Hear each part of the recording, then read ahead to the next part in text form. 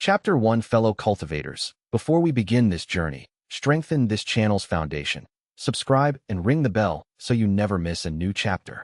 A single like fuels the furnace. Now let us begin. The morning mist clung to the valley like a sleeping breath, swirling between the thatched rooftops of Qinghe village as Wei Changming swept the stone threshold of his schoolhouse. The broom was older than most of his students, held together with twine and stubbornness, much like the building itself. He swept with the careful rhythm of someone who found peace in small tasks, the bristles scratching a steady tempo against the worn flagstones. Qinghe village sat in a forgotten fold between the Iron Ridge Mountains, so remote that tax collectors rarely bothered with the journey. 300 souls lived here, farming millet and raising goats, their lives governed by the turning of seasons rather than the rise and fall of cultivation empires. Most didn't even know what a cultivator was, beyond the occasional tale of flying swordsmen told around the winter hearth. Wei Changming knew a little more than most, but only a little. He'd been tested at age 12, like all children in the province, for cultivation aptitude. A traveling assessor from some sect, he couldn't remember which, had pressed a cold jade disc to his chest, waited, frowned, and moved on without a word. 0 spiritual roots. 0 chi sensitivity. 0 potential. The disc hadn't even flickered. That had been 16 years ago. He'd made peace with it the way a man makes peace with having brown eyes instead of blue. It simply was. Teacher Wei. He looked up to see 3 children racing down the dirt path, canvas bags bouncing on their backs. Little Mei was first, as always, her braids flying. Behind her came the Wang twins, perpetually shoving each other for second place. Good morning, Changming said, leaning the broom against the wall. Did you finish the reading I assigned? I read it twice, Mei announced, chest puffed. I read it 3 times, one twin said. Liar, said the other. Changming smiled. It was the same every morning, and he wouldn't trade it for all the flying swords in the world. The schoolhouse held 20 desks, though only 11 were regularly occupied. Changming had built most of the furniture himself, rough-hewn but sturdy, with inkwells carved into the corners. The walls held maps he'd drawn from memory, slightly inaccurate but colorful. A chalkboard dominated the front wall, its surface scarred with the ghosts of 1,000 lessons. By the time the morning bell rang, an iron pot lid struck with a ladle. All 11 students were seated. Changming stood before them, chalk in hand, and felt the familiar warmth settle in his chest. This was where he belonged. Today, he said, we're going to talk about rivers. He drew a winding line on the board. A river doesn't force its way through the mountain. It finds the path where the stone is softest, where the earth invites it. That's why rivers curve. They're not weak, they're wise. They understand that the fastest path is rarely the straightest one. The children scribbled in their notebooks. None of them noticed the faint shimmer in the air, like heat rising from sun-warmed stone. At the back of the room, seated on a bench outside the window where he pretended to doze, Old Man Gu opened one eye. The shimmer faded as quickly as it had appeared. He closed his eye and said nothing. The afternoon brought a new arrival. Changming was wiping the chalkboard when a shadow fell across the threshold. He turned to find a girl, 12, perhaps 13, standing in the doorway. She was thin, angular, with sharp dark eyes that held more anger than any child should. Her clothes were travel-stained, and she carried nothing but a cloth bundle knotted over one shoulder. Is this the school? She asked. Not politely, like she was daring him to say no. It is, Changming said. Are you looking to learn? I'm looking for somewhere to stay. She glanced around the room with the calculating gaze of someone used to assessing threats. The headman said you sometimes take in strays. I take in students, Changming corrected gently. What's your name? A hesitation. Then, Luo Qinghe. Well, Luo Qinghe, classes start at dawn. There's a cot in the back room. It's not much, but it's warm. And supper's at sunset. Do you like kanji? Something in her hard expression cracked, just for a moment. She nodded once. Good, Changming said.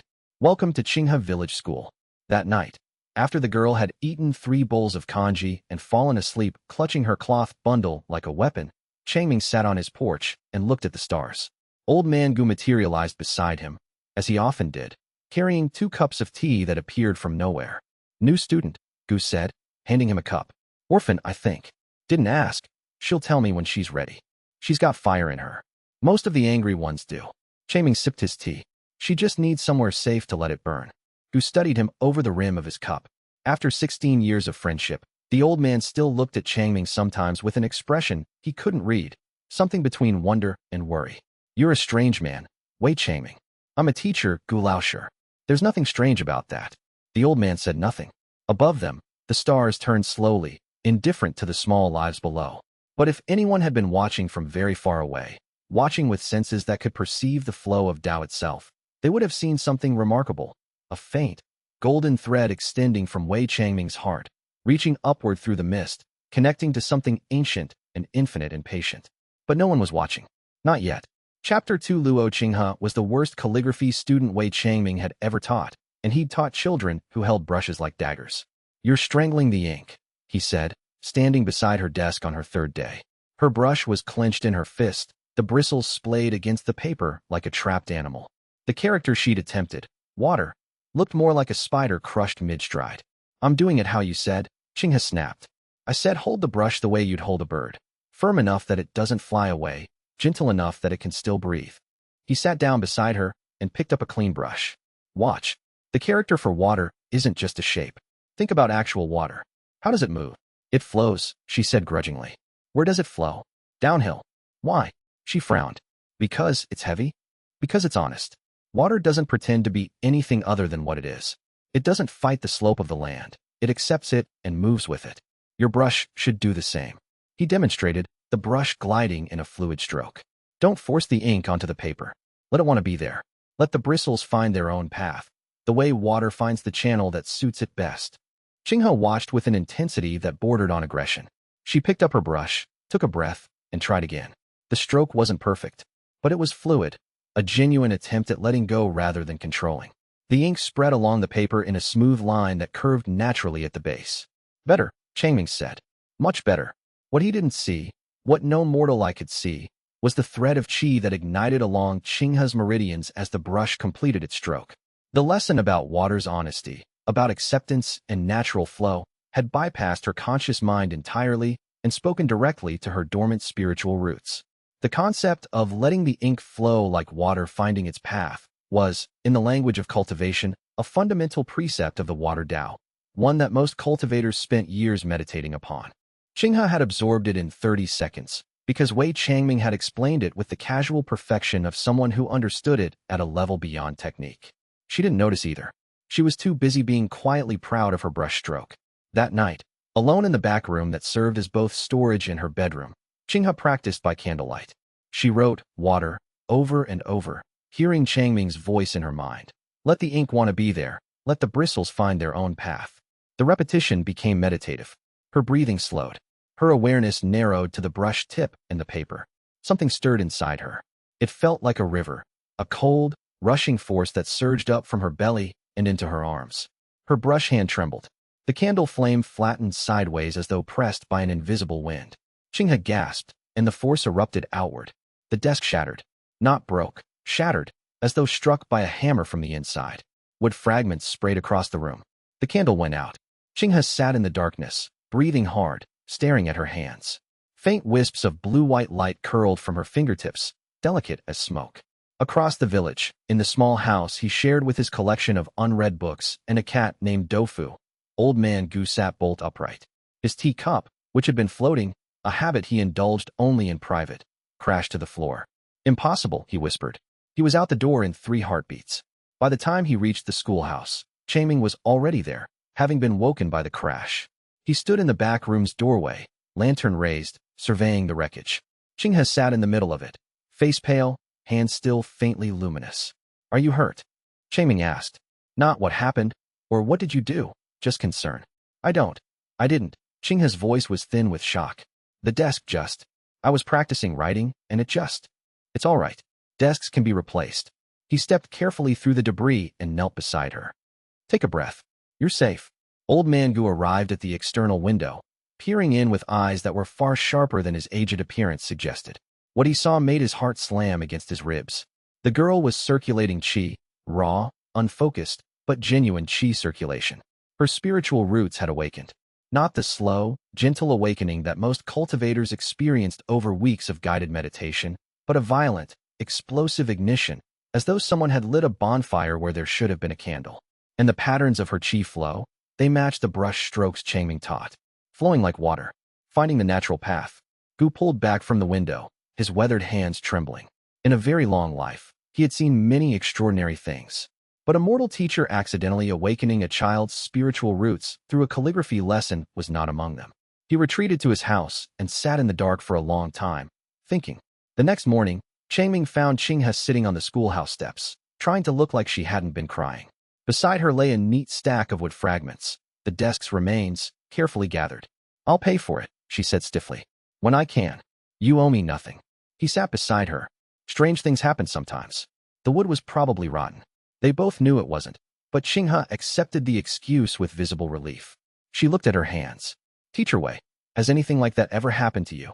Changming considered the question honestly. "I once sneezed so hard I knocked over a bookshelf. Does that count?"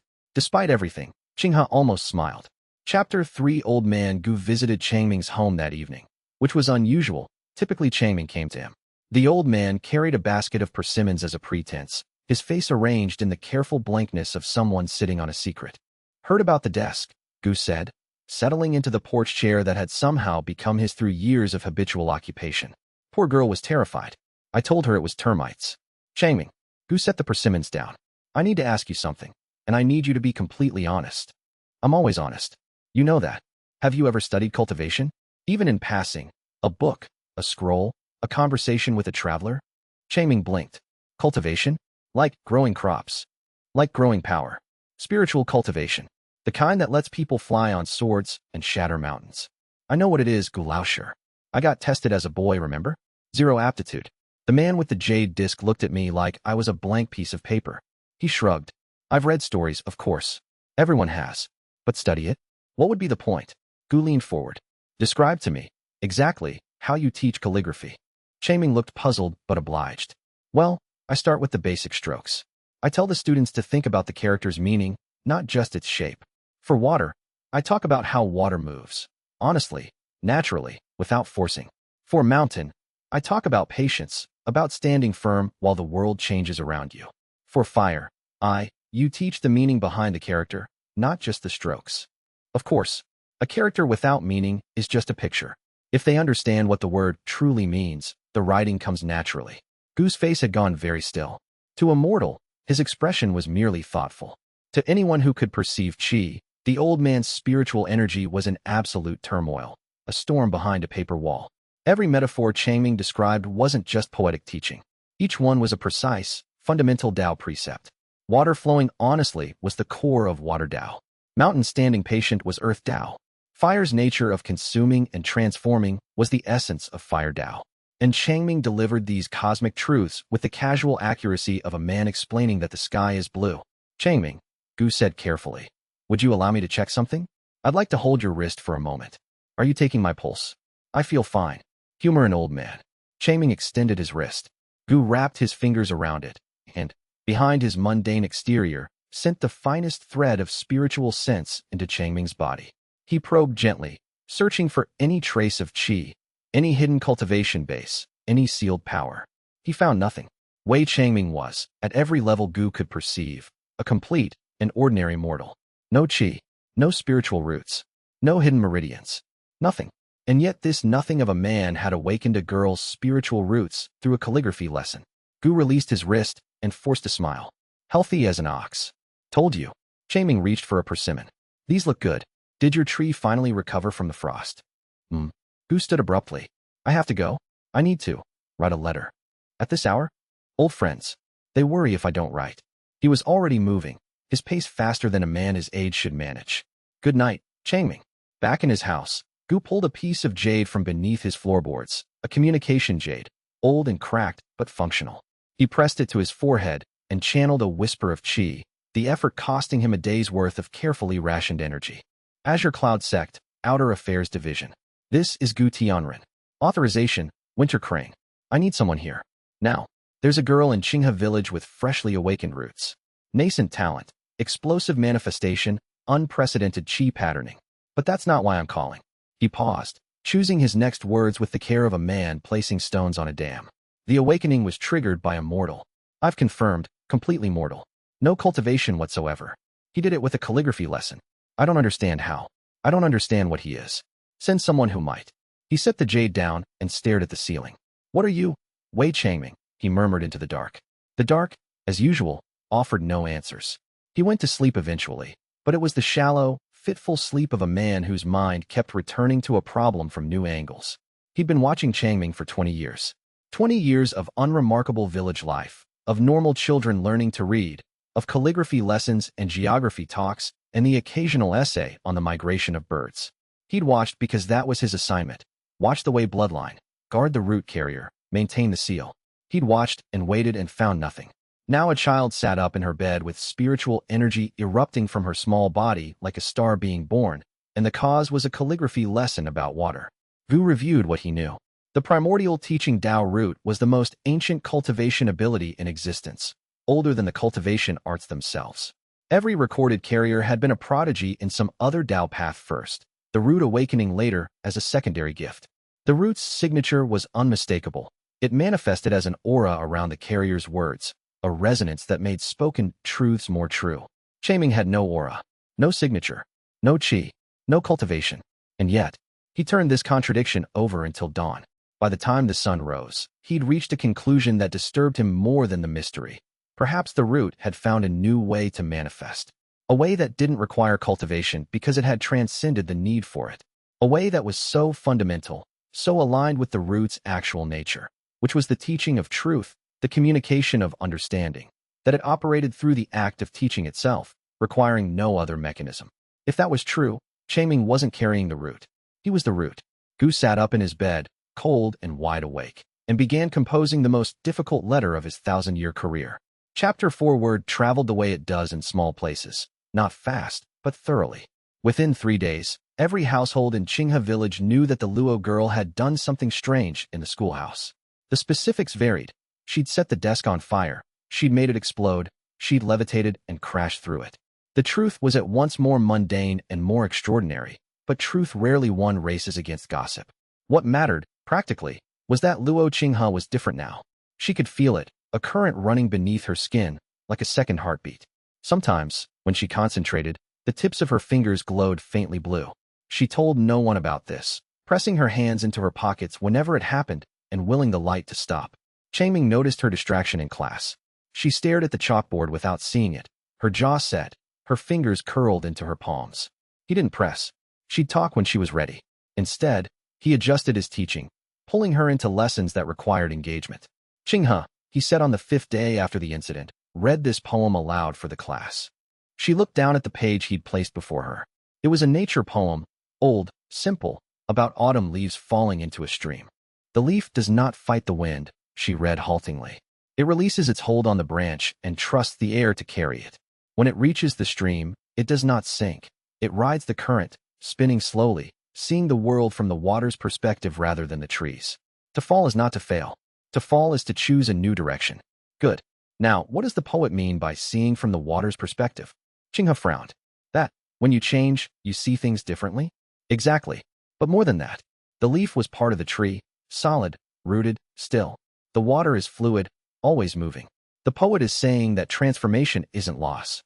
The leaf doesn't stop being a leaf when it lands in the stream. It becomes a leaf that travels. He smiled at the class. This is true of all change. When you learn something new, you don't lose who you were. You become who you were plus something more. 12 children absorbed this. 11 of them took it as a nice metaphor about learning. Luo Qinghe, whose newly awakened spiritual roots were still raw and hungry for Tao comprehension, absorbed it as something far deeper. The concept of transformation without loss, of change as addition rather than subtraction, was a foundational principle of the Tao of metamorphosis. Most cultivators encountered it at the golden core stage, when their spiritual energy underwent its first major transformation. Qinghe received it at the qi gathering stage, when she'd been cultivating for less than a week. Her qi circulation, already unnaturally advanced, smoothed and accelerated. The current beneath her skin no longer felt alien. It felt like an extension of herself, the way a new limb might feel after the initial strangeness faded. She didn't understand what was happening, but for the first time since the desk shattered, she wasn't afraid of it. Meanwhile, a traveling merchant named Ho Dushing stopped in Qinghe village to rest his donkey and buy provisions. He was a gossip by nature and profession. Information traveled along trade routes faster than goods. Over a bowl of noodles at the village's single eatery, he heard about the girl who broke a desk with her mind. Spiritual awakening, he said knowingly, though he knew nothing. Happens sometimes in the rural regions. Unrefined qi bursts. Sects pay good money for kids like that. He made a mental note and continued his route. 3 days later, in the market town of Liuha, he mentioned it to another merchant, who mentioned it to a tea house owner, who mentioned it to a minor sect recruiter who happened to be passing through. The information began its slow, inevitable journey upward. It would reach a dozen sects within the month. Most would dismiss it. Spiritual awakenings in rural children were not unusual, and broken furniture was not notable. A few would file it for follow-up. One elder, at the Azure Cloud Sect's Outer Affairs Division, would read the report and feel a faint prickling behind his eyes. The spiritual instinct of a man who'd been cultivating for 300 years and had learned to trust small warnings. He forwarded it to Elder Lu with a single annotation. Possible. Check. Elder Lu checked. Back in Qinghe village, Changming had moved his curriculum to afternoon nature studies. He took his class to the hillside above the village where the wildflowers grew thick, and he taught them about ecosystems. See this? He held up a sprig of clover. This plant feeds the soil. The soil feeds the grass feeds the goats feed us. And when we, he paused delicately, return things to the soil, the cycle continues. Nothing is wasted. Everything is connected. He drew a circle in the dirt with a stick. The wood Tao, sorry, I mean the way that wood and plant life works, is about growth, but not just growth for its own sake. It's growth that serves the whole. A tree doesn't grow just to be tall. It grows to shade the earth, to hold the soil, to house the birds. Purpose and growth are the same thing. He'd said, would Tao, without thinking, a phrase from a storybook he'd read as a child, one of his grandmother's old tales. He corrected himself immediately, but the words had already left his mouth, and 12 young minds had already absorbed them. 3 of the children, a brother and sister named Chun Bao and Chun Yu, and a quiet boy named Fan Wei, began showing faint spiritual fluctuations that evening. Not dramatic like Qinghe's awakening, but present. A warmth in their hands, an unusual awareness of the wind, a sense that the world was deeper than it appeared. Old Man Gu, who made it his business to walk the village perimeter each evening, noticed the fluctuations like a man noticing smoke on the horizon. 3 more. 3 more in a single afternoon. He walked a little faster and checked his communication jade for a response from the Azure Cloud sect. Nothing yet. He ground his teeth and hoped they'd hurry. Chapter 5. Xiao Juanhao arrived on a white horse with silver tack, because of course he did. He was 17, sharp-jawed, draped in silk robes embroidered with the Xiao clan's phoenix crest. 2 guards flanked him, both at Qi Gathering Peak, which was modest by clan standards but overwhelming by village standards. The horse alone was worth more than every building in Qinghe village combined. They'd come because the information chain had reached the Xiao clan's network, a girl with a violent spiritual awakening in a backwater village. The Xiao clan collected talented youth the way some people collected porcelain, aggressively and without much concern for the feelings of the porcelain. You, Juanhao said, pointing at the first villager he saw, old Chun, who'd been carrying a bucket of water. Where's the girl? The one with the awakening. Old Chun stared at the silk, the horse, the guards. They the school, young master. Teacher Wei's school. Juanhao dismounted with practiced grace and strode toward the schoolhouse. His guards fell in behind him. Villagers peeked from doorways, whispering. Changming was in the middle of a history lesson when the door banged open. He paused mid-sentence. He'd been explaining how ancient kings built roads to connect distant cities, a lesson that happened to encode principles of the Tao of connection, and turned to see a teenager in silk standing in his classroom doorway, as though he owned it. Can I help you? Changming asked pleasantly. Juanhao's eyes swept the room. Wooden desks, chalk dust, children. His gaze landed on Qinghe, and something in his expression sharpened. Even without a measurement tool, he could sense her qi. His own cultivation at Foundation Establishment gave him that much sensitivity. What he felt made his eyes widen. You, he said to Qinghe. Stand up. Qinghe did not stand up. She looked at Changming, then back at the silk-wearing stranger. I'm in class. Juanhao's lips thinned. He wasn't accustomed to refusal. I am Xiao Juanhao of the Xiao clan. I've come to assess your cultivation talent. Stand up, young Master Xiao, Changming said, stepping between them with an easy, unhurried calm. My students are in the middle of a lesson. If you'd like to wait until the afternoon break, I'd be happy to. You're the teacher? Juanhao looked him up and down. His spiritual sense washed over Changming and found nothing. Blank, empty, mortal. His lip curled. A mortal. Teaching a cultivator. The disdain was layered thick. I teach reading, writing, arithmetic, and nature studies, Changming said. Qinghe is one of my students. Whatever business you have with her can wait until it cannot. Juanhao pushed past him.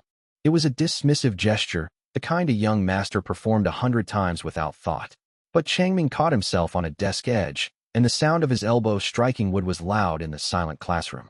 Xianxia stood up, not because Juanhao commanded it, because her teacher had been shoved, and something hot and furious surged through her meridians.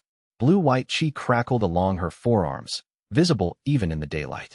Juanhao felt it and stopped. His smugness flickered. The girl's qi wasn't merely present, it was dense, organized, flowing in patterns he'd never seen.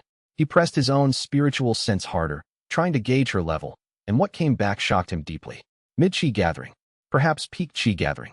In a girl who had awakened less than 2 weeks ago. That was impossible. A fresh awakening should have placed her at the very bottom of mortal tempering. Reaching qi gathering from a cold start typically took a dedicated cultivator with sect resources 6 months to a year. This village girl, with no master, no resources, no training facility, had done it in days. "Who trained you?" he demanded, his voice losing its aristocratic smoothness. "Who is your master?" "I don't have a master," Xianxia said coldly. "I have a teacher." She nodded toward Changming. Juanhao looked at Changming. Mortal. Utterly, completely mortal. No qi, no spiritual roots, no hidden cultivation base. Juanhao was thorough in his scan. "Ridiculous," he said. "A mortal cannot teach cultivation." "I don't teach cultivation," Changming said, rubbing his sore elbow. "I teach calligraphy and nature studies. I don't know anything about cultivation. Now, young master, if you've finished your assessment, I have a lesson to complete." Juanhao stared at him for a long, uncomfortable moment. Then he turned on his heel and walked out, his guards falling in behind. At the door, he paused without turning. "I'll return. The Shao clan always gets what it wants." The door closed. Changming let out a slow breath and turned back to his chalkboard. "Now then," he said, as though a silk-draped young master hadn't just stormed his classroom. "Where were we? Ah, yes, ancient roads and connections. Who can tell me why the king didn't build a straight road between the 2 cities?" The children answered. The lesson continued.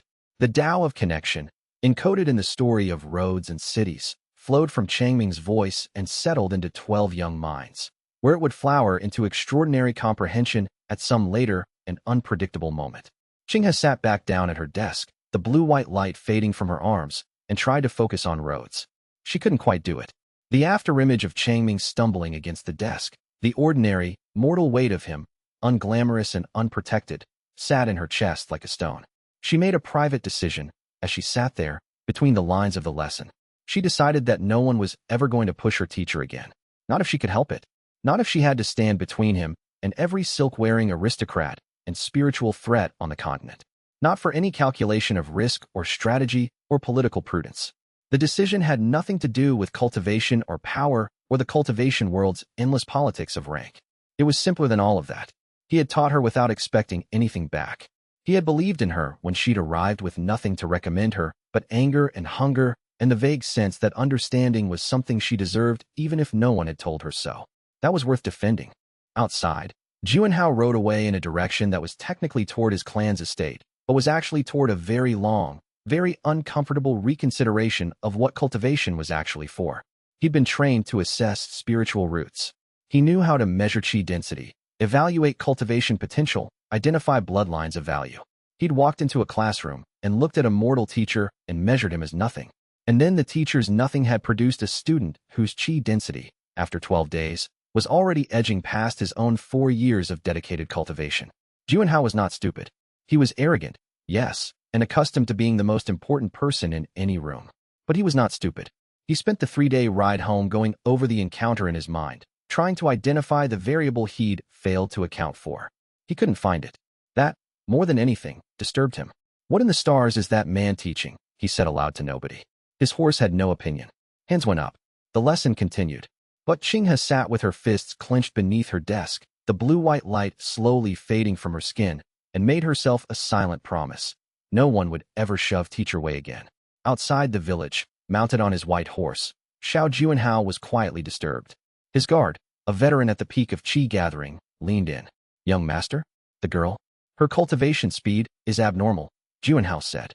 "Someone is teaching her, someone powerful hiding in that village. That mortal teacher is either a cover identity or a puppet." He dug his heels into the horse's flanks. "Send a report to my father. Tell him there's a hidden master in Qinghe village, and he's raising a monster." Chapter 6. The boy appeared 3 days after Juanhao's visit, crawling. Changming was locking the schoolhouse for the evening when he heard it, a scraping sound from the direction of the village well. He walked over and found a child, perhaps 10 years old, dragging himself across the ground. Both legs were twisted at wrong angles, bent inward below the knee. His clothes were rags. Dirt caked his face, and his ribs showed through his skin like the bars of a cage. "Hey," Chaming said softly, kneeling. "Hey, it's all right. Can you hear me?" The boy looked up. His eyes were bright and furious and ancient in a way that no child's eyes should be. "I'm not begging," he said. "I was going to the well. For water." "You're welcome to the water. What's your name?" "Shen Wuji." He said it defiantly, like he expected the name to be challenged. "That's a strong name. Can I carry you to the well, or would you prefer to go yourself?" The question surprised the boy. People either ignored him or picked him up without asking. "I'll go myself," he said, and resumed dragging. Chaming walked beside him. He didn't hover, didn't fuss, didn't stare at the twisted legs. When Wuji reached the well, Changming drew the bucket and held it steady while the boy drank. "Where are you from?" Chaming asked. "Nowhere." Wuji wiped his mouth. "My parents sold me to a traveling show when I was 5. When my legs broke, they threw me out. I've been walking since. Crawling." He corrected himself without shame. "Where are you going?" "Nowhere." Changming sat on the well's edge. The evening was gentle, the sky turning amber. "I run a school," he said. "We start at dawn, break at noon, finish at sunset. I've got a spare cot in the back. Qinghe won't mind sharing the room if you don't. 3 meals a day, nothing fancy. Sound interesting?" Wuji stared at him. "Why?" "Because you're a child, and children should be learning, not crawling through dirt." "I can't walk. I can barely sit up straight. What am I going to learn?" "Everything else," Changming said simply. "Walking isn't the only way to move through the world." That night, after feeding Wuji until the boy literally couldn't eat another bite, Changming set up the spare cot. Qinghe watched from her corner of the back room with guarded eyes. "He smells," she said. "He's had a bath now. He'll slow us down. Learning isn't a race, Qinghe." She huffed, but said nothing more. When Changming left, she tucked an extra blanket over the sleeping Wuji without anyone seeing. The next morning, Changming sat Wuji at a desk with a slate and chalk. The boy couldn't reach the inkwell from his twisted position, so Changming built a raised platform for his materials from stacked books. "We're doing counting today," Changming said. "I'll use stones." He placed a line of smooth river stones on Wuji's desk. 1, 2, 3. "Can you count them?" "I'm not stupid," Wuji snapped. "I didn't say you were. Count them." 3. "Good. Now." Changming picked up a stone and held it in his palm. "What is a stone?" "A rock." "Yes, but what makes it a stone and not dust? What holds it together?" Wuji frowned. "I don't know. It's just hard. It's connected," Changming said. "Every tiny piece of this stone is holding on to every other tiny piece. That's what makes it solid. Break those connections, and it becomes sand. Strengthen them, and it becomes a mountain." He placed the stone back. "Now your body, what holds it together?" The question was meant as a gateway to a lesson about nutrition and health. Changming intended to teach the children about eating well and staying strong. But the metaphor, connection as structural integrity, the bonding of fundamental pieces into a greater whole, reached something deep inside Shen Wuji. It reached the fragments. No one in the world knew, not even Old Man Gu, because the damage was too old and too subtle, that Shen Wuji had been born with a divine constitution. The celestial jade body, a constitution so rare it appeared perhaps once in 10,000 years. But the beatings, the malnutrition, the years of suffering had shattered it like a dropped vase. The fragments remained in his body, inert and disconnected, each one a shard of potential that had never been allowed to coalesce. Changming's lesson about connection, about pieces holding together to form something greater, spoke to those fragments the way a tuning fork speaks to a crystal glass. They resonated. Deep inside Wuji's body, in places no spiritual scan would think to look, tiny shards of golden light began to tremble. Just a tremble. Just a beginning. Wuji sat at his desk and counted stones, and did not know that the most important part of his life had just started. Chapter 7. 2 weeks became a month. Qinghe no longer glowed accidentally, or rather, she glowed constantly, but had learned to suppress it. Her qi circulation had stabilized and deepened. By any reasonable measure, she had reached the peak of qi gathering and was pressing against foundation establishment, a barrier that many dedicated cultivators failed to breach for years. She did it in a month. Without a cultivation manual, without a master, without a single pill, elixir, or spirit stone. She did it by attending Changming's classes and doing her homework. Changming had assigned her an essay on the water cycle. She wrote it in 3 drafts. The first was technically correct: precipitation, evaporation, transpiration, condensation. The second added the question he'd asked in class: what does the water carry with it? She'd answered. Minerals from the mountain, warmth from the sun, the memory of the path it took. The third draft added her own observation. The water doesn't know where it's going, but it gets there anyway. Maybe that's what trusting a Tao path means. Changming had written in the margin, excellent insight. This is exactly the kind of original thinking that separates understanding from memorization. He'd meant it pedagogically. It had been, without his knowledge, a direct Tao transmission of water Tao and path Tao simultaneously. Qinghe had broken through to Foundation establishment that night. Old Man Gu was losing sleep. The Azure Cloud sect had finally responded to his message. They were sending someone, but the wait was agonizing. Every day, Changming taught, and every day, the impossible became more impossible. 3 more children had awakened. Chun Bao, Chen Yu, and Fan Wei, the quiet boy. Their awakenings were gentler than Qinghe's. No shattered furniture, but they were real. Gu confirmed it privately, finding faint but genuine qi circulation in each child's meridians. How? He muttered to himself, standing outside the schoolhouse window during a lesson about constellations. Changming was pointing at his hand-drawn star chart, explaining how ancient sailors navigated by finding the fixed star and orienting themselves relative to it. The fixed star isn't actually fixed, Changming was saying. It appears still because it's so far away that its movement is invisible to us. But from the star's perspective, it's traveling faster than anything we can imagine. Stillness, in this case, is an illusion created by distance. The truth is that everything moves. We just can't always see it. Gu's spiritual sense detected the ripple, a soft, ambient wave of Tao comprehension spreading from Changming like heat from a forge. The children absorbed it unconsciously, their young, flexible spiritual foundations drinking it in. The lesson about stellar perspective encoded the Tao of relative truth, an advanced concept that even spirit-severing cultivators found slippery. And Changming delivered it, as a fun fact about stars. Gu pressed his forehead against the wall and whispered a prayer to ancestors he'd stopped believing in centuries ago. Inside the classroom, Shin Wuji was having a different experience. He didn't absorb the lessons the way Qinghe and the others did. His shattered divine constitution made him spiritually impervious, like trying to fill a broken vase. Instead, the lessons reached his fragments individually, each one resonating with a different truth. The constellation lesson made the fragments in his chest hum. The previous day's lesson about soil composition had made the fragments in his arms tingle. Slowly, imperceptibly, the fragments were remembering that they belonged together. Wuji couldn't walk properly, but he could walk now, shuffling, awkward, using walls and furniture for support. Changming had given him exercises, stretches, gentle movements, nothing strenuous. Your body knows how to heal, Changming had told him. You just have to give it permission. The exercises were helping. But it wasn't physical therapy doing the work. It was the qi beginning to circulate through Wuji's reawakening constitution, knitting bone and straightening sinew with an efficiency that owed nothing to medicine. That evening, a rustle of wings announced the arrival of a message crane, a paper bird animated by qi, common among sections. It circled Gu's house twice and dropped a folded note into his hand. He read it. Elder Lu of the Azure Cloud Sect's Outer Affairs Division would arrive in 3 days. 3 days, Gu said. He looked toward the schoolhouse, where a candle still burned, Changming grading papers, as he did every night. Please, old friend, don't do anything spectacular before then. Chapter 8 Elder Lu arrived with the efficiency of a man who had assessed 12,000 rural spiritual awakenings in his career and expected this one to be the 12,001st. He was middle-aged, thin, wearing the blue and white robes of the Azure Cloud Sect's outer division. His spiritual cultivation sat at the golden core stage, respectable, reliable, unremarkable. He expected an unremarkable visit.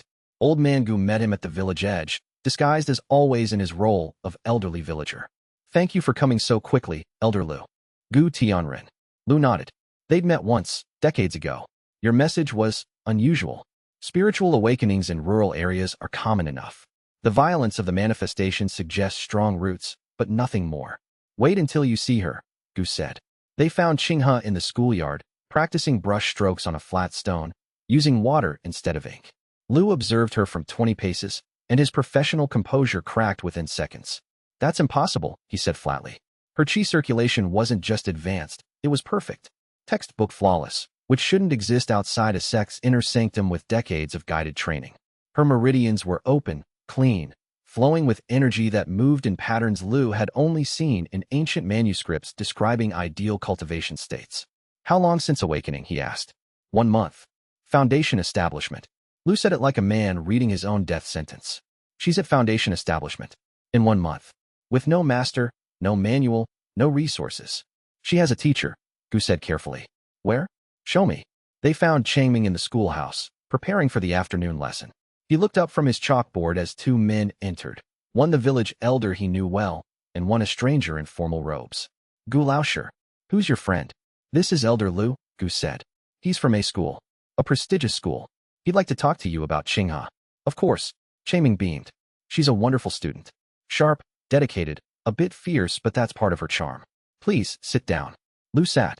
He studied Changming with senses honed by decades of practice. He scanned, probed, analyzed. The result was the same one Gu had found. Pure mortal. Absolutely, categorically, irredeemably mortal. Teacher Wei, Lu said, keeping his voice level. The Azure Cloud sect would like to offer Luo Qinghe a place as an inner disciple. Full sponsorship. Training, resources, housing, everything she needs. Changming's eyes widened. That's a wonderful opportunity. An inner disciple. That's a good position. It's the highest honor we offer to young cultivators. Then she should absolutely consider it. Education should never be limited. If your school can teach her things I can't, she deserves that chance. He paused. But it's her decision. I won't force any student into something they don't want. Lu found himself genuinely moved by the man's sincerity. There was no haggling, no demand for compensation, no attempt to leverage the situation. Just honest concern for his student's future. I'd like to tell her myself, Changming added. After class. She responds better to familiar faces. That afternoon, after the other students left, Changming sat with Qinghe in the empty classroom while Lu and Gu waited outside. There's a very good school that wants to teach you, Changming said. They can help you with things I can't. The energy inside you, the power you've felt. They understand it. I don't. Qinghe's face was a war. Pride, fear, anger, and something else, something that looked startlingly like grief. I don't want to leave, she said. I know. You're my teacher. And I always will be, no matter where you are. A teacher doesn't stop being a teacher because the student graduates. He put a hand on her shoulder. You've outgrown my classroom, Qinghe. That's a good thing. That's what teachers hope for. I'll come back. I'll be here. She hugged him. Fierce, sudden, crushing. Her chi flared, and the desk beside them developed a hairline crack. Neither of them noticed. Outside, Elder Lu turned to Gu. I have to ask. The girls' chi patterns, they're structured around natural element metaphors. Water flow, earth stability, wind movement. It's as if someone taught her Tao comprehension directly. Someone did, Gu said. He teaches calligraphy. Lu was silent for a very long time. I'm going to recommend that the sect master see this personally, he said at last. I'm not qualified to evaluate what's happening here. He left the next morning, taking no one with him. Qinghe had agreed to join the sect, but not yet. She wanted 1 more month with her teacher. Changming waved goodbye to Elder Lu from the schoolhouse door and went back to grading papers. Another normal day in an extraordinary life he didn't know he was living. Chapter 9 had happened during afternoon break, when the students were supposed to be eating lunch. Qinghe was sitting under the old camphor tree, picking at her rice, when Shun Wuji shuffled over. He'd been in class for 3 weeks now, and his mobility had improved enough that he could walk short distances without support. His manner had not improved commensurately. He was still a knot of anger and distrust wrapped in a child's body. You think you're better than everyone, he said to Qinghe without preamble. She looked up. What? The way they all talk about you. Qinghe this, Qinghe that. The special student. The prodigy. He spat the word. You're nothing special. You just got lucky. Lucky. Qinghe's voice dropped to a register that several nearby students recognized as dangerous. You want to talk about luck? I slept in ditches for a year before I got here. I ate garbage. At least you could walk to the garbage. That landed. They stared at each other, 2 wounded, furious children who had survived things no child should survive. Each convinced the other had no right to understand suffering. Fine, Qinghe said.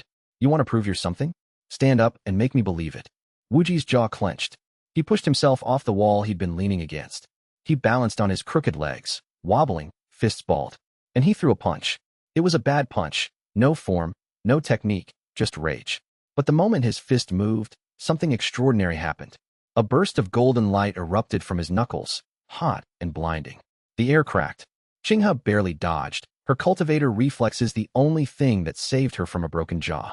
The golden light scorched a line across the camphor tree's bark, leaving it blackened and smoking. Everyone froze. Wuji stared at his fist. The golden light was receding, but slowly, like embers dying. His hand trembled. What was? Qinghe stared too. She could feel it. The energy that had erupted from Wuji was different from qi. Denser, hotter, ancient. It felt like touching a fragment of the sun. What's going on here? Changming's voice cut through the silence. He walked quickly across the yard, taking in the scene. 2 students, scorch mark, guilty faces.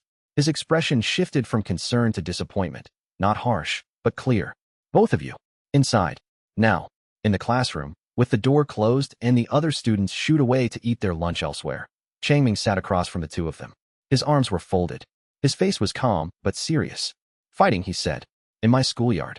He started it, Qinghe muttered. She provoked me, Wuji muttered. I don't care who started it. I care that 2 of my students chose to hurt each other instead of talk to each other. He looked at Wuji. You're angry. I understand that. The world has given you reasons to be angry. But anger without direction is a fire without a hearth. It doesn't warm anything. It just burns. Then to Qinghe. And you're proud. That's not a bad thing. But pride that needs to prove itself at someone else's expense isn't strength. It's fear. He stood and walked to the chalkboard. He drew a line, then another intersecting it. A river meets a mountain. The river wants to go forward. The mountain wants to stay still. They could fight. The river could beat against the stone for 1,000 years, and the mountain could refuse to move. Or the river can find the path around, and the mountain can shelter the valley the river creates. He tapped the intersection. Strength isn't about winning. It's about creating something. Fighting each other creates nothing. The silence that followed was heavy with the weight of truth. Wuji's golden light had fully faded, but something in his chest, something fragmented and ancient, had heard Changming's words and responded. The concept of purposeful strength, of force directed toward creation rather than destruction, reached the shattered pieces of his celestial jade body and whispered, coalesce. I'm sorry, Wuji said, and was shocked to find he meant it. I'm sorry too, Qinghe said, and was equally shocked. Changming smiled. Good. Now, both of you owe me an essay on cooperation. 3 pages. By tomorrow. As they left the classroom, Qinghe fell into step beside Wuji, not helping him, not pitying him, just walking at his pace. That golden light, she said quietly. What was that? I don't know, Wuji said. He flexed his hand. The knuckles were warm. I don't know what I am. Neither do I, Qinghe said. Maybe that's okay. It was the first honest conversation either of them had ever had with someone their own age. Neither of them recognized it as the beginning of a lifelong alliance, but old man Gu, watching from his usual spot, did. He also recognized the golden light. He'd seen it once before, 70 years ago, in a young man who'd gone on to become a heavenly sovereign. The celestial jade body. Shattered, clearly, the light was fragmented, inconsistent, but present. A mortal teacher was reassembling a divine constitution through lectures about rivers and mountains. Gu walked home and poured himself something considerably stronger than tea. The essays came the next morning. Changming read them before class, as he read all his students' work, with the same careful attention regardless of length or quality. 3 pages each. Wuji's essay was short on vocabulary and long on honesty. Cooperation is when people who want different things work together instead of fighting. I used to think wanting the same things was necessary. I was wrong. Qinghe wants to be respected. I want to be strong. Those aren't the same thing, but we can both have them without taking from each other. A fire and a mountain can both exist without fighting over the ground they occupy. Changming wrote in the margin, excellent. You understood the assignment better than the assignment knew. Qinghe's essay was longer. She always wrote longer, and more philosophical, but it circled back to the same point. Pride that needs to prove itself is fear in disguise. This is something I knew about other people and did not know about myself. Teacher Wei said it, and I recognized it immediately, which means I already knew it and was choosing not to. That choice cost Wuji a punch he didn't deserve. I'm still deciding what to do with that. Changming wrote in her margin. Honesty about one's own blind spots is the beginning of wisdom. Full marks. He set both essays in the keep pile, the small stack he saved from each year because something in them was worth returning to. Not the technically best essays. The honest ones. The ones where a student had seen themselves clearly, even for a moment, and written it down. He'd been teaching 20 years. The keep pile was thick. Chapter 10. The nights were getting cold, and Changming found Wuji huddled on his cot, not sleeping but staring at the ceiling with an expression that was too old for his face. Bad night? Changming asked from the doorway. Every night's a bad night. Wuji didn't look at him. My legs hurt. This was true. The reshaping of his bone structure was happening faster now, and growth, even healing growth, wasn't painless. Changming didn't know the medical details. He just knew a child was hurting. He sat on the floor beside Wuji's cot. Would it help to talk about it? No. Then let's not talk. Let's breathe instead. Wuji's mouth twisted. Breathing won't fix my legs. Maybe not. But it might fix how you feel about your legs. Changming settled into a comfortable position. My grandmother taught me this. She called it the mountain valley breath. Breathe in like the mountain stands, slow, deep, drawing everything up from the earth. Fill yourself from the bottom up. Then breathe out like the valley opens. Let everything flow downward and outward, making space. He demonstrated. In, slow and deep, his chest expanding. Out, a long, releasing exhale, his shoulders dropping. Mountain, he said on the inhale. Valley, on the exhale. Wuji watched with skeptical eyes, but after a minute, his own breathing began to synchronize. In like the mountain, he imagined the earth rising, solid and permanent. Out like the valley, he imagined the space between mountains, open and free. Mountain, valley, mountain, valley. Something happened on the fifth breath. The golden fragments inside him responded to the rhythm like scattered notes finding a melody. They pulsed in time with his breathing. In, they gathered. Out, they settled. Each cycle drew them fractionally closer to each other. Each breath was a tiny act of assembly, of broken pieces remembering their original shape. On the 20th breath, Wuji felt warmth flood his legs. Not just warmth, heat, deep and golden, burrowing into the twisted bones.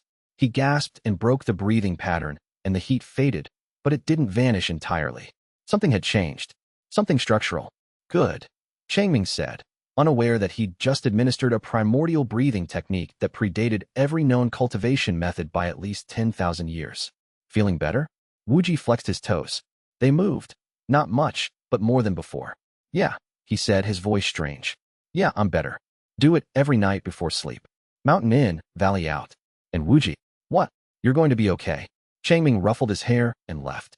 Wuji lay in the dark, breathing, and felt the golden fragments in his body glow faintly. For the first time since he could remember, he fell asleep without clenching his fists. The practice became ritual. Each night, the same thing. Mountain in, valley out. 20 breaths, then 50, then as many as it took for the pain to quiet down into something manageable. Wuji didn't think of it as cultivation. He didn't know what cultivation was, not in any precise sense. He thought of it as the thing teacher Wei had taught him to do when he hurt, and that was enough. By the end of the second week, he'd noticed the way the golden warmth moved. It traveled along paths inside his body, not blood vessels, something else, something he didn't have a name for. The paths lit up when he breathed correctly. When he breathed carelessly, they dimmed. He learned to feel for them, to coax the warmth along each channel with the patience of a child learning which angle of sunlight makes a shadow fall the right way. He began experimenting. What happened if he held the mountain breath longer? The warmth gathered more before flowing out. What happened if the valley breath was faster? The paths flickered, uncertain. He cataloged each discovery with the methodical instinct of someone accustomed to learning from trial and error. And every discovery was also a small act of trust. Trust that his body knew how to heal, that the warmth was friendly rather than threatening, that the night was something to be breathed through rather than endured. One morning, Qinghe found him attempting to stand without bracing himself against the wall. He wobbled, caught the bed frame, stood. Your legs, she said flatly. Getting better. He released the bed frame. Took one step. Two. Don't make a big deal of it. I'm not making a big deal of it, she said, and looked away before he could see her expression. Outside, in the shadows beneath the eave, Old Man Goose stood with his mouth open. He'd come to check on the children, as he did every night, and had heard the entire exchange through the thin walls. The mountain valley breath. He knew it, or rather, he knew of it. A theoretical technique referenced in ancient texts, so old they were written on tortoiseshell. The primordial breathing method, the foundation upon which all subsequent breathing techniques were built. Every cultivation manual's breathing exercises were degraded copies of this original. And Changming had called it something my grandmother taught me. Gu looked up at the stars and said, very quietly, what in the name of all the heavens was your grandmother? The question hung in the cold air, unanswered. But somewhere, in a place beyond places, something ancient and golden and infinitely patient stirred in its sleep and almost smiled. The following morning, Wuji walked to breakfast without holding anything. He moved carefully, his rebuilt legs still uncertain, the healed bones not yet fully confident of their own load-bearing.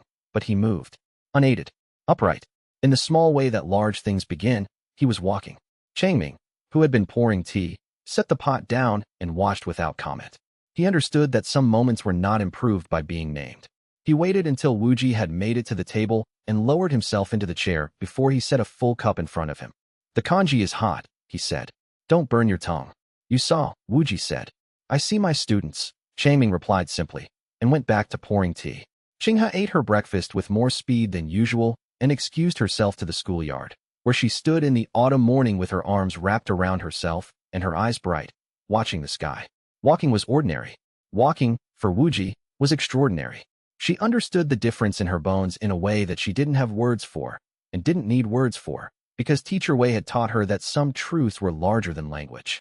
Later, Changming found her in the schoolyard and stood beside her without asking why she was there. "He walked," she said. "He walked," Changming agreed. "You said he'd be okay." "I meant it." She looked at him. The morning light was coming through the camphor tree, breaking into patterns on the flagstones. "How did you know?" "I didn't," he said. "But I knew he was worth believing in. That's different from knowing the outcome." She thought about that for a long time. Chapter 11. Xiao Juanhao returned 4 months after his first visit. This time, he brought muscle. 2 Xiao clan guards had been insufficient. This time, he arrived with 8. All at Foundation establishment, armed and armored, their chi radiating a low, menacing hum. Juanhao himself had advanced to Foundation establishment mid-stage, which at 17 was considered exceptional by normal standards. He was not in a good mood. His father, Xiao Patriarch Xiao Jinfeng, had dismissed his report about the hidden master in Qinghe village. "Immortal teacher making cultivators? You've been reading too many fairy tales." The dismissal stung. Juanhao had come back to prove himself right. Changming was teaching when the commotion started. Shouts from the village edge, the clank of armor. He frowned and stepped outside, followed by his students. The 8 guards had formed a line across the village's main path. Behind them, Juanhao sat astride a new horse, black this time, because the white one hadn't conveyed sufficient menace. "Wei Changming," Juanhao announced, his voice pitched to carry. "I am here on behalf of the Xiao clan to confiscate any and all cultivation resources, manuals, or techniques in your possession. Comply, and no one will be harmed." Changming stared at him. "I don't have any of those things." "Lies. Your student's cultivation speed is impossible without a hidden technique. You will hand it over, or we will search this village until we find it." "Young master, I've told you before, I teach reading, and enough." Juanhao's patience, never robust, shattered. He flicked his wrist, and 2 guards surged forward, chi flaring. They headed for the schoolhouse. Luo Qing has stepped into their path. She was 12 years old, thin, with ink stains on her fingers from morning calligraphy practice. She was also, as of 3 days ago, at Foundation establishment, mid-stage, matching Juanhao himself. But Foundation establishment wasn't what stopped the guards. It was the quality of her chi. Where their energy was rough, hot, aggressive, hers was fluid and deep, flowing in patterns that seemed to anticipate their movements before they made them. She stood with her feet planted and her chin raised, and the 2 Foundation establishment guards felt their chi circulation stutter. "Touch this school," Qinghe said, "and I will make you regret it." The guards hesitated. They were trained warriors. She was a child, but their instincts, honed by years of actual combat, were screaming at them to back down.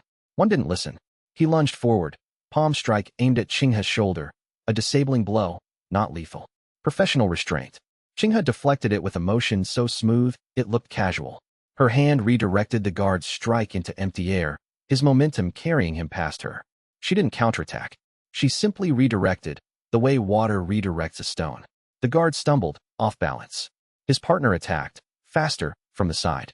Qinghe spun, a brushstroke motion, the same sweeping curve she'd practiced 1,000 times with ink and paper, and the second guard's punch slid off her forearm as though he'd struck oil. He crashed into the first guard, and both went down. Juanhao's face went white. "Foundation establishment," he breathed. "She's at Foundation establishment." She was at Chi gathering 4 months ago. The remaining 6 guards looked at each other. Professional calculation warred with their young master's commands. One of them, the squad leader, made a decision. "Young master, we should withdraw." "Withdraw? Against a child? A child at our level with superior technique and unknown backing. Our mission was reconnaissance, not engagement." The squad leader's eyes never left Qinghe. "I recommend we report to the Patriarch." Juanhao's jaw worked. He wanted to argue, but 8 guards looking reluctant was a clear signal. He yanked his horse around. "This isn't over," he said, pointing at Changming. "The Xiao clan will have your secrets, teacher. One way or another." They rode away. The dust settled. Qinghe turned to Changming, expecting pride, and found him frowning. "Qinghe," he said gently, "thank you for protecting us. But violence should always be the last resort, not the first." You could have tried talking to them. She opened her mouth, closed it, and had the grace to look abashed. They were going to ransack your school. And if they had, they would have found chalk and paper. He put a hand on her shoulder. Your strength is remarkable, but strength without wisdom is a sword without a sheath. It cuts the one who carries it. From the crowd of students behind him, Wuji listened. Strength without wisdom. He filed it away in the growing collection of Changming-isms that seemed to glow inside his mind long after the words faded. Later, old man Gu found Changming sitting on his porch, looking troubled. You're upset, Gu observed. That boy Juanhao, he's afraid. Did you see his eyes? He's not coming here because he wants my non-existent secrets. He's coming because someone is pressuring him to prove himself. He's a child carrying an adult's expectations. Gu said nothing for a moment. Then, you see that? In everyone. See what? The person behind the behavior. Changming shrugged. I'm a teacher. That's literally my job. He was quiet for another moment. The evening was coming on, the sky deepening to indigo at the horizon. A child somewhere in the village was being called in for dinner, the mother's voice carrying across the rooftops. I used to have a student like Juanhao, Changming said. Not the clan politics, the shape of it. A boy who performed badly in class but could dismantle any mechanical puzzle in 30 seconds. Took me a month to understand that he didn't struggle with the material, he struggled with being observed. He learned fine when no one was watching and failing meant nothing. When he was watched, the pressure of expected performance shut everything down. And I started giving him private exercises. Problems he worked through alone, submitted without the class seeing them. By the end of the year, he was helping other students. The confidence transferred. He looked at the dust where Juanhao's horse had stood. Juanhao has too many people watching. That's his problem, not his wickedness.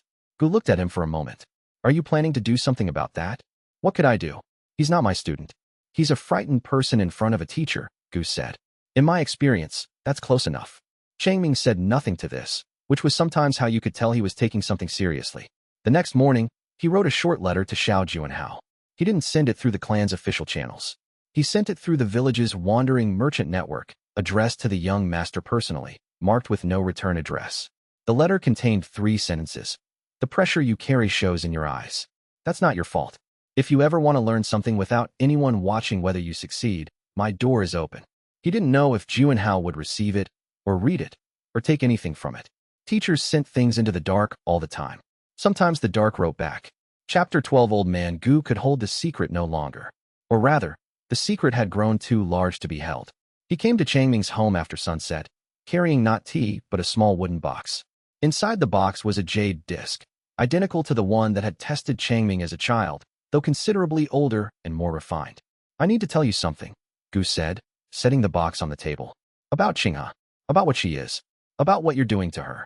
Changming's brow furrowed. What I'm doing to her. Do you know what cultivation is? Not from storybooks, the reality of it. People absorb energy from the world. They get stronger, live longer. Some can fly. Beyond that, he spread his hands. Gu settled into a chair and, for the first time, spoke to Changming as an elder with knowledge rather than as a friend with opinions. He explained the cultivation ranks, mortal tempering, qi gathering, foundation establishment, and beyond. He explained qi, spiritual roots, meridians. He explained that Luo Qinghe, who 4 months ago was an angry orphan who couldn't write her own name, was now at foundation establishment, a level that typically required years of dedicated study under a qualified master. Changming listened with growing bewilderment. But I never taught her cultivation. I taught her calligraphy. I know. That's what terrifies me. Gu leaned forward. Changming, I need you to describe your teaching methods. Not in general, in specific. Tell me exactly what you say when you teach a character.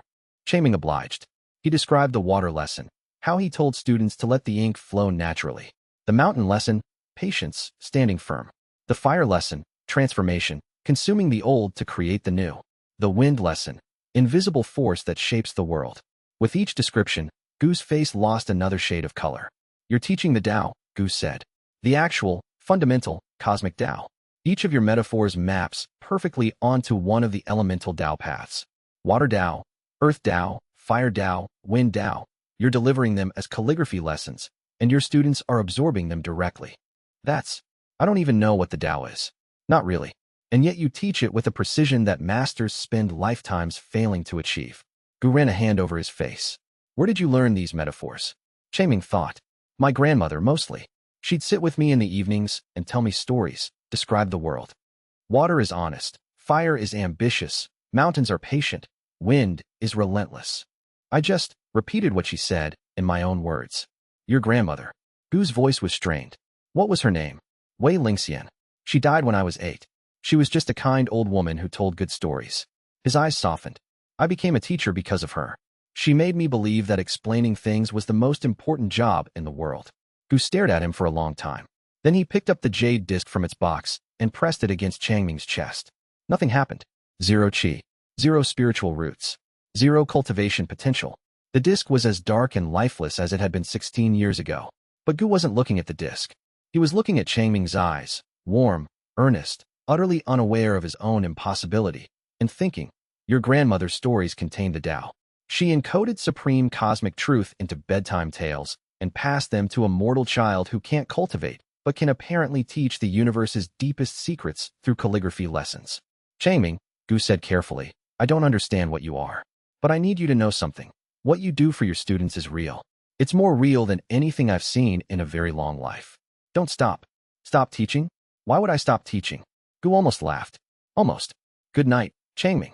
Good night, Gu Laoshi. And thank you for explaining about Xinghua. I'll make sure to support her however I can. Gu walked home through the cold night, his mind churning.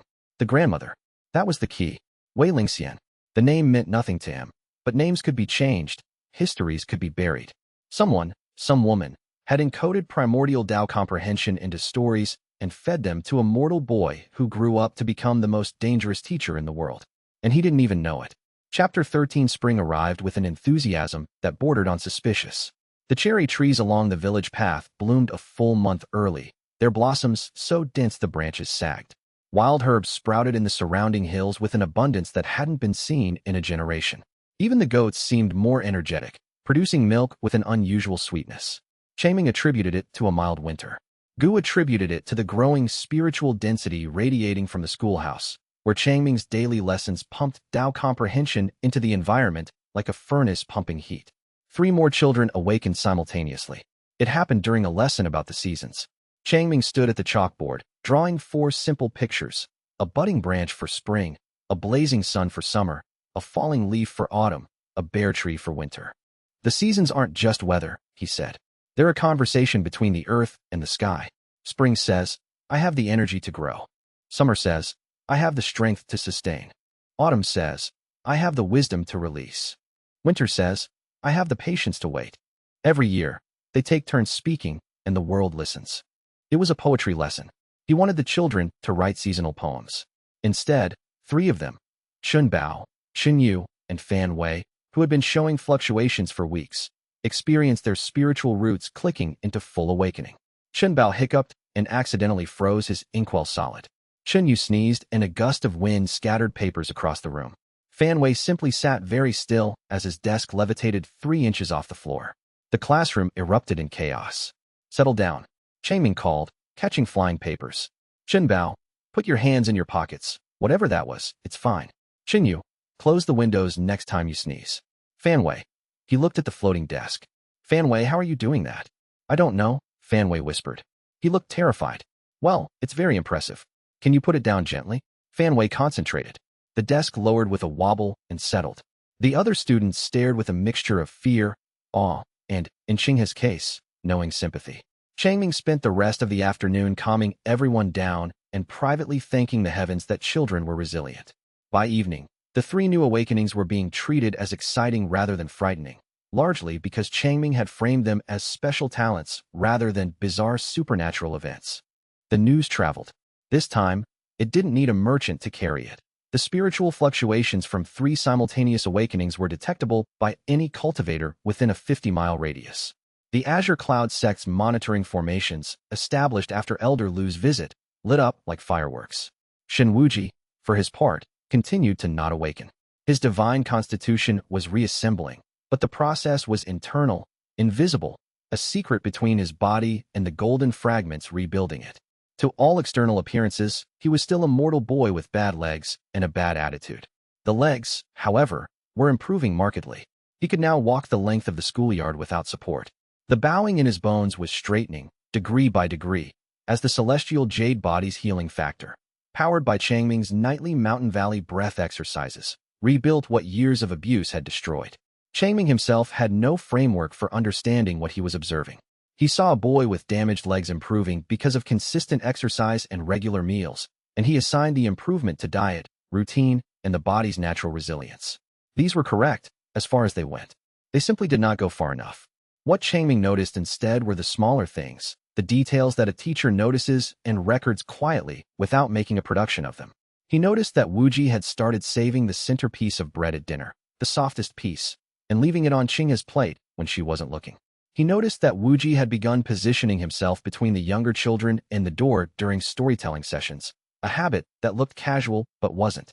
He noticed that Wuji's essays, initially blunt and grudging, had become longer, their arguments denser, their observations more patient. He wrote these things in his grade book and thought, something is knitting together inside this boy, and it has nothing to do with bones. He was right, though not in the way he meant. Meanwhile, two events of cosmic significance occurred that Changming did not notice. First, on a mountaintop 200 miles away, a man named Feng Qianquan, Grand Elder of the Celestial Sword Sect, a cultivator of such power that his footsteps left cracks in the air, paused in his meditation. He had felt a disturbance in the local Tao patterns, a ripple of concentrated Tao comprehension emanating from a point in the Iron Ridge Mountains. He opened his eyes, looked east toward Qinghe village, and began to calculate. The disturbance was unusual, not a breakthrough. Breakthroughs were sharp, sudden, localized. Not a technique deployment, those left recognizable signatures.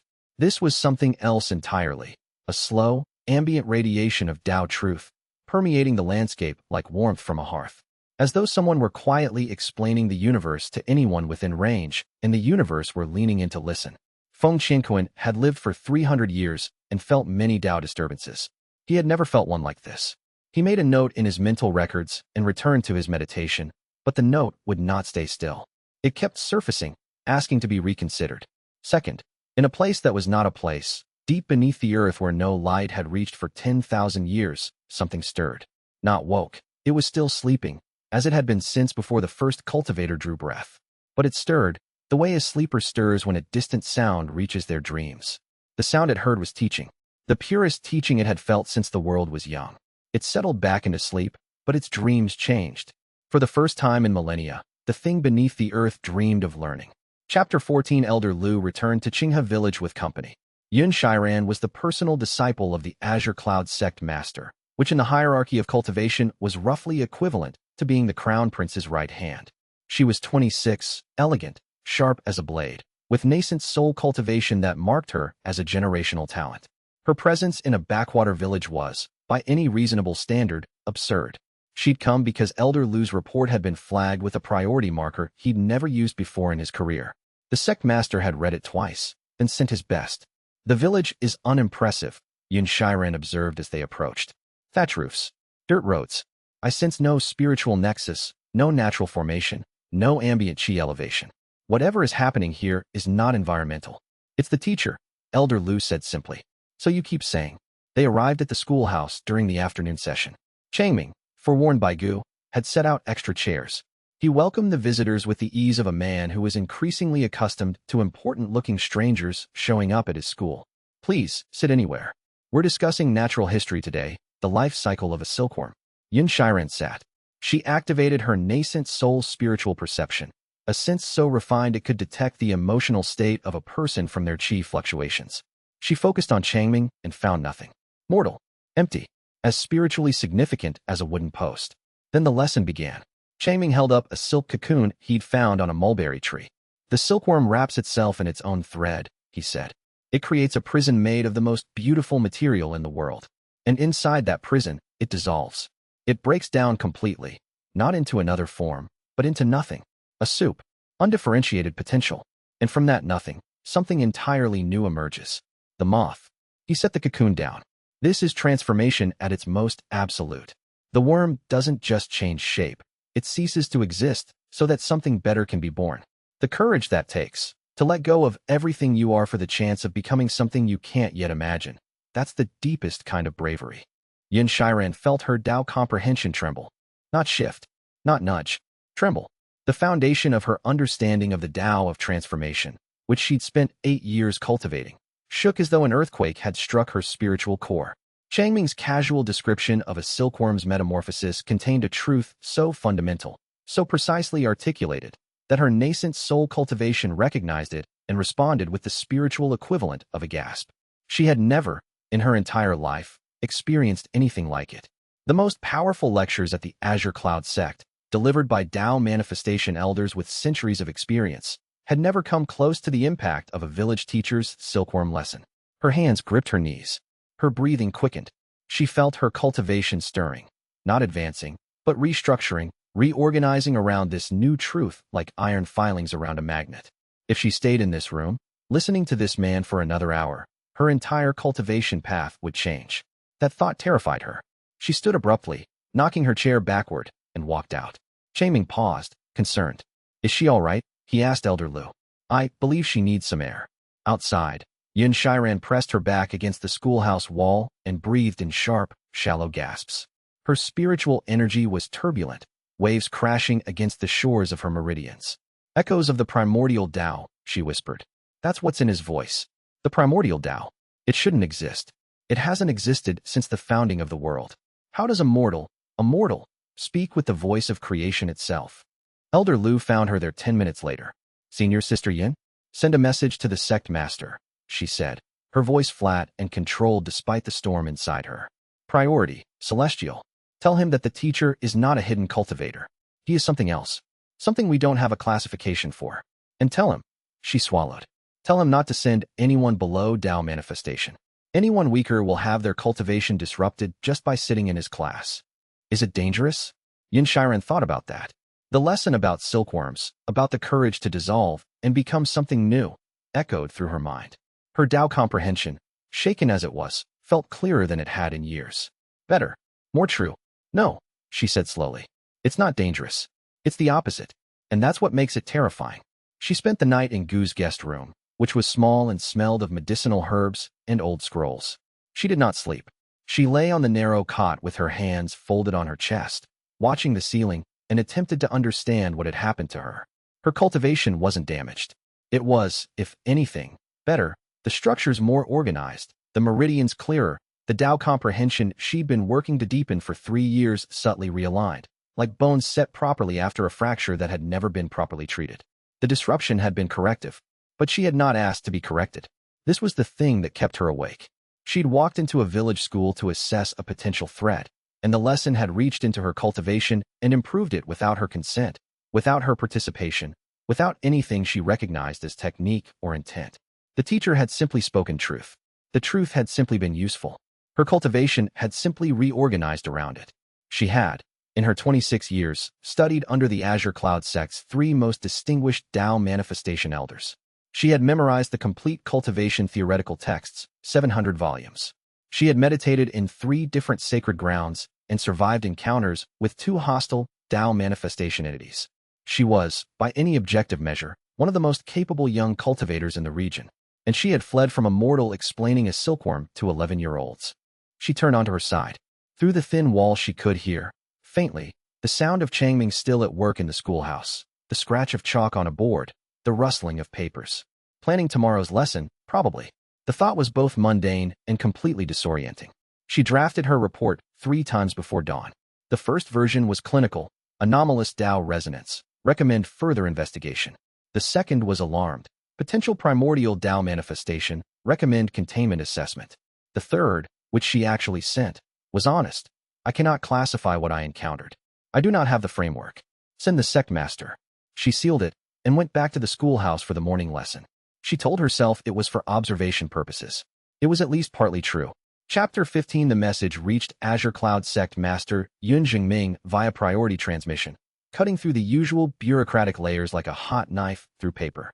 He read it in his meditation chamber, where the walls were carved from spiritual jade and the air hummed with concentrated qi. Echoes of the primordial Tao, he murmured, reading Yun Shiran's report for the 3rd time. An immortal, a village schoolteacher. He was a Tao manifestation cultivator, the 7th rank, powerful enough to shatter mountains with a thought. He had lived for 400 years, studied under 3 masters, read 10,000 scrolls, and comprehended 3 major Tao paths. He knew, with the certainty of deep experience, that the primordial Tao was not something that existed in the current age. It was a relic, a theoretical construct, referenced in the oldest texts as the source from which all modern Tao understanding descended. He also knew that things referenced in the oldest texts as relics had a way of turning out to be less extinct than assumed. He had learned this lesson 3 times in 4 centuries. It was, by now, part of his working cosmology. And yet his most trusted disciple, a woman whose judgment he'd staked his sect's reputation on, was telling him she'd felt it. In a calligraphy lesson about silkworms, he closed his eyes and made a decision. Prepare my travel formation. I'm going to Qinghe village. His attendants blanked. The sect master hadn't left the sect compound in 60 years. Meanwhile, in Qinghe village, Changming faced a more mundane problem. His classroom was too small. The 3 new awakenings had drawn attention. Families from neighboring villages were bringing their children, hoping for similar miracles. The enrollment requests piled up, 20, then 30, then 40. Changming's schoolhouse held 20 desks, and even with children sitting on the floor, the space was becoming unmanageable. I need an assistant, he told Bai Shualan's predecessor in the assistant role, Old Man Gu, who'd been helping organize the overflow by sitting outside with the excess children and telling them stories. Gu's stories, while entertaining, produced no spiritual awakenings. This confirmed, to his private relief and dismay, that the phenomenon was unique to Changming. You need a bigger school, Gu corrected. With what money? The village fund barely covers chalk. Leave that to me. Gu sent another message via his communication jade, this time not to the Azure Cloud sect, but to a private account he hadn't touched in a century. Within a week, an anonymous donation of silver arrived, enough to expand the schoolhouse, buy proper desks, and stock a small library. Changming was delighted but suspicious. Anonymous donors don't just appear in Qinghe village. Perhaps word of your school has spread, Gu said innocently. Among whom? We're 3 days' walk from the nearest town. Good teachers have long reputations. Changming accepted this with the healthy skepticism of a man who'd learned that pressing Gu for answers was like pressing a stone for water. He hired a local carpenter and began planning the expansion, sketching designs on the back of old lesson plans. In the afternoons, while the construction crew hammered and sawed, Changming continued teaching his existing students in the schoolyard. The open-air setting gave his lessons a new dimension. He could point at actual clouds when teaching about weather, gesture at real trees when discussing growth. The Tao truths in his teaching, already potent, gained a visceral immediacy that the indoor setting had lacked. 5 more children showed preliminary spiritual fluctuations. This is escalating, Gu muttered to himself, standing at the edge of the yard, watching. Every single lesson produces results. It's not slowing down, it's accelerating. He watched Changming explain cloud formation to a rapt audience of children, his hands tracing shapes in the air. From a distance, with spiritual eyes, the invisible Tao patterns that accompanied his gestures were stunningly complex. Interlocking principles of water Tao, wind Tao, and the Tao of transformation, layered into a simple explanation of why rain falls. The man was a walking, talking cultivation academy, and he wanted to hire an assistant teacher because his class was getting crowded. Gu laughed. It was either that or scream. Chapter 16 Shun Wuji's transformation was, by this point, the worst-kept secret in the schoolhouse and simultaneously the best-kept secret in the cultivation world. His legs, which had been crooked and useless for most of his life, were now almost straight. Not perfect. The bones still bore the memory of their malformation, but functional. He could walk without support, run in short bursts, and even jump, though landing was still awkward. The other children had stopped thinking of him as the crippled boy and started thinking of him as the angry boy who was getting less angry. Changming's mountain valley breathing had become Wuji's nightly ritual. Breathe in like the mountain. Breathe out like the valley. 20 breaths. 50 breaths. 100. Each cycle, the golden fragments inside him drew closer, the warmth spreading through his meridians, rebuilding what had been shattered. One morning, 3 days after the 5th month since his arrival, Wuji woke up and his first thought was, I'm different. He couldn't explain it. The air tasted different, richer, layered, as though he were drinking it rather than breathing it. Colors were sharper. Sounds were clearer. He could hear Changming's heartbeat from 3 rooms away, steady and calm, and the heartbeats of every student in the schoolhouse, each one a unique rhythm. He'd entered Qi gathering, not violently, like Qinghe, but silently, like dawn arriving, a gradual brightening that only became noticeable after it was complete.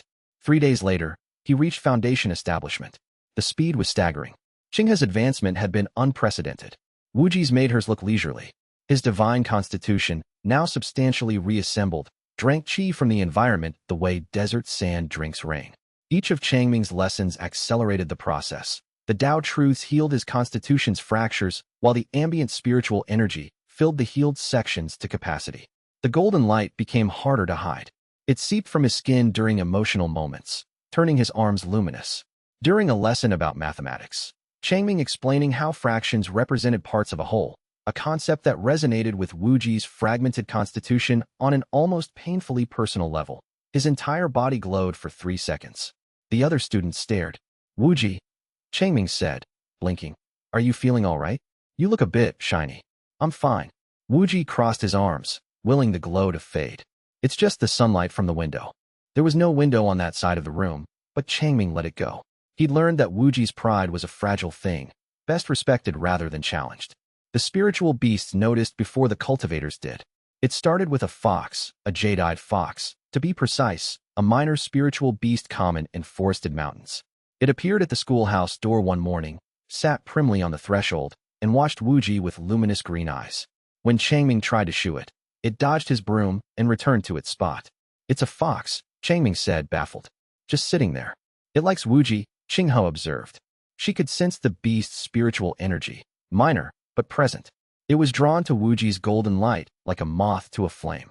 Over the following week, more beasts arrived. A pair of silver-winged sparrows nested in the eaves directly above Wuji's desk. A blue-scale salamander appeared in the well and refused to leave. A young cloudhoof deer began grazing in the schoolyard, showing no fear of the children. Changming was enchanted. We've become a nature sanctuary. This is wonderful, living specimens for our biology lessons. Old Man Gu was rather less enchanted. Spiritual beasts congregating around a location meant one of two things. A natural spiritual nexus was forming, or something was projecting spiritual energy potent enough to attract them. Since the village had no natural nexus, the source had to be Wuji. A 12-year-old boy with a reassembling divine constitution was turning into a spiritual beacon. We need to mask his energy, Gu told Qinghe privately, before something larger than a fox comes looking. Qinghe nodded. She'd advanced to Golden Core the previous week, a milestone that would have made headlines across the continent if anyone outside the village knew about it. Her energy control was refined enough to create a subtle suppression field around Wuji, not blocking his golden light, but diffusing it, spreading it thin enough that it wouldn't read as a single-point source to distant observers. She implemented this quietly, telling Wuji it was practice for a new technique. He grumbled but accepted it. Changming, meanwhile, added wildlife observation to his curriculum and used the school's new animal residents as teaching aids. The jade-eyed fox became Hui Hui and was designated the classroom mascot. The students adored it. Changming did not suspect that the fox was, in spiritual beast terms, performing a loyalty vigil for a potential future heavenly sovereign. Some things he remained blissfully ignorant of. This was probably for the best. Chapter 17 The Shao clan's patience, never a defining virtue, expired on a cold Tuesday. The elder they sent was named Xiao Fenghua, a cultivator at the core formation stage, the 4th rank, significantly more powerful than anything Qinghe village had faced before. He was Juanhao's great-uncle, a veteran of 3 sect wars, and his specialty was intimidation through overwhelming force. He descended from the sky on a sword, literally flew in on a 3-foot blade of crackling spiritual energy, landing at the village edge with an impact that cracked the ground and sent chickens fleeing in all directions. I am Xiao Fenghua of the Shao clan, he announced to the terrified villagers. I am here for the teacher called Wei Changming. Present him, or I will search this village stone by stone. Old Man Gu felt the arrival.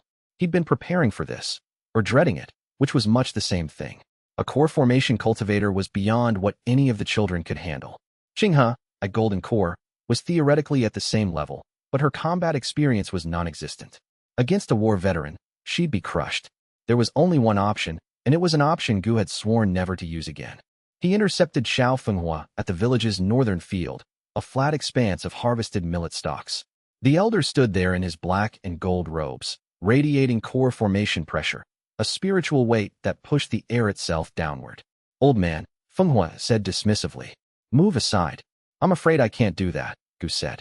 He straightened his back, really straightened it, for the first time in 200 years, and his stooped, aged frame unfolded into something tall and unbowed.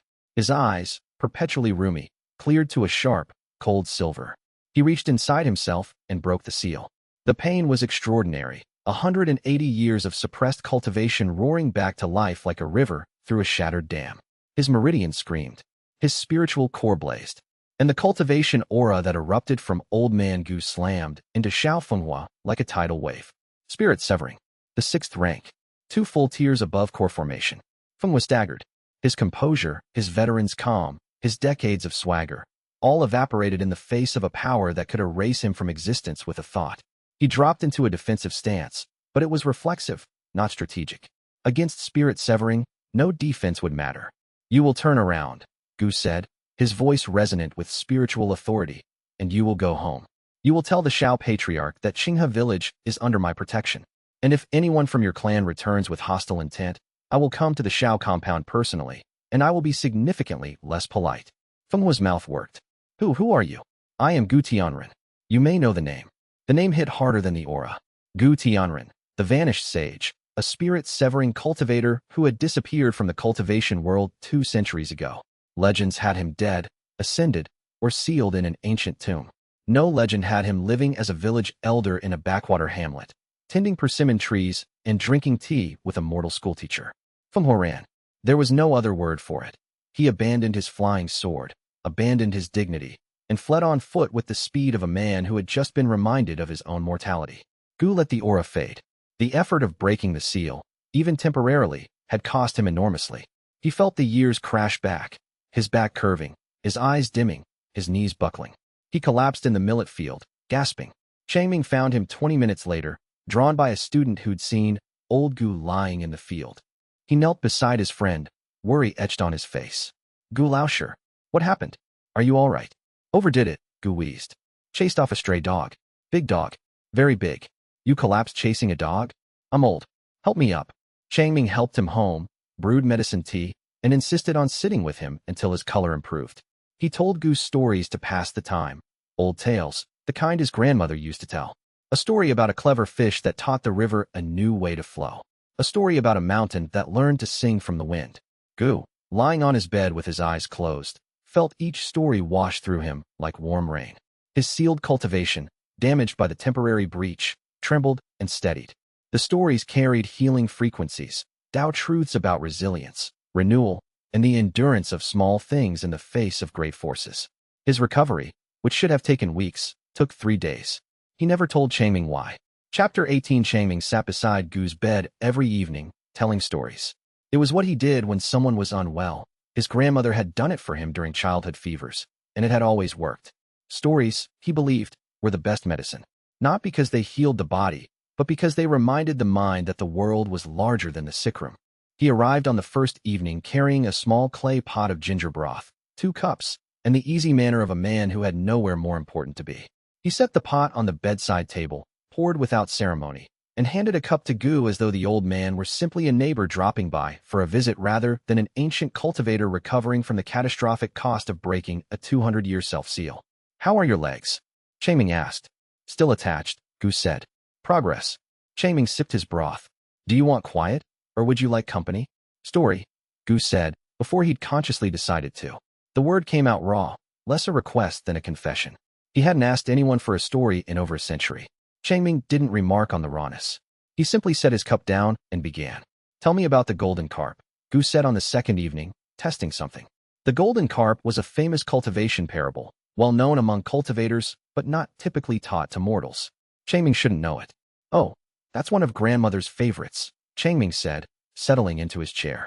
The golden carp swam in a river that ran between 2 mountains. One mountain was tall and proud, the other short and humble. The river asked the carp, which mountain would you rather be? And the carp said, neither. I'd rather be the river. Because the river touches both mountains without choosing between them. The river doesn't need to be tall or humble. It just needs to flow. Gu's hands, resting on his blanket, trembled slightly. The golden carp parable, as known in cultivation circles, was a simple fable about choosing between the Tao of power and the Tao of humility. Changming's grandmother's version contained a third option that Gu had never encountered, the Tao of flow, a path that transcended the binary choice by embracing movement over position. In all his centuries of cultivation, Gu had never heard anyone articulate the Tao of flow. It wasn't in any text. It wasn't taught by any sect.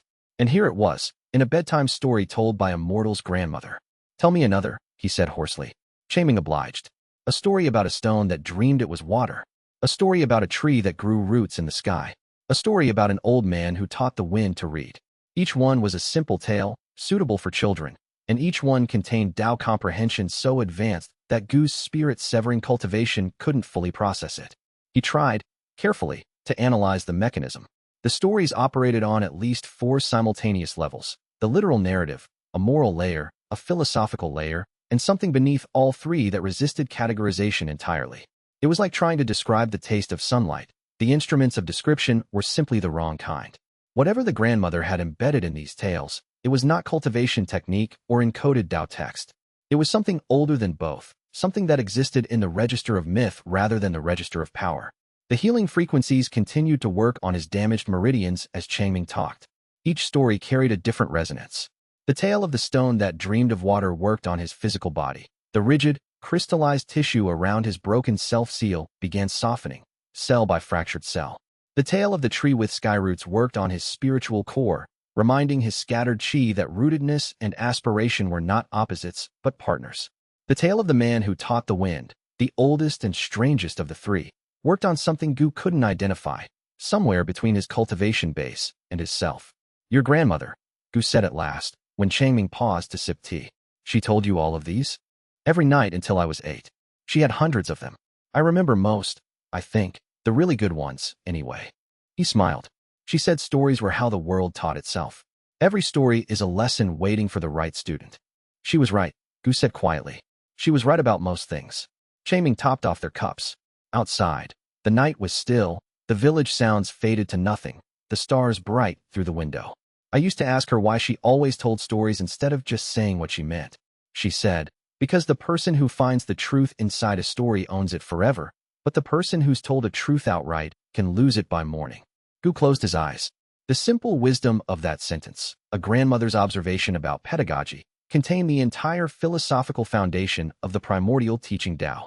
The difference between transmitted wisdom and discovered wisdom. The irreversible internalization of truths that come from within rather than without. He didn't tell Changming what he was hearing in that sentence. Some revelations were too large for conversation. After Changming left, Gu lay in the dark and thought about Wei Liang, a woman he'd never met, who had apparently carried an encyclopedia of primordial Tao truths in her head and transmitted them to her grandson through bedtime stories. Who were you, he whispered. What lineage carries the Tao in its blood and doesn't even know it? The question demanded research. But research required resources Gu didn't have in his diminished state. He filed it away as an urgent mystery and focused on healing. His recovery, which should have taken weeks, took 3 days. He did not tell Changming why. Chapter 19 Luo. Qinghe reached Golden Core at 12 years of age. The breakthrough happened during a moonlit night, 3 days after old man Gu's recovery. She'd been practicing calligraphy in the schoolyard. Her nightly ritual, the repetitive brushwork that served as both meditation and cultivation technique. The autumn air was crisp, the stars bright, and the brush in her hand moved with a fluidity that was no longer entirely natural. She'd been working on a particular character. Not a calligraphy exercise, a word Changming had used that day in class, talking about the water cycle. Persistence. He'd written it on the board and said, "This is what water does. It doesn't stop when it meets a rock. It doesn't stop when it meets a mountain. It goes around, it goes over, it goes through. Over time, it gets where it's going." She'd been writing that character all evening, writing it and thinking about the Azure Cloud sect, where she'd gone once for assessment and been told her roots were adequate but not exceptional. About the 3 years she'd spent since then in Changming's classroom, advancing through ranks that the sect's assessment process had no framework to predict. Her chi, which had been pressing against the golden core barrier for weeks, finally broke through. The sensation was like a dam giving way, a rush of energy that compressed, condensed, and crystallized into a golden sphere at the center of her spiritual sea. The sphere pulsed with light, and for a moment, Qinghe's entire body was outlined in luminous blue-white. Old man Gu felt it from his bed. The Azure Cloud sect's monitoring formation registered it from 200 miles away. For a few seconds, the night sky above Qinghe village flickered with aurora-like lights visible only to spiritual perception. Qinghe sat in the schoolyard, hands trembling, tears running down her face.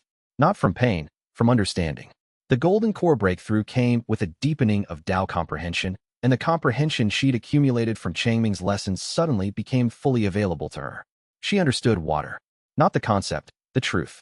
She understood transformation, connection, flow, patience, and a dozen other principles that Changming had planted in her mind like seeds that were now, all at once, blooming. She was 12. She was, by the Azure Cloud sect's records, the youngest golden core cultivator in the sect's 1100-year history. And she'd done it by writing the character for water 10,000 times. The news reached the sect master the following morning, appended to the already urgent report about the village anomaly. Yun Zhengming, who had been preparing for his unprecedented visit, accelerated his timeline. In the meantime, Changming gained a new student. Zhang Daolin was 15, lanky, and possessed of the unique talent of being able to sleep in any position, on any surface, at any time. He arrived from the neighboring village of Baiha, not because he'd heard about spiritual awakenings, but because he'd heard that Teacher Wei didn't hit you for sleeping in class.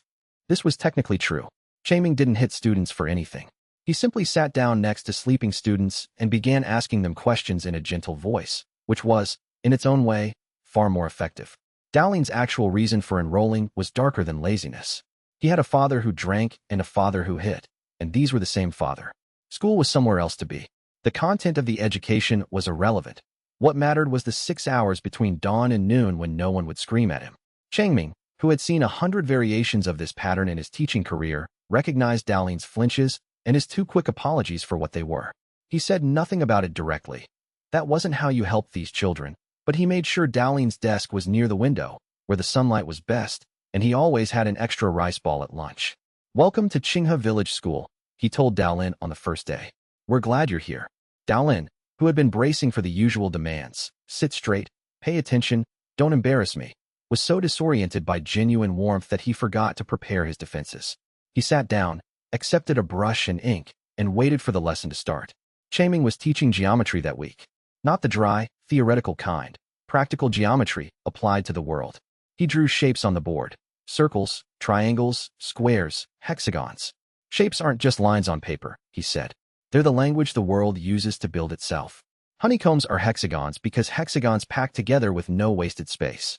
Bubbles are spheres because a sphere holds the most volume for the least surface. Spider webs are radial because a radial design distributes tension evenly. Nature doesn't use shapes for decoration. It uses them for engineering." Daolin, despite himself, listened. The idea that shapes had purposes, that the world was built on invisible engineering, fascinated him in a way that surprised him. He started scribbling in his notebook: hexagons, spirals, radial patterns.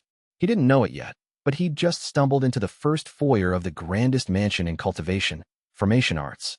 After class, Daolin lingered. He wasn't sure why. There was no particular reason to stay, and his stomach said it was time to find dinner. But something kept him at his desk with his notebook open. Changming noticed. He didn't say anything immediately. He erased the board, organized the brushes, straightened the inkwells. When the other students had filed out, he settled into the empty chair next to Daolin's desk. Not his own chair at the front, which would have felt like a position of authority, but a student's chair at student height.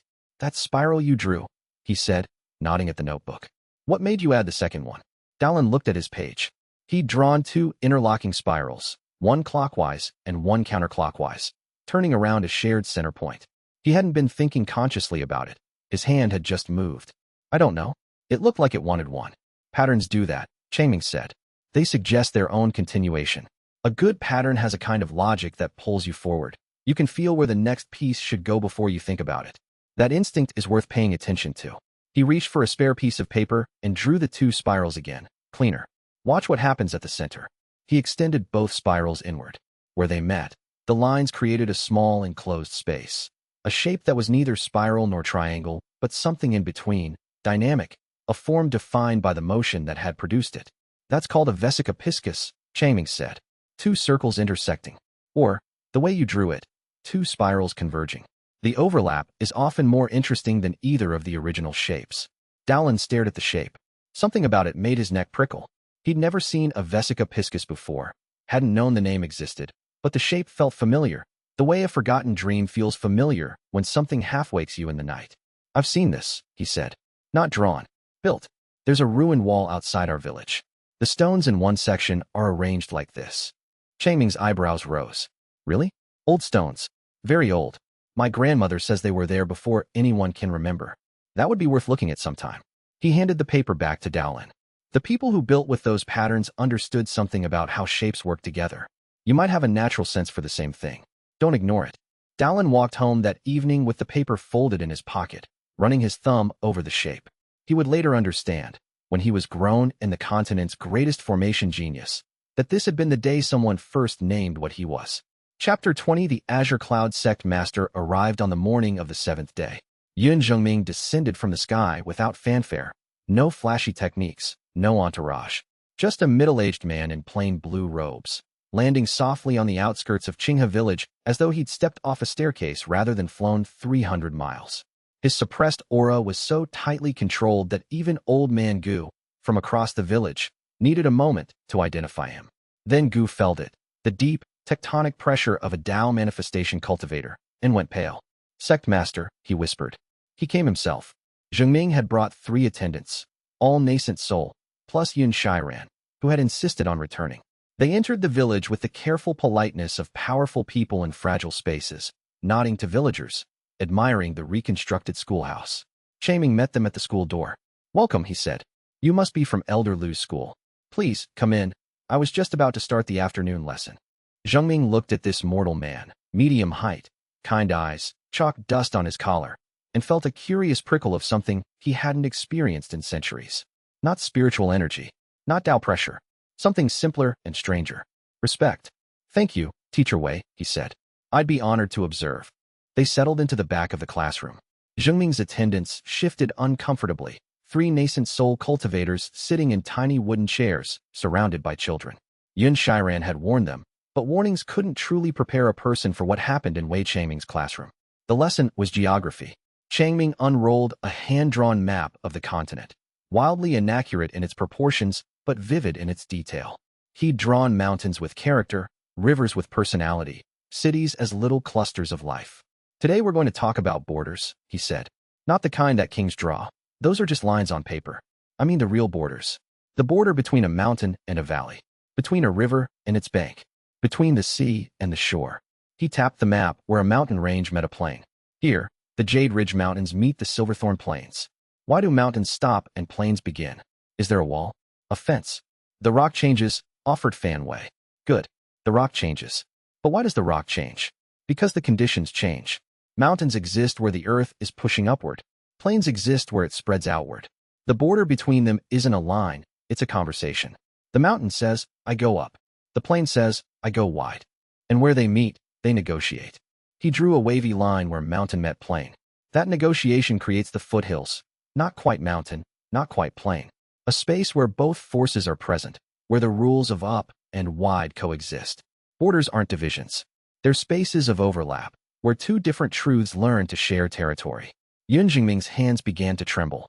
He was perceiving Changming's lesson on multiple levels simultaneously. On the surface, a charming geography lecture. Beneath that, a precise articulation of the Tao of boundaries, one of the rarest and most subtle Tao paths, governing the transitions between states of being. Deeper still, Changming's casual description of negotiation between forces encoded the Tao of harmony, the principle that opposites need not conflict but can coexist. And beneath even that, barely perceptible but unmistakable to someone of Zhengming's level, the Tao of space. The concept that borders are not lines but volumes, 3-dimensional spaces where different realities overlap, was a truth that Zhengming had spent 80 years trying to comprehend and had never fully grasped. Until now. Until a village teacher explained it using a map drawn with crayons. Zhengming felt his Tao manifestation cultivation lurch. The foundation he'd built over 4 centuries shifted, reorganized, and deepened in a way that shouldn't be possible outside of a century of closed-door meditation. His understanding of the Tao of space, which he'd ranked as his weakest comprehension, jumped by at least a major level. In a single geography lesson, from immortal, he looked at his hands. They were shaking. He looked at Yun Shiran and saw that she was pale, her nascent soul cultivation once again trembling in response to the ambient Tao comprehension flooding the room. The 3 attendants were in similar states. One had tears on his cheeks without knowing why.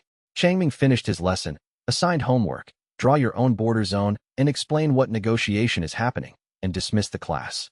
Children filed out, chattering, oblivious to the fact that they'd just absorbed cultivation insights worth decades of training. Changming began erasing the board. Zhengming stood, straightening his plain blue robes, and approached the teacher's desk. Slowly, deliberately, the sect master of the Azure Cloud sect, a Tao manifestation cultivator of 400 years, a leader of tens of thousands, bowed. Not a nod, not a polite inclination. A deep, formal bow, the kind a student gives a master. Changming dropped his eraser. What? Please, you don't need to. Are you looking for your child? Is this about enrollment? Zhengming straightened.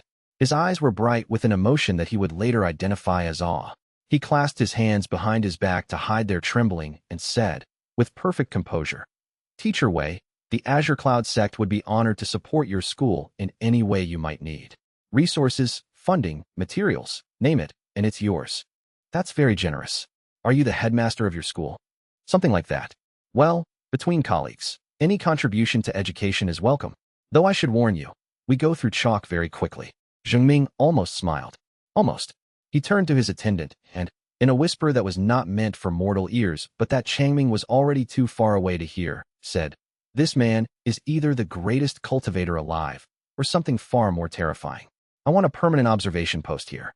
Discreet, respectful, and for the love of all the heavens, do not offend him. The attendant nodded, wide-eyed. Zhengming looked back at Changming, who was now cheerfully reorganizing his chalk collection, sorting them by color. A mortal man in a mortal school in a mortal village, utterly unaware that he had just restructured a Tao manifestation cultivator's understanding of the universe. The sect master left Qinghe village that evening, flying north on his sword. The wind dried the tears he'd barely held back. In 4 centuries, he had cried exactly 3 times. When his master died, when his wife died, and now. Below him, the village lights flickered in the dusk. Somewhere down there, Wei Changming was grading homework and feeding a fox named Huihui. And somewhere deeper, far below the village, below the earth, below the stone and clay and ancient bedrock, something heard the echoes of a geography lesson about borders and negotiation and thought, with a hunger older than time itself. Teach me. Teach me. Teach me. Chapter 21 The Azure Cloud sect's generosity arrived in waves. First came the silver, enough to complete the schoolhouse expansion and add a dormitory wing for out-of-village students. Then came the supplies, paper by the ream, ink by the barrel, chalk in every color Changming hadn't known existed, brushes with bamboo handles so smooth they felt like water, a set of reference books, mundane texts, carefully selected to contain no cultivation knowledge, that made Changming's eyes light up like a child's on festival morning. They sent a complete natural history encyclopedia, he told Old Man Gu, cradling the leather-bound volumes with reverence. 12 volumes. With illustrations. Very generous of them, Gu said dryly. What Changming didn't see was the other infrastructure.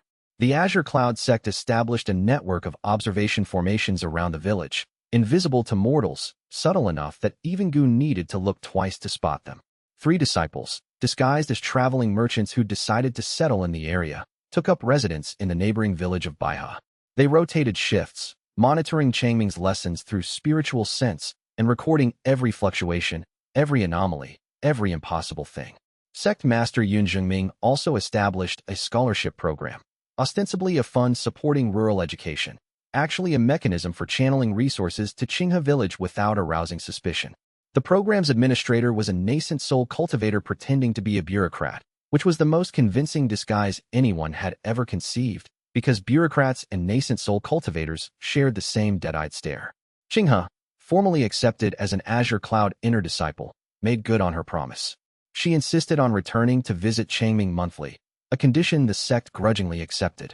Her first return was scheduled for the following moon. In her absence, Changming noticed a change in the classroom dynamics. The other students, who had unconsciously orbited around Qinghe's powerful presence, were finding their own rhythms.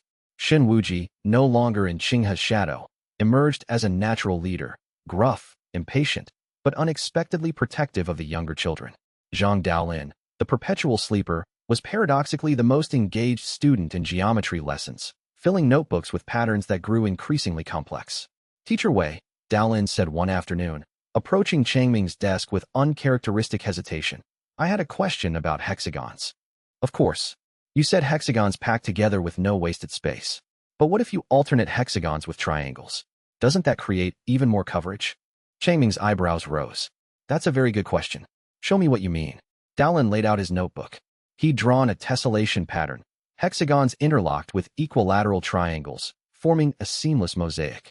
It was, objectively, a clever piece of geometric reasoning for a 15-year-old with no formal mathematics education.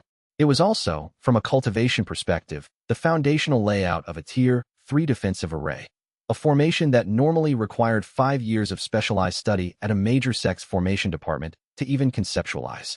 Beautiful work, Changming said. He genuinely meant it. He didn't know he was praising a military-grade formation blueprint. Now, here's the interesting part. What happens where the hexagon meets the triangle? A transition space, Daolin said, recalling the borders lesson. They negotiate. Exactly. And that negotiation creates structural strength. The transition point absorbs stress that would crack a uniform pattern. That's why. He flipped to a fresh page and drew quickly. Nature uses mixed patterns more than pure ones. A honeycomb works for bees because they need uniform storage. But a turtle shell uses mixed polygons because the shell needs to handle impacts from every direction. Daolin stared at the turtle shell diagram as though it contained the secrets of the universe. In a very real sense, it did. The concept of mixed polygon stress distribution was the core principle behind adaptive formations, the highest tier of formation arts, practiced by perhaps 50 people on the entire continent. Changming had just taught it using a turtle shell. Chapter 22. Zhang Daolin fell asleep 3 minutes into the afternoon lesson, a personal record for wakefulness, given that most days he was unconscious before Changming finished writing the date on the board. But his sleeping mind was active. Changming's lesson that afternoon was about music theory, specifically, how different instruments produce different pitches based on the length and tension of their strings.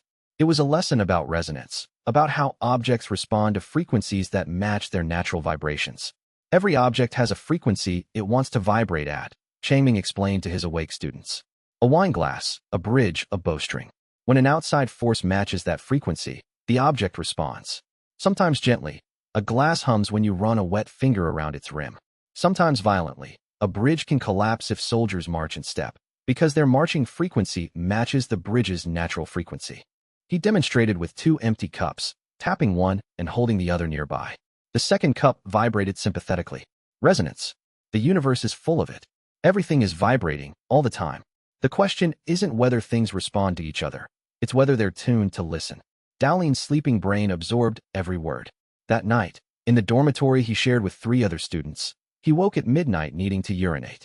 He stumbled outside, half awake, and on his way back to bed, tripped over a pile of sticks someone had left near the door. The sticks scattered. Daolin, irritated and groggy, gathered them and arranged them neatly so no one else would trip. Without conscious thought, he placed them in the hexagon triangle pattern from his notebook because his hands had developed muscle memory from drawing it hundreds of times. The arrangement covered a circle about 2 feet in diameter. The sticks, dry wood with no spiritual properties, nonetheless formed a geometrically perfect tessellation.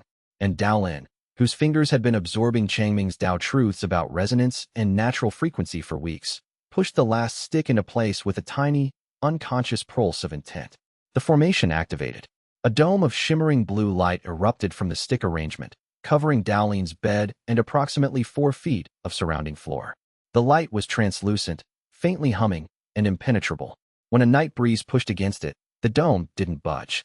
When a moth flew into it, the moth bounced off and flew away, apparently unharmed but deeply confused.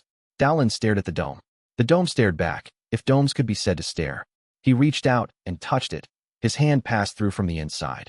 But when he withdrew it and pushed from the outside, it was solid. What? He said. The formation hummed cheerfully. Across the village, Old Man Gu sat up in bed. His spiritual sense had detected the activation, not a large formation, but an extraordinarily clean one. The energy patterns were textbook perfect, which was alarming because no textbook should have been available to whoever created it. He found Daolin standing outside the dormitory in his nightclothes, staring at the glowing dome with the expression of a man who'd gone to make tea and accidentally build a house. Don't move, Gu said.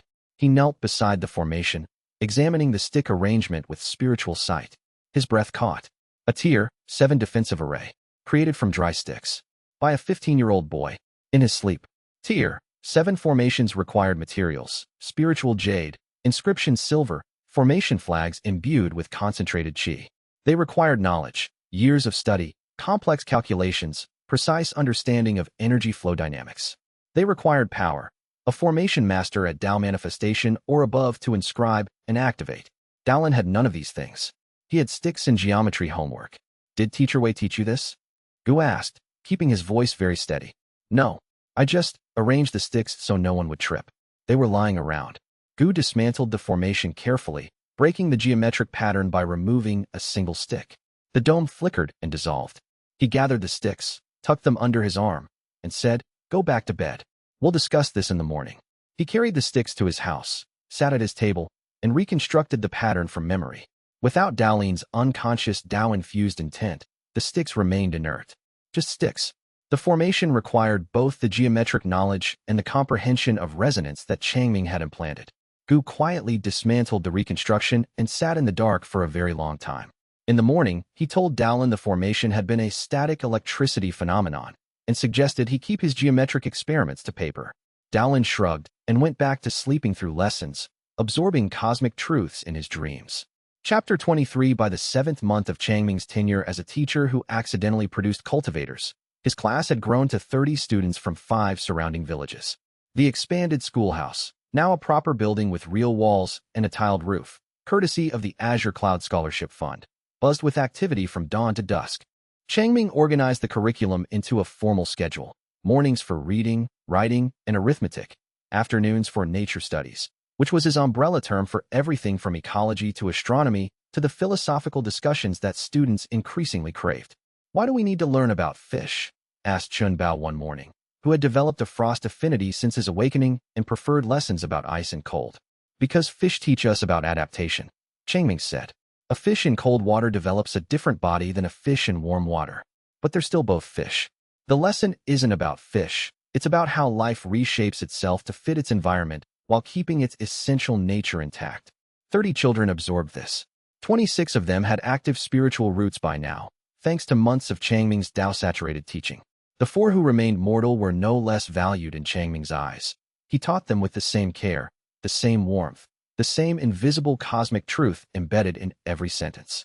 Shen Wuji, meanwhile, had become impossible to hide. His celestial jade body was now 70% reassembled, and his cultivation had rocketed through foundation establishment to the edge of golden core in 5 months. The golden light that seeped from his skin was constant now, a warm, ambient glow that made him look like a living lantern. He wore long sleeves and a high collar, which helped somewhat, but couldn't conceal the way spiritual beasts followed him like a parade. The jade-eyed fox, Hui Hui, had been joined by a cloud hawk, 2 spirit rabbits, and a creature that old man Gu identified, with great reluctance, as a juvenile qilin, a divine beast so rare that most cultivators went their entire lives without seeing one. The qilin looked like a deer with scales and regarded Wuji with the trusting adoration of a puppy. "Your menagerie is becoming a problem," Gu told Wuji privately. "I didn't ask them to follow me." "I know. That's what makes it a problem. A juvenile qilin is a beacon. Any high-level cultivator within 1,000 miles will sense its presence." Wuji's jaw tightened. "So what do I do?" "For now, Qinghe's suppression field is holding. But you're outgrowing it." Gu paused. "The sects are going to come for you, Wuji. Not just any sect, the great sections. The ones that fight wars over talents like yours. Let them come. That's the spirit that will get this village raised. Listen to me. When the offers come, choose wisely. Choose a sect that will let you visit your teacher." The first offer came that same week.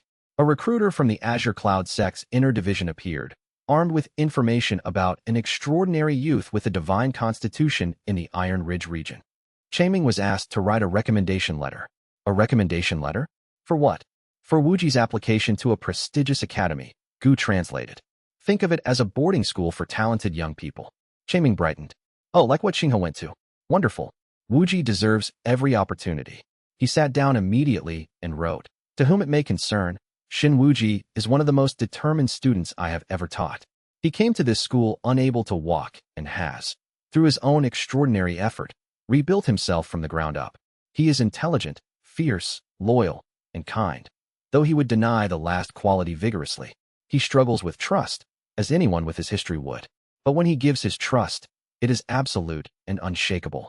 I believe he will accomplish extraordinary things, provided he is treated with the respect and patience he deserves. Please take good care of him. He is more fragile than he appears. With warmth, Wei Changming, teacher, Qinghe Village School." The Azure Cloud recruiter read the letter and had to excuse himself to compose his face. It was the most sincere recommendation he'd received in 40 years of recruitment, and it was written by a mortal about a boy with a divine constitution, recommending him for a cultivation sect, without mentioning cultivation once. Chapter 24. Luo Qinghe returned on the first day of the 8th month, and she was different. Not changed, deepened. Her cultivation at the Azure Cloud sect had progressed at a speed that terrified her instructors. She'd entered as a golden core cultivator and, in the span of 2 months, had blown through nascent soul like a blade through silk. The Azure Cloud sect's elders had run out of techniques to teach her. Everything they offered, she already understood at a fundamental level, because Changming had planted the Tao comprehension years before the techniques tried to explain it. She arrived at Qinghe village wearing inner disciple robes of midnight blue, her hair braided with spiritual jade pins, her aura suppressed but impossible to fully conceal. She looked like a young goddess visiting her mortal hometown, and the villagers who remembered the angry orphan from a year ago stopped and stared. Changming was grading papers when she appeared in the schoolhouse doorway. "Qinghe," he stood, beaming. "You look wonderful. Are they feeding you well at that school?" She laughed, a genuine, unguarded laugh that she only seemed to produce in his presence. "They feed me too well. The inner disciples dining hall has 14 courses." 14? That's excessive. No wonder you look healthy. He studied her with the perceptive eye of a teacher who remembered every student. "You seem settled. Content." "I am." She sat at her old desk, which was too small for her now. "But I missed this. The tiny desks. The teaching. Nothing at the sect compares." Changming waved this off modestly, but she meant it with a precision he couldn't appreciate. The Azure Cloud sect had the finest instructors on the continent, Tao manifestation elders with centuries of wisdom. They were good.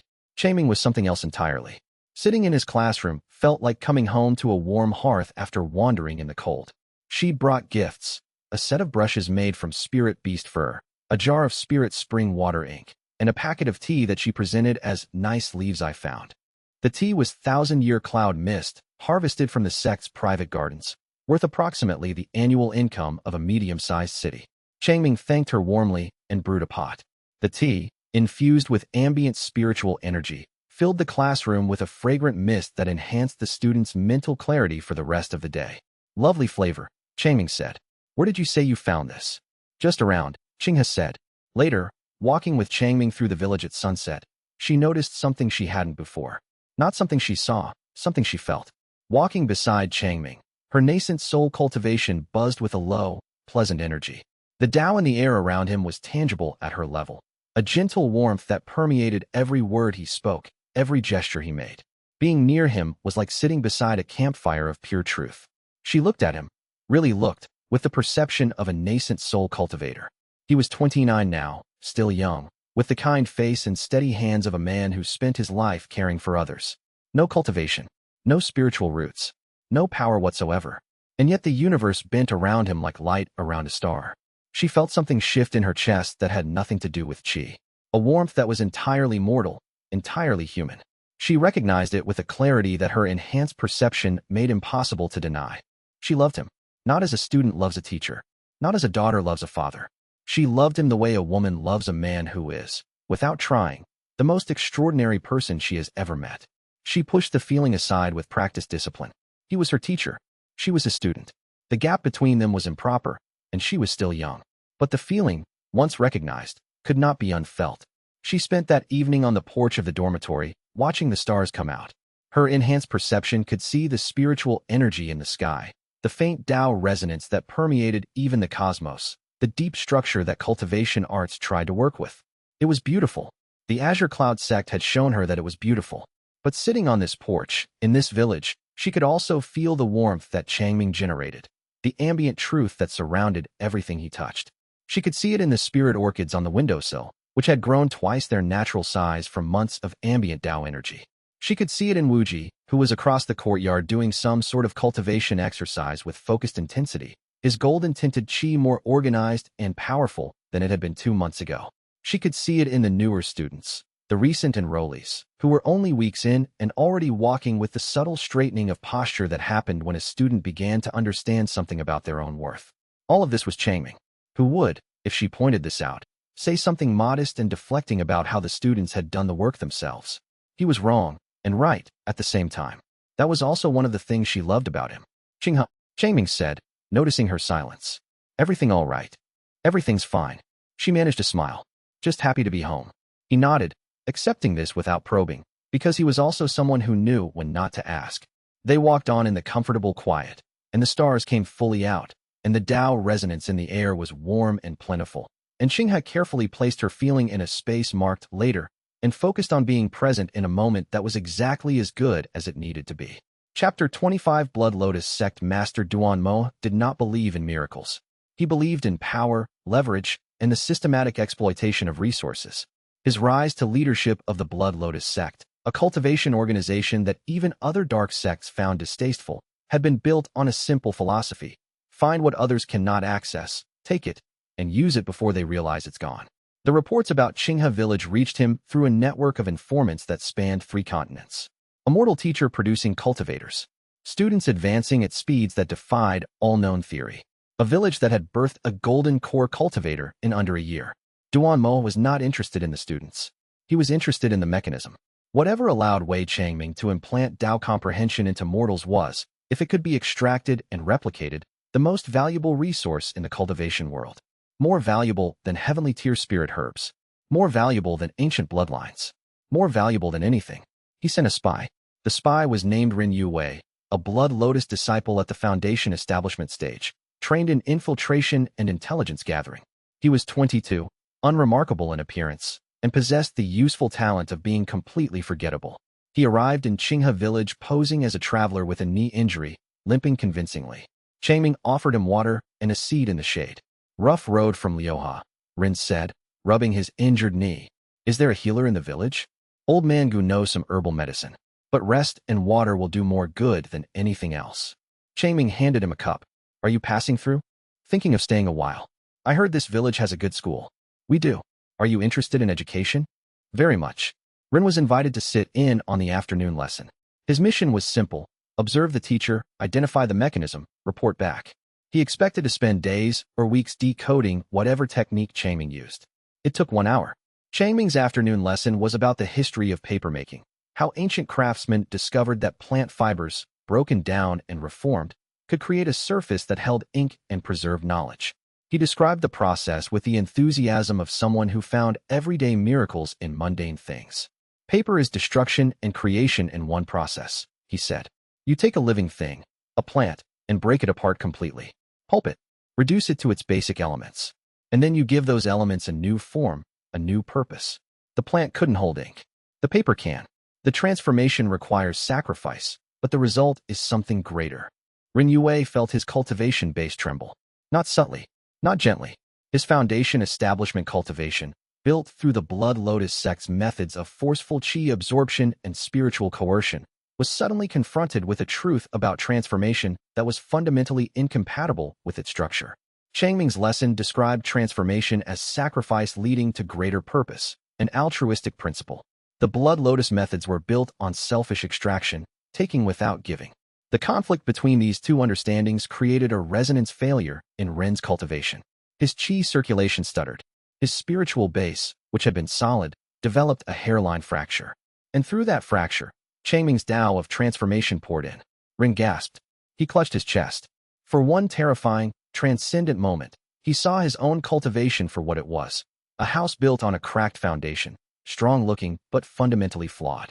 And beside it, he glimpsed what it could be. Rebuilt from the ground up, solid, true, aligned with the natural flow of the universe. He stood abruptly. Excuse me, I need air. Outside, he leaned against the schoolhouse wall and breathed in ragged gulps. His cultivation was in chaos. The Blood Lotus techniques that formed his base were fighting against the new understanding and losing. He felt himself on the edge of a breakthrough, not upward, but sideways. A breakthrough into a completely different way of cultivating. With shaking hands, he pulled out his communication jade and sent a message to Duan Mo. The teacher is not human. His words bypass cultivation defenses entirely. 1 hour of exposure restructured my foundation establishment base. Recommend maximum caution. Mechanism appears to be verbal Dao transmission of unprecedented potency. Then he fled the village, limping for real now because his legs had gone weak. He reached foundation establishment peak 3 days later, his cultivation completely restructured around principles he'd absorbed in a single lesson about paper. He never returned to the Blood Lotus sect. He couldn't. His new cultivation was incompatible with their methods. Instead, he wandered the continent, eventually joining a minor healing sect, where he spent the rest of his life making paper and teaching children to read. Duan Mo received the report. He read it 7 times. Then he locked himself in his meditation chamber and did something he had not done in 40 years of ruthless ambition. He planned carefully. The planning took 3 weeks. He had a gifted blood lotus analyst named Wu Pei reconstruct the mechanism from Ren You's account. Wu Pei's conclusion was unsatisfying in its precision. The teacher's words carried Tao truths of unusual purity, and those truths destabilized cultivation bases built on conflicting principles. So he weakens our people by being honest? Duan Mo said. Not weakens. Clarifies. The cultivators who leave the classroom don't have damaged cultivation. They have restructured cultivation. The blood lotus methods rely on cultivators not asking certain questions. The teacher makes them ask the questions. Once asked, the questions can't be unasked. And the restructuring is irreversible. Apparently. Wu Pei paused. Sect Master, there is another way to think about this. The teacher doesn't use any technique we can identify. He isn't a threat in the conventional sense. If we extract him and ask him to teach our disciples, he taught Ren Yue to leave us. He taught Ren Yue to be honest. That is a different thing. Duan Mo dismissed Wu Pei and returned to the report. What he kept returning to was the phrase Ren had used. His words bypass cultivation defenses entirely. Not some defenses. All defenses. Foundation establishment, nascent soul, Tao manifestation, none of it mattered. The teacher spoke, and the cultivation responded. He had spent 40 years building defenses. Against weapons, against techniques, against politics and poison and betrayal. He had not built defenses against truth, because he hadn't believed truth worked that way. He needed to see this for himself. Chapter 26. Changming had been thinking about morality, not in the abstract, philosophical sense, in the practical, classroom sense. His students were growing in ability and confidence, and with growth came choices. Some of the awakened children were beginning to experiment with their spiritual abilities, freezing water for fun, lifting objects with telekinesis, competing to see who could generate the brightest light. It was natural, harmless exploration. But Changming, who had spent a lifetime watching children grow, knew that ability without ethics was a recipe for cruelty. Not intentional cruelty, the casual, thoughtless kind that came from power without perspective. So he dedicated a full day to a lesson on morality. Today, he said, standing before his 30 students, we're not going to learn about nature or history or geometry. We're going to learn about being good. A few students groaned. Morality lessons were typically dry and preachy, full of rules and thou shalt nots. Changming had a different approach. What does it mean to be good, he asked. Anyone. Following the rules, offered Xinyu. Okay, but rules can be wrong. If a rule says, don't help strangers, is following it good? Silence. Being kind, tried Fan Wei. Closer. But kindness without courage is just politeness. If you see someone being hurt, and you're kind to them afterward but didn't help them during, is that good? More silence. Changming let it breathe. Then, being good isn't a set of rules. It's a practice. It means choosing what's right over what's easy. Choosing to help when helping costs something. Choosing honesty when lying would be more comfortable. And most importantly, he leaned forward. Being good means seeing other people as real. Not as tools, not as obstacles, not as background scenery in the story of your life. Every person you meet is the main character of their own story. Being good means remembering that. He told them 3 stories.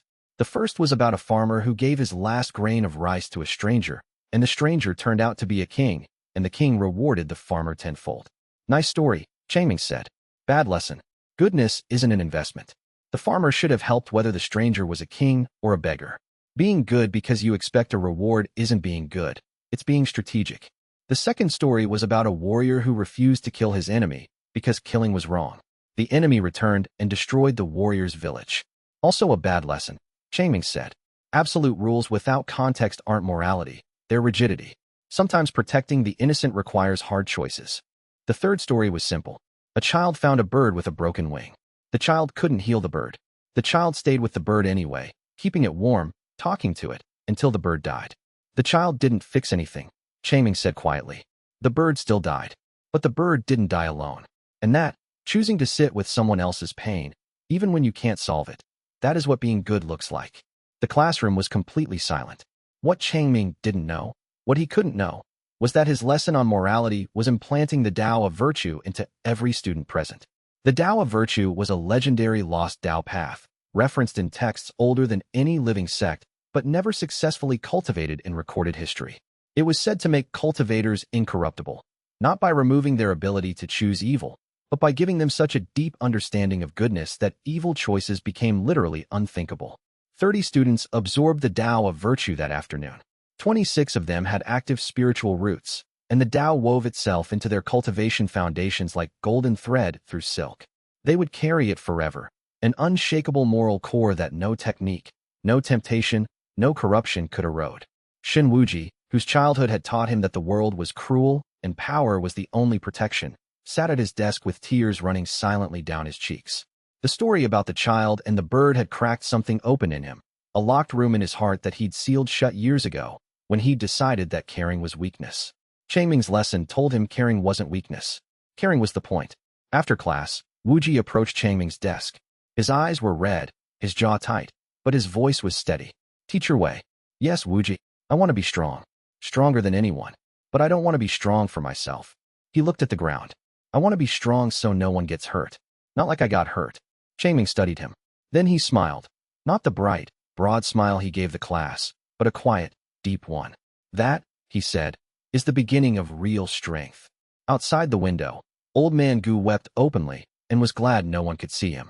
He composed himself after a few minutes, standing in the cooling afternoon, and thought about what he'd just witnessed. The Tao of virtue, lost to the cultivation world for 9,000 years, since the last carrier of the primordial teaching Tao root had died without transferring it. 9,000 years of cultivators without the deepest ethical foundation their path was supposed to rest on. And Changming had given it to 30 children using a story about a bird. He thought about all the things he'd watched Changming give away without knowing he was giving them. The mountain valley breath, the primordial runes, the formation diagrams, the Tao of erosion, the Tao of flow, the Tao of partnership, the Tao of irreducibility, and now the Tao of virtue. Tens of thousands of years of accumulated cosmic understanding, delivered as the content of a small village schoolhouse education. And the teacher didn't know. He genuinely, completely didn't know. The lesson about the bird and the broken wing. Changming had told that story because it was true and it was important, and because he'd found a broken-winged bird behind the schoolhouse 2 weeks ago and sat with it until it died, and the experience had moved him in the way true things moved him, and he'd wanted to share it. That was all. That was the whole mechanism. A man who paid attention to what moved him and then described it honestly. Gu wiped his face and straightened his robes. He went home and made tea and sat at his table for an hour thinking about all the sects in the world, all the elaborate systems and techniques and hierarchies they'd built, and the gap between all of that and one man sitting on the ground next to a dying bird because it was the right thing to do. Then he wrote another letter to the Azure Cloud sect. The subject line was, "The morality lesson worked." I don't have words for what happened. He gave them the Tao of virtue. All of them. With a bird story. He stared at it for a moment, then added, "Please come. I think he's going to need protecting." Chapter 27 by Xiaolan arrived on a gray morning, riding a rented horse that was distinctly inferior to her usual transportation. She wore scholar's robes, plain but well-made, and her hair was pinned in a simple style that de-emphasized her striking beauty. Everything about her was carefully calibrated to appear ordinary. She was anything but. Bai Xiaolan was a nascent soul cultivator from the Jade Pavilion sect, one of the continent's premier intelligence-gathering organizations. They called themselves a scholarly sect, which was technically true in the same way that a knife was technically a cooking utensil. The Jade Pavilion collected information the way other sects collected spirit stones, systematically, ruthlessly, and with an eye toward leverage. Xiaolan was their best investigator. Cold, analytical, and utterly professional, she had spent 2 decades extracting secrets from situations that other agents couldn't penetrate. The Qinghe village anomaly, a mortal teacher producing impossible cultivators, had been flagged by the Jade Pavilion's analysis division as priority, unknown classification, which was their polite way of saying, "We have no idea what's happening, and it's terrifying." She dismounted at the village edge and surveyed her target. Thatched roofs, recently upgraded with tiles, she noted. Dirt paths, compacted, well-maintained. Approximately 300 residents. 1 schoolhouse, expanded, new wing. No obvious spiritual formations. Her cover, traveling scholar researching rural education methods for a monograph on pedagogy. Boring enough to be believable. Changming met her at the schoolhouse door because she'd asked a villager for directions and been pointed to Teacher Wei. He talks to everyone. "Good morning," she said, executing a precise bow. Polite, scholarly, exactly 2 inches deeper than casual, but 3 inches shallower than formal. "My name is Bai Xiaolan. I'm researching educational practices in rural communities. I've heard excellent things about your school." "Have you?" Changming looked genuinely surprised. "That's flattering. Please, come in. I'm about to start the morning lesson." Xiaolan sat in the back of the classroom, pulled out a notebook, and prepared to observe with clinical detachment. The lesson was about the water cycle. Evaporation, condensation, precipitation, collection. Basic natural science. Rain doesn't just fall, Changming said, tracing the cycle on the board. It rises first. The sun pulls water from the ocean, quietly, invisibly, one molecule at a time. The water rises and rises until it reaches a height where it can't stay warm anymore. And when it cools, it transforms. Vapor becomes cloud. Cloud becomes rain. Rain becomes river. River becomes ocean. And the cycle begins again. He paused and looked at the class. The lesson isn't about water. The lesson is about patience. The sun doesn't rush the ocean to evaporate. It waits. It applies steady warmth and lets the water decide when it's ready to rise. The best changes happen when they're invited, not forced. Bai Shualan's pen stopped moving. She had begun the lesson taking clinical notes, teaching style, conversational, uses analogies, engages students with questions, standard pedagogical observations. But mid-lesson, her nascent soul perception detected something that her professional training had not prepared her for. The air in the classroom was dense with Tao comprehension. Not the faint, ambient Tao that permeated the natural world. This was concentrated, articulated, structured Tao truth, flowing from Changming's words like heat from a furnace. Each sentence carried layers of meaning that operated simultaneously on the mundane and cosmic levels. The water cycle lesson was also a precise exposition of the Tao of cycles, the Tao of patience, and the Tao of transformation, three separate Tao paths, delivered concurrently, in a single science lesson for children. Shualan's analytical mind, trained to dissect and categorize information, reeled. She couldn't reconcile the source, immortal, zero cultivation, no spiritual activity whatsoever, with the output, Tao truths of a quality and density that surpassed anything in the Jade Pavilion's archives. She closed her notebook. For the first time in her career, Bai Shualan had no idea how to write a report.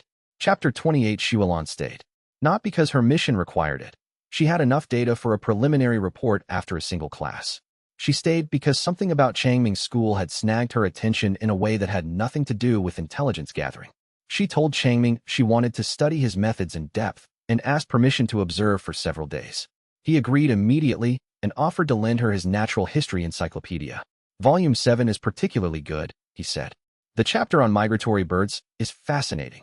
Thank you, she said, accepting the book with the practiced grace of someone who routinely handled diplomatic documents, not children's science books. That evening, she challenged him to a debate. It wasn't intentional. They were drinking tea on the schoolhouse porch. Changming had insisted, because guests should be comfortable, and the conversation drifted to education philosophy. You teach through metaphor, Shualan observed. Every lesson contains a secondary meaning. Does it? Changming sipped his tea. I just try to make things interesting. The water cycle lesson. You weren't just teaching science. You were teaching patience as a universal principle. Well, patience is important. But you embedded it in the science, rather than teaching it separately. Why not just say be patient? Changming considered this. Because being told to be patient doesn't teach patience. Being told to be patient teaches obedience. Do what I say because I said it. But if you understand why patience works, if you see the sun waiting for the ocean, and you understand that the waiting is what makes the rain possible, then patience isn't an instruction. It's a truth you've discovered for yourself. Shualan opened her mouth to respond, found she had nothing to say, and closed it. This happened repeatedly over the next hour. Changming's conversational style was disarming. He didn't argue, he explored. Every point she raised, he considered genuinely, found the merit in it, then gently added a layer of depth that she hadn't considered. It was like debating a river. No matter how cleverly she redirected the flow, the water found a new path that was somehow more natural than the one she'd proposed. Education isn't about transferring information, he said at one point. Information is just raw material. Education is about helping someone build a framework to hold information, a way of thinking that lets them process anything they encounter, even things I never taught them. A metacurriculum, Shualan said, her analyst's mind categorizing despite itself. If you like, I think of it as teaching people to be curious. If someone is genuinely curious, if they want to understand things not because they have to, but because not understanding feels incomplete, then they'll teach themselves. My job is to light the spark. The fire takes care of itself. Shualan felt her Tao comprehension advance during that sentence. The concept of sparking self-directed learning was a precise articulation of the Tao of inspiration, a rare Tao path that she had never encountered in any text or teaching. She had been undercover for less than 2 days, and the target had already improved her cultivation. You're an unusual man, Teacher Wei, she said. I'm a teacher, he said, as if that explained everything. Perhaps it did. 3 hours later, walking back to the room she'd rented from a village family, Wei Liang realized that she'd laughed 4 times during the conversation. Not the polite, professional laughter she deployed as a social tool. Real laughter. The kind that came from genuine surprise and delight. She hadn't laughed like that in years. Something had softened in her. Some wall she maintained without conscious effort had developed a crack. And through the crack, warmth was seeping in. This was not, she told herself sternly, what she was here for. She sat on her rented bed and began composing her report to the Jade Pavilion. She wrote 3 drafts and discarded each one. The facts were straightforward. Mortal teacher, Tao transmission through mundane lessons, unprecedented results. But every version of the report she wrote sounded clinical in a way that felt dishonest, like describing a sunset by listing the wavelengths of light. She went to sleep without sending anything. In the morning, she attended class again.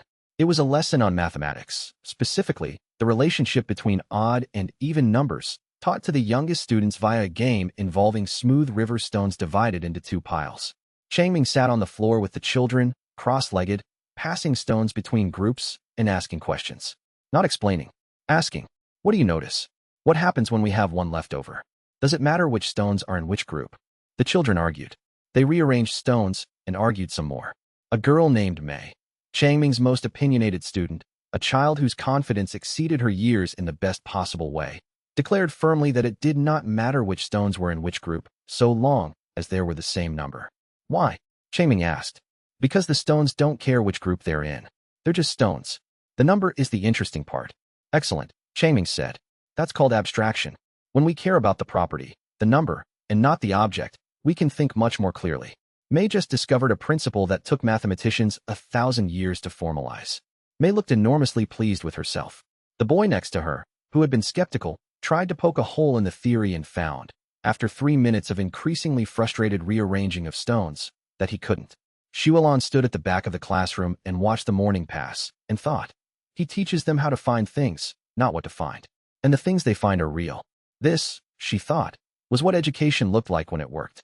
Not the delivery of established facts, not the memorization of correct answers, but the supervised discovery of how to think. She had never been taught this way. She'd been trained, which was different. Training assumed there were right answers and instilled the methods to reach them. Teaching, done this way, assumed that the student could find their own right answers if given the tools. The Jade Pavilion trained. Wei Changming taught. She sent the full report that afternoon, recommending continued observation. She included a line that her superiors would find professionally anomalous. I believe this man is the single most effective teacher in the cultivation world. Recommend the Jade Pavilion study his methods rather than disrupt his work. Chapter 29, The Blood Lotus Sect struck at midnight. Duan Mo had not sent his forces carelessly. The intelligence from his spy, the one who'd broken free and never returned, had made him cautious. He dispatched Elder Yan Shuo, a spirit-severing cultivator, along with 20 Blood Lotus disciples. The plan was surgical: arrive at night, neutralize any defenders, extract the teacher. They came from the north, flying low, their auras suppressed with concealment techniques that would fool most detection formations. They were professionals, silent, coordinated, deadly. They didn't fool Old Man Gu's senses, but Gu was still recovering from his encounter with the Shao Elder. His self-seal had been restored, but the temporary breach had left him fragile. He couldn't fight a spirit-severing opponent in his current state. He did the only thing he could. He woke Qingha. Hostile cultivators. 1 spirit-severing. 20 foundation to golden core. 3 minutes. Qingha was on her feet before Gu finished speaking. She'd trained at the Azure Cloud sect for 2 months, learning combat techniques that matched her extraordinary Tao comprehension. She'd sparred with nascent soul elders and won. She was, by any reasonable measure, the most talented combat cultivator of her generation. She was also outmatched. A spirit-severing cultivator was 2 full realms above her nascent soul. The gap in raw power was enormous, like a river facing an ocean. In cultivation combat, realms mattered more than talent, and 2 realms of difference was typically insurmountable. But Qingha had something no other nascent soul cultivator in history had possessed: comprehensive Tao comprehension implanted by Wei Changming. She didn't just know water Tao, she understood it with a depth that most spirit-severing cultivators couldn't match. She didn't just practice sword techniques, she wielded them with the calligraphic fluidity of her teacher's brushwork, each stroke containing layers of truth. She met the Blood Lotus force at the village's northern edge, standing alone in the moonlight. Behind her, the village slept. Xianxia slept. The children slept. Elder Yin Shuo regarded her with professional assessment. Nascent soul. Child. Step aside. No. We're not here for you. You're here for my teacher. That makes this personal. Yin Shuo sighed. He didn't enjoy killing children, but the mission was the mission. He raised his hand, and 20 blood lotus disciples fanned out in an encirclement pattern. Xianxia drew her sword. A simple blade, sect issued, nothing special. But when she held it, the metal hummed with a resonance that made the night air vibrate. The first wave came. 5 disciples at Golden Core, attacking in a coordinated formation. Xianxia didn't retreat. She stepped forward, her sword tracing a pattern in the air, the character for water, the same stroke she'd practiced 10,000 times on paper. The stroke became technique. The air ahead of her liquefied into a barrier of compressed chi shaped like flowing water, and the 5 disciples slammed into it and bounced. 3 lost consciousness on impact. 2 staggered back, their formations disrupted. Interesting, Yin Shuo said, genuinely curious. Water Dao at that depth from a nascent soul cultivator. Someone taught you well. Someone taught me everything. Xianxia reset her stance. The character for a mountain. A wall of earth and chi erupted behind her, blocking the flanking disciples. The full force committed. 15 disciples attacked simultaneously. Xianxia fought, not defensively but expressively, each movement a brushstroke, each technique a character. Water, mountain, fire, wind, tree, sky. She wrote a poem in combat, and the poem was devastating. 7 disciples fell in the first exchange. 4 more in the second. The remaining 4, realizing they were facing something beyond their comprehension, hesitated. Yin Shuo did not hesitate. He moved. Spirit-severing speed was something Xianxia had never experienced. One moment he was 30 feet away. The next, his palm was inches from her chest, blazing with crimson blood chi. She raised her sword to block, and the impact sent her skidding backward, her feet carving furrows in the earth. Her arms went numb. Her spiritual barrier cracked. He hit her again, and again. Each strike was precise and overwhelming, blood chi burning through her defenses like acid. She parried desperately, but the gap was too wide. A palm strike caught her shoulder and sent her spinning. She crashed into a tree, bark splintering around her. Blood ran from her nose. Stay down, Yin Shuo said, not unkindly. You fought well, but you can't bridge 2 realms with talent alone. Xianxia pushed herself up. Her vision was blurred. Her shoulder might be dislocated. But behind her, 100 meters away, her teacher slept. I don't need to bridge the gap, she said, spitting blood. I just need to hold this spot. She raised her sword with her good arm. The blade shook. She shook, but she didn't move. Yin Shuo prepared a finishing blow. The crimson light on his palm intensified, casting bloody shadows across the moonlit field. Then a voice shattered the night. Stop hurting my student.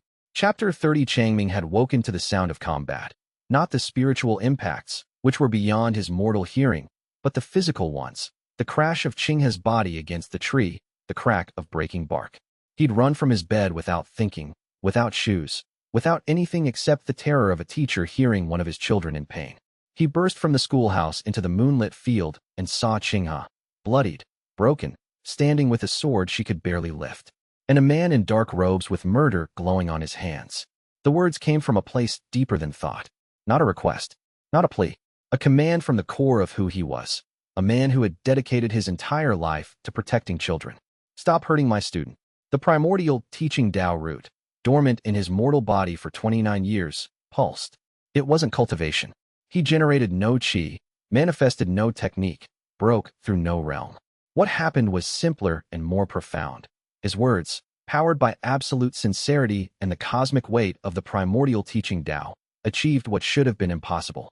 They bypassed every spiritual defense, every cultivation barrier, every layer of protection that separated a mortal from a spirit-severing cultivator, and they delivered a single, devastating truth. You are hurting a child. Yin Shuo felt it. Every Blood Lotus disciple still standing felt it. They felt, for one transcendent moment, the full weight of what they were doing, not from a strategic or combat perspective, but from a moral one. The Tao of virtue that Xianxia had unknowingly implanted in his own words struck their consciousness like a bell, and the sound was unbearable. Yin Shuo's cultivation base cracked. Not metaphorically, his spirit-severing foundation, built on the Blood Lotus sect's methods of spiritual exploitation and forceful absorption, developed a literal fracture under the weight of moral truth it was fundamentally incompatible with. His crimson blood chi flickered and dimmed. The 4 remaining disciples collapsed, unconscious. Their lesser cultivation bases couldn't handle even a fraction of the impact. Xianxia stared at Changming, a mortal man in sleeping clothes, barefoot on cold ground, with no power, no weapon, no cultivation, and he'd just done more damage than any attack Xianxia had faced in his career. "What are you?" Xianxia whispered. Changming didn't hear the question. He was already running to Qinghe, kneeling beside her, pulling her into his arms. "Qinghe, Qinghe, can you hear me?" "Teacher," she said, and then she fainted. Xianxia stood alone in the field, his cultivation cracked, his disciples scattered. He could kill Changming where he knelt. Nothing was stopping him. The mortal man was defenseless, but his hands wouldn't move. The truth that Changming's words had delivered wasn't fading, it was deepening. "You are hurting a child." Such a simple statement. Such an annihilating truth. Against it, all of Xianxia's power, all of the Blood Lotus sect's dark arts, all of the justifications and rationalizations that had sustained his career of violence felt paper-thin. He turned and walked away. Not ran, walked. The slow, heavy walk of a man carrying the sudden weight of a very long life's worth of reconsidered choices. Old Man Gu, who had been preparing a desperate, probably suicidal intervention, lowered his hands and let him go.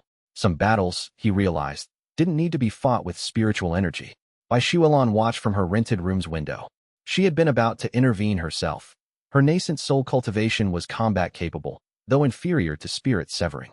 But what she'd witnessed had made intervention unnecessary and had also shattered her remaining professional detachment. A mortal man had incapacitated a spirit-severing cultivator with a sentence.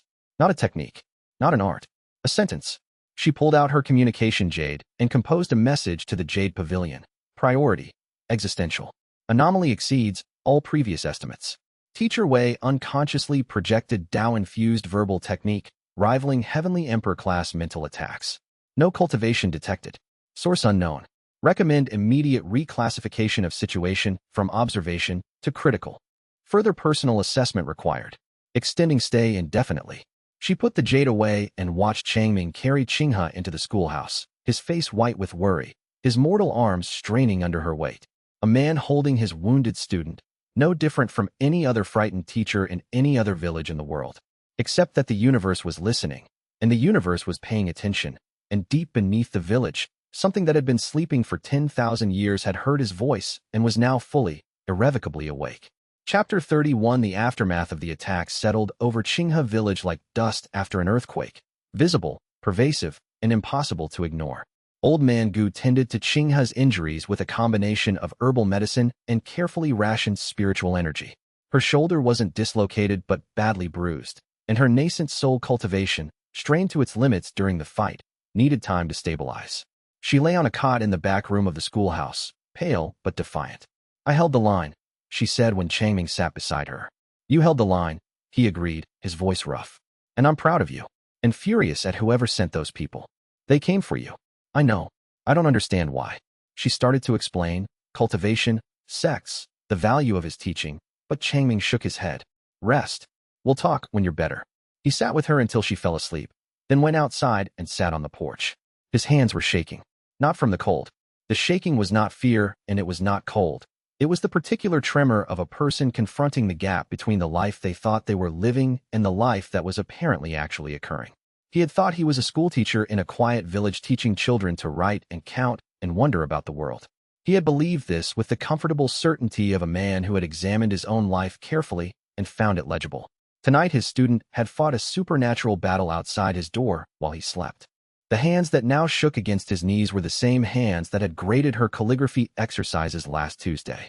He looked at them and tried to reconcile these two facts, the red ink corrections on her water characters, and Qinghe standing in the moonlight with a sword, blood on her face, refusing to move.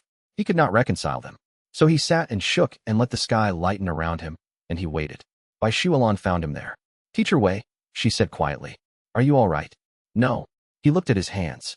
"My student was nearly killed tonight. Because of me. Because of something I'm doing that I don't understand."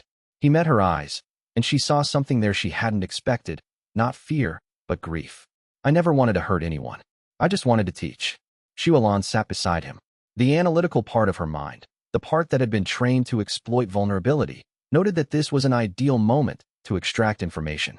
The emotional part of her, which she hadn't consulted in years, told the analytical part to be quiet. "Whatever you are," she said, "whatever you're doing, it's not your fault. You didn't choose this. But the consequences are mine to bear." She had no answer for that. They sat in silence as the sky lightened toward dawn. The silence stretched long enough to become comfortable, which was strange. Bai Shualan was not a person who found silence comfortable with strangers. She was trained to fill silence with carefully chosen words, to use quiet as a tool for drawing out information.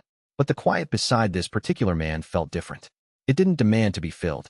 It simply existed, the way the night existed, as a space that held them both without requiring anything. She thought about this, and then stopped thinking about it, because thinking about it was the kind of thing that led to conclusions she wasn't prepared for. Meanwhile, across the village, Gu was dealing with a different problem. The spiritual pulse Changming had emitted, that devastating, morality-laden shockwave, had been felt by every cultivator within 100 miles. The Azure Cloud sects monitoring formations were going haywire. Communication jades were lighting up across the region. A Heavenly Emperor-class spiritual event in Qinghe village, the Azure Cloud observers reported to sect master Zhengming.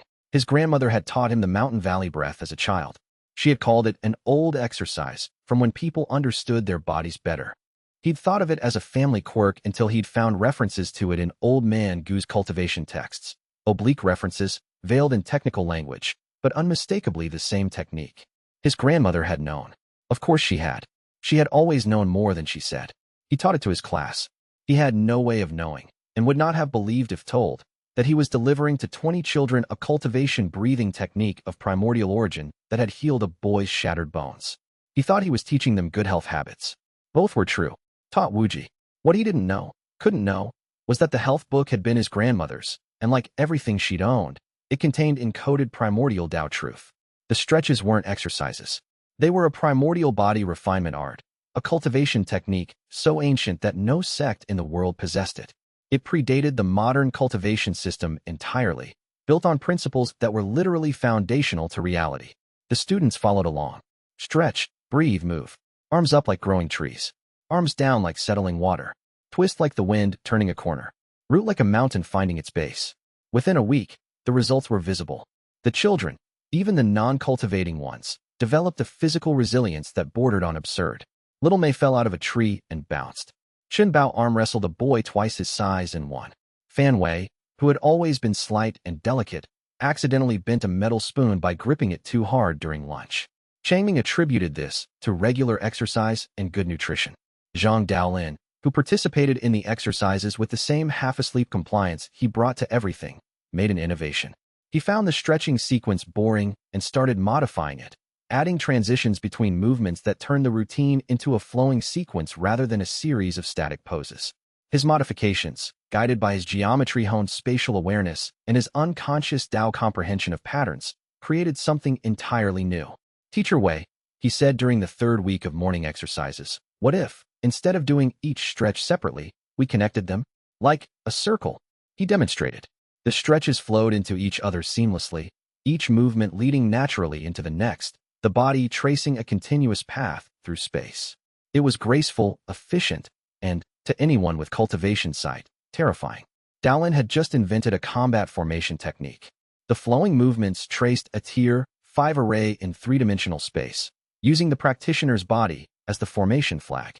When Daolin ran through the sequence at full speed, a faint shimmer of formation energy appeared around him, a personal defensive barrier generated entirely by motion.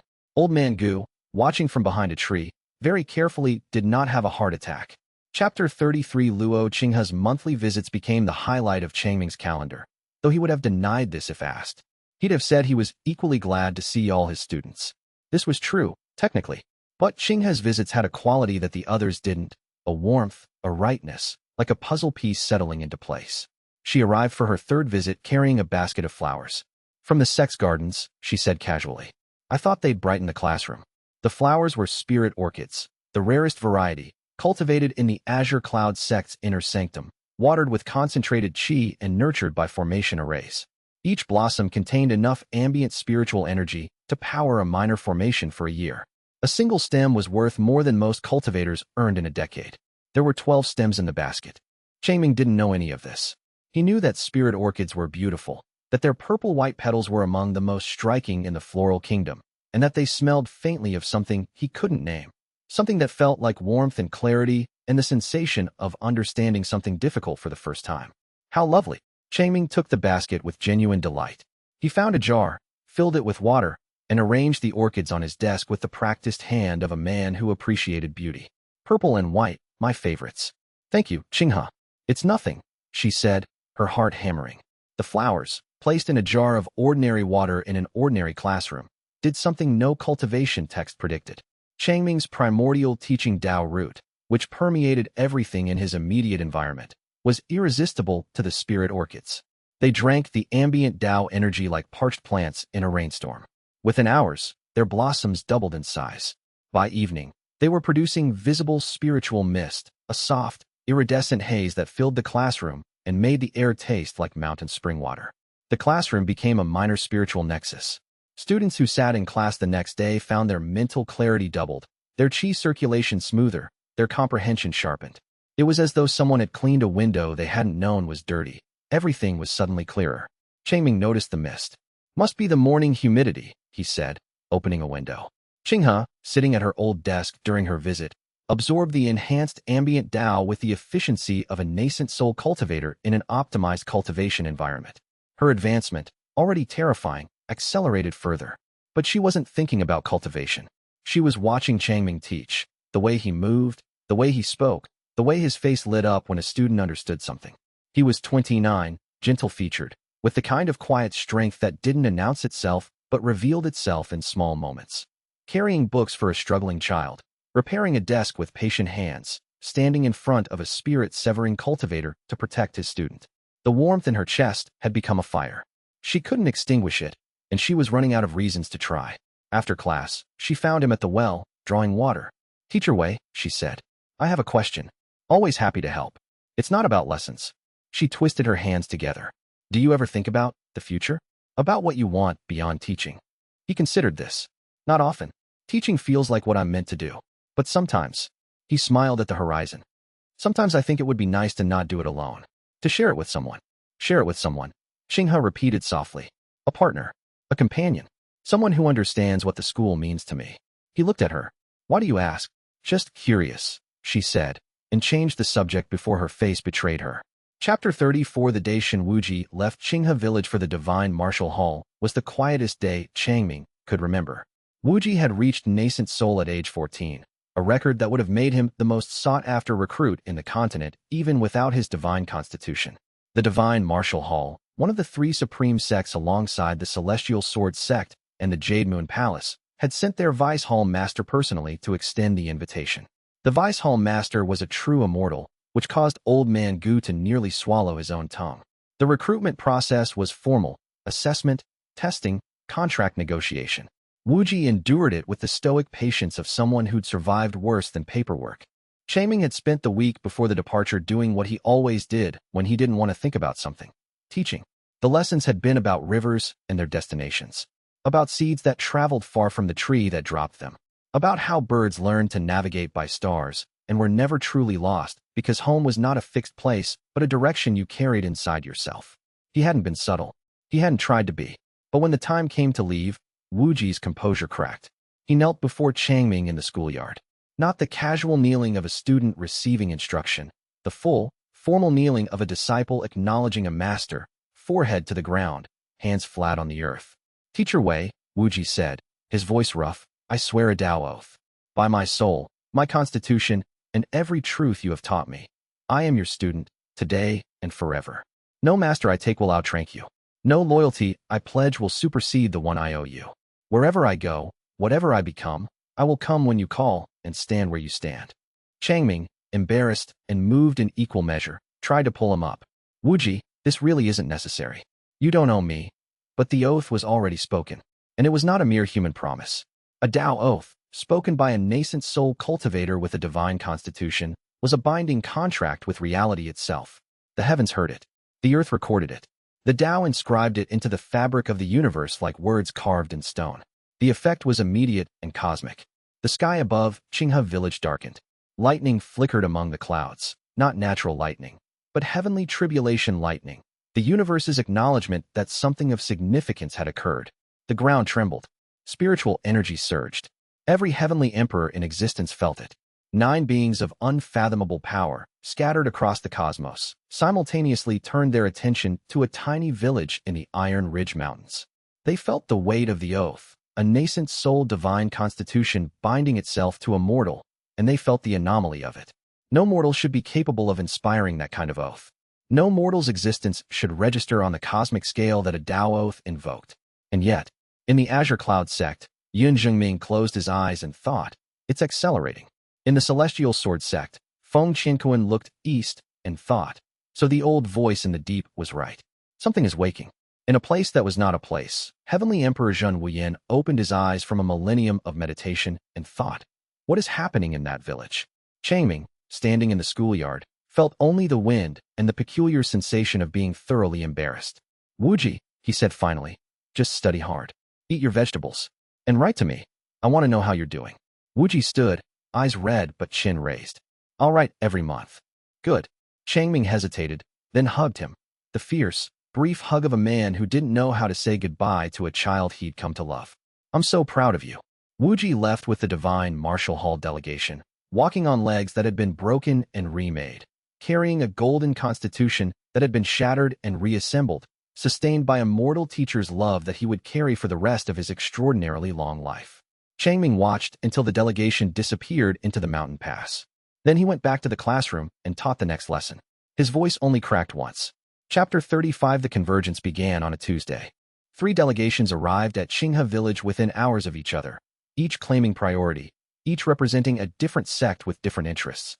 The Azure Cloud sect sent Elder Lu and 2 senior disciples to maintain their established relationship.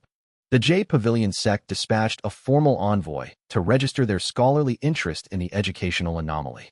The Divine Martial Hall, having just recruited Wuji, sent a liaison to ensure the welfare of their new disciple's master. The village path, which typically saw foot traffic limited to farmers and goats, was suddenly crowded with cultivators in formal robes, their suppressed auras creating a spiritual pressure that made the air heavy. Old Man Gu, watching from his porch, rubbed his temples. This is going to be a disaster. Changming, unaware of the political dimensions, was simply confused by why so many well-dressed people wanted to visit his school on the same day. Are you all here for the parent-teacher conference? He asked. I didn't schedule one, but I'm happy to. Teacher Wei, said the Azure Cloud envoy, a nascent soul cultivator named Feng Rue. We're here to discuss the protective arrangements for your school. Our sect has invested significant resources, said the Jade Pavilion representative, and requires formal recognition of the Divine Martial Hall has a sworn disciple from this school, interrupted the DMH liaison. Our interest supersedes. Nothing supersedes, gentlemen, Changming said, raising his hands. And lady, please, you're frightening the children. He was right. His students, who had been eating lunch in the yard, were watching the 3 delegations with wide eyes. Several of the younger children were hiding behind the older ones. Even Qinghe, visiting for the week, looked tense. Her nascent soul senses could feel the competing spiritual pressures, and they were making her combat instincts itch. Changming did what Changming did. He invited them all for tea. They sat around the schoolyard's largest table, designed for student lunches, barely adequate for cultivator diplomacy, drinking the cloud mist tea Qinghe had brought, eating sesame cakes Changming had baked that morning. The cultivators, who were accustomed to negotiations conducted in jade-inlaid throne rooms, found themselves negotiating across a wooden table with chalk marks on it. The issue, Changming said, pouring tea, seems to be that you all want to help my school, but you disagree about how. Is that right? The 3 delegations exchanged glances. When put that way, it was hard to maintain their adversarial postures. We have invested, began Feng Rue. And your investment is deeply appreciated, Changming said warmly. The new building, the supplies, wonderful. But investment doesn't create ownership. My school isn't a business. It's a school. The Jade Pavilion's research, fascinating work. Miss Bai has been a wonderful addition to our classroom. Her insights on educational methodology are valuable. The Divine Martial Hall's obligation to Wuji is well and happy, and I hope he stays that way. Your hall should be proud of him. Each delegation, in turn, found their arguments gently defused, not countered, acknowledged, and then redirected. Changming didn't argue with anyone. He simply made it clear that he valued all of them and saw no reason they couldn't coexist.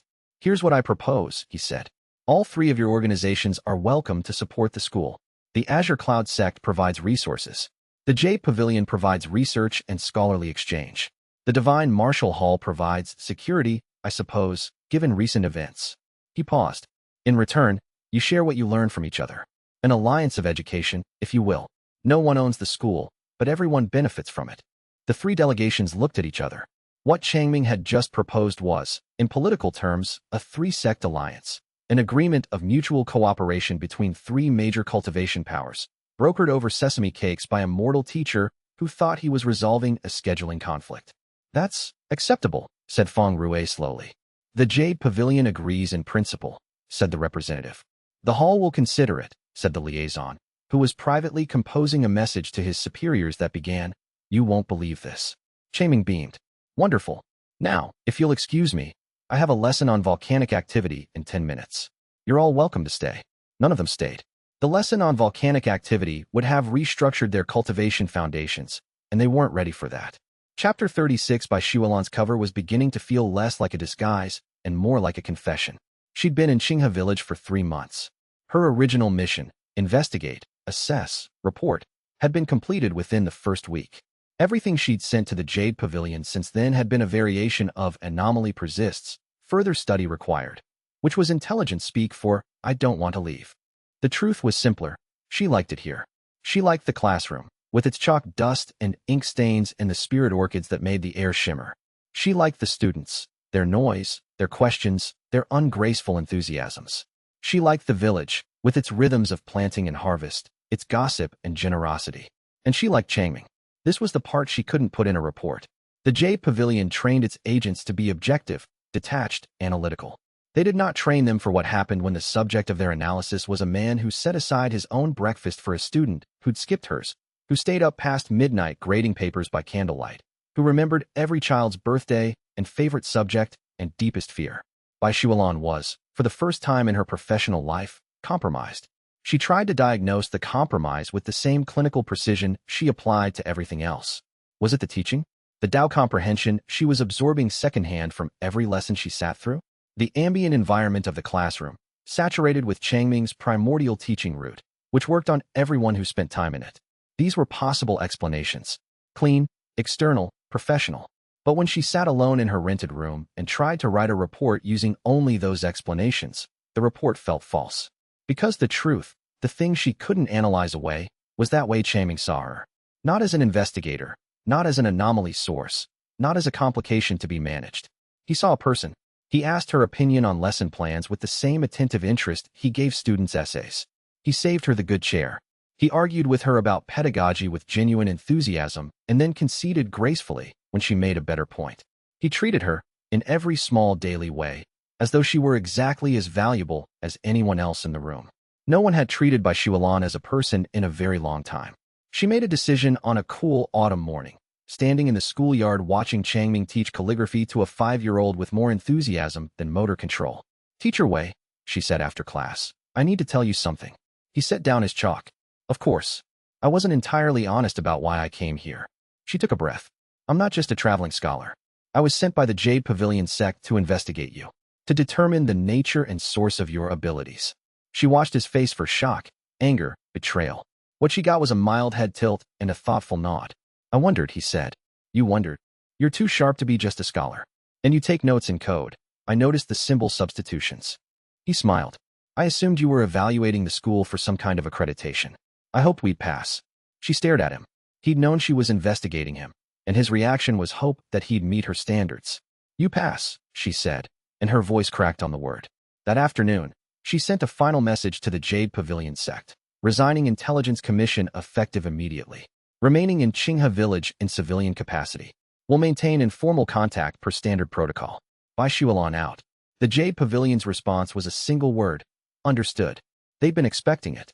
Every agent they'd sent to investigate Wei Changming had either resigned, changed careers, or experienced a fundamental shift in values. The Jade Pavilion's leadership had come to an uncomfortable conclusion. You couldn't observe Wei Changming without being changed by him. He wasn't just an anomaly, he was an infection. A benevolent one, but an infection nonetheless. Xuelan didn't care about institutional analysis. She cared about the look of genuine relief on Changming's face when she told him she was staying. "Good," he said. "The children love your calligraphy lessons." "Just the children?" She'd said it before she could stop herself. Changming blinked. Then, slowly, the kind of smile came to his face that meant he'd understood the question and was choosing his answer carefully rather than reflexively. No, he said. Not just the children. She smiled and accepted the deflection. There would be time. For once, she was in no hurry. Chapter 37. The girl who came to Changming's school, without words, was the girl who would change the world's understanding of silence. Tang Ruoshi was 11 years old, thin as a reed, with enormous dark eyes that saw too much and a mouth that produced nothing. She'd been born mute, not from injury or illness, but from a rare condition that had no name in village medicine and no cure in cultivation practice. Her spiritual roots were active, a rare Yin-type configuration that was theoretically powerful but practically useless without the ability to chant mantras, speak incantations, or verbalize Tao affirmations. Her parents brought her to Qinghe Village School as a last resort. 3 sects had turned them away. A mute cultivator is a crippled cultivator, one elder had said. She'll never advance past Qi gathering. Changming met them at the schoolhouse door. Ruoshi's mother was crying. Her father was stoic and ashamed. Ruoshi stood between them, expressionless, already armored in the practiced blankness of a child accustomed to rejection. She can't speak, her father said bluntly. Born that way. We heard you work miracles. I don't work miracles, Changming said. I teach. And teaching doesn't require the student to speak. He knelt down to Ruoshi's level. She looked at him with those enormous eyes, wary and watchful. Hello, Ruoshi. I'm Teacher Wei. Do you understand me? She nodded once. Good. Can you write? She held up her hand and wiggled it, sort of. We'll work on that. Can you hear? A nod. Then we're going to be fine. He stood and addressed her parents. Leave her with me. Visit whenever you like. I'll make sure she's fed, housed, and learning. The parents left with a mixture of hope and guilt. Ruoshi watched them go without expression, then turned to Changming with a look that said, very clearly, now what? Now, Changming said, we invent a language.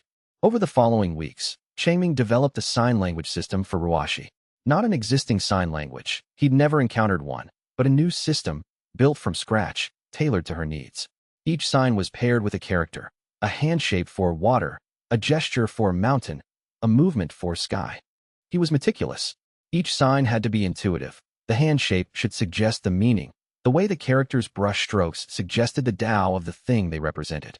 Mountain was 2 fists pressed together, knuckles rising like peaks. Water was a flowing motion of the fingers, descending and curving. Fire was rapid, flickering finger movements, like flames dancing. What Changming had unknowingly created was a system of primordial runes, gesture-based Tao expressions that predated written language entirely. In the cultivation world's most ancient texts, the primordial runes were referenced as the fingers of creation, a legendary gestural language through which the first beings communicated pure Tao intent before words existed. Every sign Changming taught Ruoshi was a primordial rune. The effect on Ruoshi was not what anyone expected. She didn't awaken Qi, though her spiritual roots were active. She didn't develop combat techniques or cultivate in any traditional sense. Instead, she began to perceive things that no one else could see. It started small. She pointed at empty corners of the room and made the sign for person. She stared at specific spots in the village and signed old and sad. She woke at night and signed frantically in the dark, as though conversing with someone invisible. Old Man Gu, when Changming described this behavior, went very still. She's seeing spirits, he said. Ghosts. The dead. Is that possible? Yin-type spiritual roots have a natural affinity with the spirit world. But communicating with ghosts requires a medium technique. Years of training, complex rituals, specialized tools. She's doing it with hand signs. With the signs I taught her. Yes. Gu's voice was carefully neutral. The signs you invented. For communication. They're enabling her to communicate with the dead. Changming sat with this information for a long time. Then he said, is she frightened? She doesn't seem to be. Then I'll keep teaching her signs. If she can hear people that no one else can hear, the least I can do is give her the language to understand them. Within a month, Tang Ruoshi was the most accomplished spirit medium in the cultivation world, though no one outside the village knew it yet. She conversed with the dead the way other children conversed with friends, casually, naturally, as though the boundary between life and death were a polite convention rather than an absolute law. She was also, Changming noted with quiet pride, excellent at calligraphy. Her brush strokes were precise and beautiful, shaped by the same gestural awareness that made her signs so effective. Ruoshi, he said one afternoon, after she'd shown him a particularly elegant character for peace, you have a remarkable gift. She signed back. You gave it to me. He shook his head. I gave you letters. You made them into something more. She smiled, the first genuine smile anyone had seen on her face since she'd arrived. In the corner of the room, where Changming couldn't see, 3 translucent figures, ghosts of long-dead villagers, smiled too. What Changming had given her, without knowing it, was a voice. Not a literal voice. She still couldn't make sounds, still moved through the world in the particular silence of someone accustomed to being overlooked because the world defaulted to noise. But a voice in the deeper sense. A means of saying things that mattered, a way of being heard by beings who could hear her, a language that made her not absent from the conversation, but present in a way no one else could be. She used it carefully. The ghosts she spoke with had been dead for years, decades, sometimes centuries, and they carried the weight of that. The grief of unfinished things, the regret of words unspoken, the particular ache of lives interrupted before they reached their natural end. Ruashi listened to them with the full attention Changming had shown her was what attention meant. She didn't rush them, didn't correct them, didn't offer solutions they hadn't asked for. She witnessed, which was the thing they most needed and received least. Changming, watching her across the classroom from time to time, couldn't see what she was doing with the empty corners of the room. But he could see what it did to her face, the quality of presence she brought to those invisible conversations, the same quality he tried to bring to his own teaching. He recognized the posture of genuine listening. He'd taught it, as he taught most things, without naming it directly. She had made it entirely her own. He wrote in his notebook that evening, Ruashi, exceptional listening skills.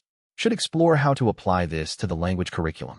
In the margin, later, he added, she sees things I don't. Best to trust her judgment about what she encounters. He left that note there, visible, so that she would see it during his next lesson review session. She did. She folded it into a small square and kept it in her pocket. Chapter 38 Duan Mo came to Qinghe village in person. He wore the robes of a wealthy merchant, silk, but not too fine, with jade accessories that suggested prosperity without screaming power. His cultivation, Tao manifestation peak, was suppressed to the point of undetectability. To anyone without heavenly emperor-level perception, he appeared to be exactly what he pretended, a successful businessman with an interest in philanthropy. The real Duan Mo was one of the most dangerous cultivators on the continent. The Blood Lotus sect's methods were built on his innovations. Techniques for extracting spiritual energy from living cultivators, formations that trapped and drained nascent souls, pills refined from the spiritual essence of the dying. He was brilliant, ruthless, and absolutely convinced that power was the only currency that mattered. His spy's fate had shaken him. The destruction of his spirit-severing elder's cultivation base during the night attack had alarmed him. The tournament debacle, still months in the future, would enrage him. But today, he came not to fight but to understand. He arrived at the school during lunch and introduced himself as Merchant Duan. Changming, ever welcoming, invited him to eat. The village is charming, Duan Mo said, accepting a bowl of congee. Reminds me of where I grew up. Did you grow up in the mountains? In the plains, actually. But the feeling is the same. Small community, everyone knows everyone. The kind of place where people look out for each other. He was lying, of course. He'd grown up in a Blood Lotus training compound, where looking out for each other meant identifying the weakest child so the rest could steal their food. But the lie came easily, it always did. I've heard about your school, Duan continued. Remarkable things.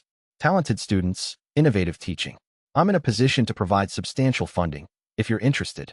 Changming's eyes lit up. That's very generous. We're always looking for, but first, I'd like to understand your methods.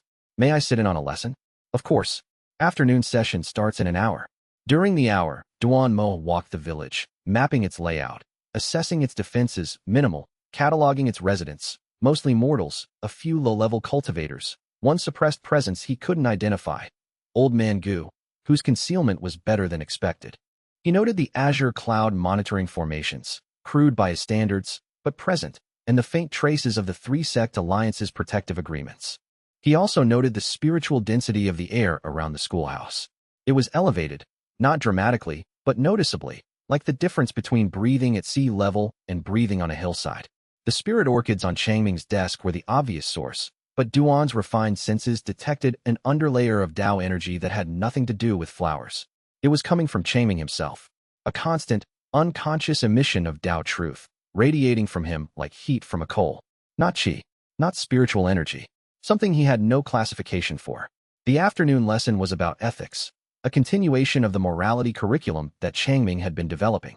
Duan sat in the back, posture relaxed, mind sharp. The lesson was about trust. Trust, Changming said, is the most expensive thing in the world. Not because it's rare, it's everywhere. Children trust easily. Animals trust instinctively. Even strangers trust each other enough to walk the same road.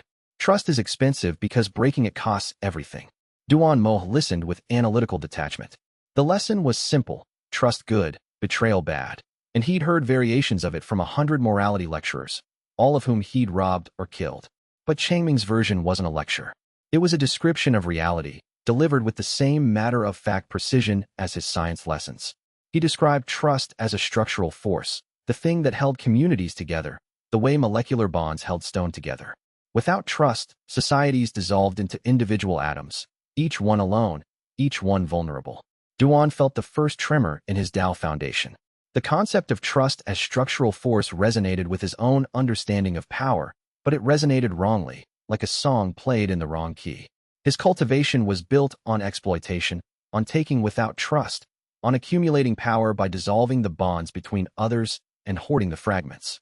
Changming's lesson suggested that this approach was not just immoral, but structurally unsound. Like building a tower by stealing bricks from the foundation. The tremor deepened. After the lesson, Duan excused himself and walked to a quiet corner of the village. He needed to test something. Carefully, with the precision of a Tao manifestation cultivator, he activated a soul-reading technique, a blood lotus specialty that allowed him to read the surface thoughts and spiritual composition of a target. He directed it at Changming, who was 20 paces away, erasing the chalkboard. The technique made contact with Changming's consciousness and hit something. Duan's own consciousness recoiled. What his soul-reading technique encountered inside Wei Changming was not a mortal mind. It was an abyss, vast, luminous, and utterly incomprehensible. The primordial teaching Tao root, invisible to external spiritual scans but impossible to miss from the inside, manifested as an ocean of pure Tao truth so deep and so vast that Duan's Tao manifestation perception couldn't find the bottom. He staggered. His knees buckled. He caught himself on a fence post and gasped, his eyes streaming. For 3 heartbeats, Duan Mo, master of the Blood Lotus sect, a man who had murdered hundreds, tortured thousands, and built an empire of spiritual exploitation, was a frightened child staring into something so much bigger than himself that his entire identity seemed like a candle flame beside a sun. Then it passed. He straightened, wiped his eyes, and walked out of the village without saying goodbye. He reached his sect 3 days later. He locked himself in his chambers and did not emerge for a week. When he finally opened the door, his face had changed. He couldn't describe how, but his reflection looked different. Older, more honest. He still didn't understand what Changming was, but he no longer believed the teacher could be captured, extracted, or exploited. Whatever was inside Wei Changming was bigger than power. And for the first time in Duan Mo's life, that wasn't a challenge. It was a fact.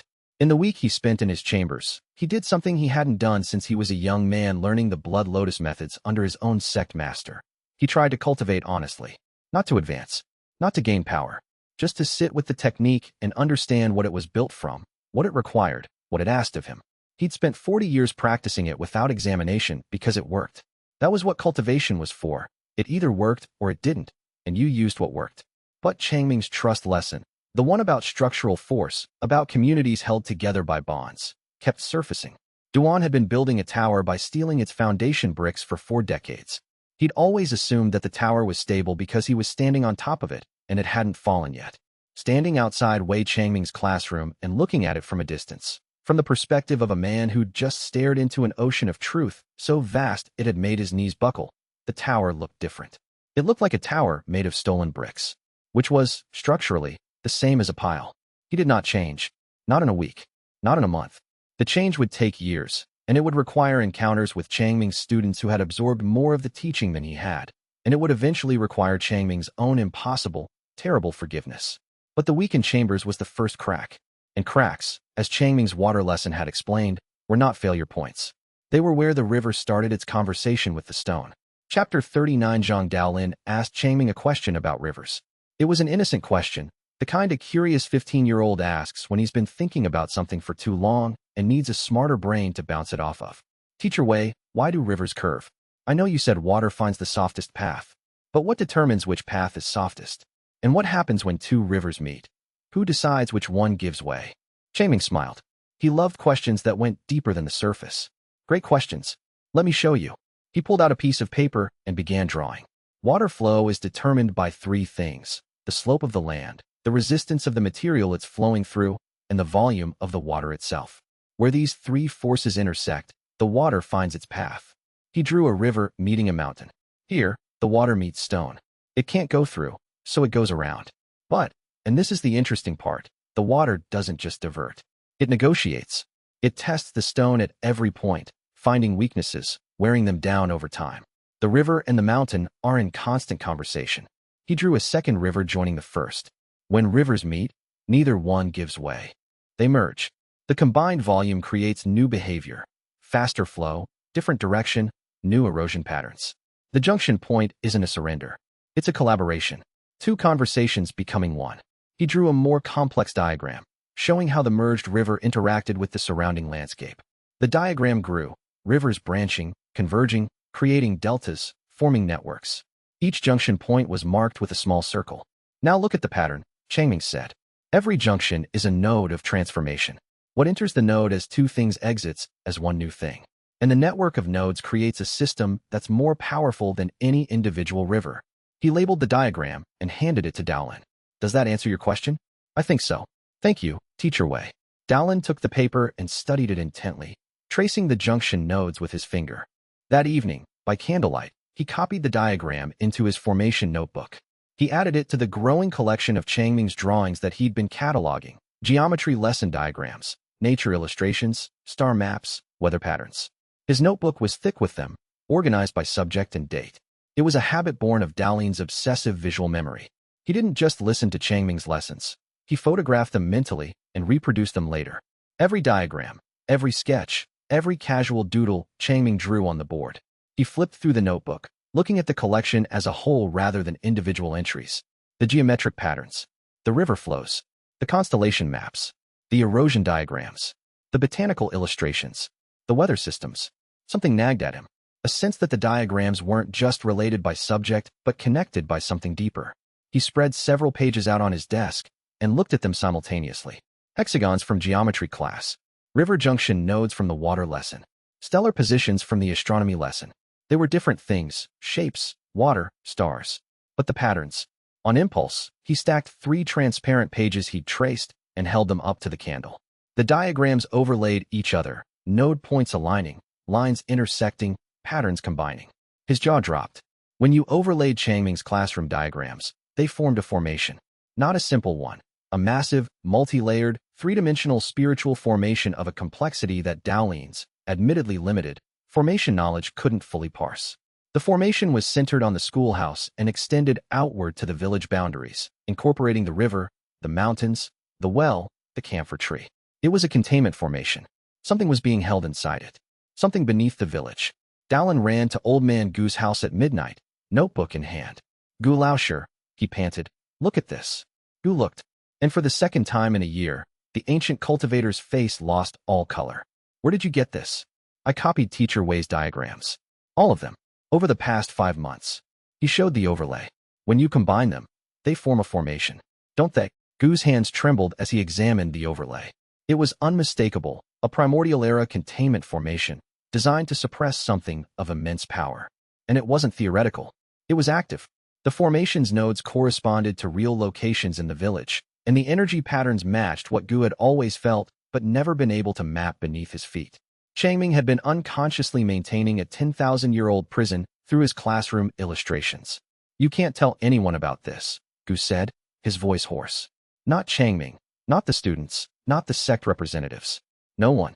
But what is it containing?"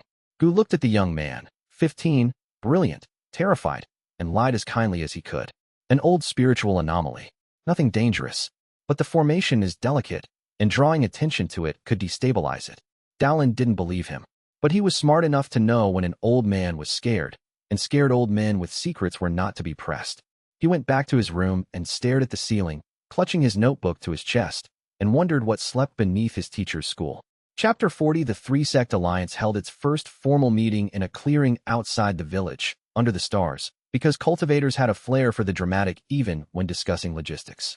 Representatives from all 3 sects attended: Feng Rue for Azure Cloud, a new envoy named Mei Siu for the Jade Pavilion, by Xuelan having recused herself, and a formation specialist named Zhou Can for the Divine Martial Hall.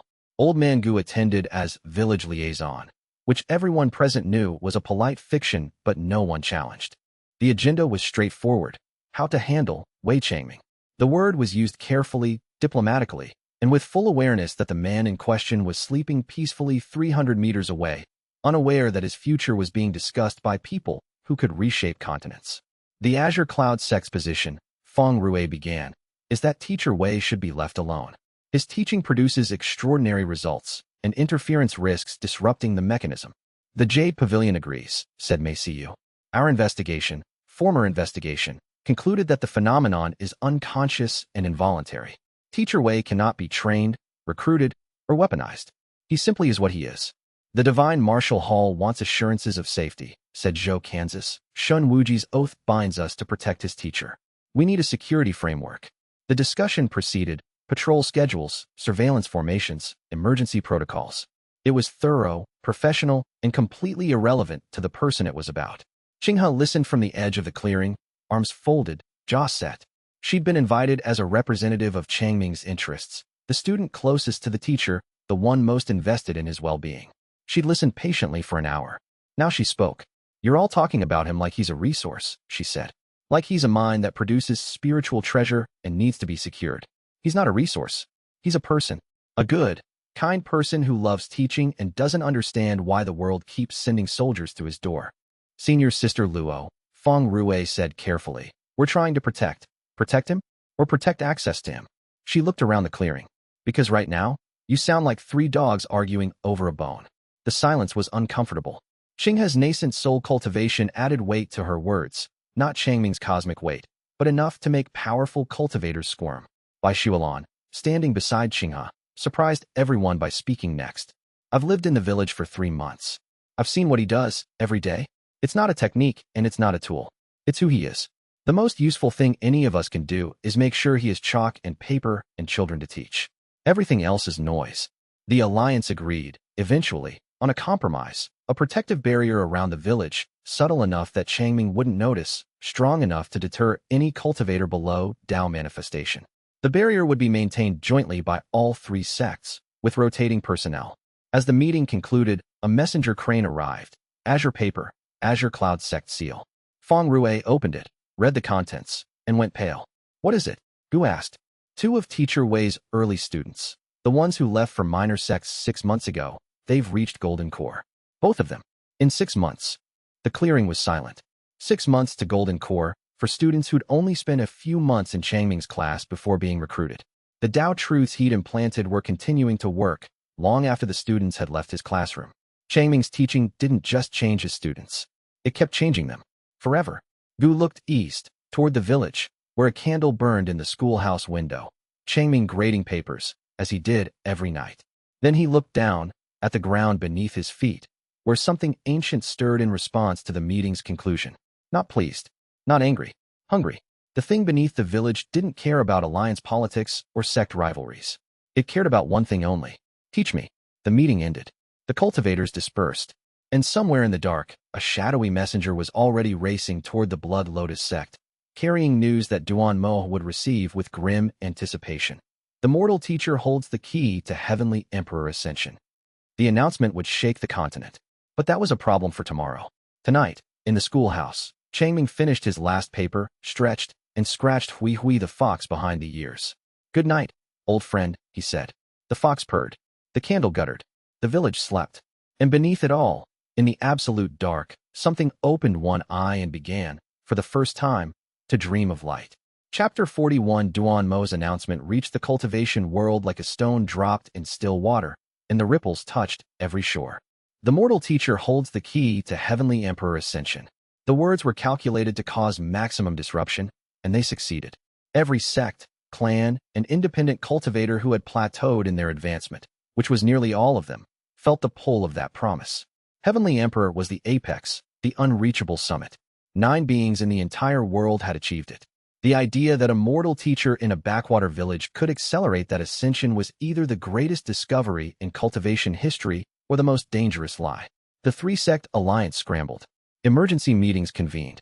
Communication jades burned with frantic messages.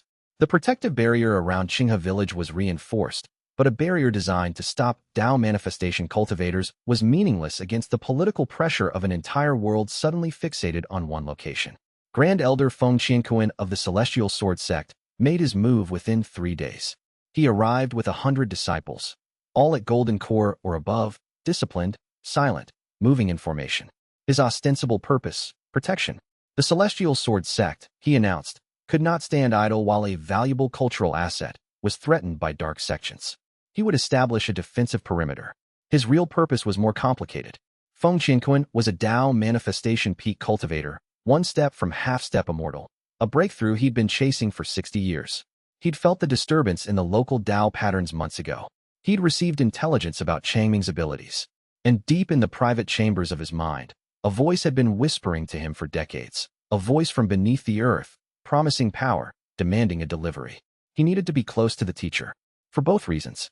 Changming saw the 100 armored cultivators setting up camp in the fields outside the village and came to the obvious conclusion. Is this a martial arts school? He asked by Xuelan. On a field trip? Something like that, she said, her expression tight. Wonderful. I should offer to host a joint class. Cultural exchange is valuable. Before Xuelan could stop him, Changming walked out to the Celestial Sword encampment and introduced himself to the nearest officer. Good morning. I'm Teacher Wei. Welcome to Qinghe Village. If any of your students would like to sit in on our lessons, they're very welcome. The officer, a golden core cultivator named Captain Zhao, had been briefed on Changming. He knew the teacher was mortal, harmless, and under no circumstances to be offended. He also knew that sitting in on lessons could restructure his cultivation. That's very kind, Teacher Wei. I'll pass along the invitation. Feng Qianquan heard about the invitation within the hour. Where most sect leaders would have ignored a mortal teacher's hospitality, Feng saw opportunity. He disguised himself as a humble scholar, Scholar Feng, and accepted. I've always been interested in pedagogy, he told Changming, bowing with precisely calibrated deference. A fellow educator. Excellent. Please, sit anywhere. Chapter 42. Feng Qianquan's first lesson in Changming's classroom changed him. Not immediately, not dramatically, but the foundation cracked. The lesson was about erosion, how wind and water shaped mountains over millennia, wearing away stone particle by particle. Erosion isn't destruction, Changming said. It's revelation.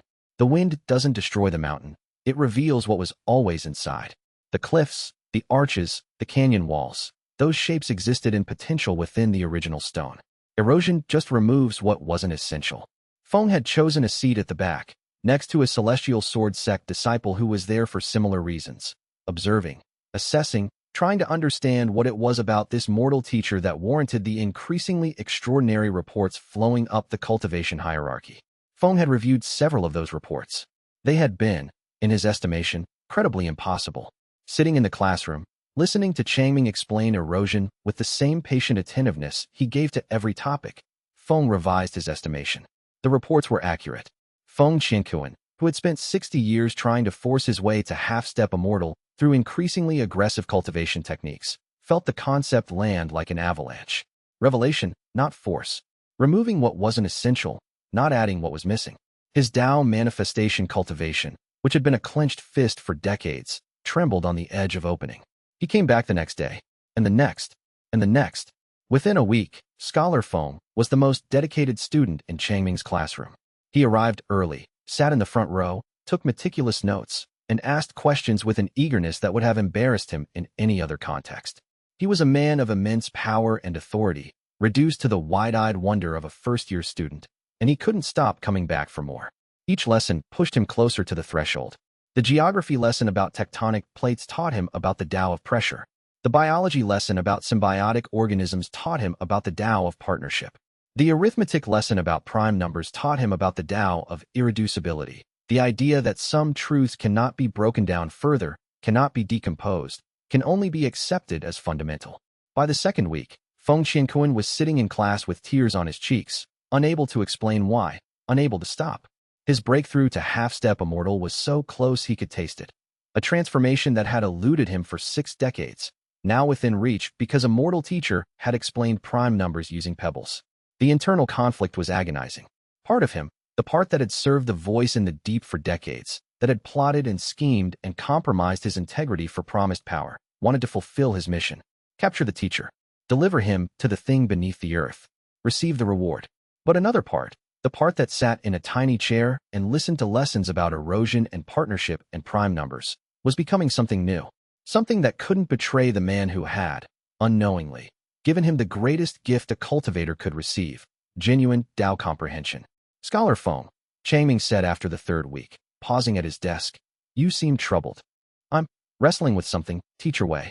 A decision. Tell me about it. I've been loyal to someone for a long time. Someone who promised me something I wanted very badly. But I'm beginning to think that what I want has changed, and the person I was loyal to won't accept the change. Changming sat down. That's a hard position. Do you know what I tell my students about loyalty? What? That loyalty to a person should never override loyalty to who you want to be. If following someone means becoming someone you're ashamed of, the loyalty has become a cage, not a bond. Feng Qianquan sat very still for a very long time. Then he said, Thank you, Teacher Wei. You're welcome, Scholar Feng. That night, alone in his tent, Feng Qianquan made a decision that would reshape the politics of the cultivation world. He chose the teacher over the voice in the deep. He didn't know yet what that would cost him, but for the first time in decades, his conscience was quiet. He lay on his cot in the darkness and ran through the decision once more, not looking for a reason to change it, but testing it. The voice in the deep had contacted him 60 years ago and offered half-step immortal cultivation in exchange for delivering the teacher. He'd agreed without hesitation, because 60 years ago he'd been a different man, a man who measured everything in power gained and power owed. The lesson about prime numbers came back to him, numbers that could not be decomposed further, numbers that were what they were, irreducibly, despite any pressure to be otherwise. He thought, I am a different man now. That is a fact as irreducible as any prime number. I cannot deliver Changming because I am no longer the man who would do that. The promise I made was made by someone who no longer exists. It was, he thought, the most honest thought he'd had in 60 years. His half-step immortal breakthrough came in the night, quietly, without fanfare. His cultivation opened like a lock whose key had finally been cut to the right shape.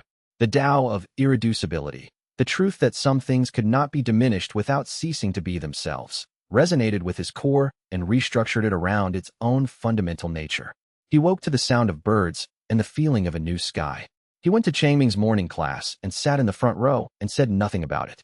Changming gave him a look that said he'd noticed something was different, and then returned to the lesson about seasonal weather patterns, which also contained, without Changming knowing it, a complete map of the Tao of cycles. Feng copied it into his notebook. He had been keeping notes for 3 weeks. He intended to keep them for the rest of his life. Chapter 43 Luo, Xinghe reached spirit severing at the age of 13. The breakthrough happened during a sparring session at the Azure Cloud sect, where she'd been training between her monthly village visits. Her opponent was a nascent soul elder, 300 years old, a veteran of 2 sect wars, the kind of cultivator who measured experience in centuries. He lasted 40 seconds. Xinghe's combat style had become something that no one at the sect could categorize. It wasn't traditional sword arts, though she used a sword. It wasn't orthodox qi manipulation, though her qi control was flawless. It was calligraphy, Changming's brushwork, translated into martial technique. Each sword stroke was a character, each sequence a sentence, each battle a poem. The elder attacked with a combination of nascent soul techniques, qi blades, spiritual pressure, formation traps. Xinghe wrote, whined, with her sword and his qi blades scattered like leaves. She wrote, mountain, and his pressure broke against an immovable wall of condensed intent. She wrote, transformation, and his formation traps unraveled, their energy redirected into harmless spirals. Then she wrote a character that didn't exist in any script, a character she'd invented, combining water's flow, fire's intensity, and earth's permanence into a single stroke. Her nascent soul shattered and reformed in the same instant. Where a golden sphere had been, now stood a sword of pure intent, severing her connection to imperfection and ascending her to spirit severing. The Azure Cloud sect went silent. Word spread within hours. The youngest spirit severing cultivator in the sect's history, 13 years old, trained by a mortal teacher who thought she was good at calligraphy. What made it stranger was what happened after the sparring match. The elder, regaining consciousness with his cultivation base intact, but his pride considerably less so, asked her what that final stroke had been. The character she'd invented. He had never seen it. Xinghe thought about it. I don't know what it would be in standard script, she said. In Changming Laoshir's lessons, we sometimes draw what something means instead of what it is. The character means becoming what you were always going to be. He used it once to explain how rivers know where the sea is.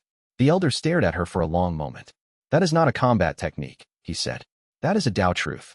Those are the same thing, Qinghe said, and the certainty in her voice was not arrogance. It was the certainty of someone who had simply never been taught otherwise. The sect master formally acknowledged her as the sect's greatest prodigy. The announcement was public, unprecedented, and terrifying to every power structure in the cultivation world, because it raised an obvious question. If one of Changming's students could reach spirit severing at 13, what would she be at 20? At 30? At 100? Qinghe accepted the recognition with the grace of someone who'd been taught humility by a man who genuinely practiced it. She bowed to the sect master, thanked her teachers, and said, I owe everything to Teacher Wei's lessons. If the sect wishes to honor me, honor him. The sect did not know how to honor a mortal teacher. They sent more chalk. Changming, receiving the delivery, wrote a thank you note expressing that the chalk was very high quality and he was grateful, and asked if it was possible to also send line practice paper. The sect, who had prepared a formal honor ceremony, received this note with an emotion that fell somewhere between profound exasperation and reluctant affection. Chapter 44. The incident with the formation happened during a thunderstorm. Rain hammered the village in sheets, turning paths to mud and filling the schoolyard with puddles. The classroom's new tile roof held, barely, but water leaked through 3 spots, and the students were restless, cooped up indoors with the smell of wet earth and the crack of lightning. Zhang Daolin, who was supposed to be writing an essay on seasonal migration patterns, was instead doing what Daolin always did when bored, doodling geometric patterns. His notebook was open on his desk, covered in his usual tessellations, hexagon triangle mosaics, interlocking spirals, radial designs. Beside the notebook lay a pile of thin bamboo sticks he'd been using as straight edges. As the rain intensified, he absently arranged the sticks in his standard hexagonal pattern while staring out the window. A leak dripped directly onto his essay. Oh, come on, Daolin muttered. He looked at the wet spot with annoyance, looked at his stick arrangement, and thought, I wish this thing kept water out. The formation activated. A dome of shimmering blue-gold light sprang from the bamboo sticks, covering Daolin's desk and approximately 8 feet of surrounding floor. Rain that had been leaking through the roof hit the dome and slid off, channeled neatly to the edges. The entire classroom turned to stare. What? Said Chen Bao. How? Said Fan Wei. Cool, said a first-year student. Changming looked at the dome, looked at Daolin, and looked at the dome again. Daolin, did you just make an umbrella out of sticks? I think so. That's very impressive. Can you make one for the whole classroom? These leaks are a nuisance. Daolin, operating on instinct and geometry rather than understanding, expanded his stick arrangement. The dome grew, pulsed, and enveloped the entire classroom. Every leak sealed. The rain outside became a muted drum, water sliding off an invisible barrier. From the spiritual perspective that Daolin couldn't see and Changming couldn't perceive, the formation was breathtaking. A Tier 7 defensive array, built from bamboo sticks, activated by unconscious Tao intent, covering an area large enough to protect a small building from Tao manifestation-level attacks. The energy patterns were primordial-era architecture, formations that predated modern formation theory by millennia. Every cultivator in the 3-sect alliance perimeter felt the activation. It was like a searchlight switching on in a dark room. Communication jades erupted. Tier 7 formation activation in the schoolhouse. Source is a student. 15-year-old. Using sticks. Did you say sticks? Feng Qianquan, in his tent, felt the formation's resonance and recognized it with a jolt. Primordial-era design. The same architecture he'd encountered in ancient ruins, formations so old they were carved into stone by people who'd lived before sects existed. He walked through the rain to the schoolhouse and peered through the window. Inside, Changming was cheerfully teaching his lesson under a formation dome that could have withstood a heavenly emperor's casual strike, while a teenager adjusted the arrangement of sticks to optimize coverage. Feng Qianquan leaned against the wall and laughed. It was a hollow, wondering laugh, the laugh of a man watching the impossible become mundane. Old Man Gu arrived 10 minutes later, looking harried. Can you deactivate it? Gu asked. Why would I? Feng replied. It's a better defensive formation than anything my sect has in its archives. It's drawing attention. The village is already the center of the world's attention. One more formation won't matter. Feng paused. But we should probably teach the boy some discretion. Gu agreed. After the lesson, he quietly removed 3 sticks from Daolin's arrangement, collapsing the formation. Changming noticed the dome vanish and said, must have been static electricity. No one corrected him. Chapter 45 by Xuelan chose a quiet afternoon to make her confession complete. She found Changming in the schoolyard, sitting on the bench beneath the camphor tree, reading a volume of the Natural History Encyclopedia. The tree had grown considerably since the spirit orchids had turned the classroom into a spiritual nexus. Its canopy was broader, its leaves greener, its bark humming with a faint warmth that attracted students and spiritual beasts alike. "Teacher Wei," she said. "May I sit?" Of course. She sat. She'd rehearsed this conversation 17 times. Each rehearsal had gone poorly, because she kept trying to be analytical about something that wasn't analytical. "You know I was sent here as a spy," she said. "You mentioned it. I want to tell you the whole truth.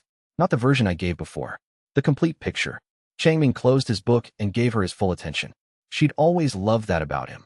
When he listened with his entire being. "The J Pavilion sect isn't a scholarly organization," she said. "It's an intelligence service. We gather secrets, analyze threats, and provide information to allied sects in exchange for political leverage. I was their best investigator. I was sent here to determine whether you were a threat, a weapon, or a resource, and to recommend a course of action." Changming's expression didn't change. He was listening, not judging. "I completed my assessment within a week. My recommendation was going to be, classify as unprecedented phenomenon, establish permanent surveillance, prepare contingency plans for containment if necessary." She swallowed. "Containment? Of a man who teaches children calligraphy. And now I've resigned. Officially. Not because I was ordered to, because I can't do this anymore. I can't watch you teach and then write reports that reduce you to a classification." She looked at her hands. "I've spent 20 years turning people into data. You turn data into people. I want to do what you do." Changming was quiet for a moment. Then he said, "When you teach the calligraphy class, do you enjoy it?" The question caught her off guard. "Yes, very much." "Do the children learn from you?" "They seem to." "Then you're already doing what I do." He smiled.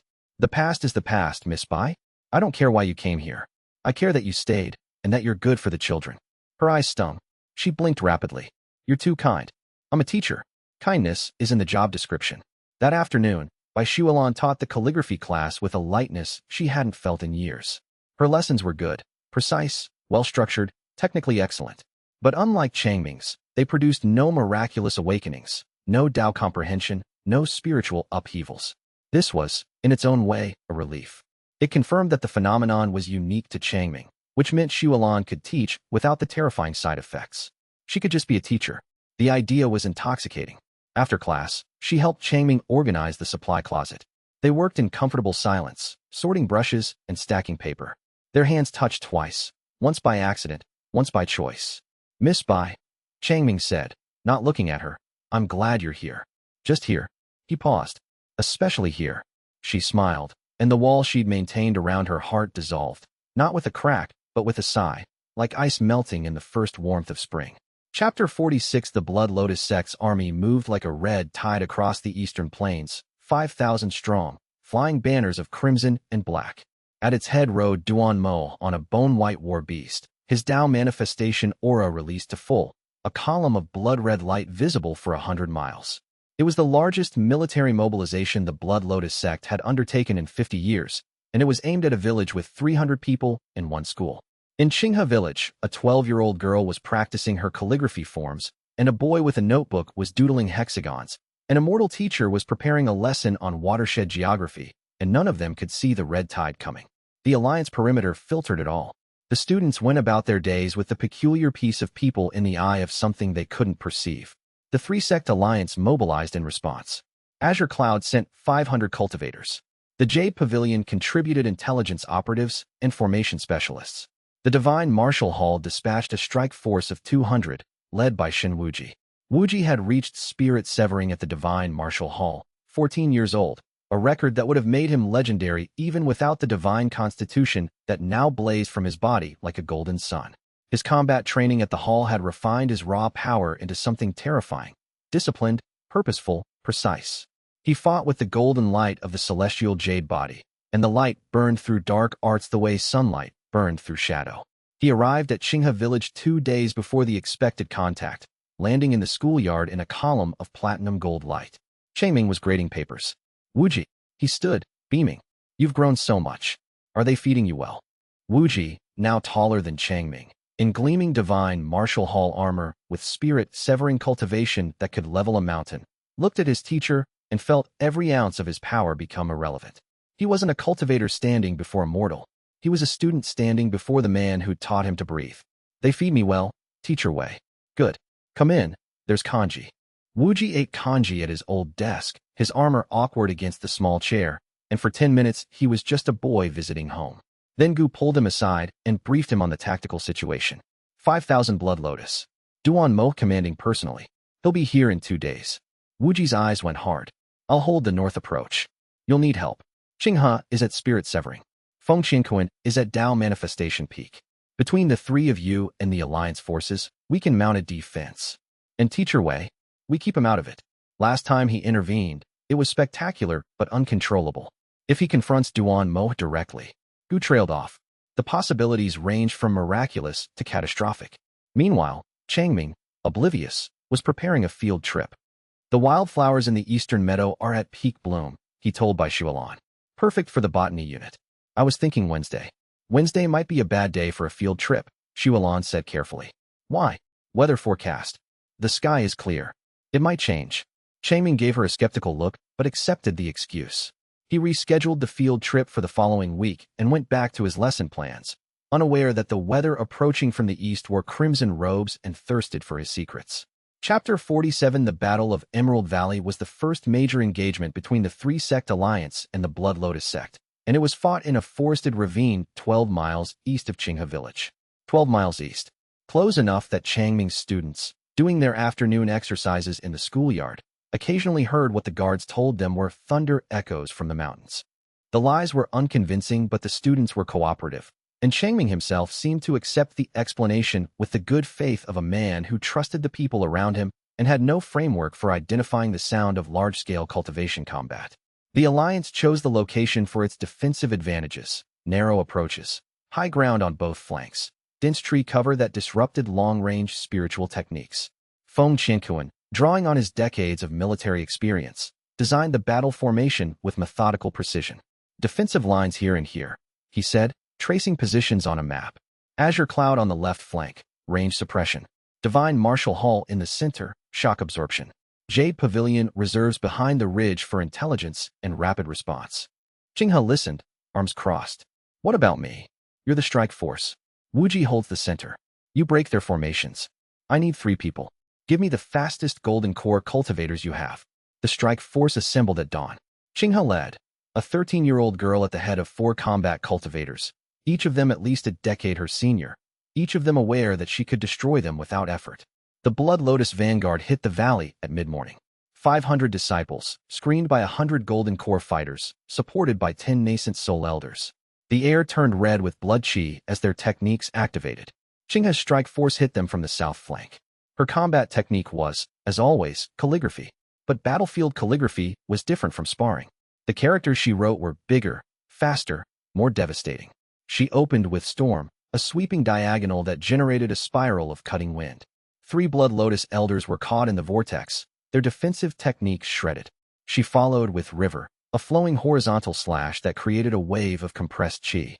The wave tore through the Blood Lotus formation like water through sand, scattering disciples and disrupting their coordinated attacks. Then she wrote Mountain. The character manifested physically, a wall of condensed Dao intent, 20 feet tall, blocking the valley's southern approach. The Blood Lotus vanguard slammed into it and stopped cold. Their techniques splashed against the mountain character like rain against stone. Qinghe stood atop the manifestation, sword in hand, and her spirit-severing aura unfurled in full.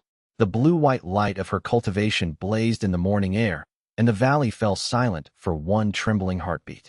My name is Luo Qinghe, she said, her voice carrying with spiritual reinforcement. Student of Wei Changming. Leave, or stay and learn what his calligraphy lessons teach. 14 Blood Lotus disciples surrendered on the spot. Not from cowardice, from recognition. They'd heard the name Changming. They'd heard about the teacher whose students transcended their limits. And facing a living example of that teaching, blazing with Tao comprehension that dwarfed their own, surrender was the rational choice. The rest fought. They lost. The Battle of Emerald Valley lasted 4 hours. The 3-sect alliance, outnumbered but superior in individual cultivation quality, held every position. Qinghe's strike force shattered the Blood Lotus left wing. Wuji's golden light in the center repelled 3 full-scale assaults. Feng Qianquan's formation adjustments neutralized the Blood Lotus elders' coordinated techniques. When the dust settled, the Blood Lotus had retreated, leaving 300 casualties. The Alliance lost 42. It was a decisive victory, and it was, in the eyes of the cultivation world, proof that Changming's students were weapons of unprecedented effectiveness. This was, Changming would have pointed out, entirely the wrong lesson to draw. But no one asked him. Qinghe returned to the village that evening covered in dust and carrying a bloodchy bruise across her left forearm that she hadn't had the attention span to heal yet. She walked into the schoolhouse kitchen, sat at the table, and ate the leftover rice porridge from the pot on the stove without reheating it.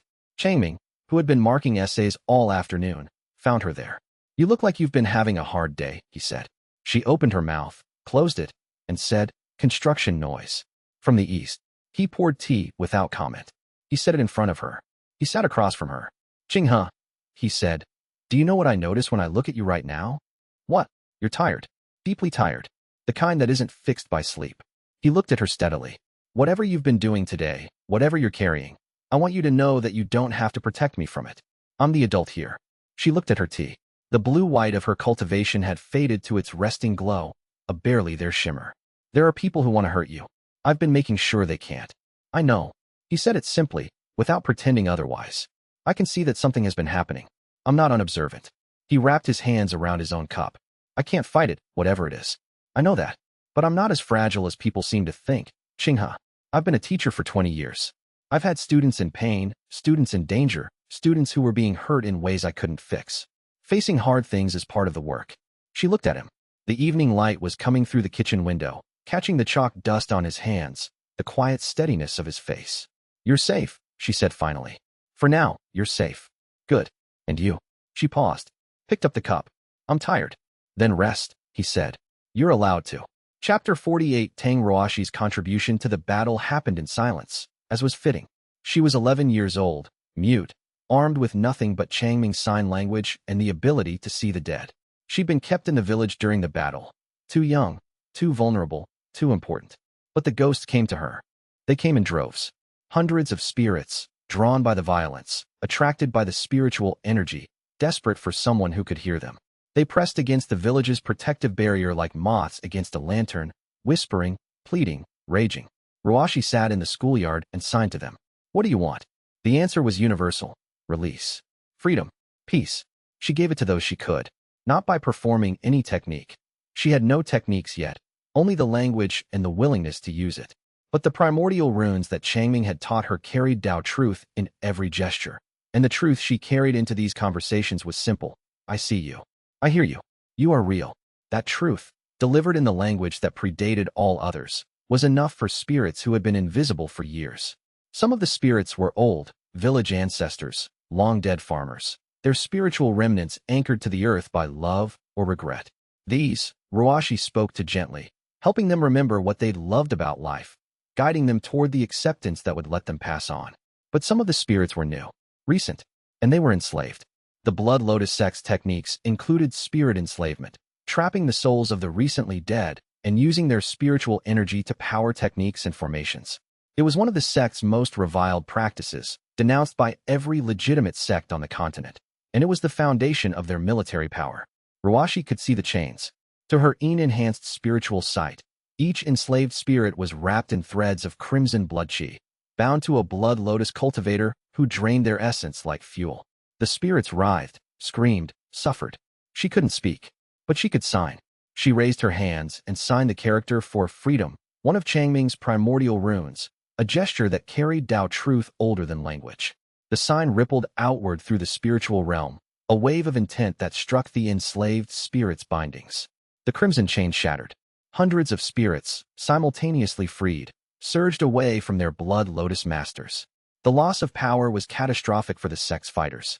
Techniques collapsed mid-execution. Formations fizzled. Cultivators who'd been drawing on enslaved spiritual energy found their reserves drained to nothing in seconds. The battle's momentum shifted in that instant. What had been a hard-fought defensive action became a rout, as depowered Blood Lotus cultivators staggered and the Alliance forces surged forward. On the battlefield, 12 miles from the village, cultivators on both sides felt the shift without understanding its source. The Alliance celebrated a tactical breakthrough. The Blood Lotus cursed equipment failure. In the schoolyard, Ruoshi lowered her hands. The freed spirits swirled around her, grateful, luminous, beginning their journey toward whatever lay beyond. 1. An old woman, perhaps a grandmother, paused and bowed to the mute girl who had given them voice. Ruashi signed back, "Go in peace." Changming, who had been indoors reading and hadn't noticed the spiritual upheaval, stepped outside to find Ruashi sitting alone in the yard. "Ruashi, are you all right?" She looked up and sighed. "I helped some people today." "That's wonderful." "Who?" "People who were trapped. I set them free. I'm very proud of you." He sat beside her. "How did you help them?" She made the sign for freedom, the same gesture that had liberated hundreds of souls. In Changming's presence, it was just a hand movement. But Ruashi knew what it was, and the ghosts knew. And somewhere in the spaces between the living and the dead, the gesture echoed like a bell that would never stop ringing. Chapter 49. Changming's field trip happened despite the war. Not because he was reckless, because he genuinely didn't know the battle was being fought 12 miles away. The Alliance had been meticulous in concealing the conflict from him, routing patrols away from his line of sight, explaining unusual sounds as construction noise from the Celestial Sword sect's perimeter camp. So when Changming announced that the rescheduled botany field trip was happening today, no one could think of a convincing reason to stop him. "The Eastern Meadow," Bai Shualan said, her face carefully neutral.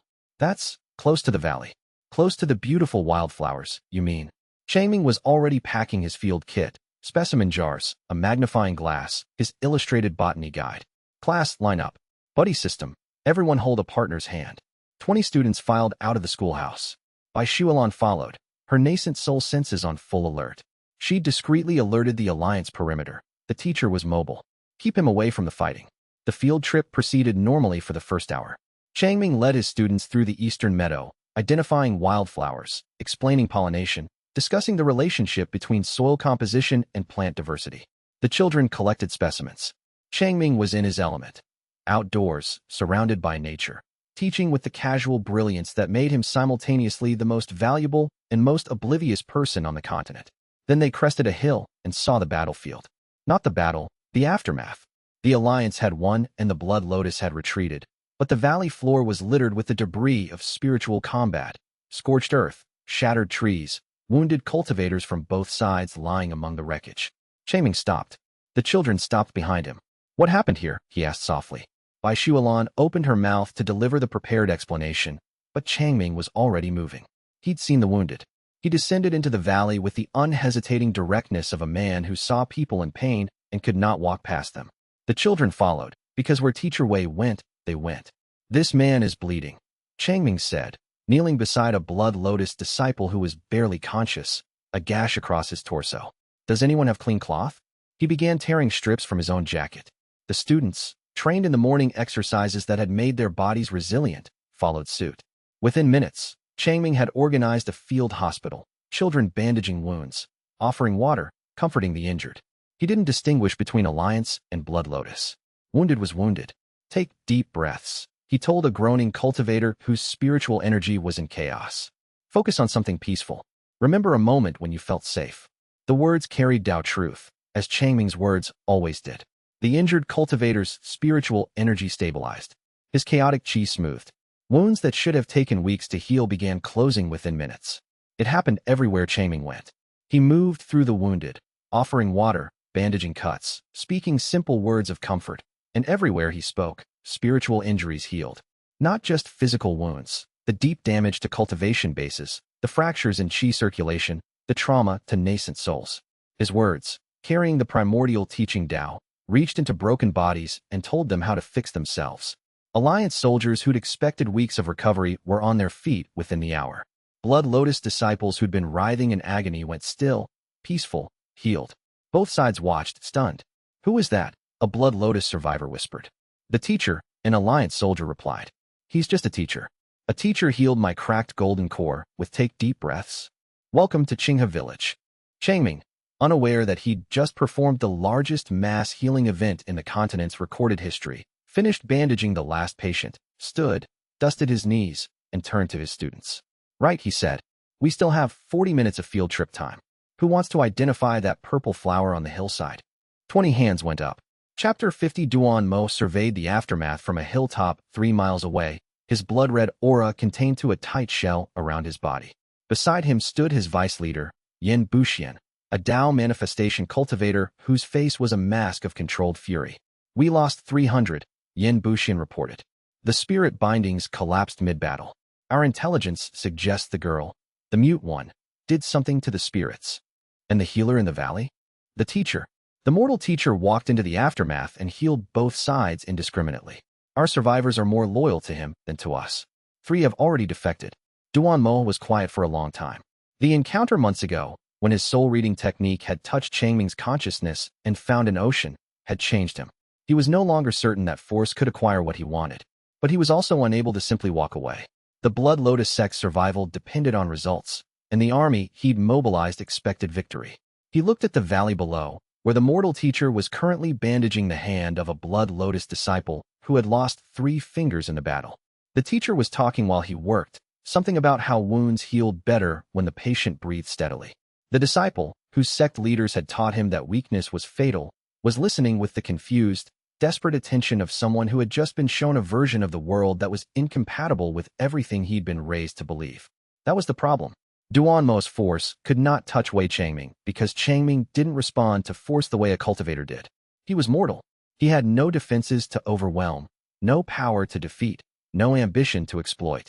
He simply kept being what he was, a teacher, patient and warm and precise, and the people who came to destroy him kept walking away changed. We propose a tournament, he said. A tournament. Formal challenge.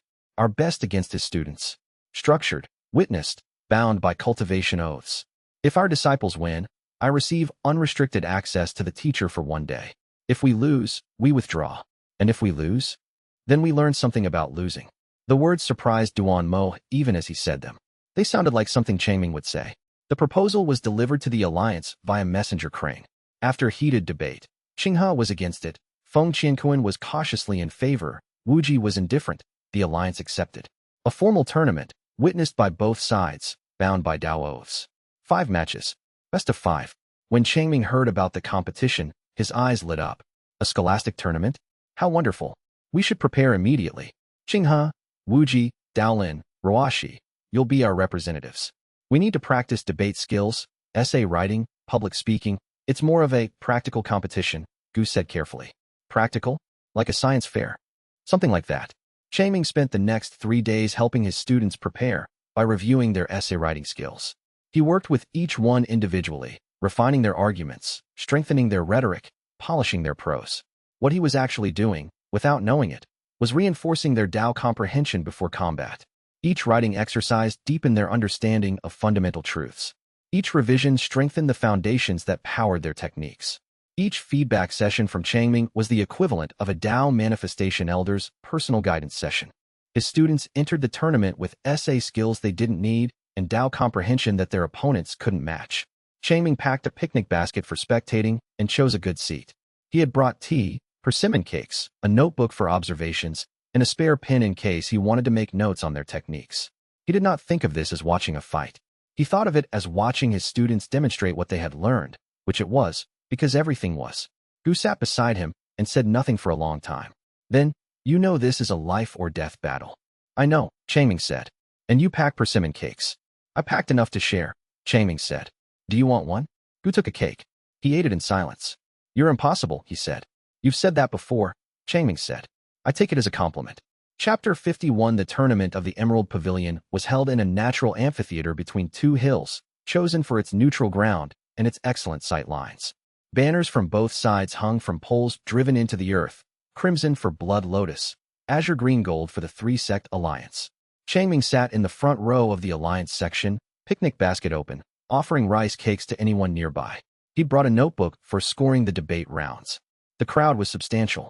Hundreds of cultivators from both sides occupied the hillside seats, along with observers from neutral sects who traveled to watch what promised to be either the most important event of the year or the most bizarre. Most were betting on both. Changming offered a rice cake to the Azure Cloud elder seated beside him. The elder, who was at nascent soul and had spent 30 years developing the kind of cultivator dignity that could withstand most things, accepted the rice cake with a slightly dazed expression. The first match was announced. Zhang Daolin versus Blood Lotus Formation Master Xingui. Xingui was 32, at nascent soul, with 15 years of formal formation training. He was the Blood Lotus sect's premier defensive formation specialist, capable of deploying Tier 5 arrays in combat conditions. His reputation was built on impenetrable defenses that trapped opponents in shrinking cages of blood qi. Dowlin was 15 at foundation establishment with zero formal formation training. He'd learned everything from geometry lessons and sleeping through class. "This is going to be embarrassing," a Blood Lotus spectator murmured. The match began. Shen Gui immediately deployed his signature technique, the Crimson Prison Formation, a cage of interlocking blood qi bars that closed around his opponent like a fist. It was fast, powerful, and had never failed. Dowlin yawned. Then he reached into his pocket and pulled out a handful of pebbles. He tossed them on the ground in front of him, casually, almost lazily, and they landed in a hexagon triangle tessellation pattern. The Crimson Prison Formation hit Dowlin's pebble arrangement and redirected. The blood qi bars, instead of closing, curved. They followed the geometric pathways laid out by the pebbles, looping back on themselves, tangling, knotting. Within seconds, Shen Gui's formation had turned itself into a trap, but not for Dowlin. For Shen Gui, the Blood Lotus Formation Master stood inside his own crimson prison, his blood qi bars curved inward, sealing him in a cage of his own making. The amphitheater was silent. Dowlin scratched his ear. Do you surrender? Because I was going to have a snack during the break, and I don't want to rush." Shen Gui, professional to the last, dissolved his own formation and bowed. "I concede." The alliance section erupted. In the front row, Changming made a note in his notebook. "Dowlin, excellent spatial reasoning. Needs to work on presentation delivery." He genuinely thought it was a debate tournament. From 3 rows back, 2 Celestial Sword Sect observers exchanged a look. The shorter one pulled out a communication jade and began composing an urgent message to Grand Elder Feng Qianquan. "The teacher's students have competition capabilities we have no assessment framework for." First match, Foundation Establishment student neutralized nascent soul formation master in under 30 seconds using pebbles. I repeat, pebbles. Please advise. Chapter 52. The second match pitted Tang Ruoshi against Blood Lotus Spirit controller Shuiying Tao. Shuiying Tao was one of the Blood Lotus sect's elite, a specialist in spirit enslavement who controlled a retinue of 37 bound ghosts, each one a former cultivator whose soul had been captured and chained. He was feared across 3 provinces.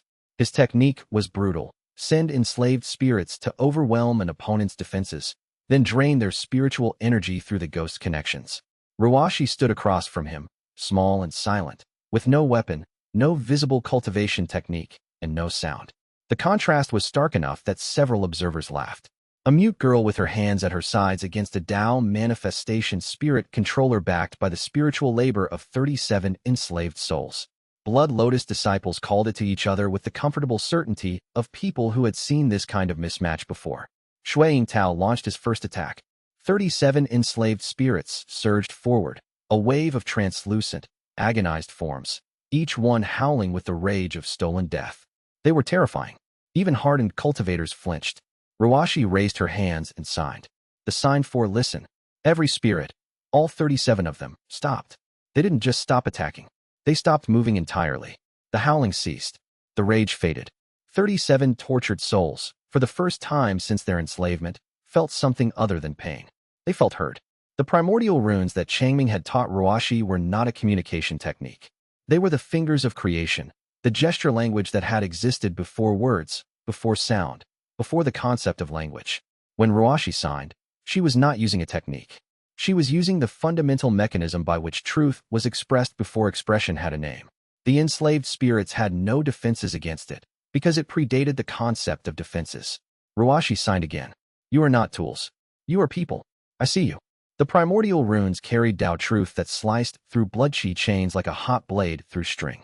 One by one, the bindings shattered. Crimson threads dissolved. Spirits straightened, their translucent forms becoming clearer, more defined, more human. Shuiying Tao felt his power drain. The spirits that had been his weapons were no longer his. They hovered in the air between the 2 fighters, freed, bewildered, turning to face the girl who had given them back themselves. "No," Shuiying Tao said, panic cracking his voice. "Return. I command you." 37 spirits looked at their former master. Then they looked at Ruoshi. The choice was not difficult. They turned on Shuiying Tao. Not violently. They simply stood around him, a circle of freed souls, their combined spiritual pressure bearing down on him with the weight of 37 lifetimes of suffering.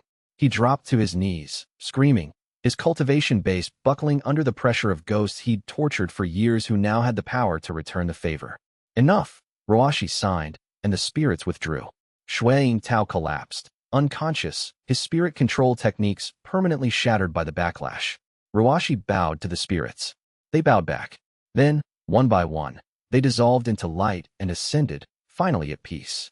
In the front row, Changming clapped enthusiastically and made a note. Ruashi, outstanding communication skills. Very persuasive presentation. Bai Shulan, sitting beside him with the expression of someone who had seen a great many impossible things and was being forced to upgrade her category for impossible, wrote in her own notebook. The primordial runes predate the bindings. Teacher Wei taught her to speak in a language that predates the concept of chains. File under. Approaches that require reclassifying what weapons means. She underlined it twice. The observation gallery had gone very quiet after the spirits rose. Not the silence of shock, the silence of recalibration. Cultivators who had spent decades categorizing power by rank and technique were watching a 12-year-old mute girl communicate in a language that predated the concept of cultivation and finding that their categories did not accommodate her. One of the senior observers, a Tao manifestation elder from a mid-tier sect whose name Bai Shulan didn't know, said, very quietly, to his neighbor, "I've seen combat spirit release before. I've never seen voluntary release. The spirits chose."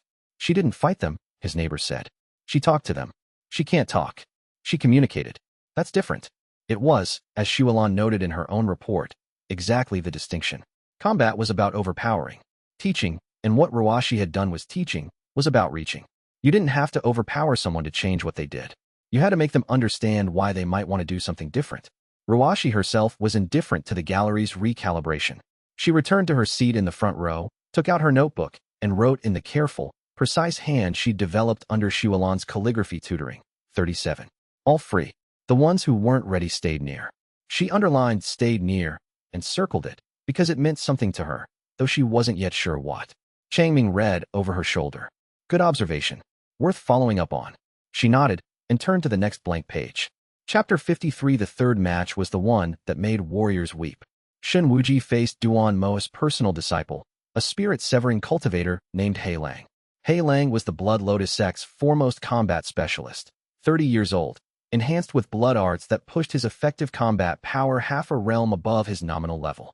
He fought with twin bloodsteel daggers, each one forged in the spiritual essence of dying cultivators, each one capable of severing chi circulation with a scratch. Wuji walked into the arena in his divine martial hall armor, the celestial jade body blazing gold beneath the steel.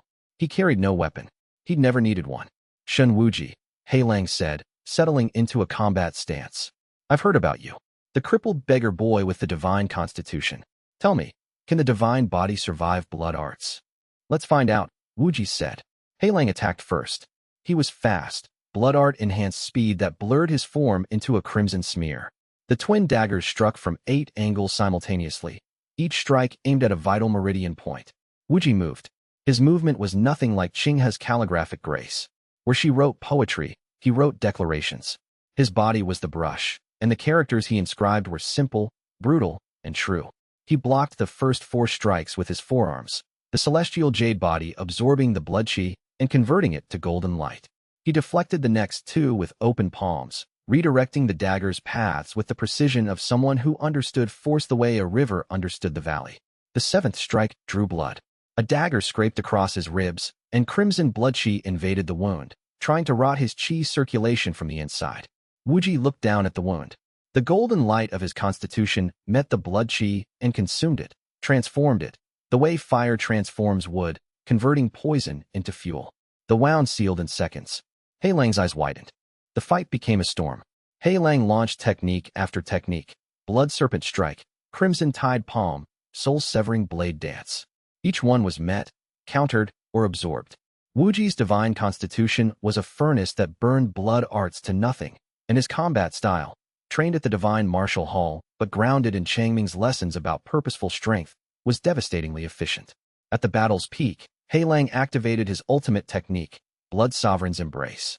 His body erupted in crimson flames, his cultivation surging past spirit severing into a temporary pseudo-Tao manifestation state.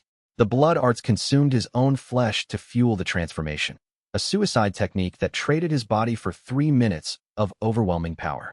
For those 3 minutes, Wei Liang was the most dangerous thing in the arena. He attacked with Tao manifestation force. The ground cratered.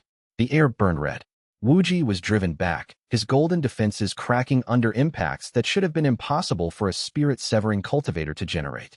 At the critical moment, Wei Liang's bloodsteel dagger aimed at Wuji's heart, crimson flames roaring, the crowd holding its breath. Wuji remembered. Strength without purpose is a river without banks.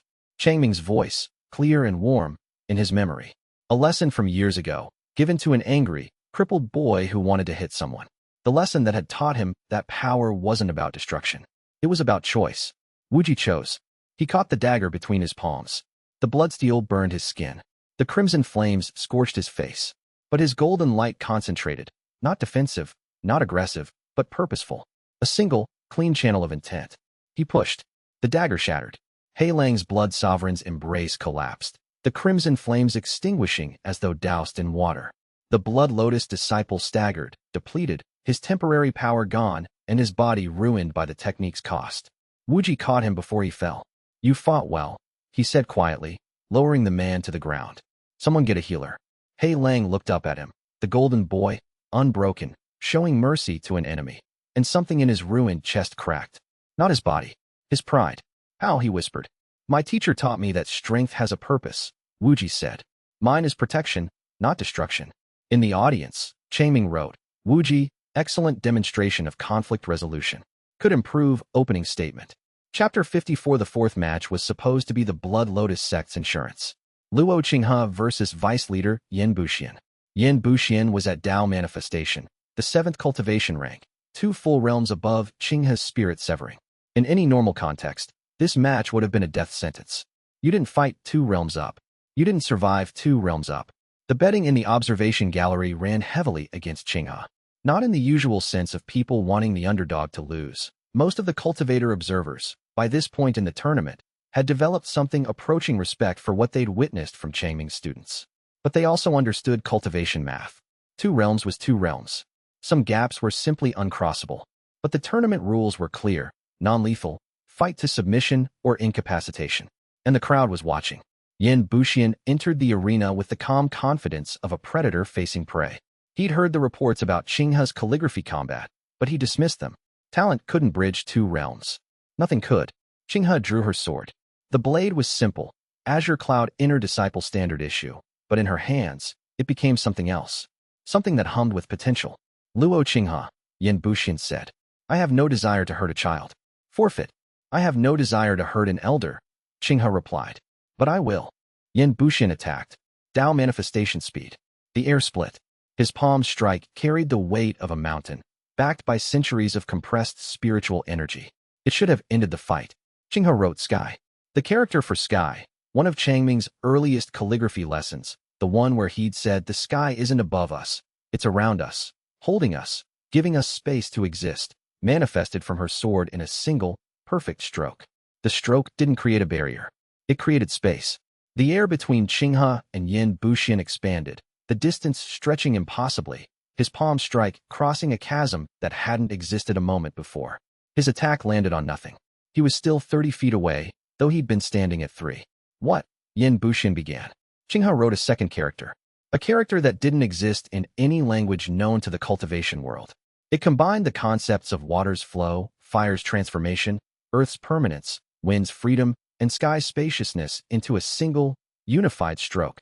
A complete expression of the natural world's harmony, concentrated into a single movement. The character manifested as a crescent of pure Tao intent, luminous white, singing with a frequency that made the air crystallize. It crossed the expanded space in an instant and struck Yin Buxian in the chest. Not hard, not with overwhelming force, but with truth. The crescent carried the weight of comprehensive Tao comprehension, years of Changming's lessons, distilled into a single attack. It bypassed Yin Buxian's spiritual defenses entirely, because it wasn't an attack. It was a lesson, and lessons don't need to break through defenses. They find the gaps that defenses were designed to cover. Yin Buxian's Tao manifestation cultivation trembled. The crescent's truth resonated with his foundation, revealing cracks he'd never noticed, weaknesses he'd never addressed. His chi circulation stuttered. His spiritual sea rippled. He dropped to one knee. He wasn't defeated. Not in the traditional sense. His power hadn't been drained. His body wasn't damaged. His cultivation wasn't broken. But he'd been shown, in one devastating instant, that his foundation was flawed and the knowledge paralyzed him. I concede, he said, and the words tasted like ashes. The amphitheater was so silent that Changming's pencil scratching in his notebook was audible to half the audience. Qinghe, exceptional calligraphy technique. Penmanship has improved dramatically. 3 matches to 1. The tournament was over. Qinghe walked back to the observation seats and sat down next to Changming without speaking. Her sword was sheathed.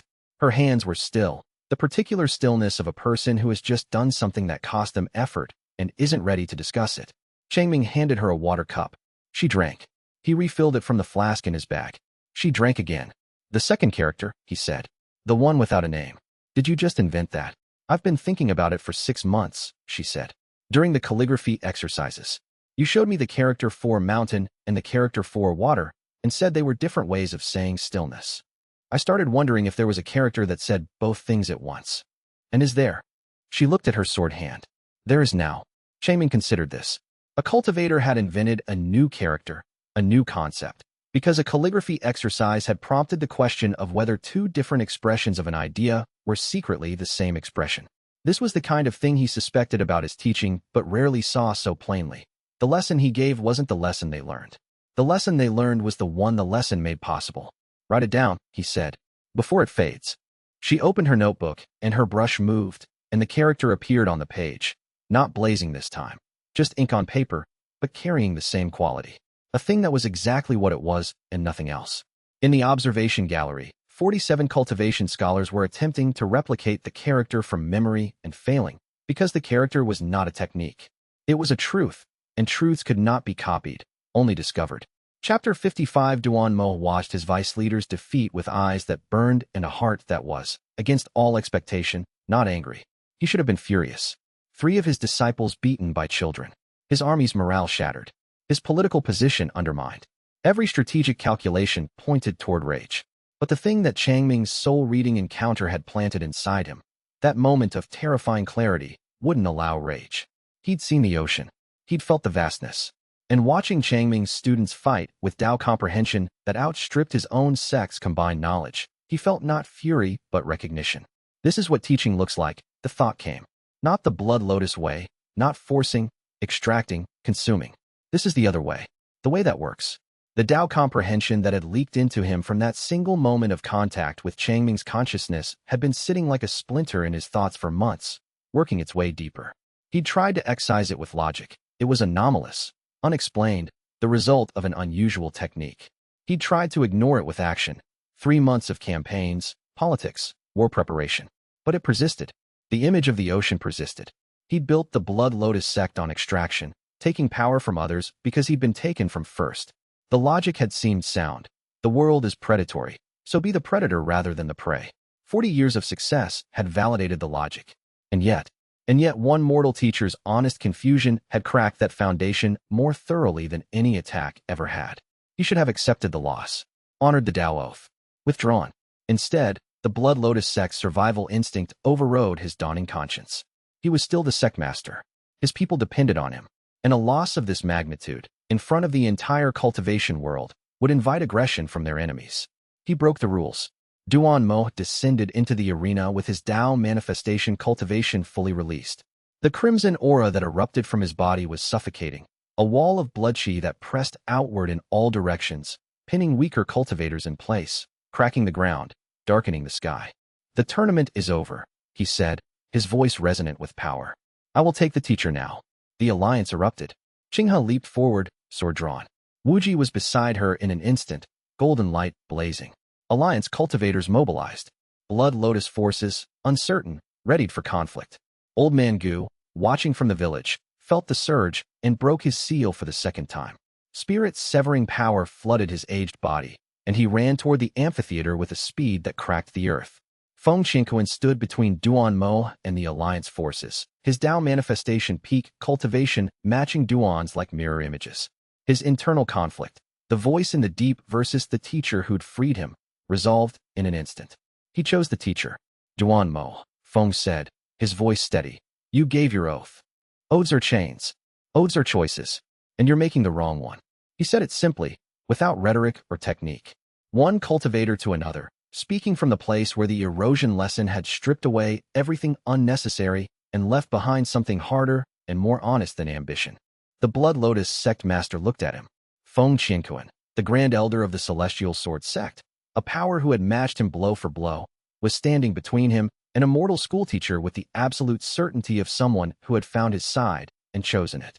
Qinghe, Wuji, Gu, Feng, they formed a wall between Duan Mo and Changming, who had risen from his seat with a concerned expression, picnic basket still in hand.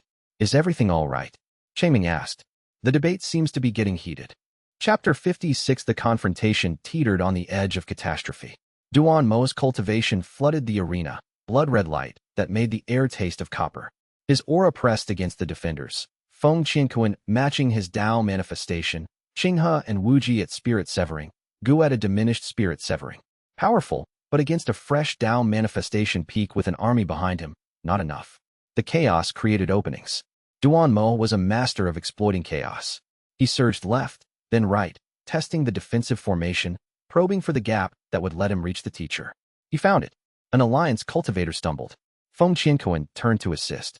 The gap opened for less than a second, but Duan Mo moved with the speed of desperation, blurring through the opening, past the defenders, past the alliance forces, and found himself face-to-face with Wei Changming. Changming stood alone. No armor, no weapon, no cultivation. He was holding a rice cake from his picnic basket, and his expression was a mixture of confusion and concern. Are you all right? Changming asked the man who was radiating enough power to level a city. You look upset. Duan Mo grabbed Changming's shoulder. His blood chi flared, ready to teleport them both to Blood Lotus territory. I don't have any secret, Changming said. The words were quiet, honest, and confused. They carried no power, no technique, no cosmic weight. They were simply true. But truth, spoken by Wei Changming, was never simply anything. His primordial teaching Tao root activated, not the massive pulse from the night attack, but something more subtle. A direct transmission, person to person, of a single truth. I am what I am. There is no hidden technique. There is only a man who teaches.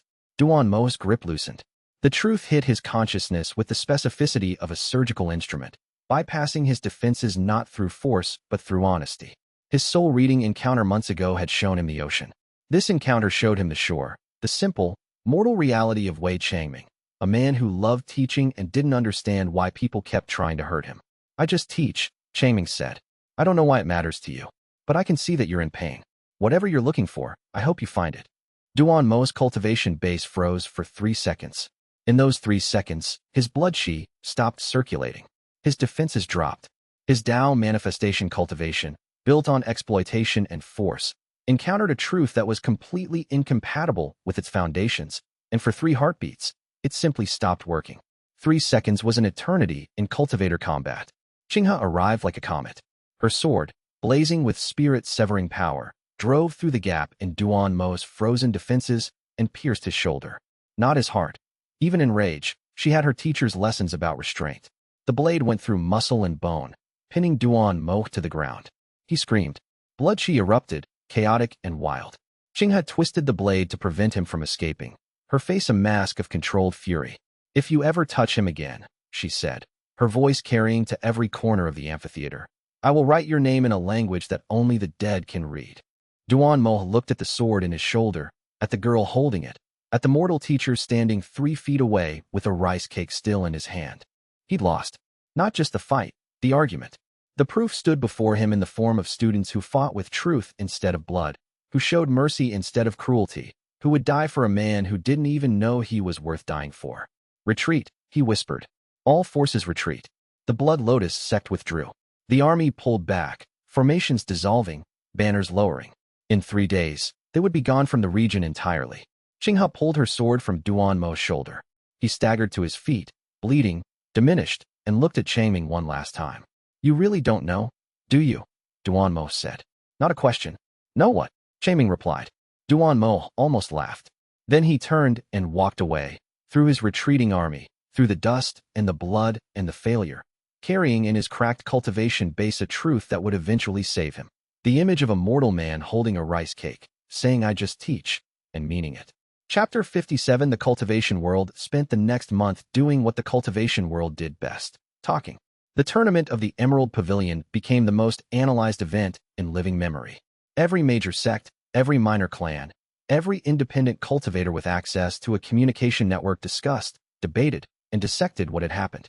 5 of Wei Changming's students had fought, all above their weight class, all victorious, all demonstrating techniques that no one could replicate or categorize. Calligraphy combat, formation pebbles, ghost liberation through sign language, a divine constitution that converted blood arts to golden light, a character that didn't exist in any alphabet, wielded by a 13-year-old, that brought a Tao manifestation cultivator to his knees. Cultivation scholars attempted to categorize the techniques and found themselves working with wholly inadequate vocabulary. The closest existing framework was artistic cultivation, the rare school of thought that derived combat ability from mastery of creative disciplines. But artistic cultivation at its most advanced produced techniques that looked like art. Changming's students' techniques looked like art, walked like art, and then did things that no art school had a methodology for. Qinghe's invented character didn't belong to any tradition. Ruashi's ghost communication predated all traditions. Wuji's conversion of blood arts was less a technique than a property of his constitutional nature. The records kept in major sect libraries had entries for thousands of cultivation paths. None of them fit. The mortal teacher phenomenon was now the hottest topic on the continent, and the spectrum of opinions was vast. Some declared Changming a hidden heavenly emperor in disguise. Others called him a natural spiritual anomaly, like a walking spiritual nexus.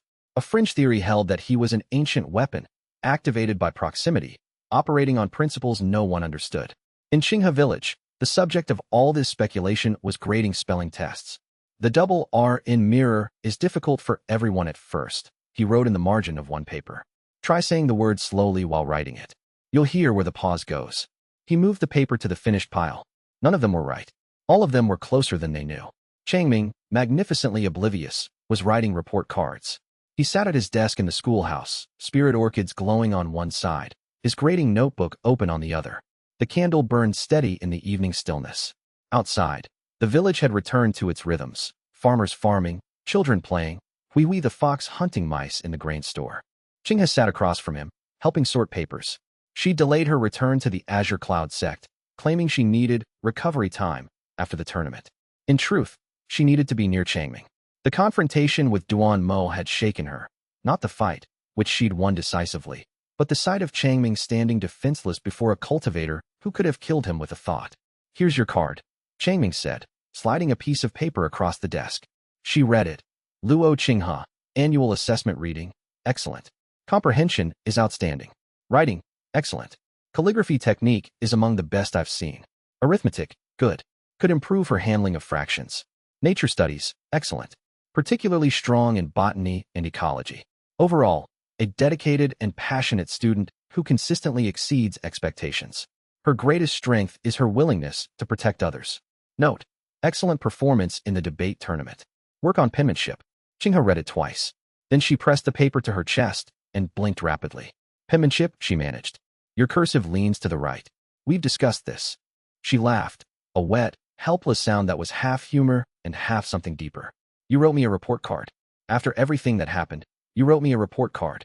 You're my student. Report cards are important. She stood, walked around the desk, and hugged him. Not the fierce, crushing hug of battle's aftermath, a gentle one. The kind that said I love you without using the words. Changming patted her back. There. It's just a report card. It wasn't just a report card. It was proof that, in Wei Changming's world, she wasn't a spirit-severing prodigy or a cultivation weapon or a political asset. She was a student who needed to work on her penmanship. She'd never received a more valuable gift. Chapter 58 Feng Qianquan came to Old Man Gu at night, after the village was asleep.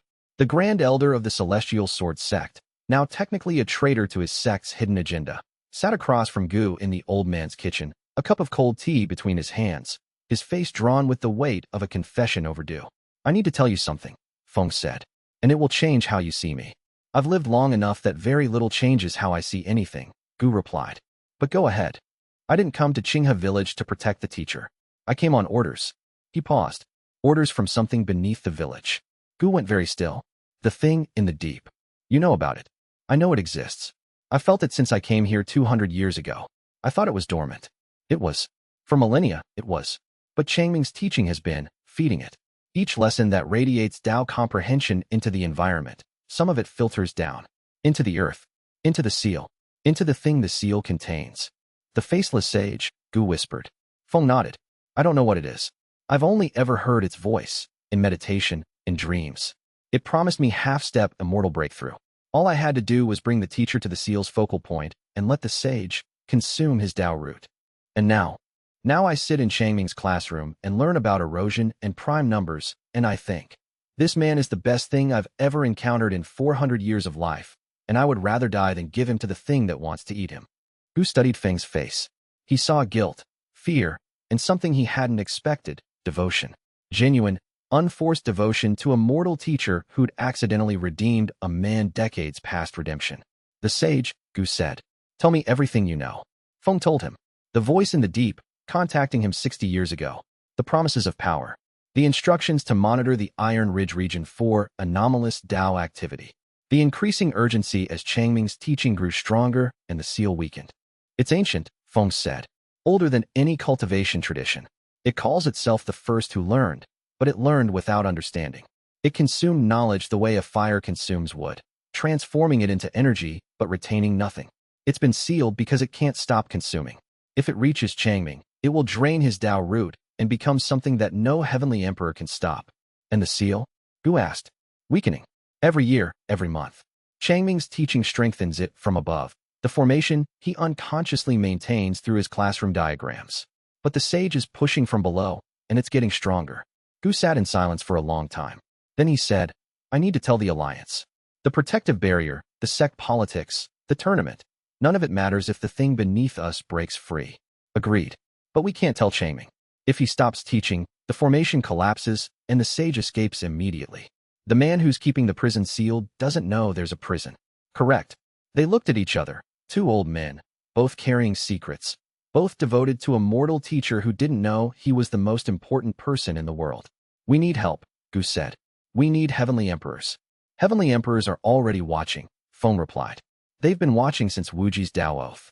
We just need to get their attention before the sage gets free. Chapter 59. Zhang Daolin couldn't sleep.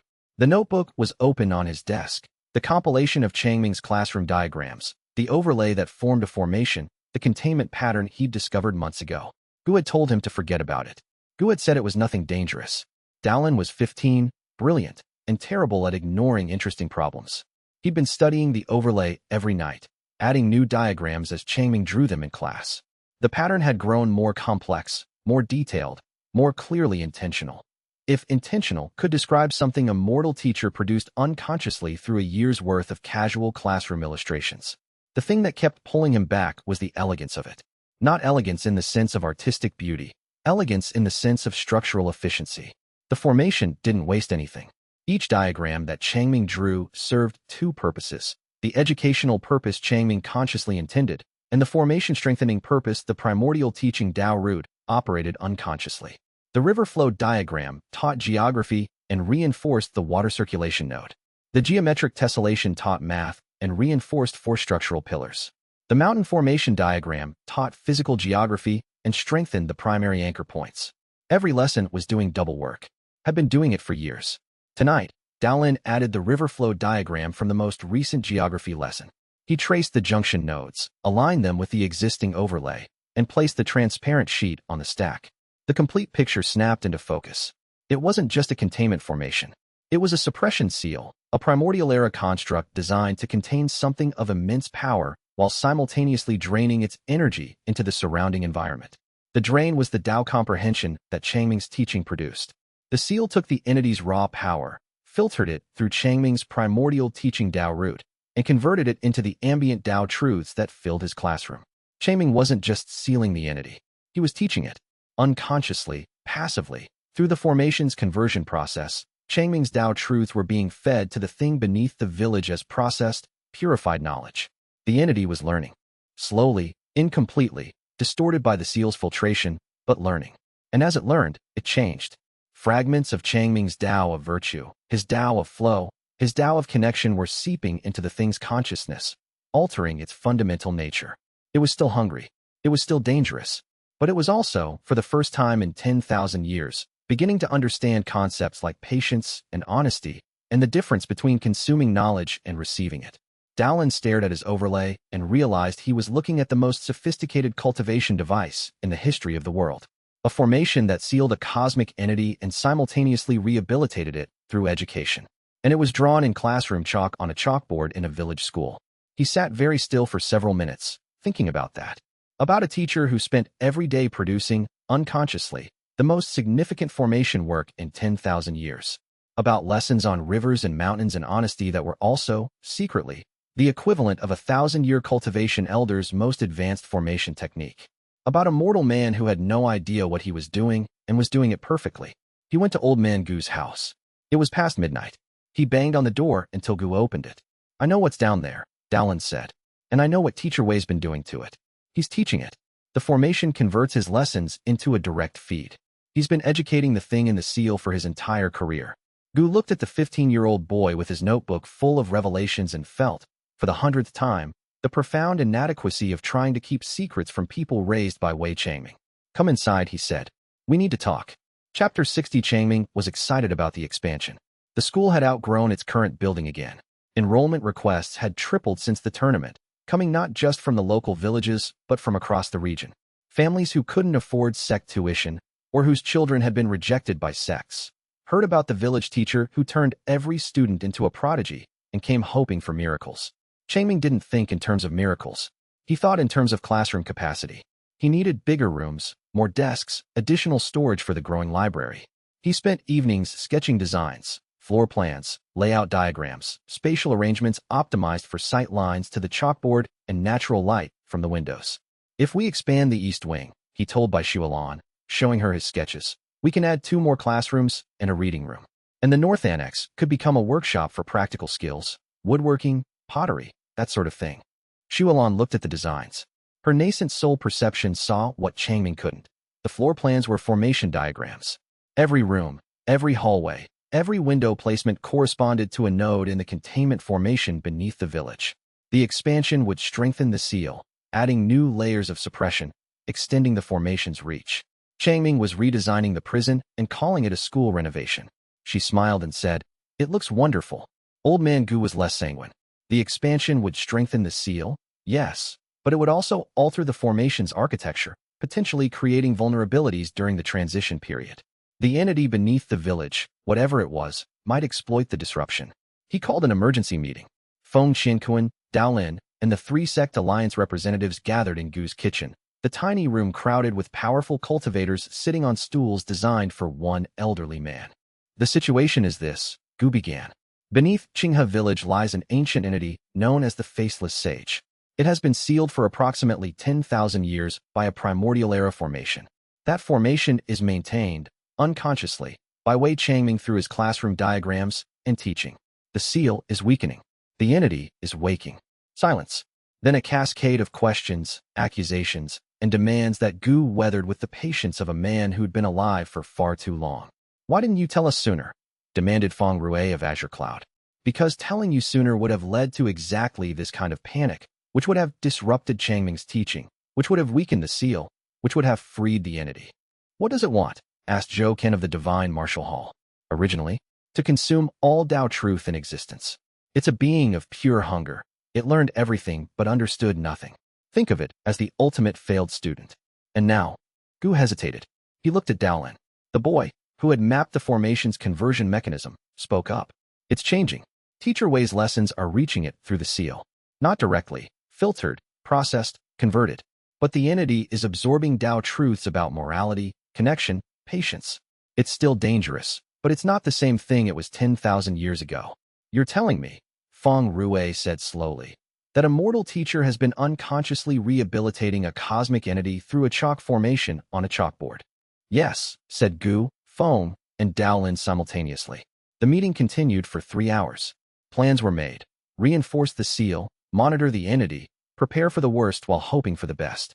Contact the heavenly emperors, not a request, but a necessity, because if the Faceless Sage broke free, nothing less than heavenly emperor power could contain it. As the meeting ended, Gu looked at the ground beneath his feet. "Can you feel it?" Feng asked softly. Gu nodded. Beneath them, deep in the earth, the Faceless Sage was awake. Not free, still bound by the seal, still contained by the formation that Changming's teaching maintained. But awake. conscious, listening, and in the voice that only Feng had heard before, the voice in the deep. It spoke a single sentence, carried upward through the stone and clay, an ancient bedrock, reaching the surface as a whisper that no one present was strong enough to hear. Teacher, I have so much to learn from you. The words dissolved into the earth. The village slept.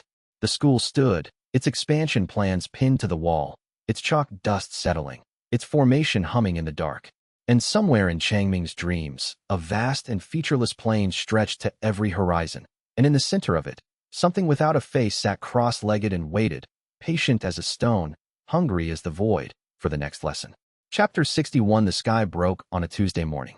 Not metaphorically. The actual sky cracked, a hairline fracture in the dome of blue, visible only to cultivators, spreading from east to west like a fault line in porcelain. Thunder rolled without clouds. Lightning struck upward, from earth to heaven, in columns of white fire that left the air tasting of ozone and old power. Heavenly Emperor Zhen Wuyan was descending. The 9 heavenly emperors were the apex of cultivation, beings so far beyond mortal comprehension that their presence warped reality by existing. They lived in celestial palaces above the world, meditating in dimensions they'd carved from the fabric of space, emerging only when events threatened the cosmic order. Zhen Wuyan had not descended in 1100 years. His arrival was not a landing, but an event. The air thickened. Gravity doubled.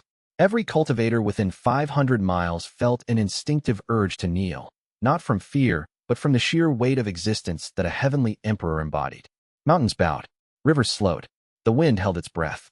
He manifested above the Iron Ridge Mountains as a column of golden white light that could be seen from 3 continents. Within that column, barely visible, was a figure, tall, ageless, wrapped in robes of starlight, with eyes that contained the history of civilizations. The 3-sect alliance's defensive perimeter collapsed, not because it was attacked, because the cultivators manning it couldn't stand. Feng Qianquan, at Dao Manifestation Peak, managed to stay upright through force of will.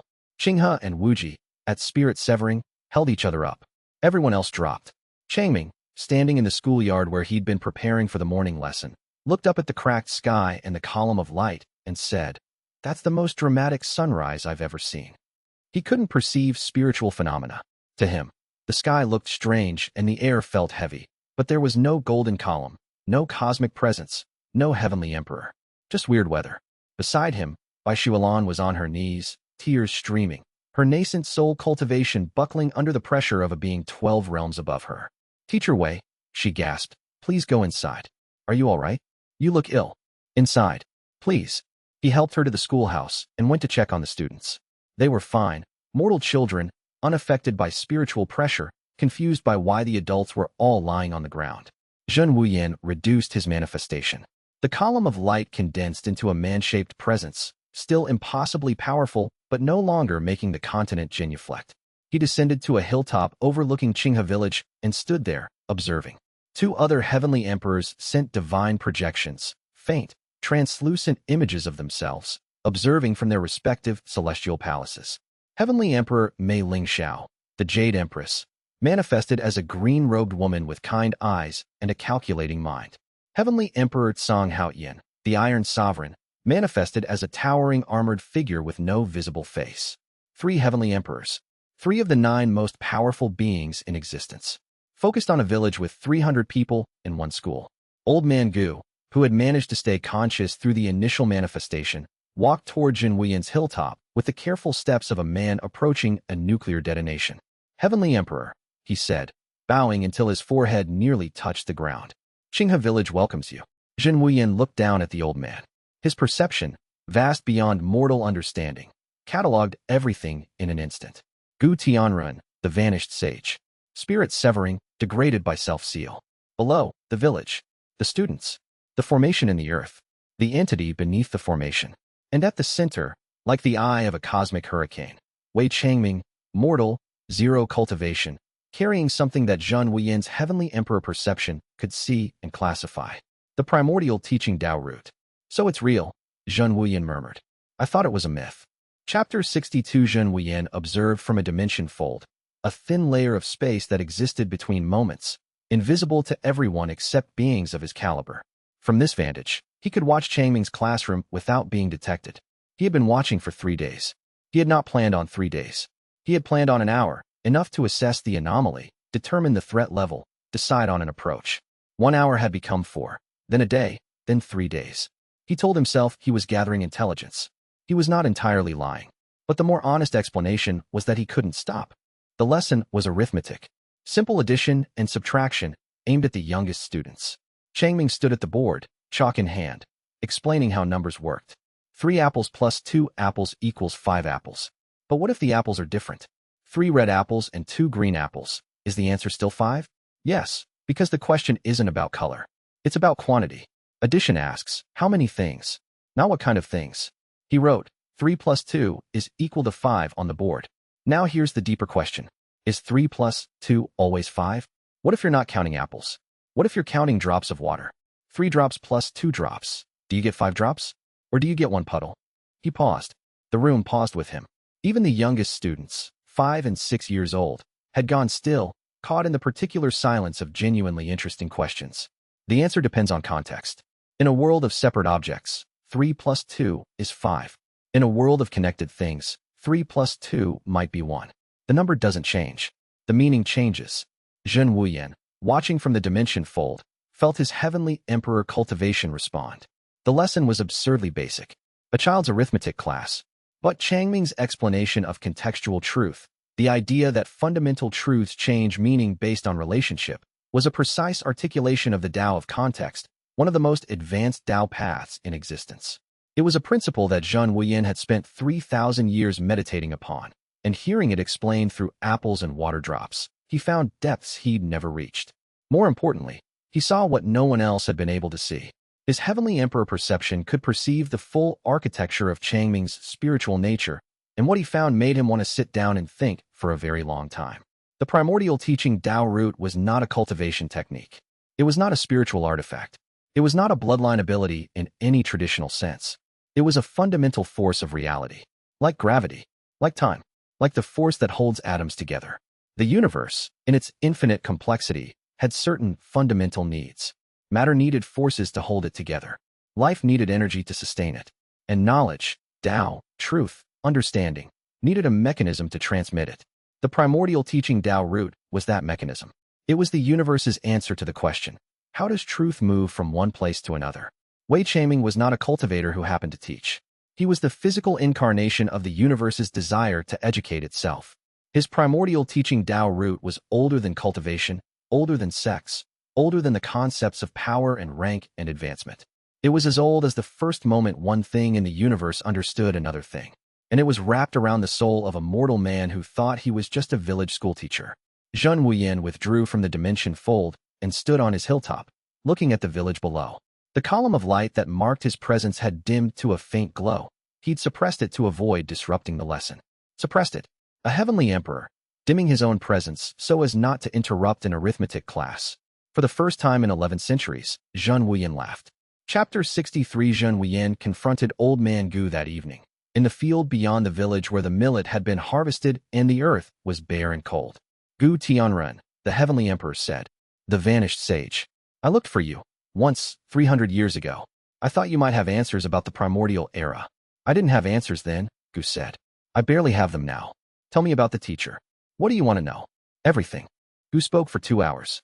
He told Zhen Wuyan about Changming's arrival in the village, his teaching, the awakenings, the students' miraculous advancement.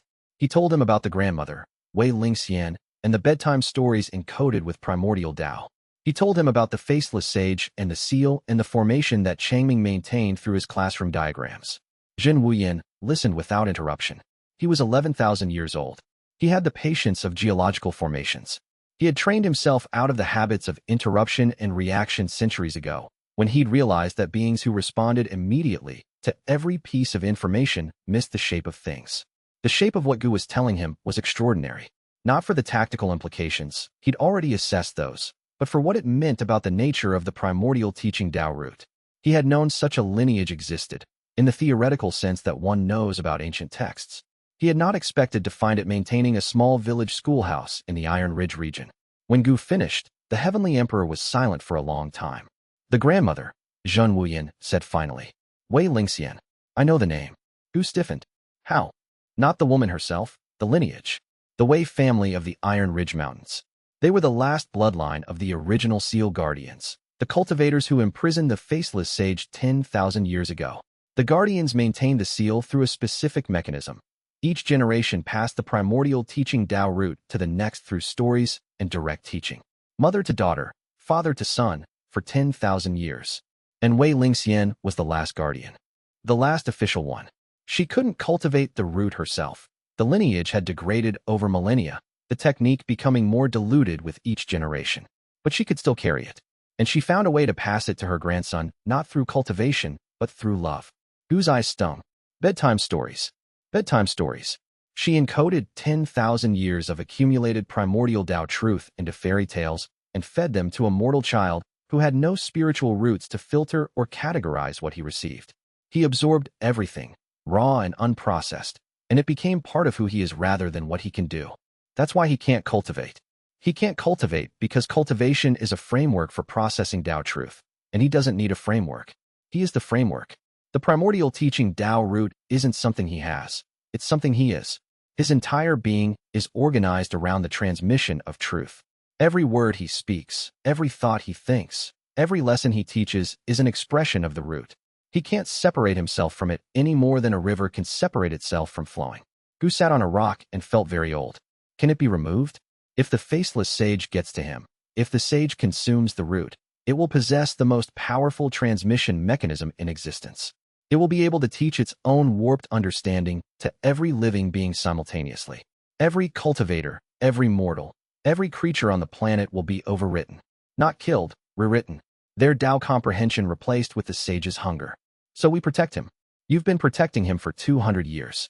But protection has limits. Zhen Wuyan looked at the village. I need to understand the seal's condition. I need to know how much time we have. Ask Zhang Daolin. He's mapped the entire formation. A 15-year-old boy mapped a primordial era containment formation. He learned geometry from Changming. Zhen Wuyan laughed again. It was becoming a habit. Chapter 64 Luo Qinghe was not accustomed to receiving invitations from heavenly emperors. The message arrived via a golden crane, a spiritual construct so far above normal message jades that the Alliance perimeter guards initially thought it was an attack. It bore the seal of the Azure Cloud Sects Heavenly Council liaison and contained a single line. Luo Qinghe, Spirit Severing, is hereby invited to address the Heavenly Council regarding the Qinghe anomaly. The Heavenly Council was the closest thing the cultivation world had to a governing body, a loose gathering of the most powerful cultivators alive, convened rarely and only for matters of cosmic significance. The last session had been held 200 years ago to address a planar rift that had threatened the continent's spiritual foundation. Qinghe stared at the invitation. She was 13. She was being asked to speak before heavenly emperors about her mortal teacher. I'll go, she told Gu, but only if they agree to honor teacher Wei. They're more likely to discuss containment protocols, Gu said delicately. Then I'll change their minds. She traveled to the council's meeting ground, a floating island above the celestial sea, maintained by 3 heavenly emperors combined will. The island was vast, carved from white jade, ringed with clouds that moved in slow, deliberate patterns.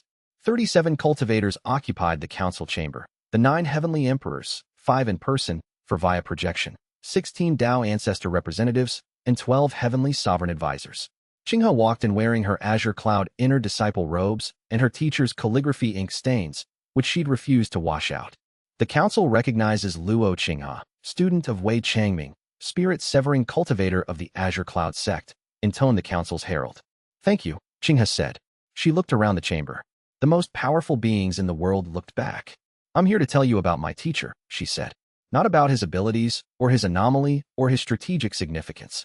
About who he is. A Tao ancestor representative raised a hand. We're aware of the anomaly's characteristics. The council's concern is, he's not an anomaly, Qinghe said, and her spirit-severing cultivation flared. The chamber's spiritual environment rippled. Every cultivator present felt it. A surge of Tao comprehension, remnants of Changming's teaching, amplified by Qinghe's own cultivation. He's a man. A good man. And if you're going to make decisions about his future, you should know what kind of person you're deciding about. She told them. About the calligraphy lessons and the river metaphors. About how he'd taken in a crippled beggar boy and taught him to breathe. About how he'd stood barefoot in front of a spirit-severing cultivator to protect a child. About report cards and chalk dust and a fox named Hui. The chamber was silent when she finished. Not the silence of disapproval, the silence of people who had been reminded of something they'd forgotten. Heavenly Emperor Mei Lingxiao, the Jade Empress, spoke first. The girl is right. We've been discussing the anomaly as though it were a phenomenon to be managed.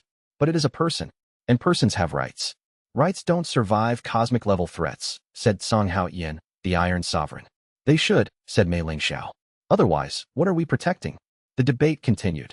Qinghe stood her ground, her spirit-severing aura pushing against the weight of beings who could unmake her with a thought, sustained not by power, but by the absolute certainty that her teacher deserved better. The council agreed to send an emissary to evaluate Changming. It was a compromise, not what Qinghe wanted, but better than the alternatives she'd prevented. She returned to the village the next day and found Changming sitting on the porch, grading papers. How was your trip? He asked. Productive. I spoke to some very important people about the school. Wonderful. Did they seem interested in education? Eventually. Chapter 65 Shen Wuji's advancement at the Divine Martial Hall had become the subject of institutional crisis. In the 6 months since his arrival, he'd progressed from spirit-severing to Tao manifestation, a breakthrough that typically required decades of dedicated cultivation and a significant tribulation event. Wuji had achieved it during a training exercise, when his divine constitution spontaneously evolved to its next stage and the golden light became platinum. The tribulation, according to witnesses, had lasted 30 seconds, produced a visible spiritual storm that leveled 3 practice halls, and ended when Wuji looked at the damage with an expression of mild inconvenience and asked if someone could help him find a mop. His master, a true immortal named Commander Zhao Tianshi, sat across from Wuji in the hall's meditation chamber and said, with the forced calm of someone watching a student surpass all known limits, "You've exceeded my ability to teach you." "That's not possible," Wuji said. "It very much is. Your Tao comprehension is deeper than mine. Your combat instincts are sharper than mine. Your divine constitution is operating at a level I don't have a classification for." Zhao Tianshi folded his hands. "I reached true immortal after 400 years of training. You'll reach it before you turn 16. I don't care about reaching true immortal." "What do you care about?" "My teacher." Zhao Tianshi was not the type to sigh, but he came close. "The mortal. Wei Changming." "Yes. The Hall's intelligence division has been monitoring the Qinghe situation. Multiple powers converging. Heavenly Emperor involvement. An ancient entity beneath the village. Your teacher is at the center of a storm that could break the continent." Wuji stood. "Then I should be there. You're the Hall's most valuable asset. Sending you. I'm not an asset. I'm a student. And my teacher needs me."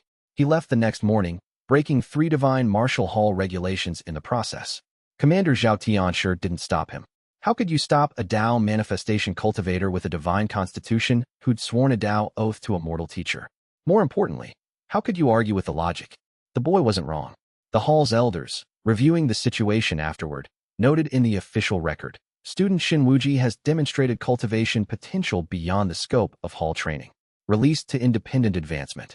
It was the most politic way of saying that a 15-year-old had outgrown them. Wuji traveled east at speeds that cracked the sky. His platinum gold light trailed behind him like a comet's tail. By the time he reached Qinghe village, every cultivator in the 3-sect alliance perimeter had tracked his approach and reported, "Shen Wuji incoming. Tao manifestation. Looks angry." He landed in the schoolyard during afternoon lessons. The impact cratered the flagstones. Changming looked up from his geography lesson. "Wuji, you've grown again. Are you eating too much?" The Tao manifestation cultivator, 15 years old, clad in platinum light, with enough power to level a city, looked at his teacher and said, "I came home." "Well, you're just in time. We're doing river systems. Take a seat." Wuji sat at his old desk. It was much too small. His knees hit the bottom. The chair creaked under the weight of a divine constitution. He opened a notebook, picked up a brush, and began taking notes. The notes were neat and detailed and contained, in the margins, small geometric sketches of river flow patterns in cultivation chi. Applications of Changming's geography lesson to battlefield movement dynamics. The bridges his mind made between classroom content and combat application had been automatic since his first weeks in the village. He'd never thought of it as anything special. The 30 children around him copied their geography notes without supernatural insight. The notes were still worth taking. That was the thing about Changming's classroom. The lesson was valuable at every level simultaneously. Chapter 66 The field trip to Blue Mist Mountains had been on Changming's curriculum plan for months. The mountains were a day's hike from the village, close enough for a 2-day excursion, far enough to be genuinely educational. "Geology unit," Changming announced. We're going to study rock formations, mineral deposits, and erosion patterns in a live environment. Pack warm clothes. We leave at dawn. Bai Shuolan tried to object. The security situation, the heavenly emperors, the faceless sage. But Changming was insistent. My students need to see the world, not just read about it. Besides, a hike will do everyone good. She appealed to old man Gu, who thought about it for a moment and then said, with the weary practicality of a 1,000-year-old man who had long since accepted that certain forces were truly irresistible. Prepare a good emergency communication formation. We'll escort from a distance. He looked at Wuji. You go. I was already going, Wuji said. You were going to go as a student, Gu said. Go as a guardian. Can I still take notes? Gu briefly considered this. Yes. 40 students, Changming, by Shuolan, and by self-appointment. Shen Wuji as chaperone set out at dawn. The alliance perimeter quietly mobilized a shadow escort of 40 cultivators, maintaining distance, watching for threats. The hike was uneventful for the first 3 hours. The trail wound through pine forest, past waterfalls, up switchbacks that had the younger students panting and the cultivators pretending to pant for appearances. At the Blue Mist summit, Changming began his geology lesson. These mountains are old, he said, running his hand along a cliff face. See these layers? Each one is a chapter in the Earth's story. This dark band, that's volcanic ash from an eruption tens of thousands of years ago. This lighter band is limestone, the compressed bodies of ancient sea creatures. The mountain is a library. Every layer is a book. He pointed to a fault line, a jagged crack where 2 rock layers had been displaced. And this is where the story got interrupted. An earthquake, a shift in the Earth's foundations. The layers on this side are 5 feet lower than the same layers on that side. The same story, told at different heights. The students examined the fault line with magnifying glasses and notebooks. Changming helped them identify mineral deposits, quartz veins, iron oxide streaks, mica flakes. What he couldn't see was the mountain's spiritual response. The Blue Mist Mountains were ancient, not just geologically but spiritually. They contained dormant formation arrays laid down by cultivators who'd lived before the modern era, sealed and sleeping, maintained by the ambient qi of the mountain itself. These formations had been inert for so long that no sect even knew they existed. Changming's lesson woke them. His explanation of rock layers as stories and fault lines as interrupted narratives carried Tao truth that resonated with the mountain's spiritual architecture. The formations, designed by people who understood the Tao of Earth and the Tao of history, recognized the truths in Changming's words as compatible with their own programming. They activated. Not dramatically, no explosions, no earthquakes. Instead, the mountains seemed to exhale. Hidden caches opened. Rock faces shifted to reveal concealed chambers. Mineral deposits that had been spiritually camouflaged for millennia became visible. Teacher Wei, a student shouted. This rock has crystals inside. And this one has a sword. I found a book. A metal book. The students were pulling treasures from the newly revealed caches, spirit stones, ancient weapons, sealed cultivation manuals, artifacts that predated every known civilization. Objects that the mountain had been hiding, waiting for someone with the right understanding to reveal them. Changming examined the finds with genuine academic interest. Fascinating. These crystals are unusual. Look at the geometric patterning. And this metal book. I've never seen writing like this. We should catalog everything carefully. He helped students label their finds with sticky notes and organize them in collection bags, treating artifacts worth kingdoms as science fair specimens. The cultivation manuals went into a box labeled Interesting Rocks, Further Study. Wuji, who could perceive the spiritual nature of every item, watched Changming label a heavenly great spirit stone as pretty quartz, good color, and had to walk behind a tree to compose himself. The shadow escort, watching from a distance, sent frantic reports. The teacher accidentally activated a primordial era treasure vault. Students now possess multiple heavenly grade items. The teacher thinks they're interesting rocks. Please advise. The response came back. Continue observation. Do not intervene. We're going to need a bigger warehouse. Chapter 67 by Shuolan had been feeling strange for weeks. Not ill, changed. Her body was doing things it hadn't done before. She was warmer than usual. Her nascent soul cultivation, which had been stable for years, was fluctuating. Her senses were heightened. She could hear heartbeats from across the room and smell individual herbs in a mixed tea. She recognized the symptoms with a mixture of terror and disbelief. She went to Old Man Gu first because she trusted him and because Gu had, over the past several months, demonstrated a capacity for receiving impossible news with something approaching equanimity. She needed equanimity right now. Her own had temporarily abandoned her. This isn't possible, she told him, standing in his kitchen with her hands wrapped around a cup of tea she couldn't drink. In any other circumstance, you'd be correct, Gu said carefully. But the circumstances are not normal. We haven't. There's been no. Physical intimacy is not required. She stared at him. Gu sighed. He'd been dreading this conversation.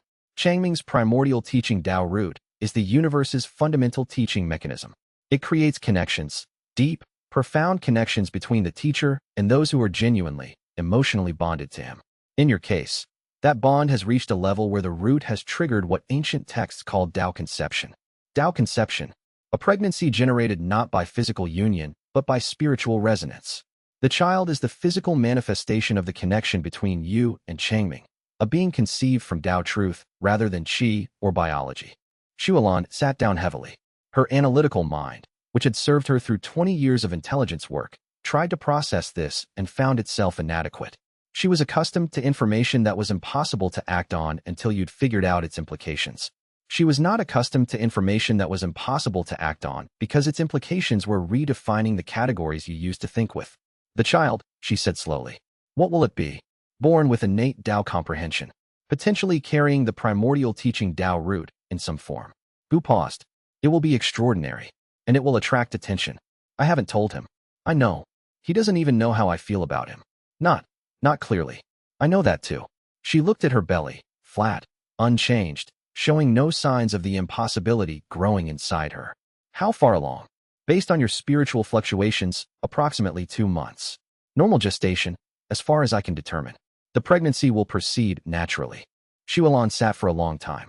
Then she finished her tea, thanked Gu, and walked back to the school, where Changming was teaching a lesson about fractions that was, unbeknownst to him, refining the Tao comprehension of a child not yet born. She stood in the doorway and watched him teach. His hands moved with gentle precision. His voice was warm and patient. He smiled at a struggling student and said, "It's all right. Fractions are tricky. Let's try it with a different example." The student's shoulders, which had been hunched with the particular tension of someone convinced they were about to be found wanting, relaxed. Changming never noticed. He'd already turned back to the board. But the student noticed. Xuelan noticed. She placed a hand on her stomach and thought, "You're going to have the best teacher in the world for a father, even if he doesn't know what he is." Then she went to grade papers, because the classroom aide's work did not stop for the universe's impossible announcements. Chapter 68. The betrayal came from the last place Changming expected. Li Hashan had been one of Changming's early students, a boy from the village, quiet, unremarkable, with modest spiritual roots that had awakened during a lesson about wind. He'd been recruited by a minor sect, the Green Willow Pavilion, 6 months ago. Changming had written him a warm recommendation letter. He returned to the village on a gray afternoon, wearing green willow robes, looking older and harder. Changming greeted him with genuine joy. "Hashan, welcome back. How is the Green Willow Pavilion treating you?" "Well," Hashan said. He didn't smile. "Very well." He asked to speak with Changming privately. They walked to the camphor tree, Changming's favorite spot for important conversations, where the branches gave shade and the leaves whispered in the wind. "I need to tell you something," Hashan said. His voice was flat, rehearsed. "I've been providing information about you and the school to a continental broker, a man named Shindawi. He pays well, very well." Changming's expression shifted from welcome to confusion to understanding, each transition slow and visible. "Information," he repeated. "About me? About your teaching methods, your students, your daily schedule, the security arrangements, everything I could learn." Hashan's jaw worked. He sold the information to 7 different organizations, major sects, independent powers, people you don't want to know about. "Why are you telling me this now?" "Because they're coming. All of them. The broker has organized an auction, access to you, sold to the highest bidder. It happens in 3 weeks. He paused. "I'm telling you because I want to give you time to run." Changming was silent. He looked at the camphor tree, at the sky, at the village where his students were playing in the schoolyard. Then he looked at Li Hashan. "You sold information about me," he said. Not accusingly. Factually. "Yes. For money. For money and status, and the approval of people I wanted to impress." Hashan's composure cracked. "I was nobody here. A village kid with bad spiritual roots. At the Green Willow Pavilion, I was still nobody. But Shindawi made me feel important. He said I had access others would kill for. And did it make you feel important?" "For a while." Changming nodded slowly. Then he said something that Hashan would carry for the rest of his life. "I'm not disappointed in what you did," Changming said quietly. "I'm disappointed that you thought you needed to." The words hit Li Hashan with the full force of Changming's primordial teaching Tao root. Not a pulse, not a shockwave, a precise, surgical delivery of truth directly to the foundations of his being. The Tao of virtue, the Tao of honesty, the Tao of self-worth. They struck the boy's cultivation base simultaneously, and his cultivation, built on the Green Willow Pavilion's methods of external validation and social climbing, could not withstand the impact. His golden core shattered. Not violently, it simply dissolved, like morning frost in sunlight. His chi drained. His spiritual roots went dormant. His cultivation, which had taken him 6 months to build, vanished in 3 heartbeats. Hashan collapsed. Not from pain. The shattering was painless, because it wasn't destruction. It was truth, erasing a foundation built on lies. He fell to his knees, tears streaming, not because he'd lost his power, but because, in that moment of absolute clarity, he saw his own choices as they truly were. "I'm sorry," he sobbed. "I'm sorry, Teacher Wei." Changming knelt beside him and put a hand on his shoulder. "It's all right. We all make choices we regret. What matters is what you choose next."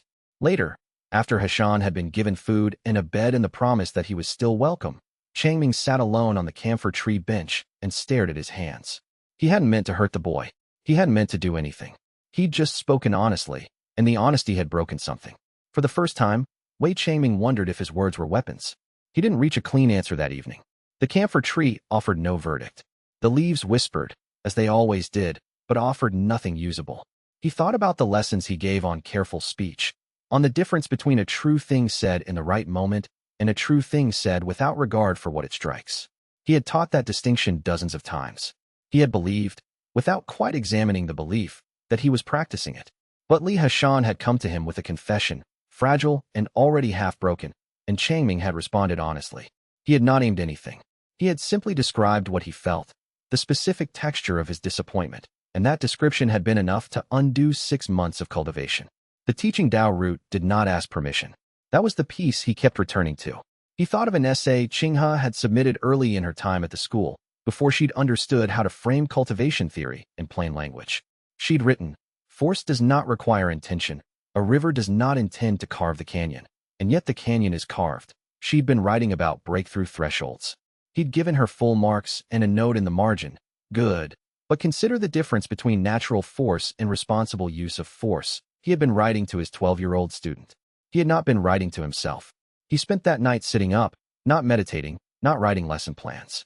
Just sitting and thinking about the canyon and the river and who was responsible for the shape of the stone. He came to a partial answer by dawn. Not satisfying, partial. He was responsible for what he said. He was not responsible for what the Tao root did with it.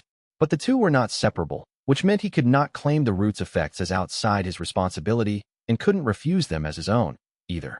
He was both author and instrument. He had a lesson he gave about tools. A knife was neither good nor bad. The same blade that harvested wheat could harm a person. The character of the tool was expressed through its use. He'd meant it as a lesson about intention. He realized now it was also a lesson about him. He was a very powerful tool in a world he mostly couldn't see, held by a lineage he'd inherited rather than chosen, doing things he didn't fully control. The question was not whether he could change that. He couldn't. The question was whether he could be a thoughtful tool.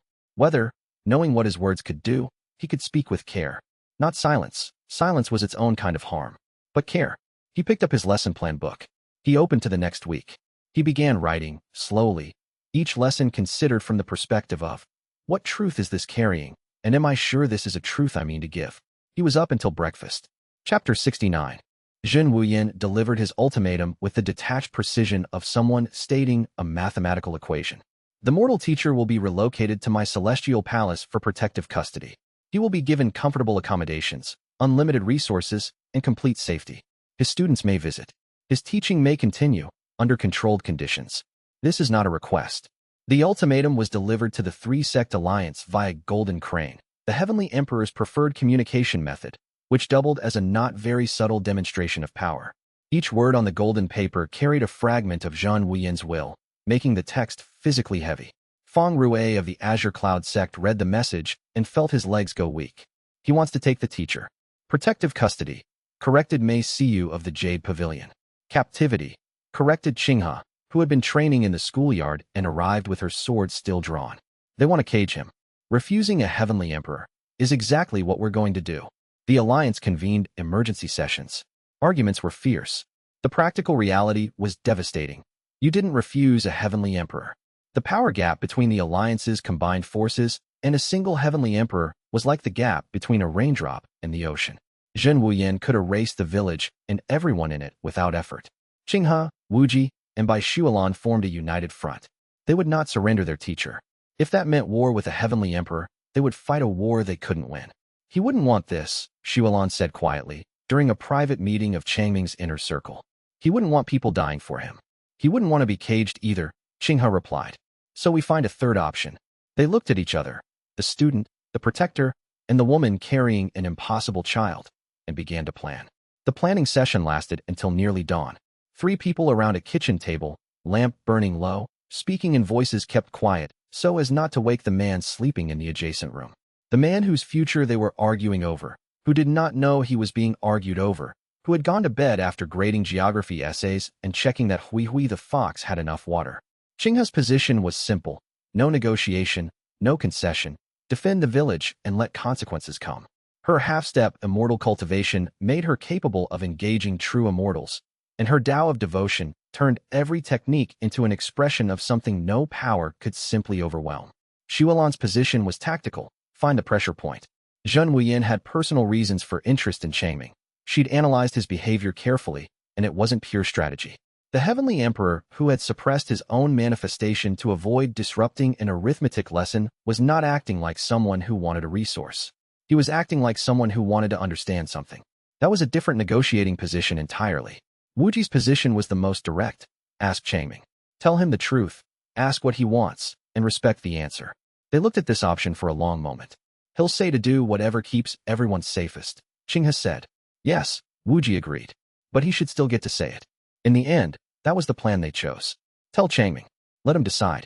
Trust him with the truth they'd been protecting him from for months. Not because it was strategically optimal, because it was right. Shuolan blew out the lamp. In the morning, then, outside, a golden crane circled the village once and flew north, returning to a celestial palace that had not been opened in 1100 years, where a heavenly emperor sat in meditation and thought about the borders between mountains and plains, about the spaces where 2 different truths negotiate their coexistence. Chapter 70. Changming had noticed that something was wrong.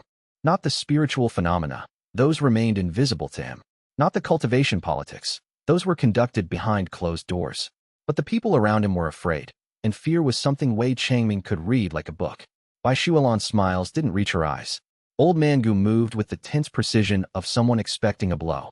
His students were distracted, looking over their shoulders, whispering in corners. Even Hui the fox seemed anxious, prowling the schoolyard perimeter instead of sleeping by the hearth.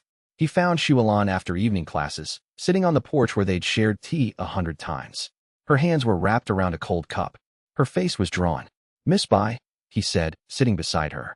Talk to me. Teacher Wei, Shuolan. Please. What is happening? The use of her given name, he'd never used it before, broke something in her carefully maintained composure. She set down the cup, turned to face him, and told him everything. Not some things. Not a careful selection of relevant facts. Everything. She told him about cultivation, the real mechanics, the ranks, the power structures.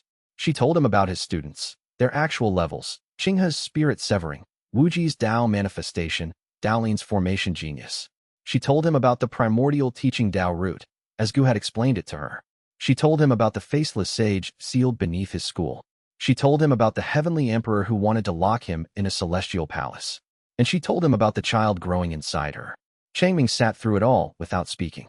His face went through a progression of emotions: surprise, confusion, disbelief, wonder, and finally something that settled into a deep, quiet grief. 1.5 years, he said at last. Everything I've done, every lesson, every class, it's been more than just teaching. Yes, my students they're not just smart kids. They're cultivators, warriors, people with power I can't even perceive. Yes, and I've been changing them. Not just educating them, fundamentally changing them, at a level I can't see or control. Yes. He looked at his hands. The same hands that held chalk, turned pages, bandaged scraped knees. The hands of a teacher. Do I have a choice? He asked. What do you mean? In this? In any of it? Did I choose to have this root? Did I choose to change my students? Did I choose to seal a cosmic entity beneath my school? His voice was steady but thin, Or has everything I've done been decided for me by something I inherited from a grandmother I barely remember? Xuelon reached for his hand. He let her take it. Your grandmother gave you the ability, she said. But the man who teaches children calligraphy and feeds stray foxes and writes report cards, that's you. The root transmits truth. You're the one who decides what truth means. He was quiet for a long time. The stars came out. The village sounds faded into night silence. The child, he said. It's mine. Ours. In a way that's hard to explain. Try. She tried. She explained Tao conception as best she could. The spiritual resonance, the connection, the impossibility made possible by who he was. She watched his face for rejection, disgust, fear. She found wonder. We're having a child, he said, and the words came out with a softness that made her eyes sting. Even though we didn't, even though. He held her hand tighter. Is the child healthy? As far as Gu can tell, yes. Good. He took a breath.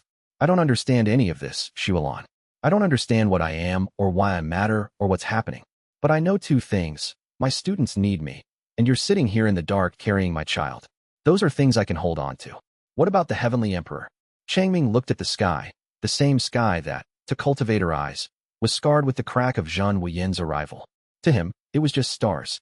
I don't know what a Heavenly Emperor is, he said. But I know what a teacher is. And a teacher doesn't abandon his classroom because someone powerful tells him to. For the first time since the crisis began, Xuelon felt the knot in her chest loosen. Not because the situation had improved, it hadn't. But because the man beside her, facing the impossible with the same calm he brought to a math lesson, was exactly who she believed him to be. He looked at her. I still don't understand. I don't understand any of it. I know. But I'm going to keep teaching. I know. He smiled, the first real smile she'd seen on his face since the conversation began. We should tell the students about the baby. They'll be excited. She laughed, because crying would have been easier and less accurate. Let's wait a little longer. All right. He squeezed her hand. Thank you for telling me. For all of it. You're not angry? He considered this honestly. I'm confused. I'm scared. But angry? No. How can I be angry at a life that gave me students like Qinghe and Wuji, and a woman like you, and a child I didn't know was possible? He paused. I'm just a teacher, Xuelon. I don't know how to be anything else. That, she said, is exactly why you matter. They sat on the porch for another hour after that, not talking much. The night settled around them. Somewhere in the village, a dog barked twice and fell silent. The spirit orchids in the classroom behind them glowed faintly through the window, steady and warm. Xuelon watched Changming process. He was, she had observed over the months, a careful thinker, not slow, but thorough. He didn't race to conclusions. He turned things over. He let understanding find its own shape rather than forcing it into pre-existing categories. She'd filed this in the Jade Pavilion report, once, as subject demonstrates unusual cognitive patience. Now she recognized it for what it actually was, a person who respected difficulty, who did not insult complicated things by pretending they were simple. I have questions, he said finally. I know. The root. The seal. The entity. I'm going to need to understand all of it eventually. Gu will explain. And my students, Qinghe and Wuji and Daolin, they've known. All this time. They've been protecting me. Yes. He was quiet for a moment. I should tell them I know. Yes. But not tonight. No. He looked at his hands in the darkness. Not tonight. He went inside shortly after that. Xuelon stayed on the porch alone with the cold tea and the sounds of the sleeping village, and allowed herself, for the first time in weeks, to feel the full weight of what it was to love someone who would carry what he now knew for the rest of his life. Chapter 71. Changming stopped teaching for 3 days. It wasn't a dramatic cessation, no announcement, no confrontation. He simply didn't go to the schoolhouse on Tuesday morning. He stayed in his room, sitting on his bed, looking at the ceiling. He did the same on Wednesday. And Thursday, Bai Xuelon brought him meals. He ate mechanically. Old man Gu came to the door, and Changming spoke to him politely but briefly. I need to think. Give me time. The effect on the village was immediate and measurable. The spirit orchids on his desk dimmed. The ambient Tao energy in the classroom dissipated. The formation beneath the village, maintained by his teaching, began to weaken, slowly at first, then with accelerating deterioration. The spiritual density of the air dropped. The wildflowers outside the school wilted. And deep beneath the earth, the faceless sage stirred. The entity's consciousness, which had been experiencing Changming's teaching as a filtered feed of Tao truths, suddenly found the feed interrupted. For the first time in months, no new truths arrived. No lessons about water and mountains and patience. No morality parables. No arithmetic or geometry or astronomy. Silence. The sage pressed against the seal. Not aggressively, curiously. Where's the teacher? Why has the teaching stopped? The seal trembled. Who felt it? Feng felt it. Zhang Daolin, who had been monitoring the formation daily, watched his overlay diagrams flicker as node points weakened. We have days, Daolin reported. If he doesn't resume teaching, the formation will fail within a week. The students felt it too, though they couldn't have explained what they felt. The village was quieter, the way a room goes quiet when the person who fills it is absent.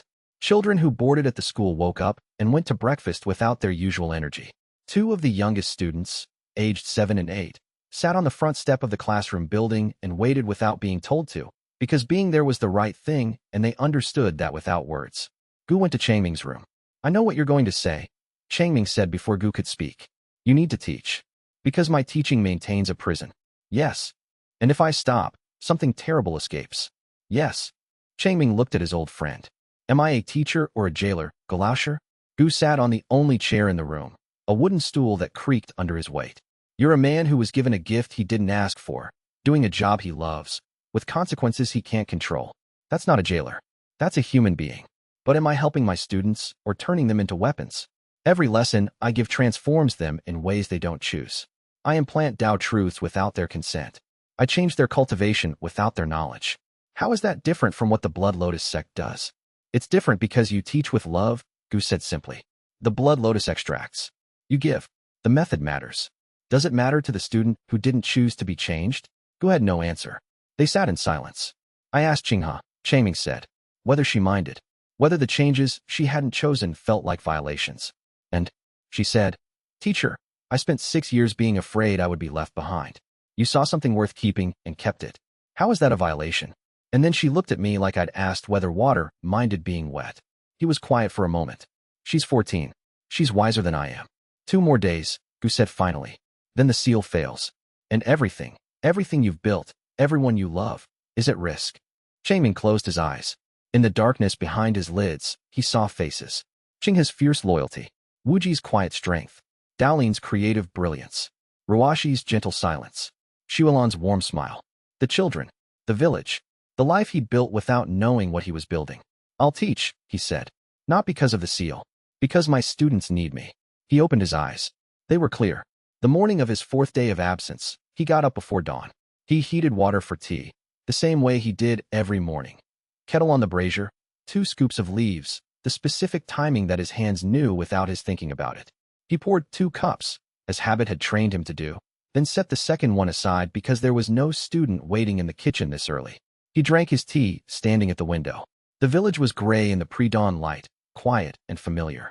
The schoolhouse was across the yard, its windows dark, its doors still. He looked at it the way he had looked at it for 20 years, and the feeling that rose in his chest was the same feeling it had always produced. The feeling that there was work to be done, and the work was his, and he was glad of it. What he'd been struggling with, he thought, was the difference between what he was and who he was.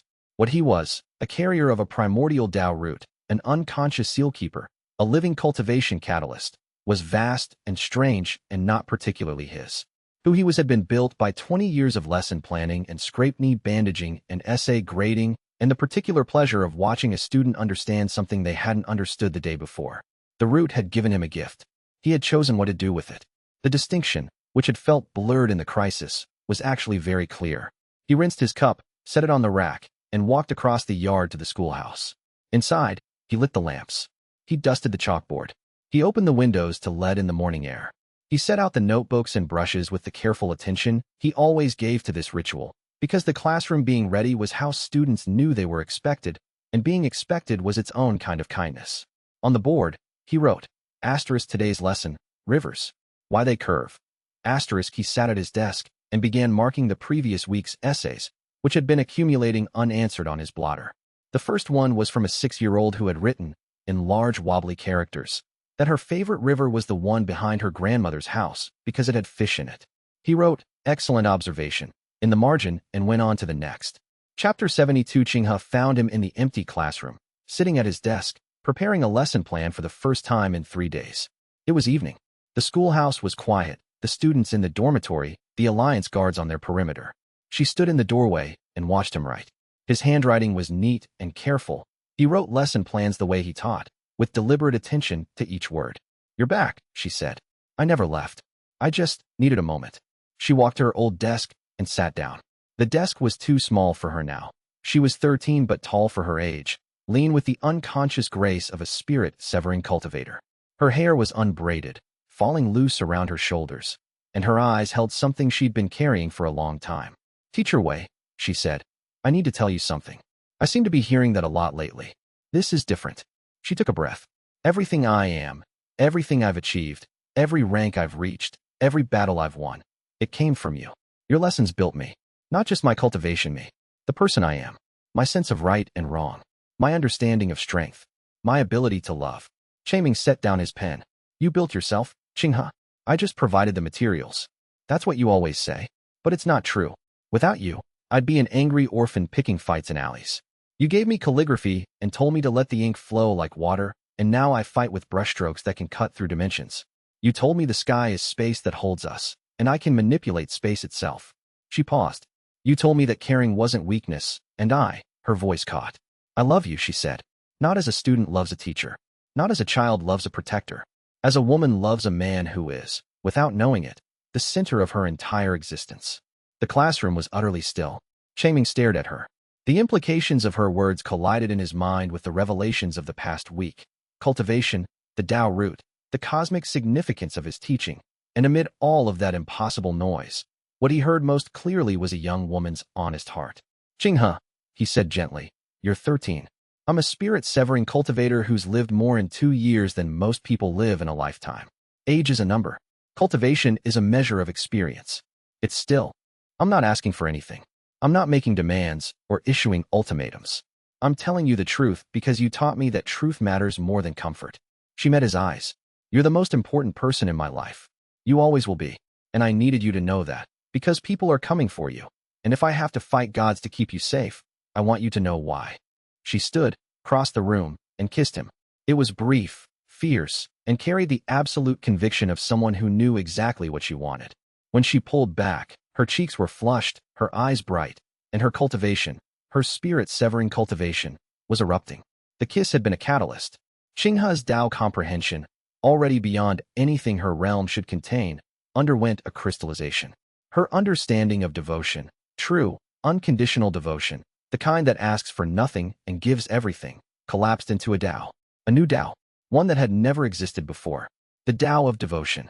Her spirit-severing cultivation shattered and reformed in the same heartbeat, ascending not through traditional means, but through emotional truth, so pure it rewrote the rules. She rose through the ruins of spirit-severing and into Tao manifestation's threshold, and then through that too, emerging on the other side as something that cultivation theory said was impossible, a half-step immortal. At 13, the breakthrough sent shockwaves through the spiritual realm. Every heavenly emperor felt it. Every cultivator in the alliance perimeter felt it.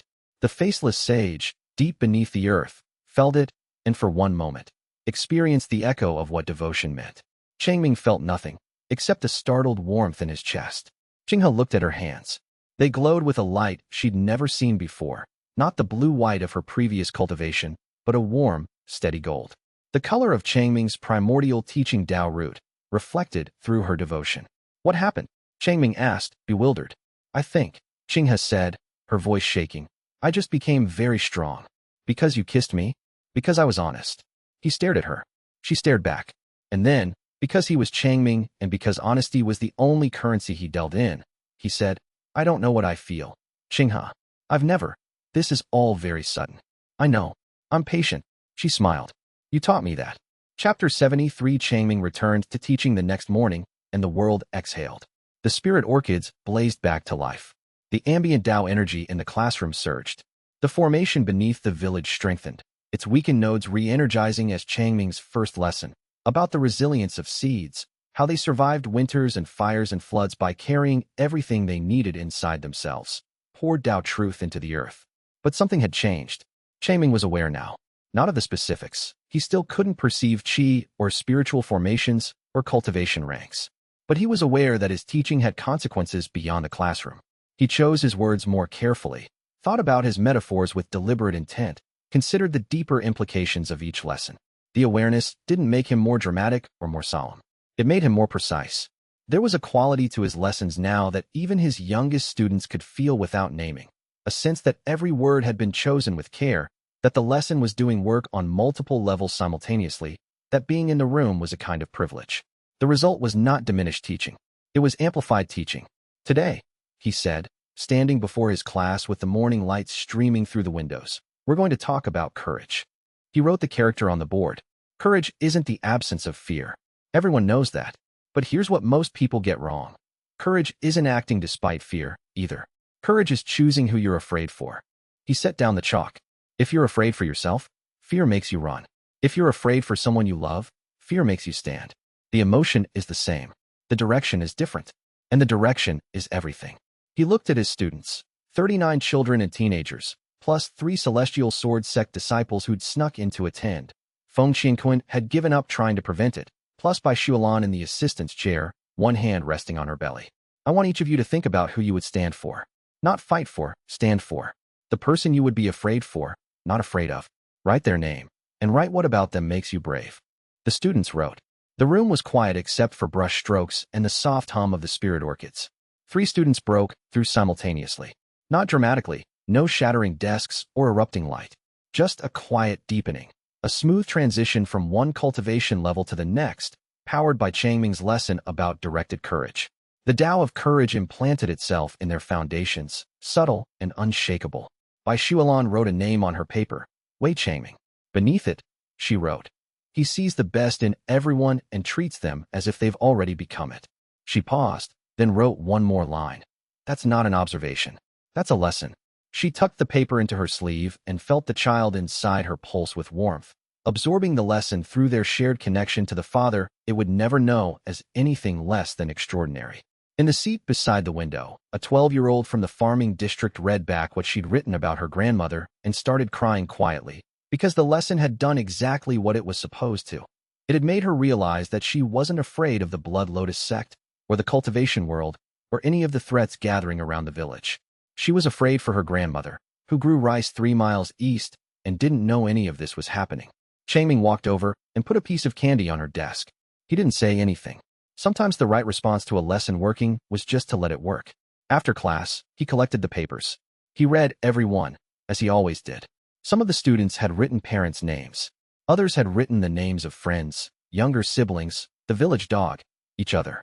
One boy, whose family had moved to Qinghe village 4 months ago after a flood destroyed their farm to the east, had written the name of his village, the old one, the lost one, and described what it had meant to be afraid for a place rather than a person. Changming wrote in that margin, a place can be as much a part of you as a person. This is an important observation. Please expand in the next essay. The 3 students who had broken through received no special note. He didn't know they'd broken through. He simply saw that their essays were particularly clear and put a star next to the excellent insight comment he'd already written. The stars were for essays he wanted to share with the class later, when the time was right. He wrote the day's lesson title in his teaching log, Courage, Directed Fear. Below it, in his neat, careful hand, good response from the group. Follow-up, fear as motivation versus fear as paralysis. Consider connecting to water lesson. Direction determines what the force becomes. He closed the log, set it on the shelf where he kept all his teaching logs, 3 years of them, a solid, heavy row, and went to make tea for Bai Shualan, who had been sitting in the assistant's chair for 4 hours and deserved something warm. She was already making it. He stood in the doorway and watched her move around the kitchen with the efficiency of someone who had memorized the location of everything important in a space and felt at home in it, and felt, very clearly, that this was also what courage looked like. Chapter 74. Zheng Wuyan's deadline arrived like winter, inevitable, cold, and carrying the promise of devastation. The Heavenly Emperor descended to the plain east of Qinghe village with his personal guard, 100 true immortals, each one a cultivator who had transcended mortal limits and existed as a being of pure spiritual power. Their combined presence made the air dense enough to chew. The grass beneath their feet withered. The sky above them turned the color of old bronze. The 3-sect alliance assembled its defense. 1,200 cultivators, drawn from Azure Cloud, the Jade Pavilion, the Divine Martial Hall, and 3 additional sects that had joined the alliance after the tournament. It was the largest gathering of cultivator military power in a century. At its head stood 3 half-step immortals. Luo Qinghe, 13, half-step immortal, Tao of Devotion. Her warm gold aura blazed like a sunrise. Shen Wuji, 15, Tao Manifestation Peak, divine constitution fully awakened.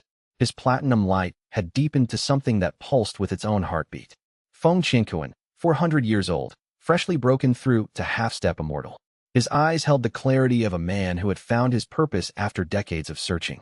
Changming's erosion lesson had stripped away everything he'd built on the wrong foundation, and what remained was genuine.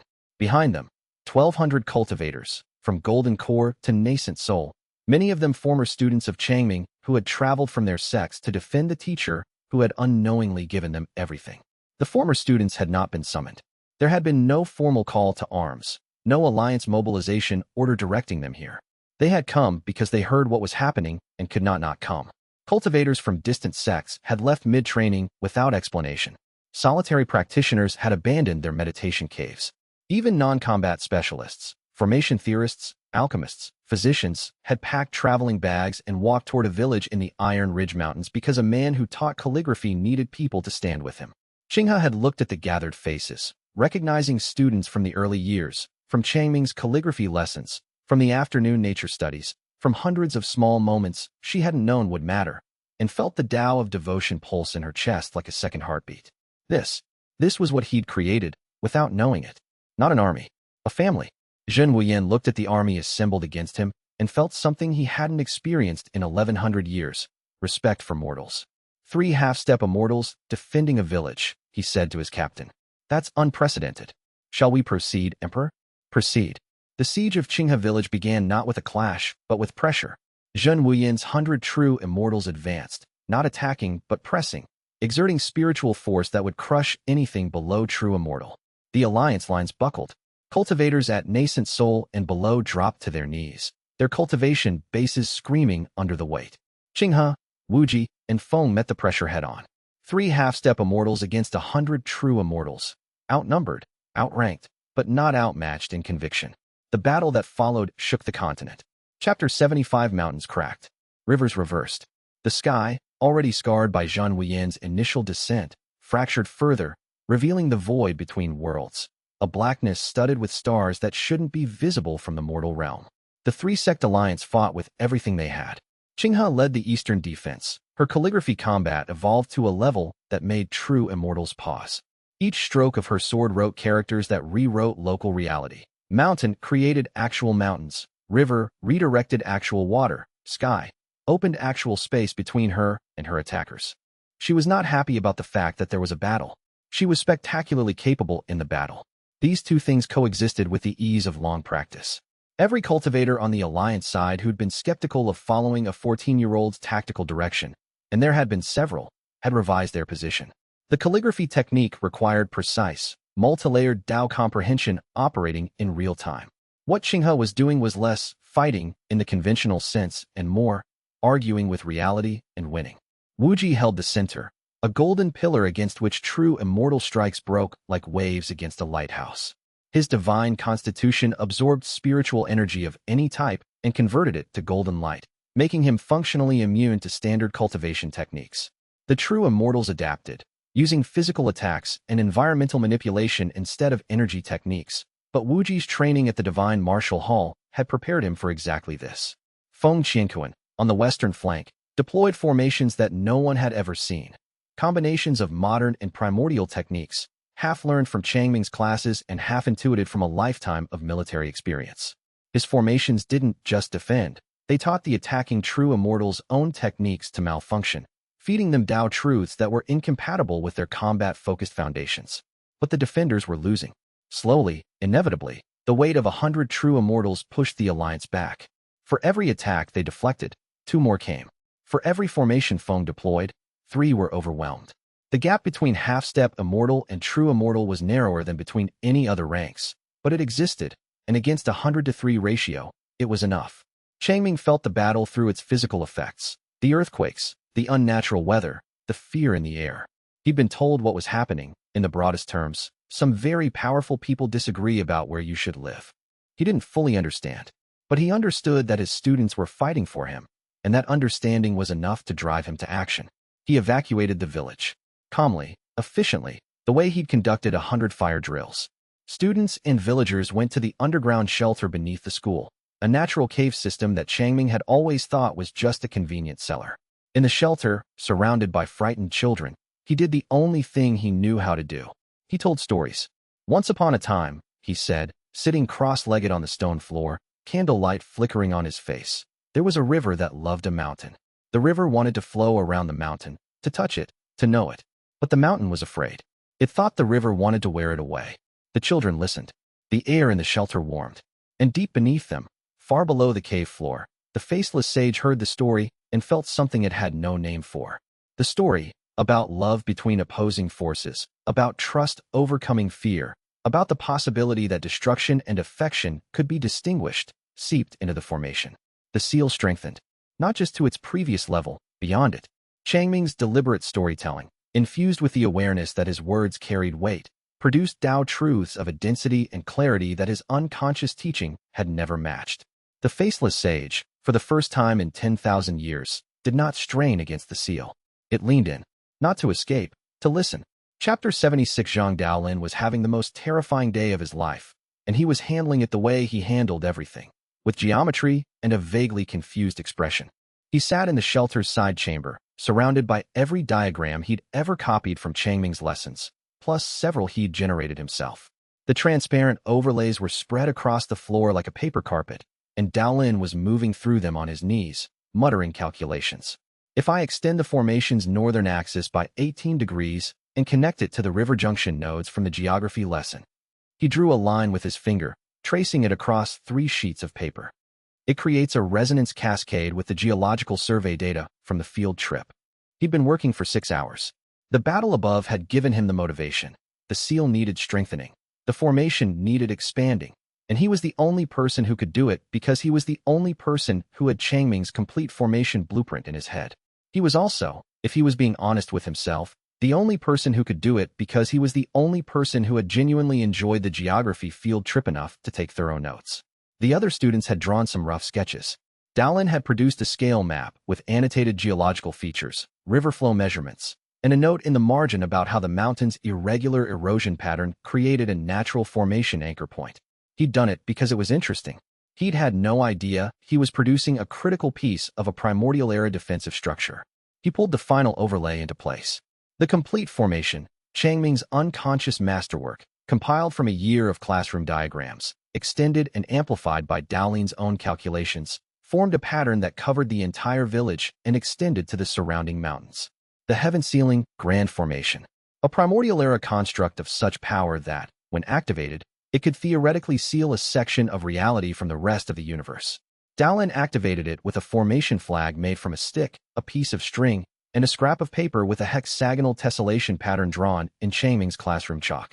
The formation erupted from the ground like sunrise. A dome of interlocking geometric patterns, hexagons, triangles, circles, spirals, spread outward from the shelter, expanding to cover the village, the schoolyard, the surrounding fields, the nearby hills. The dome was translucent, shimmering with colors that shifted like oil on water, and it was solid. Zhen Wuyan's true immortals hit the dome and stopped. Not slowed. Stopped. Their techniques struck the formation and dissipated. Their physical attacks bounced. Their combined spiritual pressure, which should have crushed anything below Heavenly Emperor, washed over the dome like rain over glass. A 15-year-old boy's formation was blocking a Heavenly Emperor's army. Zhen Wuyan himself pressed a hand against the dome. His Heavenly Emperor perception analyzed the formation's architecture and found primordial-era geometry of such sophistication that even his 12,000-year understanding couldn't fully parse it. He spent 7 minutes examining it, an eternity for a being who processed reality at the speed of cosmic will, and came away more puzzled than he'd arrived. Where, he said, his voice carrying the weight of genuine curiosity, did a child learn to build this? The answer, had anyone been there to give it, was geography class. Zhen Wuyan pressed harder. The dome flexed but held. He pressed harder still. The dome resonated, producing a harmonic frequency that made every cultivator in the area wince. He stepped back. Remarkable, he said. And for the first time in the siege, he looked at the village not as a problem to be solved, but as a phenomenon to be understood. How long can the formation hold? He asked his captain. Against sustained Heavenly Emperor assault? Hours, perhaps. Against true immortals? Indefinitely. Then we wait. Zhen Wuyan folded his arms. And we think about whether protective custody is truly what that village needs. Inside the dome, Zhang Daolin sat back on his heels, looked at the formation flags he'd planted, and felt the peculiar calm that came after maximum effort. His hands were shaking slightly. The formation had drawn on his chi reserves more deeply than he'd expected. He had enough left to maintain it for several days. Maybe a week if he was careful. He thought about Changming explaining tessellations, about how a hexagonal pattern could tile a surface without gaps or overlaps, how it was the most efficient way to cover area. He'd used that lesson. He'd used the geography field trip notes. He'd used the water flow diagram and the mountain anatomy lesson and the 6 months of geometry homework that Changming had assigned, explained, and returned with careful annotations. Not bad for homework, he said to the empty room. His voice was only slightly less steady than he intended. Chapter 77. In the shelter, surrounded by sleeping children and the soft glow of formation arrays, by Xuelan found Changming. He was sitting against the wall, legs stretched out, looking at the stone ceiling with an expression that was part exhaustion, part wonder. The storytelling had taken something out of him, not physical energy, but emotional reserves. He'd poured himself into those tales, and the echoes of his primordial teaching Tao root still hummed in the air. The children are asleep, she said, sitting beside him. Good. They need it. You need it too. I'm fine. You're lying. He smiled tiredly. I'm fine adjacent. She sat close enough that their shoulders touched. The contact was warm, grounding, real. She was aware that she'd been finding reasons to sit this close for 3 months, close enough that she could feel his warmth, close enough that she could monitor his condition if she needed to. She'd told herself it was professional. She was a trained intelligence agent and a certified liar, and she knew she'd been lying to herself. I need to tell you something, she said. About the baby. More things. I'm not sure I can handle more things today. This is a good thing. She took his hand and placed it on her belly, still flat, still showing no sign, but warm. Can you feel anything? He concentrated. He couldn't feel chi, spiritual energy, or Tao truth. But he could feel warmth, and beneath the warmth, the faintest flutter. Not physical, something else.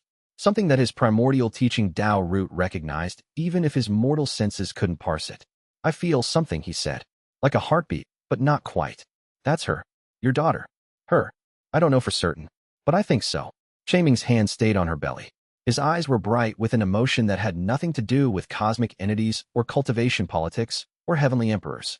It was the simple, overwhelming wonder of a man feeling his child's existence for the first time. She's real, he said. She's real. And she's going to be born into this chaos. She's going to be born into a world where her father teaches children to write their names and feeds foxes and tell stories to keep the darkness away. Xuelan leaned against him. That's not chaos. That's love. Something in Changming's chest pulsed. The primordial teaching Tao root, which had been a steady background hum for his entire life, surged. Not outward, inward. It focused on the tiny, impossible life growing inside the woman beside him, and it recognized the life as part of itself. The root's pulse intensified. Changming felt it. For the first time in his life, he felt it. A warmth in his chest that he'd always attributed to passion for teaching, now revealed as something vaster, more ancient, and more beautiful than he'd imagined. I feel it, he whispered. The thing inside me. The thing that changes people. The primordial teaching Tao root. I can feel it. It's warm. He searched for words. It's like carrying a library in my heart. Every truth I've ever known, every story my grandmother told me, every lesson I've ever given, they're all in there. And they're alive. Xuelan watched his face as understanding dawned. Not complete understanding, but the beginning of it. A mortal man perceiving, for the first time, the cosmic force he'd been carrying since birth. It doesn't feel like power, he said. It feels like love. Maybe that's what power was supposed to feel like, she said. He kissed her forehead. Not a passionate kiss, a gentle one. The kind that said I'm here and I'm not leaving. Above them, the formation dome held. The heavenly emperor waited.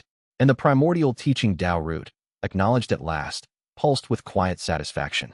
Chapter 78. Zhen Wuyan, after 12 hours of consideration, chose escalation. The formation is impressive, he told his captain. But it is still a formation.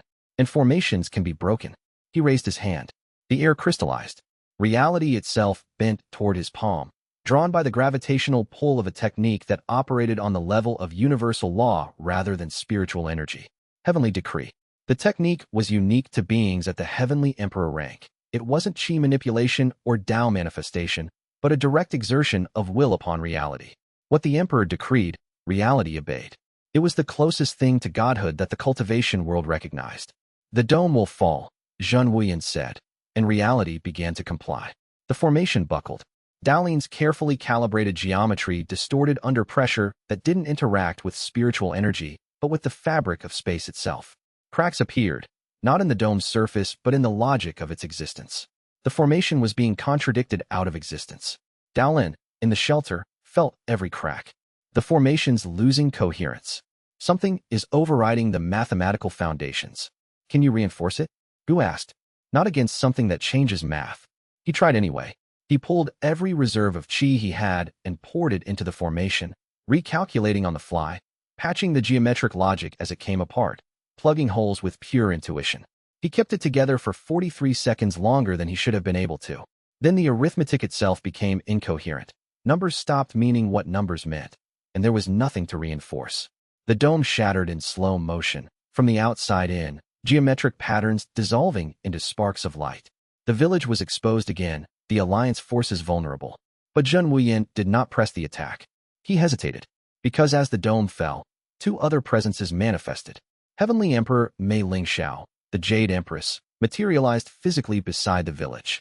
Her green-robed form emanated an aura of growth and renewal that countered Zhen Wuyan's destructive pressure.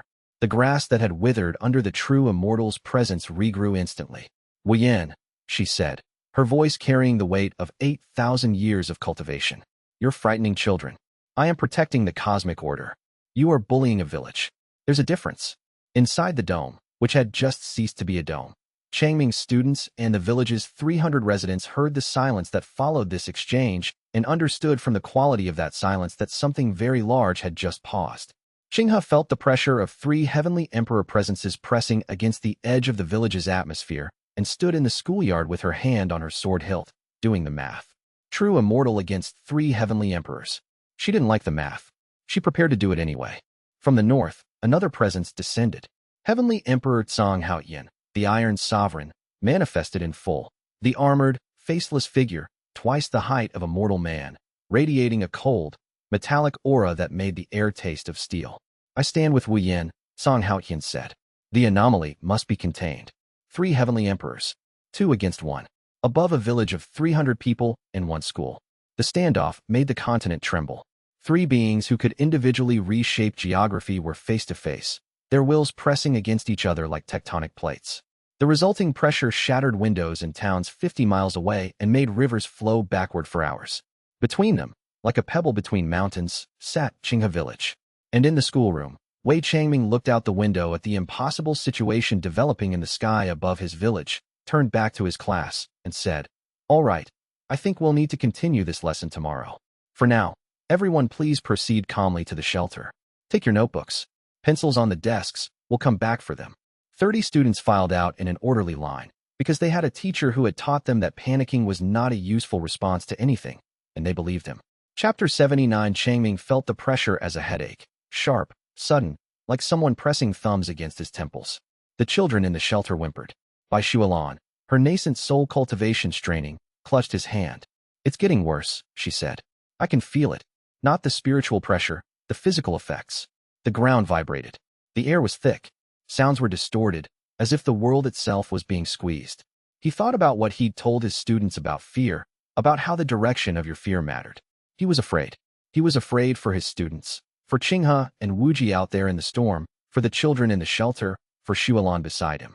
He was afraid for this village that had become, over 20 years, the closest thing he'd had to a home since his grandmother's house. That kind of fear, he'd always maintained, was the kind that made you stand up. He made a decision without conscious thought. He stood, gently disengaged from Shualan, and walked toward the shelter exit. "Where are you going?" Shualan asked, her voice sharp with fear. "To ask them to stop. You can't go out there. There are 3 heavenly emperors. My students are out there. The children are scared." He looked back at her. "I'm a teacher. When my students are scared, I don't hide." He climbed out of the shelter. He walked through the village, past the damaged schoolhouse, past the cracked flagstones of the schoolyard, past the camphor tree that was now listing sideways from the spiritual pressure. He walked past alliance cultivators who screamed at him to go back, past formation barriers that parted for him like curtains, because the formation recognized its creator, past the defensive lines where Qinghe and Wuji stood, battered but unbroken. "Teacher Wei," Qinghe shouted. "You can't." He walked past her too. He emerged into the open plain between the village and the heavenly emperor's standoff. A mortal man, barefoot, he'd left his shoes in the shelter, in stained teaching clothes, walking toward three beings who could unmake reality with a word. Every cultivator on the battlefield watched. Every heavenly emperor turned to look. Wei Changming stopped in the center of the field. He looked up at Zhen Wuyan, or rather, at the space where Zhen Wuyan existed, which to Changming's mortal eyes was an area of sky that felt particularly heavy. "Please stop," he said. "My students are frightened." The words were not a technique. They were not a Tao transmission. They were the honest, exhausted plea of a teacher whose children were scared.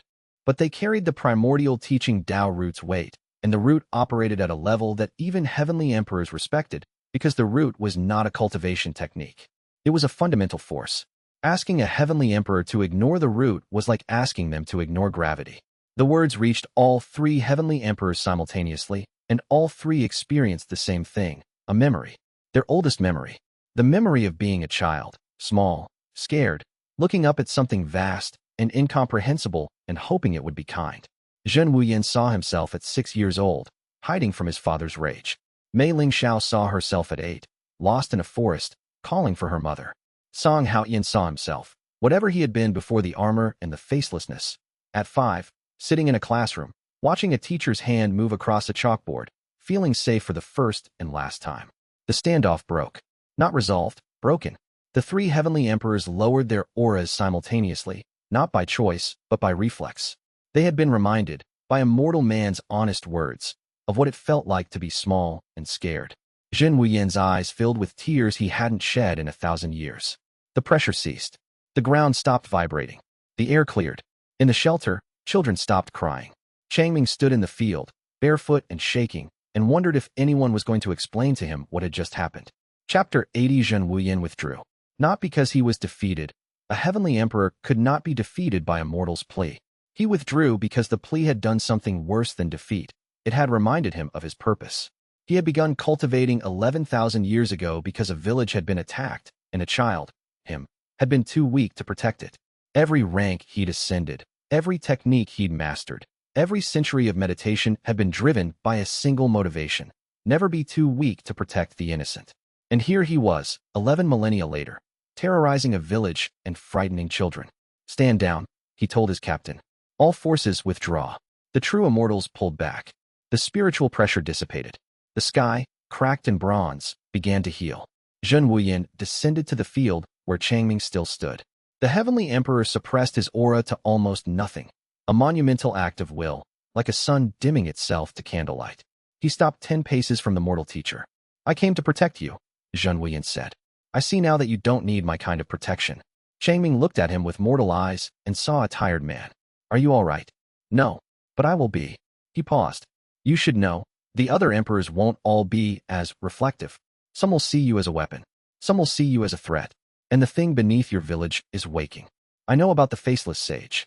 Then you know it wants what you have. It wants a teacher," Changming said quietly. "I'm starting to understand that." Zhen Wuyan studied him.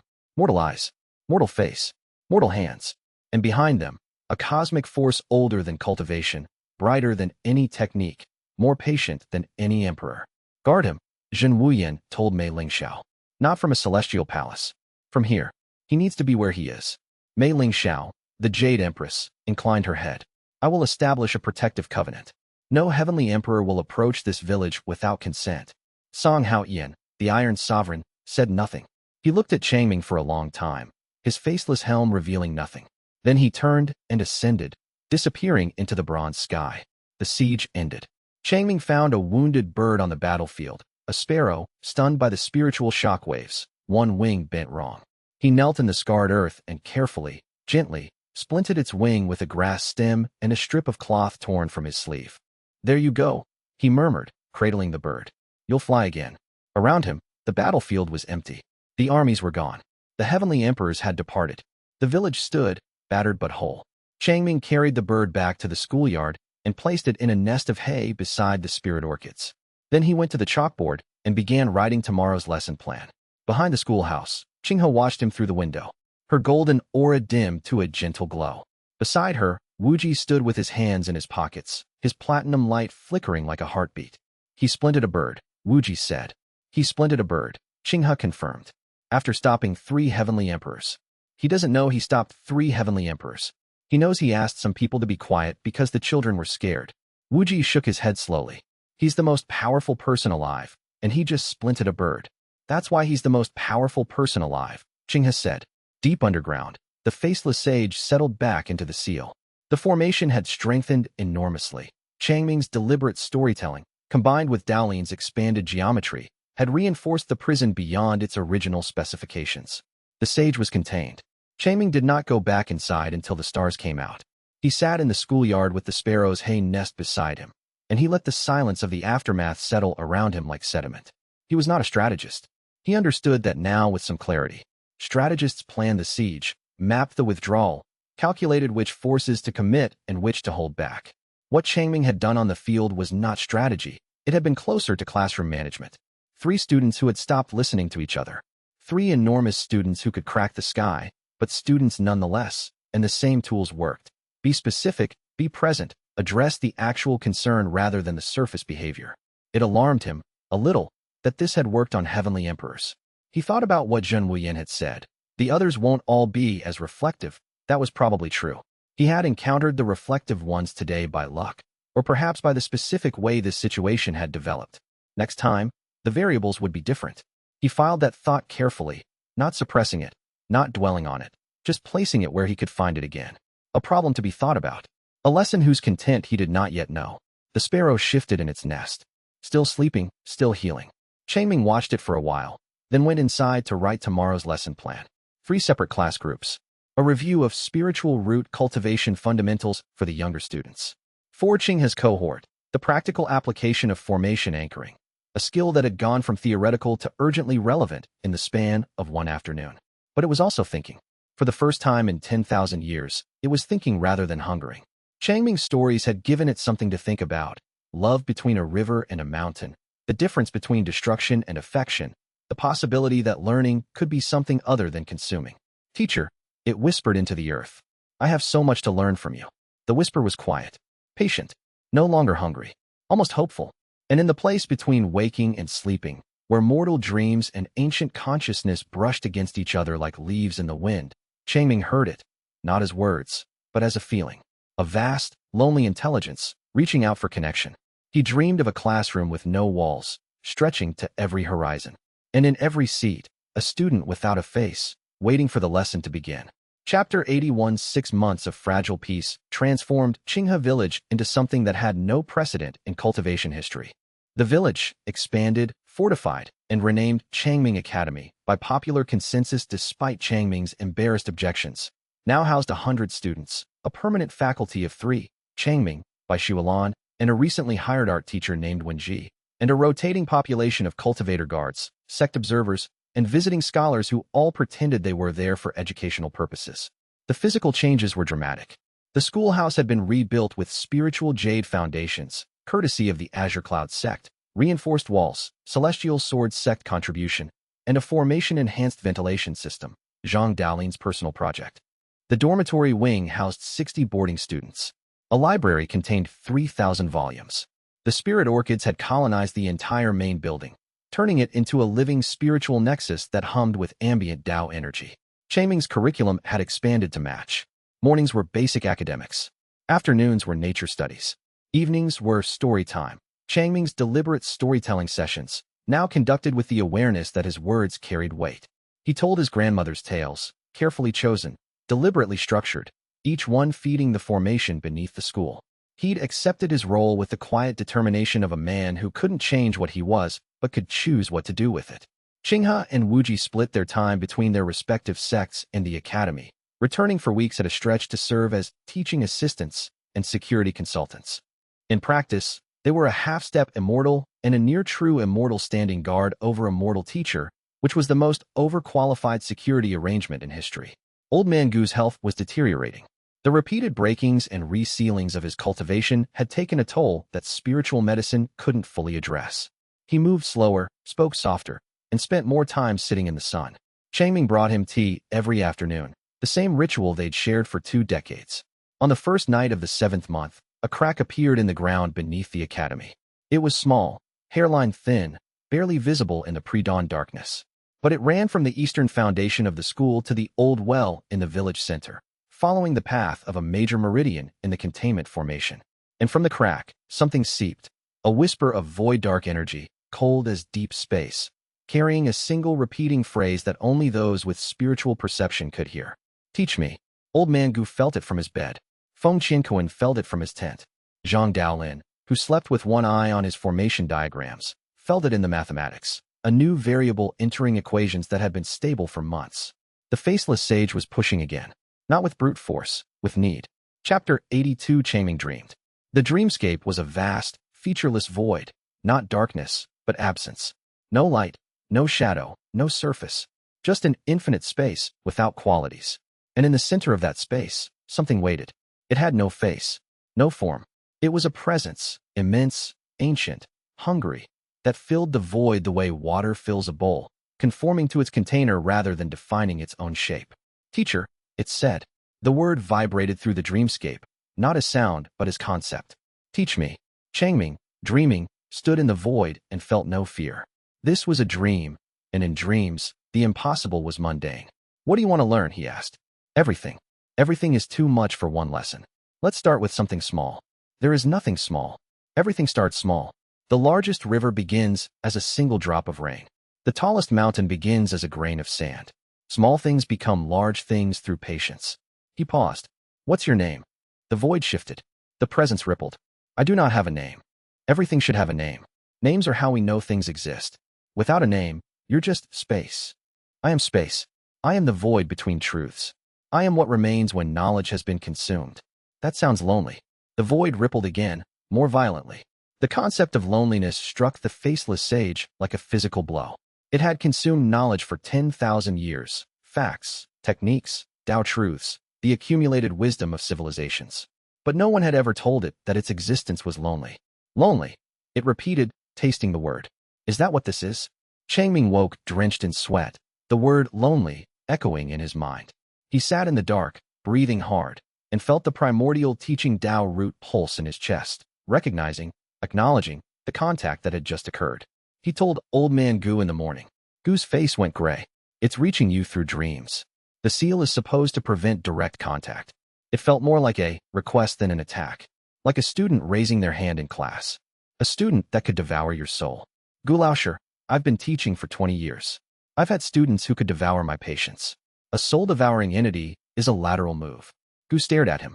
Then, despite everything, he laughed. The full truth, Gu said, composing himself.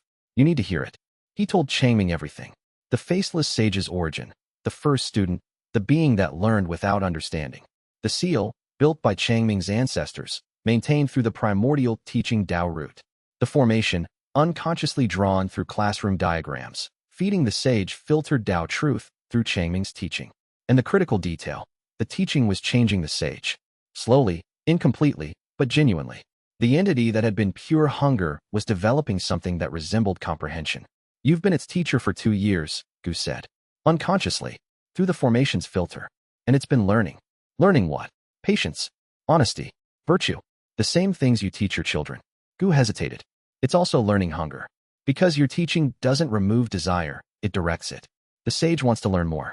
And the formation can't give it more. It needs direct contact. That's why it's reaching into my dreams. Yes. Changming was quiet for a long time. Then he said, can I teach it? Directly. If you enter the seal, the sage could consume your Tao root. It would become the most dangerous thing in existence. But if I don't, the seal fails, and it escapes anyway. We're working on reinforcements, Gu Laosher. Changming's voice was gentle but firm. Stop. You've been protecting me and managing this crisis for 200 years. You're tired. Let me do what I do. You're immortal. You can't fight it. I'm not going to fight it. I'm going to teach it. That's the same thing. No, it isn't. Fighting is about winning.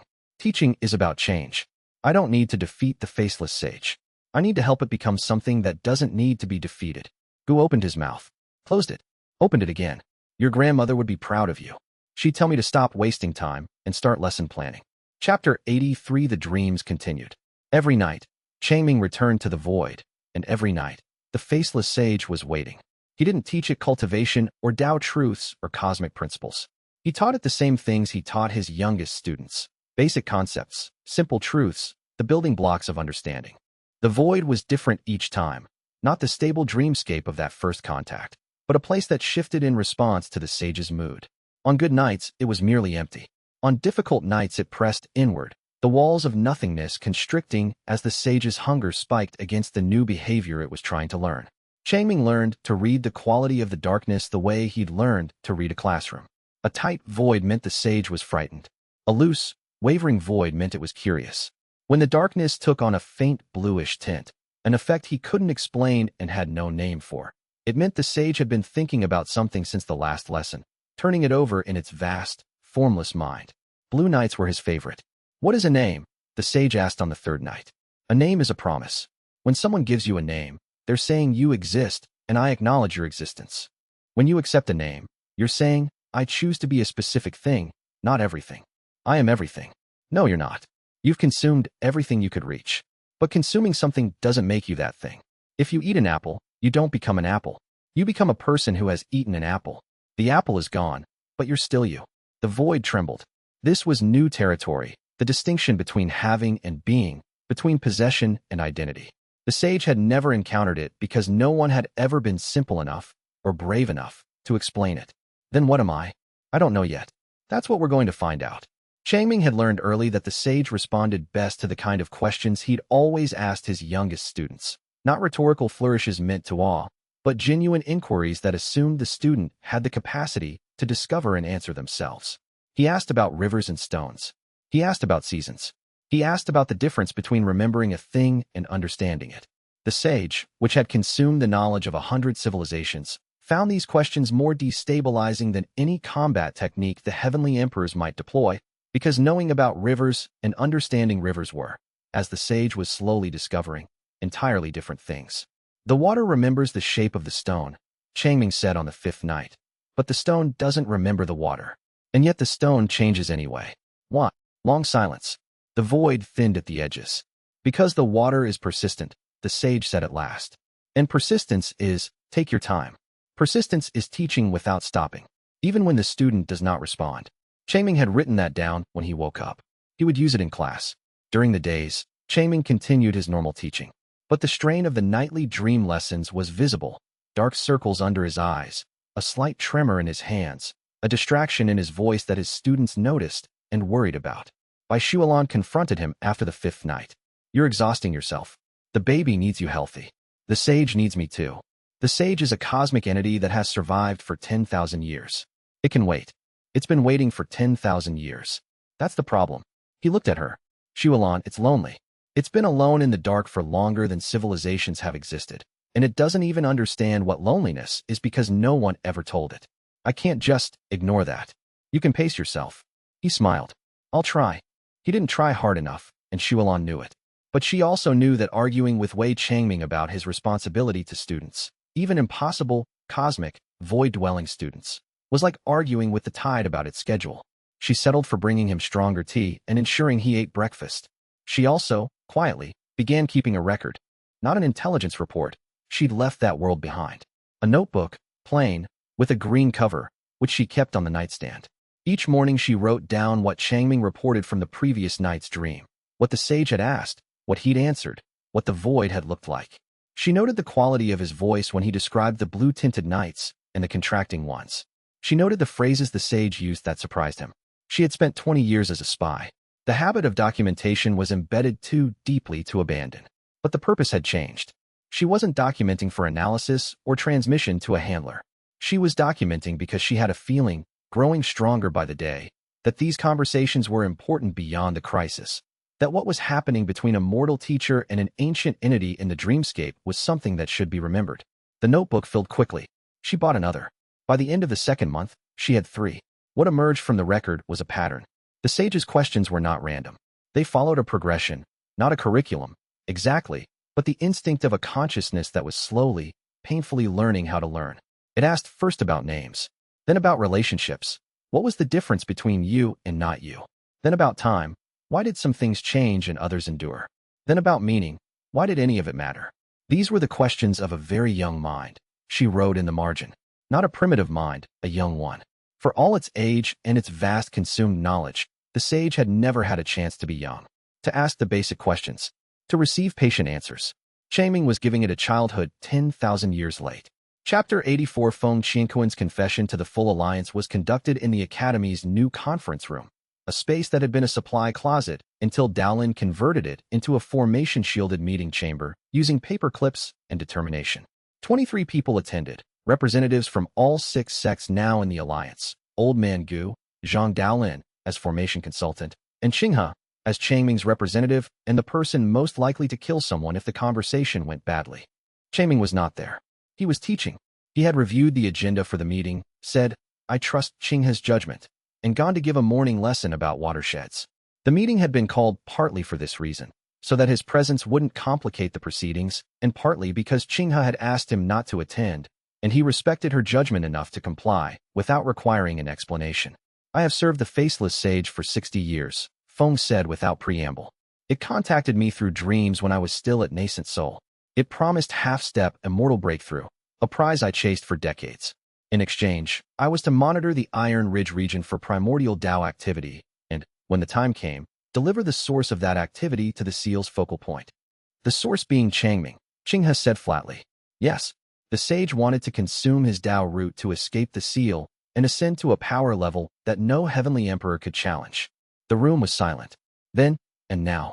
Now I sit in a mortal teacher's classroom and learn about erosion, and I understand that the man I was ordered to betray is the reason I finally achieved what the sage only promised. His voice was steady but raw. I broke through to half-step immortal because Changming taught me about removing what isn't essential. The sage promised power through addition. Changming delivered it through subtraction. One of those approaches is true. The other is a lie I told myself for 60 years.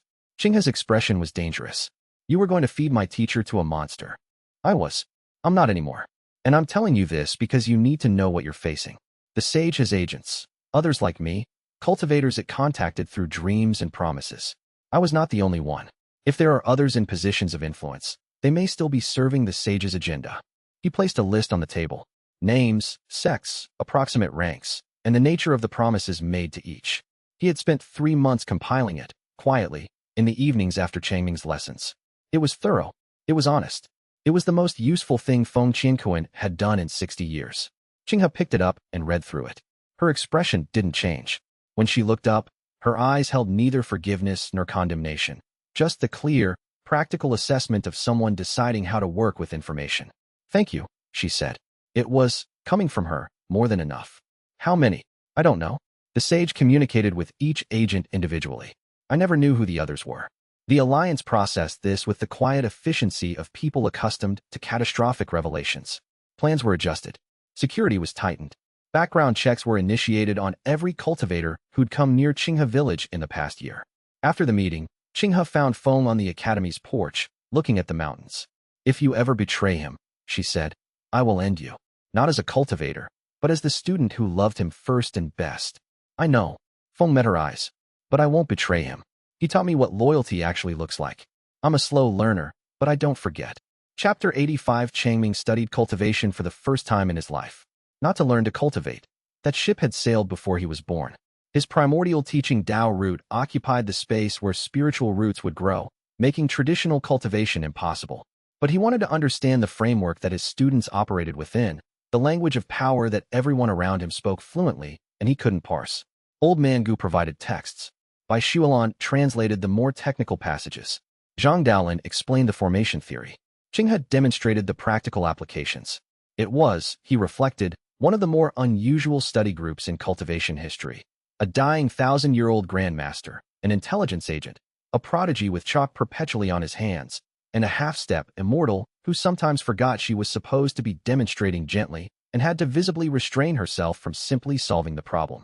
Changming absorbed it all with the speed and depth of someone whose entire being was organized around the acquisition and processing of knowledge. Within a week, he understood cultivation theory better than most nascent soul cultivators.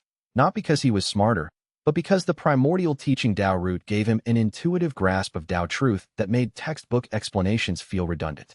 He understood it the way a river understands its banks, not by studying maps, but by being the thing described. "I understand the ranks," he told Gu. "Mortal tempering to heavenly emperor. I understand the mechanism. Qi absorption, Dao comprehension, breakthrough. I understand why my students advance so quickly. My teaching delivers Dao truths that other cultivators spend decades meditating to achieve." And, and I understand why I can't cultivate. He touched his chest, where the root hummed. This isn't a technique. It's not something I have. It's something I am. My body is organized around transmission, not reception. I can give truth, but I can't hold it for myself. He paused, and when he spoke again, his voice held the quiet wonder of someone who'd just read their own autobiography. I'm not a cultivator who happens to teach. I'm a living Tao, the universe's fundamental mechanism for transmitting truth. My bloodline didn't inherit a technique. They inherited a cosmic responsibility. And my grandmother. His voice thickened. My grandmother knew. She spent her whole life preparing me, encoding everything she knew into stories, making sure the root would survive in a boy who could never cultivate it, but could channel it to everyone he met. She loved you very much, Gu said. I barely remember her. Changming wiped his eyes. I wish I could tell her I understand. She knows, Gu said. Trust me, she knows. Chapter 86. Shen Wuji reached true immortal on a Tuesday afternoon during a meditation session that he'd intended to use for a nap. The breakthrough was characteristically understated.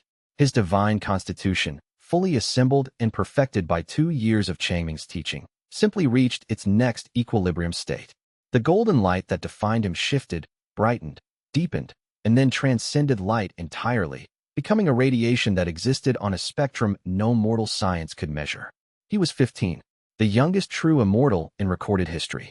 Commander Zhao Tianshi of the Divine Martial Hall received the news via priority jade and stared at it for 5 minutes. Then he drafted a formal response, acknowledged. The hall recognizes Shen Wuji as true immortal. Request he please stop breaking records. The paperwork is becoming unmanageable. Wuji's first act as a true immortal was to volunteer for the most dangerous mission the Alliance had ever conceived, descending into the Faceless Sage's prison to assess the seal's condition.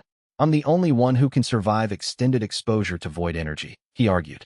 My divine constitution converts hostile energy into something usable. The void can't consume what I've already transformed. The Alliance agreed, reluctantly. Qinghe insisted on accompanying him. Gu insisted that Zhang Daolin go as formation consultant. The 3-person team was assembled, briefed, and equipped with Daolin's best formation flags. Actual flags this time, not sticks. They descended through a shaft that Changming's school expansion had inadvertently exposed, a natural opening in the rock that led to a cave system, which led to a chasm, which led to the outer boundary of the Faceless Sage's prison. The prison was vast. Not a room or a chamber, a space. An underground void the size of a small continent, carved from the bedrock of the world by forces that predated geology. The walls weren't stone. They were compressed Tao energy, hardened into a physical barrier by the original sealmaker's technique. They hummed with a frequency that made Wuji's bones vibrate. At the center, far below, in absolute darkness that wasn't merely the absence of light, but the presence of void, the Faceless Sage. Wuji saw it with true immortal perception. A being of impossible scale, not physically large, but dimensionally vast. It existed in more directions than 3-dimensional space allowed, folded into the prison like an ocean compressed into a thimble. Its hunger was palpable, a gravitational pull that tried to draw everything toward it. Light, sound, thought, Tao. That, said Daolin, who could see the entity's mathematical signature through his formation lenses, is the largest negative Tao value I've ever calculated. It's not just empty, it's consuming emptiness itself. Can the seal hold it? Qinghe asked. Daolin examined the formation arrays embedded in the prison walls. They were Changming's work, filtered through 10,000 years of ancestral maintenance, but unmistakably derived from the same geometric principles he taught in class. Hexagons, triangles, spirals, tessellations. The seal is holding, Daolin said, but it's being stressed. The entity isn't pushing against the seal, it's pulling. It's trying to draw the seal inward, to consume it. The seal resists because it's fundamentally different from what the entity consumes. It's not knowledge, it's structure. But the stress is degrading the structural integrity. How long? At current rates? Years, maybe decades. But if the entity gets stronger, or if something disrupts the seal from outside, it could fail in days. Wuji looked down at the void. The void looked back. Changming's dreams, he said. It's reaching through the seal. That means there are channels, paths that bypass the structure. If we don't seal those channels, the entity could escape without breaking the seal at all. It could just flow through the cracks. Then we seal the cracks, Qinghe said. We can't. Daolin's voice was grim. The cracks are where Changming's teaching enters. If we seal them, the entity stops receiving the Tao truths that are changing it. And the filtered teaching is the only thing keeping it from full force assault on the seal. The paradox hung in the air. The same channels that allowed the sage to reach Changming's dreams were the channels that delivered Changming's teaching to the sage. Seal them, and the entity reverted to pure hunger. Leave them open, and the entity could eventually escape through them. There might be a third option, Wuji said slowly. What if the teaching was stronger? What if, instead of filtered fragments, the entity received direct, comprehensive teaching? Enough to change it fundamentally, to transform it from something that needs to be sealed into something that chooses to stay. That would require Changming to teach it directly, Qinghe said. Yes. Inside the prison. Yes. Where it could consume his Tao root and destroy reality. Yes. They looked at each other, a true immortal, a half-step immortal, and a teenage formation genius, and began the long climb back to the surface, carrying a conclusion that none of them wanted to deliver. Chapter 87. Tang Ruashi, now 12 years old, and the most accomplished spirit medium in the cultivation world, made her own descent. Not physically, she didn't need to. Her connection to the spirit world operated through Changming's primordial runes, which transcended physical boundaries. While the combat team assessed the prison structure, Ruashi sat in the schoolyard and signed into the void. I want to speak to the guardians, she signed. The ones who maintain the seal. They came. Not ghosts in the traditional sense. These were cultivators who had voluntarily imprisoned themselves within the seal 10,000 years ago, sacrificing their physical existence to become part of the containment structure. They existed as spiritual echoes, aware but incomplete, maintaining their posts across millennia. There were 12 of them. They manifested as translucent figures, aged beyond age, wearing robes of a style that no living culture remembered. They looked at Ruashi with the tired gratitude of soldiers who'd been on watch for an eternity. Child, said the eldest, a woman whose translucent form flickered like a candle. You speak the old language. The fingers of creation. Teacher Wei taught them to me, Ruashi signed. Wei. Yes. We know that name. The current carrier of the root. Can you tell me about the sage? About what it was before it was sealed? The guardian woman closed her translucent eyes. It was the universe's first student. When reality was young and formless, it was the first consciousness to observe and attempt to understand. But it had no teacher. It learned alone, and learning alone is a different thing than learning with guidance. What's the difference? A guided learner absorbs knowledge and integrates it, makes it part of their understanding, connects it to experience, transforms raw information into wisdom. An unguided learner absorbs knowledge and stores it, filing it away without integration, accumulating without processing. Over time, the unguided learner becomes a repository rather than a consciousness, a library with no librarian, a vast collection of facts with no framework to make sense of them. And the consuming? That came later. When the storage was full, the entity began to compress, crushing old knowledge to make room for new. But compressed knowledge isn't just smaller knowledge. It's distorted, meaning collapses. Context evaporates. What remains is hunger, the drive to acquire more, stripped of the capacity to use what's acquired. Ruashi processed this. Then she signed. Teacher Wei is teaching it. Through the seal. Is it working? The guardians exchanged glances. It is unprecedented. The entity has not been taught in 10,000 years. The filtered truths from your teacher are not knowledge. They are wisdom. Integrated understanding. The entity doesn't know how to process them. It's like a starving man being given food. It tries to consume, but these truths resist consumption. They insist on being understood rather than stored. And it's changing? Slowly. Painfully. The entity is developing something it has never possessed. A framework. A way to organize what it knows. Your teacher's lessons are providing the structure that the entity has lacked since the beginning. The guardian paused. But the process is destabilizing. The entity is neither what it was nor what it could be. It is in transition, and transitions are the most dangerous moments. Ruashi thanked the guardians and released them. They faded back into the seal, returning to their eternal vigil. She walked to Changming's classroom, where he was preparing the afternoon lesson. She stood in the doorway and sighed. I spoke to the people in the seal. Changming looked up. The ghosts. The guardians. They've been there for 10,000 years, maintaining the prison. They told me about the entity, what it is, what it wants, why it's changing. Tell me. She told him. He listened with the same careful attention he gave every student, his eyes focused on her hands, his mind processing each sign with the depth that his primordial teaching Tao root provided. When she finished, he was quiet for a moment. Then he said, the universe's first student. It learned alone, with no teacher, and it became lost. Ruashi nodded. Every teacher's worst nightmare, Changming said softly. A student who fell through the cracks. Chapter 88. The nightmare struck without warning. One night, Every person in Qinghe village dreamed the same dream, the void, the featureless expanse where the faceless sage existed, not as an observer, but as a participant. Each dreamer experienced the void's hunger, its loneliness, its vast and terrible incompleteness from the inside. Children screamed in their sleep. Adults thrashed and wept. Cultivators, whose spiritual defenses should have blocked dream invasion, found those defenses meaningless. The sage wasn't attacking. It was sharing. The difference was academic to the people experiencing it. Changming woke to the sound of crying. Not one child, but dozens. The dormitory was in chaos.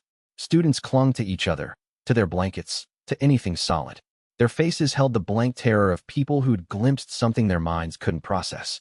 He went to them, not as a cosmic entity or a living Tao or the carrier of an ancient bloodline responsibility. He went as a teacher whose students were scared. He moved through the dormitory the way he moved through any difficult classroom situation. Calm, deliberate, attending to the most frightened first, not rushing anyone, not minimizing what they'd experienced.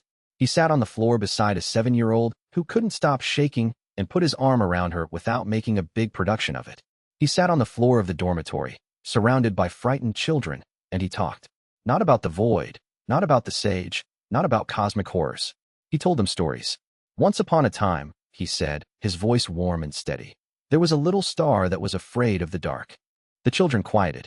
They gathered around him, the youngest in his lap, the older ones pressing close. The star shone very brightly, but it was alone in a corner of the sky, far from the other stars. Every night, it looked at the darkness between itself and the nearest star and thought, what if I go out? What if the dark is too big and I'm too small? He continued the story. The little star learned that the dark wasn't empty. It was full of things too far away to see. Other stars, other worlds, other lights. The dark was just distance, and distance could be crossed if you were patient and kept shining. The star realized, Changming said, that being alone in the dark wasn't the same as being alone. The dark was just the space between friends it hadn't met yet. By the time the story ended, most of the children were asleep.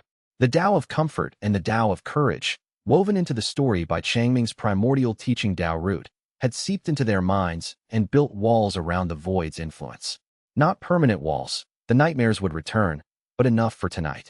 Changming stayed on the dormitory floor until dawn, surrounded by sleeping children, his back against the wall, his eyes open. Bai Shuolan found him there and brought a blanket. You can't do this every night, she said. I can if I have to. The baby will grow up in a world where her father kept the nightmares away. That's a good inheritance. She wrapped the blanket around his shoulders and sat beside him. Then I'll stay too. For the next 3 weeks, Changming told bedtime stories every night. Each story was crafted to counter a specific aspect of the sage's dream projections. The void's loneliness was answered with tales of connection, the hunger with tales of contentment, the incompleteness with tales of finding meaning in imperfection. He barely slept. He ate when Shuolan or Qinghe insisted. He taught his daytime classes with dark circles under his eyes and a steadiness in his voice that cost him more effort each day. But the children slept soundly, and that was enough. Chapter 89. The Alliance fractured on a Tuesday. Apparently, Catastrophe had a preference for Tuesdays. 3 of the 6 allied sects, the Emerald Wave sect, the Silver Moon Pavilion, and the Thousand Flame School, simultaneously withdrew their support and announced independent negotiations with the Faceless Sage. The logic was brutal and clear. The sage offered power. Changming's protection offered danger. 3 sects, facing the existential threat of a cosmic entity, chose the path of least resistance. They've been contacted through dreams, Feng Qianquan reported. The same method the sage used on me. Promises of advancement, technique secrets, Tao comprehension. All they have to do is withdraw from the alliance, and, when the time comes, not interfere with the sage's plans. 3 sects, Gu said. Half the alliance. More than half the combat strength. The Emerald Wave sect alone had 200 cultivators on our perimeter. The defection was announced formally. No quiet withdrawal, no apologetic exit. All 3 sects sent messengers simultaneously, the coordinated timing making clear that the decision had been planned well in advance. The messages were diplomatic but unambiguous. Regret for the disruption, confidence in the alliance's ultimate success, assurance that their sects would not actively oppose Changming's efforts. They just wouldn't be there for them. Qinghe received the messages in the conference room with the expression of someone who had considered every form of response available to her and rejected them all as either insufficient or excessive. She was saving the excessive options for later. The defection left the alliance with Azure Cloud, the Jade Pavilion, and the Divine Martial Hall, the 3 original members. Powerful, but drastically diminished. The protective barrier around the village, which required 6 sects worth of energy to maintain, was now sustained by 3. It thinned visibly, its shimmering surface becoming translucent. Changming heard the news from Bai Shuolan, who delivered it with the clinical precision of an intelligence analyst falling back on professional instinct. 3 organizations have decided not to help us anymore, she said. The remaining 3 are stretched thin. Why did they leave? Fear. The entity offered them safety in exchange for non-involvement. Changming sat at his desk, surrounded by lesson plans and spirit orchids, and processed this with the careful thoughtfulness he brought to difficult problems. They're scared, he said. They're traitors. They're scared people who made scared choices. I've seen students do the same thing, align with the bully rather than face the consequence of standing up. He looked at Shuolan. I can't blame them for being afraid, but I'm disappointed that they think safety comes from giving up on each other. The words carried weight, as his words always did. But this time, the weight was personal. He was hurt. Not angry, hurt. The betrayal of allies, of people who'd pledged to protect his school, struck the same nerve as Li Hashan's betrayal. The realization that his existence had become a strategic factor in other people's calculations. He didn't want to be a factor. He wanted to be a teacher. But the universe, it seemed, had other plans. That evening, he wrote 3 letters. One to the Emerald Wave sect's senior elder, addressed formally and without reproach. I am grateful for the time and effort you invested in our village. I understand your decision. If you ever wish to return, the classroom door will be open. He included a small packet of spirit orchid seeds that had fallen from the plant by the window, a gift with no leverage, given freely, with the only note. These grow well in most soils. No special care required. One to the Silver Moon Pavilion, shorter. I hope you remain safe. Please remember that whatever promises you've been offered were made by a being that does not yet understand the difference between a promise and a transaction. I mean this kindly, not as a warning.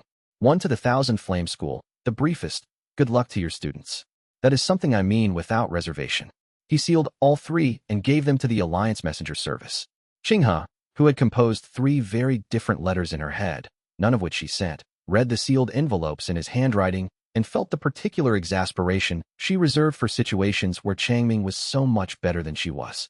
They betrayed us, she said. They made a frightened choice. Frightened choices usually come with consequences. They don't need me to add to those consequences. You're writing them thank you notes for leaving. I'm writing them parting letters. It's different. He put the envelopes in the messenger's bag. The ones who stayed harder because the others left. That matters more than what I feel about the ones who went. Qinghe watched the messenger depart and decided she would be angry on his behalf, since he apparently was not going to do it himself. Chapter 90. The last person Changming expected to see at his door was Duanmo. The Blood Lotus sect master arrived alone, on foot, wearing traveling clothes that were worn and dusty rather than the opulent robes of a sect leader. He carried no weapons. His Dao manifestation cultivation was unsuppressed, but muted, like a fire banked to embers rather than blazing. Changming opened his door and found a familiar face, the merchant who had visited months ago, who had tried to use soul reading on him, who had broken tournament rules and attacked him. Mr. Duan, Changming said. I remember you. Duan Mo bowed. Not a cultivator's bow, formal and measured. A deep, genuine bow, the kind that came from somewhere beneath pride. Teacher Wei, I've come to help. Changming studied him. Then he stepped aside. Come in. I'll make tea.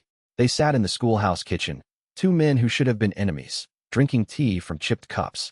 The silence was heavy but not hostile. Your shoulder healed, Changming observed, noting the way Duan moved. It did. Your student is very good with a sword. She's very good with many things. Changming sipped his tea. Why are you here? Because you broke me. Duan said it plainly, without self-pity. When I tried to read your soul, I found an ocean. When I attacked you at the tournament, you said, I just teach, and my cultivation cracked. I've spent 6 months trying to repair the damage, and I've come to a conclusion. I can't. Because the damage isn't damage. It's truth. He set down his cup. My entire cultivation is built on extraction, taking power from others by force. Your words showed me that this foundation is flawed. Not morally flawed, though it is that too. Structurally flawed. A cultivation base built on taking will always be weaker than one built on giving, because taking depletes the source while giving replenishes it. And I want to rebuild, from the ground up, on a foundation that doesn't crack when it encounters truth. He met Changming's eyes. I'm not asking for forgiveness. I'm asking for enrollment. Changming was quiet for a long time. The tea cooled in their cups. Outside, students played in the schoolyard, their laughter drifting through the windows. The Blood Lotus sect, Changming said. Your people, your army, they follow me. Where I go, they go. If I tell them to defend this village, they'll defend it. 5,000 cultivators? 4,000 and change. Some left after the tournament. The ones who stayed are the ones who want to be better. He paused. Like me. Changming looked at this man, a mass murderer, a soul harvester, a man who had built an empire of spiritual exploitation, and saw what he always saw. A person. Not a villain, not a monster. A person who had made terrible choices and was asking, with desperate sincerity, for a chance to make different ones. Class starts at dawn, Changming said. Front row. I'll expect you to do the homework. Duan Mo's eyes filled with something he hadn't felt in 40 years. Hope. Chapter 91. The Faceless Sage's prison cracked further. Earthquakes rolled across the continent in waves. Not the sharp, violent kind caused by tectonic shifts, but deep, groaning tremors that felt like the earth itself was in distress. Spiritual energy fluctuated wildly. Cultivation formations in distant sects malfunctioned. Rivers ran warm. Changming, having accepted the full weight of his situation, made a decision that no one expected. He began teaching the earth. Not metaphorically, literally. He walked the hills around the village, talking to the landscape as though it were a student. He knelt by the river and explained water flow to the water. He stood on the mountain and told the stone about patience. He walked the forest and discussed growth with the trees. He's lost his mind, muttered an alliance guard, watching Changming lecture a boulder about geological time. No, said Old Man Gu, watching from a different vantage point with spiritual perception that could see what the guard couldn't. He's teaching the formation. Gu was one of the few people present who understood the old architecture well enough to see what Changming had intuited rather than learned. That the containment formation beneath the village wasn't simply built into the landscape. It was the landscape, and had been since the era before cultivation records began. The mountains were not merely standing on the formation. They were the formation's pillars. The rivers were its meridians. The bedrock was its foundation stone. Whoever had built the seal had not drawn it into the terrain. They had grown it from the terrain, the way a farmer grows a crop from soil, which meant the terrain could be cultivated, could be strengthened, if you knew how to speak to it. Changming, who had spent 20 years discovering that his teaching worked on anything that could receive truth, was finding that stone and water and wood were no less receptive than frightened children. They were simply slower to respond. He adjusted his pace accordingly. By teaching the landscape directly, Changming was strengthening the formation in ways that his classroom illustrations never could. His words, carrying Tao truth, seeped into the stone and the water and the earth, reinforcing the formation from the outside. The effects were visible within days. Ancient formation arrays, dormant since the primordial era, reactivated across the region. Mountains shifted, subtly, imperceptibly to mortal senses, but measurably to Daolin's instruments. The mountains were moving into defensive positions, their spiritual foundations responding to Changming's teaching the way a student responds to a lecturer's pointing finger. Rivers changed course. Not dramatically, a degree here, a meter there. But the changes were purposeful, redirecting spiritual energy flows to reinforce weak points in the containment formation. The earth itself was becoming Changming's classroom. He's turning the continent into a formation, Daolin reported, his voice hushed with something between awe and terror. Every mountain, every river, every geological feature, they're all nodes in a massive, continent-spanning array. And it's all responding to him. Can he maintain it? Feng asked. He doesn't need to maintain it.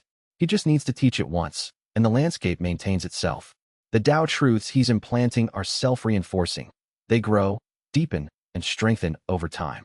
By this time next year, the formation will be stronger than it's been since its creation. We don't have a year, Gu said quietly. The sage is pushing harder every day. Daolin was quiet for a moment, studying his overlay.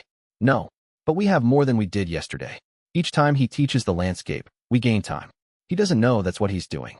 He just knows that talking to the mountain feels like the right thing to do. He traced one of the newly activated nodes on his diagram.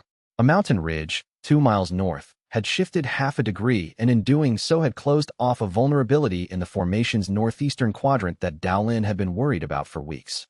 The mountain moved, he said, because he told it why.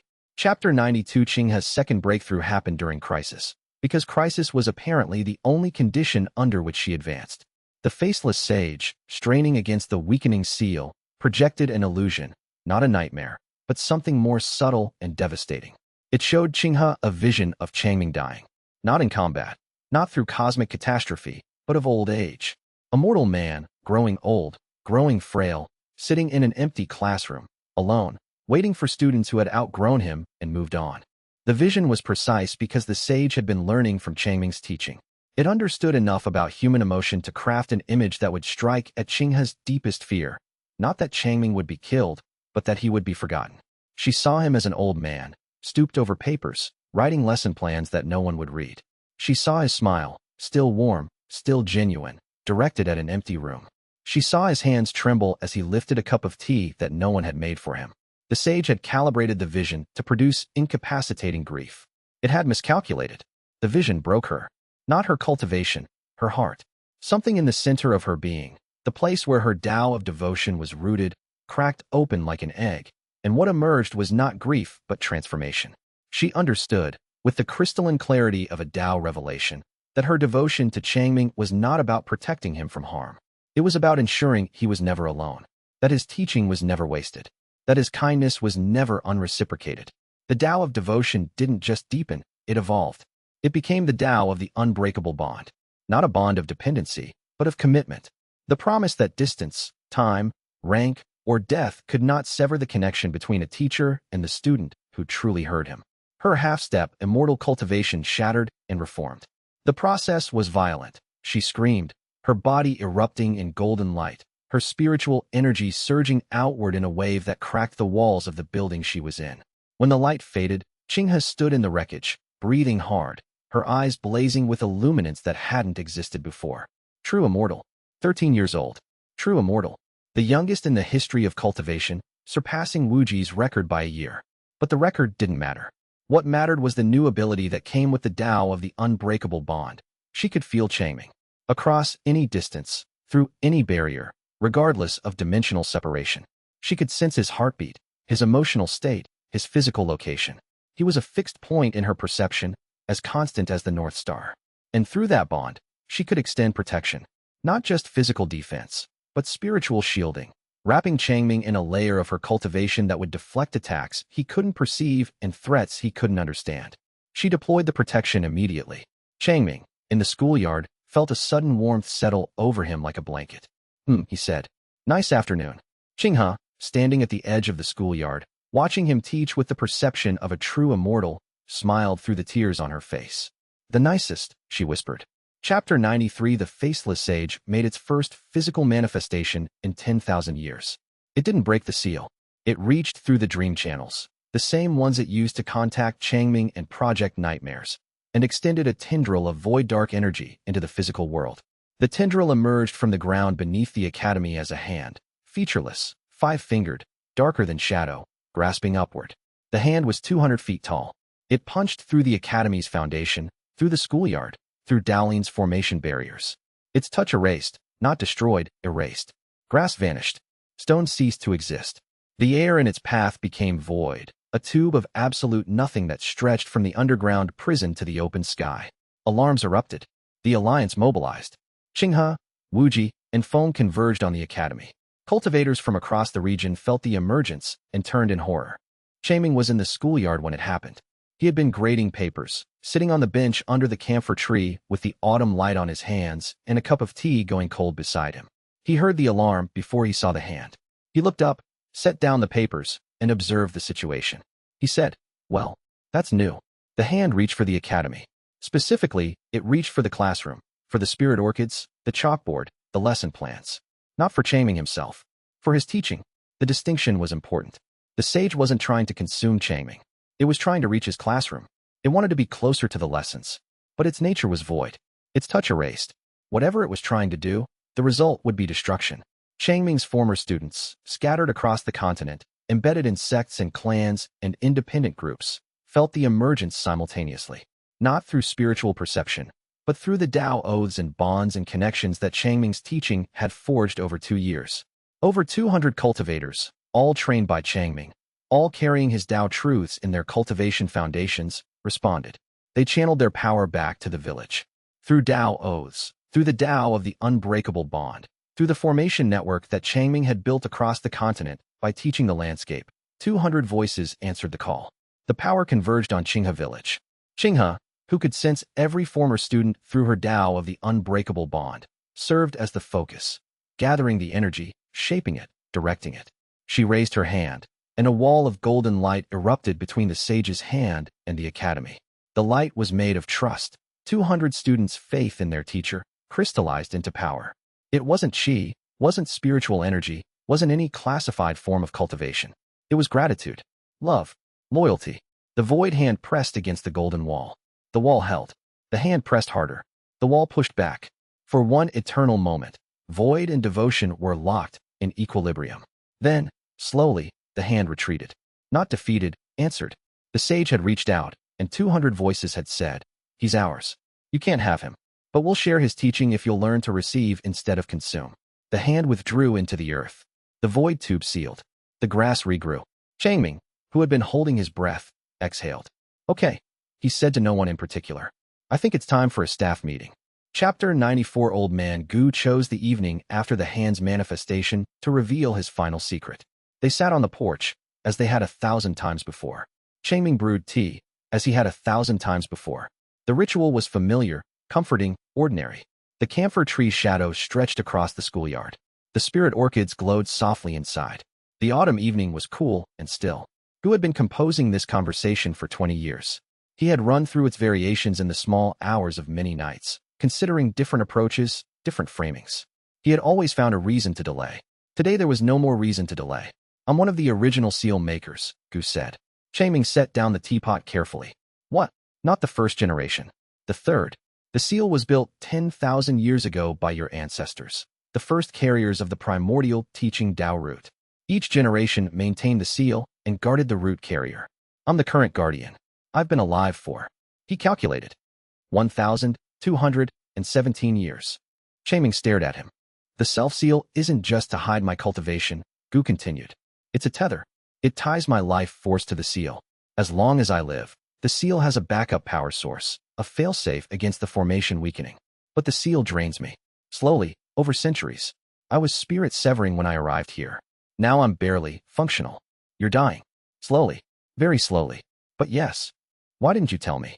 "Because I didn't want you to worry about an old man when you had a school to run." Gu smiled.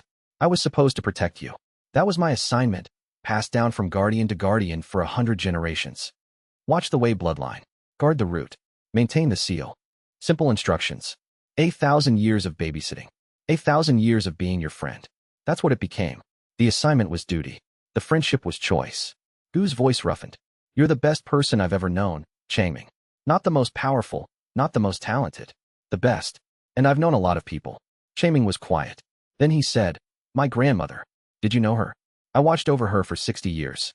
She was remarkable, fierce, wise, stubborn as a mountain. She couldn't cultivate the root, but she could carry it. She spent her entire life preparing for you. For me specifically, for the child she knew would come. The carrier who would be different, who would activate the root not through cultivation but through character. She didn't know it would be her grandson. She just knew that one day, the root would find the right person, and that person would need stories. So she told me stories. Every story she knew. Every Tao truth her lineage had accumulated over 10,000 years. She poured them into you like water into a vessel, knowing that the vessel would carry them to places she couldn't reach." Changming's eyes were bright. "I wish I could remember her better." "You don't need to remember her. You are her. Every lesson you teach, every story you tell, every truth you share, that's her. The grandmother lives in the teaching. That's the whole point of the root." They sat in the gathering dusk, an old guardian and a young teacher, connected by a lineage of service that stretched back to the dawn of understanding. "Tell me about her," Changming said. "Everything you remember." Gu talked until the stars came out. He described Wei Liang, her laughter, her temper, her habit of humming while she cooked, her fierce protectiveness of baby Changming, her final act, sitting beside his crib on her last night, too weak to stand, whispering stories into his sleeping ears, encoding the primordial teaching Tao root into the mind of a child who would never know what he'd received. "She died smiling," Gu said. Her last words were, "He'll be a good teacher." Changming wept, quietly, without shame, the tears of a man mourning a grandmother he barely remembered and a legacy he was only beginning to understand. Gu put a hand on his shoulder. She was right. They stayed on the porch past midnight. The tea went cold and neither of them moved to reheat it. Some conversations required the particular quality of night silence, the absence of daily obligations, the permission to hold things without needing to put them down. Ming asked about the other guardians. Gu told him what he knew. The lineage went back 40 generations, each guardian chosen for the combination of cultivation power and devotion, each one spending their life in proximity to the root carrier they protected. Some had been subtle, servants, neighbors, passing strangers who lingered. A few had been close friends. You're the longest, Ming said. I've been here the longest, yes. The seal needed more stability as it aged. I couldn't leave. And before this village, before my grandmother, I was somewhere else. Another village, another family, another child with the root that never activated. He was quiet for a moment. There have been many Weiss who carried the root without knowing it. Men and women who lived normal lives, felt occasional impulses toward teaching, and died without understanding what they were. The root was always waiting for the right conditions. What conditions? A student who needed it badly enough. A teacher willing enough. Gu looked at Ming sideways. The root isn't passive. It chose you. Not your bloodline, you specifically. It was waiting for someone with enough patience and enough love and enough stubbornness to do what needs doing. Ming considered this. It's been waiting in my family for how long? About 300 years. He took that in. 300 years of people carrying something they didn't know about. Most Dao paths wait longer for the right carrier. Gu finished his cold tea. 300 years is nothing, cosmically speaking. You arrived right on time. Ming thought about the faces of students who had passed through his classroom. The early ones, the ones he'd taught before any of the sect politics arrived, before the spirit orchids grew, before anyone knew his name beyond 2 valleys away. He thought about whether those years had been building towards something, or whether they had simply been what they appeared to be, a teacher teaching, year after year, finding it enough. He decided it had been both, and being both didn't make either part smaller. Thank you, he said. Gu looked at him. For what? For staying. For the tea. For the 1,000 years. He paused. For being my friend. Gu looked away. When he looked back, his eyes were bright. It was easy, he said. The best kind of assignment. Chapter 95. The decision came to Ming during his morning meditation. Not traditional cultivation meditation, but the simple practice of sitting quietly and organizing his thoughts that he'd developed over 20 years of teaching. He would enter the prison. He would teach the faceless sage directly. The logic was simple, even if the execution was suicidal. The sage was changing, slowly, painfully, through filtered teaching, but the pace wasn't fast enough. The seal was weakening. The dream invasions were escalating. The physical manifestation of the hand proved that the sage was capable of reaching into the real world. If he waited, the sage would eventually escape. When it escaped, it would consume his Tao root and become a threat that no power in the world could stop. If he acted, if he went to the sage and taught it directly, without the seal's filter, delivering the full weight of his primordial teaching Tao root, there was a chance. Not a certainty, but a chance that the sage could be transformed. That the universe's first student could finally learn what it had missed, understanding. He told Xinghe first. She was his first student. The one who had stood in his doorway at 7 years old with a book she couldn't read and demanded he teach her. The one whose cultivation had grown so far beyond what he could see that he now had to take her word for what was possible. She deserved to know before anyone else. He prepared tea while he thought about how to say it. He made her cup stronger than his own, because this was a conversation that required fortification. You're insane, Xinghe said when he told her. Probably. You're immortal. You have no defenses. It will consume you the moment you enter its space. Maybe. Or maybe it will listen. It's been listening for months. In the dreams, through the seal. It's hungry, yes. But it's also curious.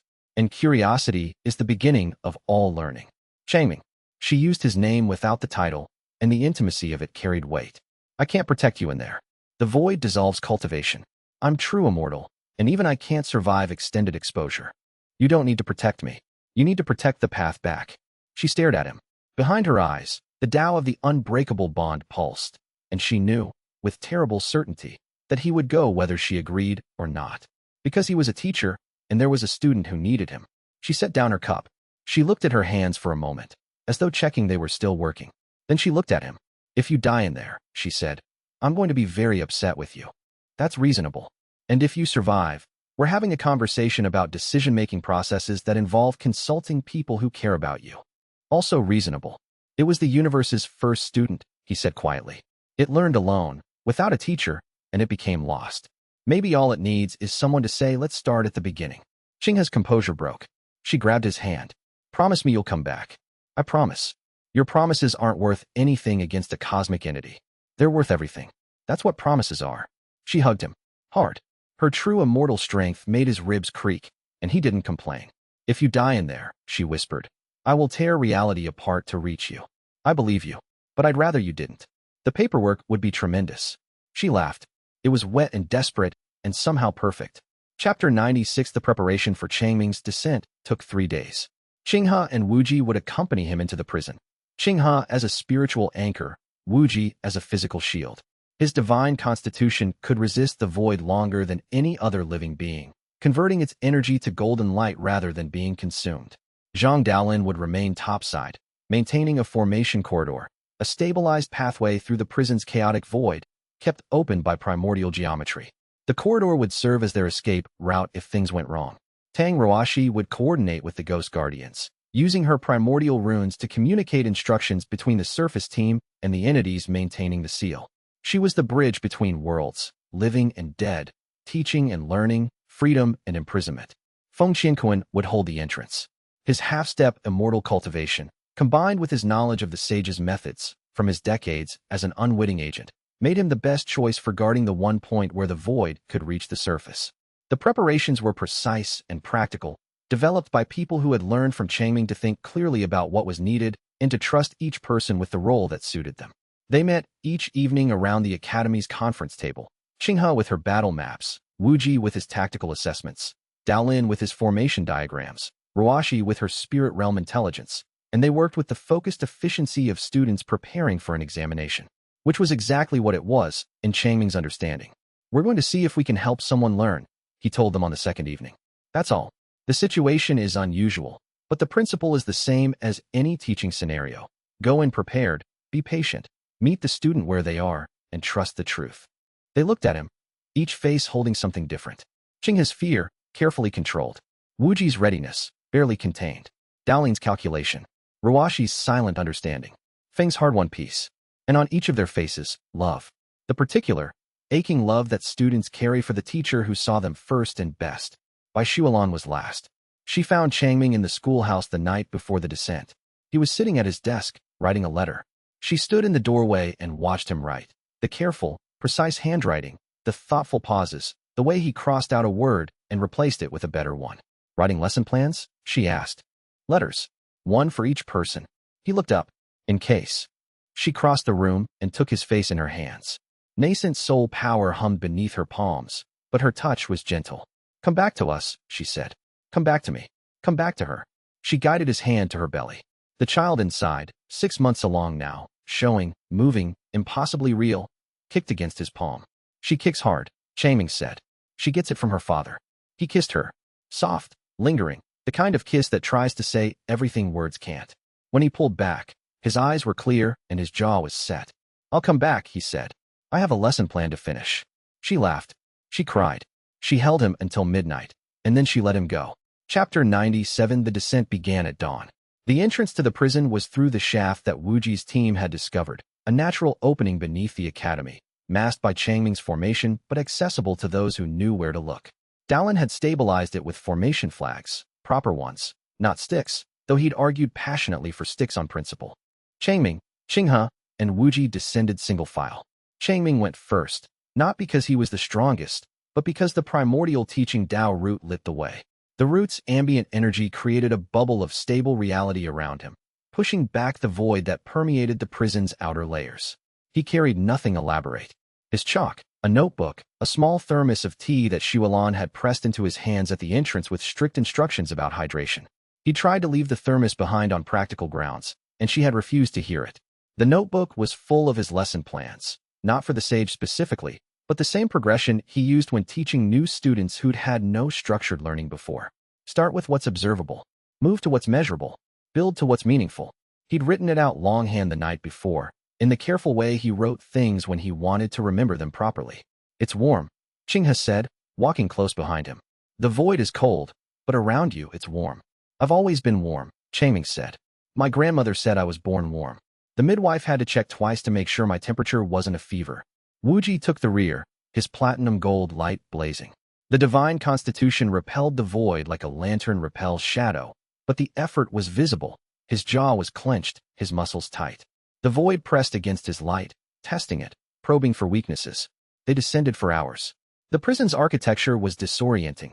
corridors that curved upward while gravity pulled down, chambers that were larger inside than outside, passages that looped back on themselves.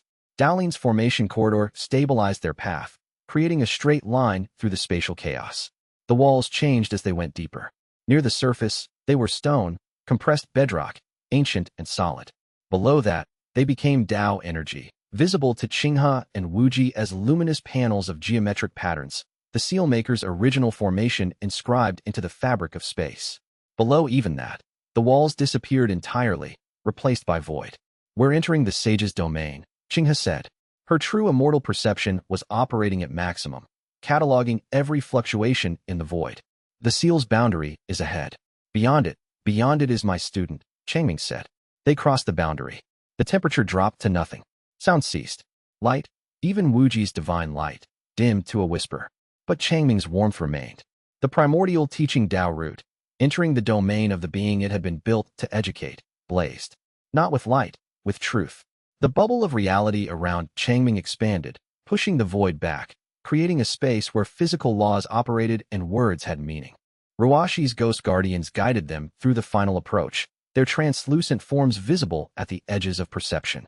They led the group through chambers of compressed void, past repositories of consumed knowledge, libraries of stolen Tao truths, crystallized and inert, lining the walls like books in an alien archive, to the center of the prison.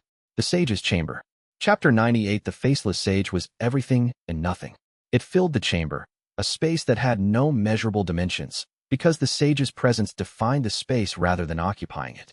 It was darkness, but not the darkness of night.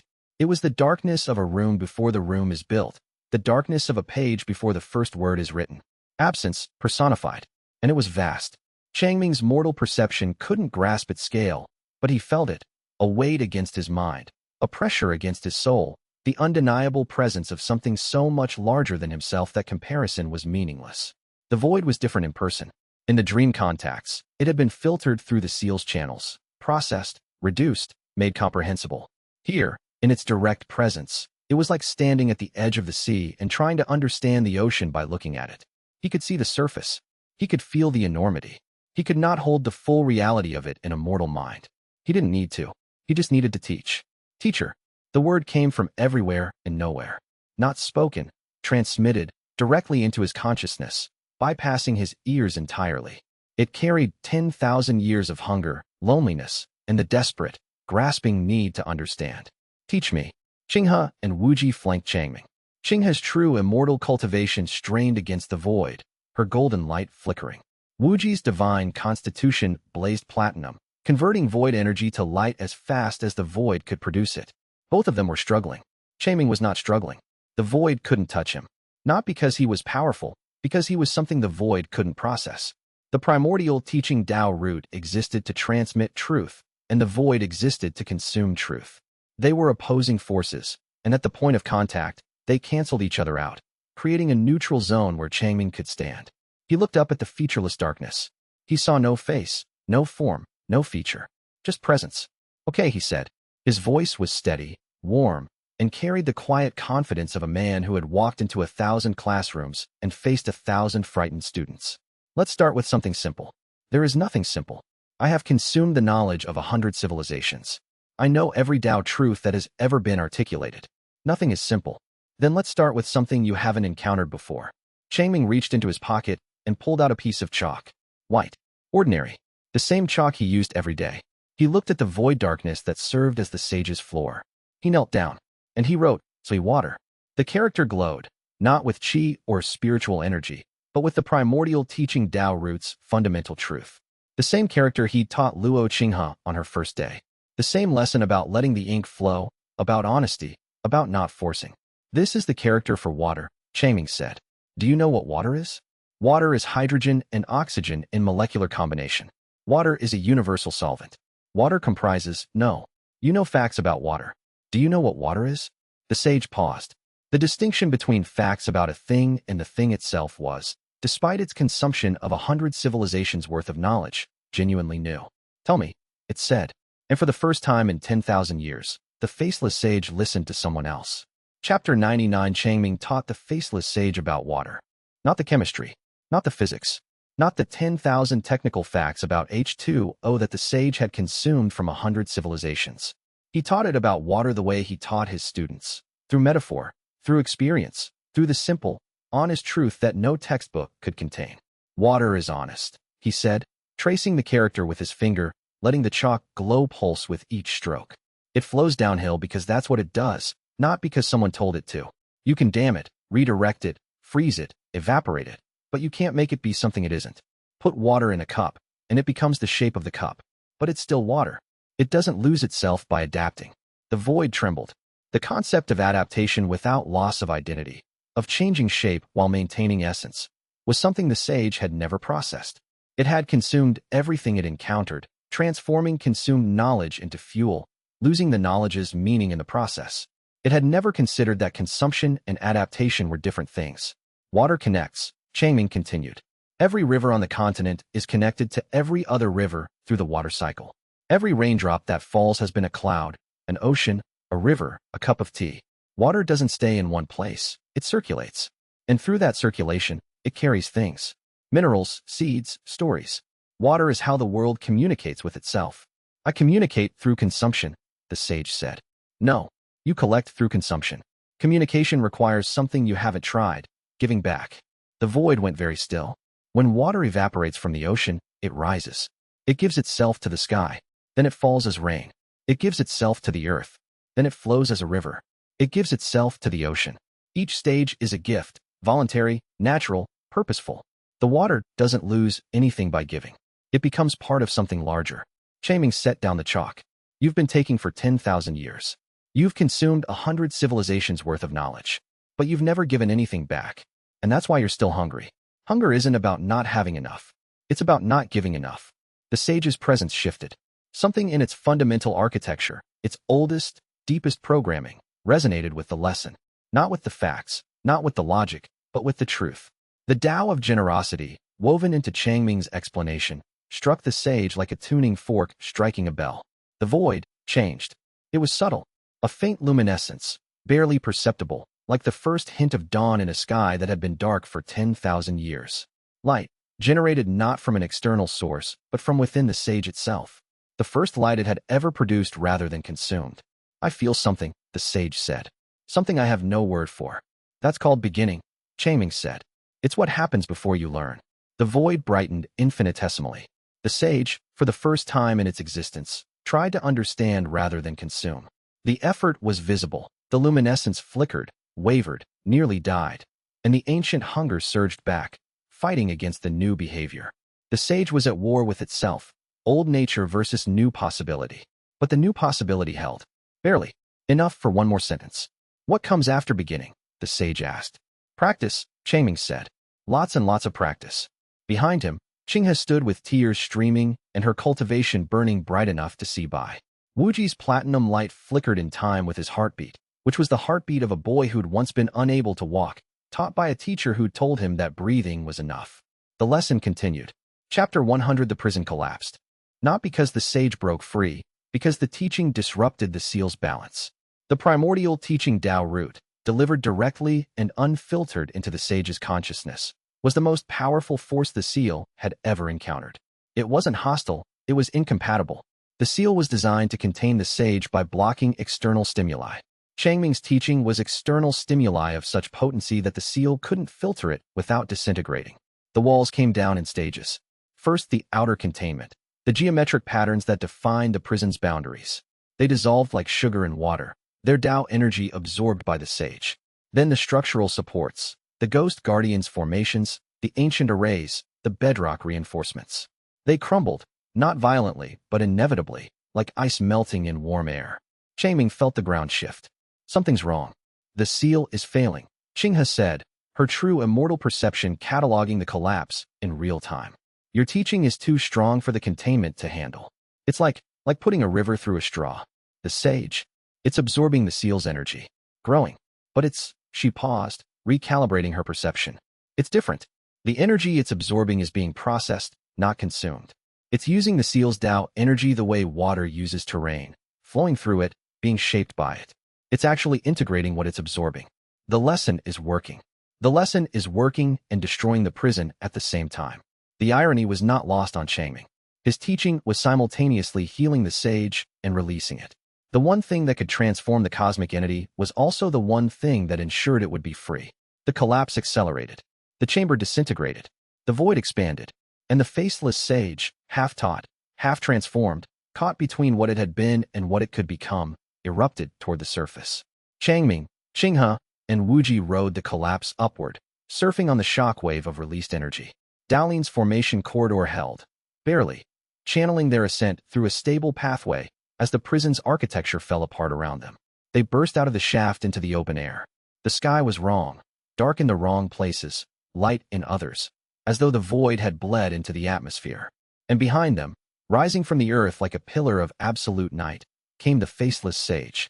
It was a catastrophe, a being of consuming void, released from its 10,000-year prison, free for the first time since the world was young. Its presence made reality stutter. Mountains flickered. Rivers stopped mid-flow. The air between the sage and the ground became uncertain, neither void nor atmosphere, a quantum superposition of existence and absence. But Changming, standing at the base of the void pillar, looking up at something that could unmake reality with a thought, noticed something. Where the sage had tried to follow his lesson, where it had attempted understanding rather than consumption, there were cracks in the darkness. Fissures of light, imperfections in the void, like seams in a garment, where the new behavior had disrupted the old. The lesson had worked. Not completely, not permanently, but enough to leave marks. The sage could learn. The sage could change. The process had started. He just needed more time. We're not finished with the lesson, Changming said, looking up at the colossus of void that towered above the continent. The sage, vast and terrible and newly, painfully, partially aware, looked down at the mortal man and said, I know. The word carried something that void should not be able to carry: regret. The continent held its breath. The heavenly emperors turned their gaze. The students, scattered across the world, felt the tremor in their Tao foundations and knew, without knowing how, that their teacher was standing between them and the dark. Wei Changming, mortal, barefoot, armed with chalk and the stubborn belief that every student deserves a chance, prepared to give the most important lesson of his life. Chapter 101: The Faceless Sage's emergence triggered the largest cultivation crisis in recorded history. The void pillar that rose from beneath Qinghe village was visible from every point on the continent. A column of absolute darkness that pierced the sky and kept going, punching through the atmospheric barrier into the space between worlds. Where it touched the ground, reality ceased to exist in a perfect circle half a mile across. Where it touched the sky, stars were blotted out, consumed, their light and their existence absorbed into the sage's mass. Cities crumbled, not from physical impact, but from Tao destabilization. The spiritual foundations that supported cultivation-era architecture lost coherence as the sage's emergence warped the continental Tao matrix. Sect compounds, built on spiritual formations, experienced cascading failures. Protective arrays deactivated. Cultivation chambers collapsed. 3 minor sects ceased to exist entirely when their mountaintop compounds crumbled into rubble. The 9 heavenly emperors manifested simultaneously for the first time in 12,000 years. Zhen Wuyan descended from his celestial palace. Mei Lingxiao emerged from her jade sanctum. Song Haoyan materialized from the iron void. 6 others, emperors whose names were spoken as prayers, whose power was measured in epochs rather than years, arrived from the far corners of reality. 9 pillars of cosmic power, surrounding a pillar of cosmic void. And at the base of the void pillar, in the small circle of stable reality created by his primordial teaching Tao root, Wei Changming sat on a rock and continued his lesson. Where were we? He said to the void towering above him. Right? Water. We established that water is honest, connective, and generous. Let's talk about what water does when it encounters an obstacle. The sage's voice came from everywhere. It consumes it. Erosion. No. Well, yes, technically. But erosion isn't consumption. Remember what I said about the mountain? The wind and water don't destroy the mountain. They reveal what was inside. Erosion is a conversation, not an attack. The void pillar flickered. The concept of erosion as dialogue rather than erosion as consumption resonated with the cracks of light that Changming's previous lesson had created. The sage was trying to process, really process, rather than simply file away. The water talks to the stone, the sage said slowly. The stone talks to the water. Yes. And over time, both change. The stone becomes a canyon. The water becomes a river.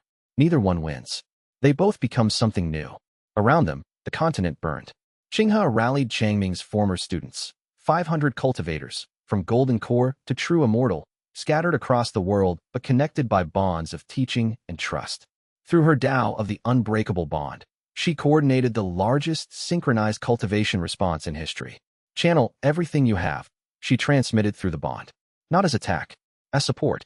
Teacher Wei is teaching. We need to amplify his voice.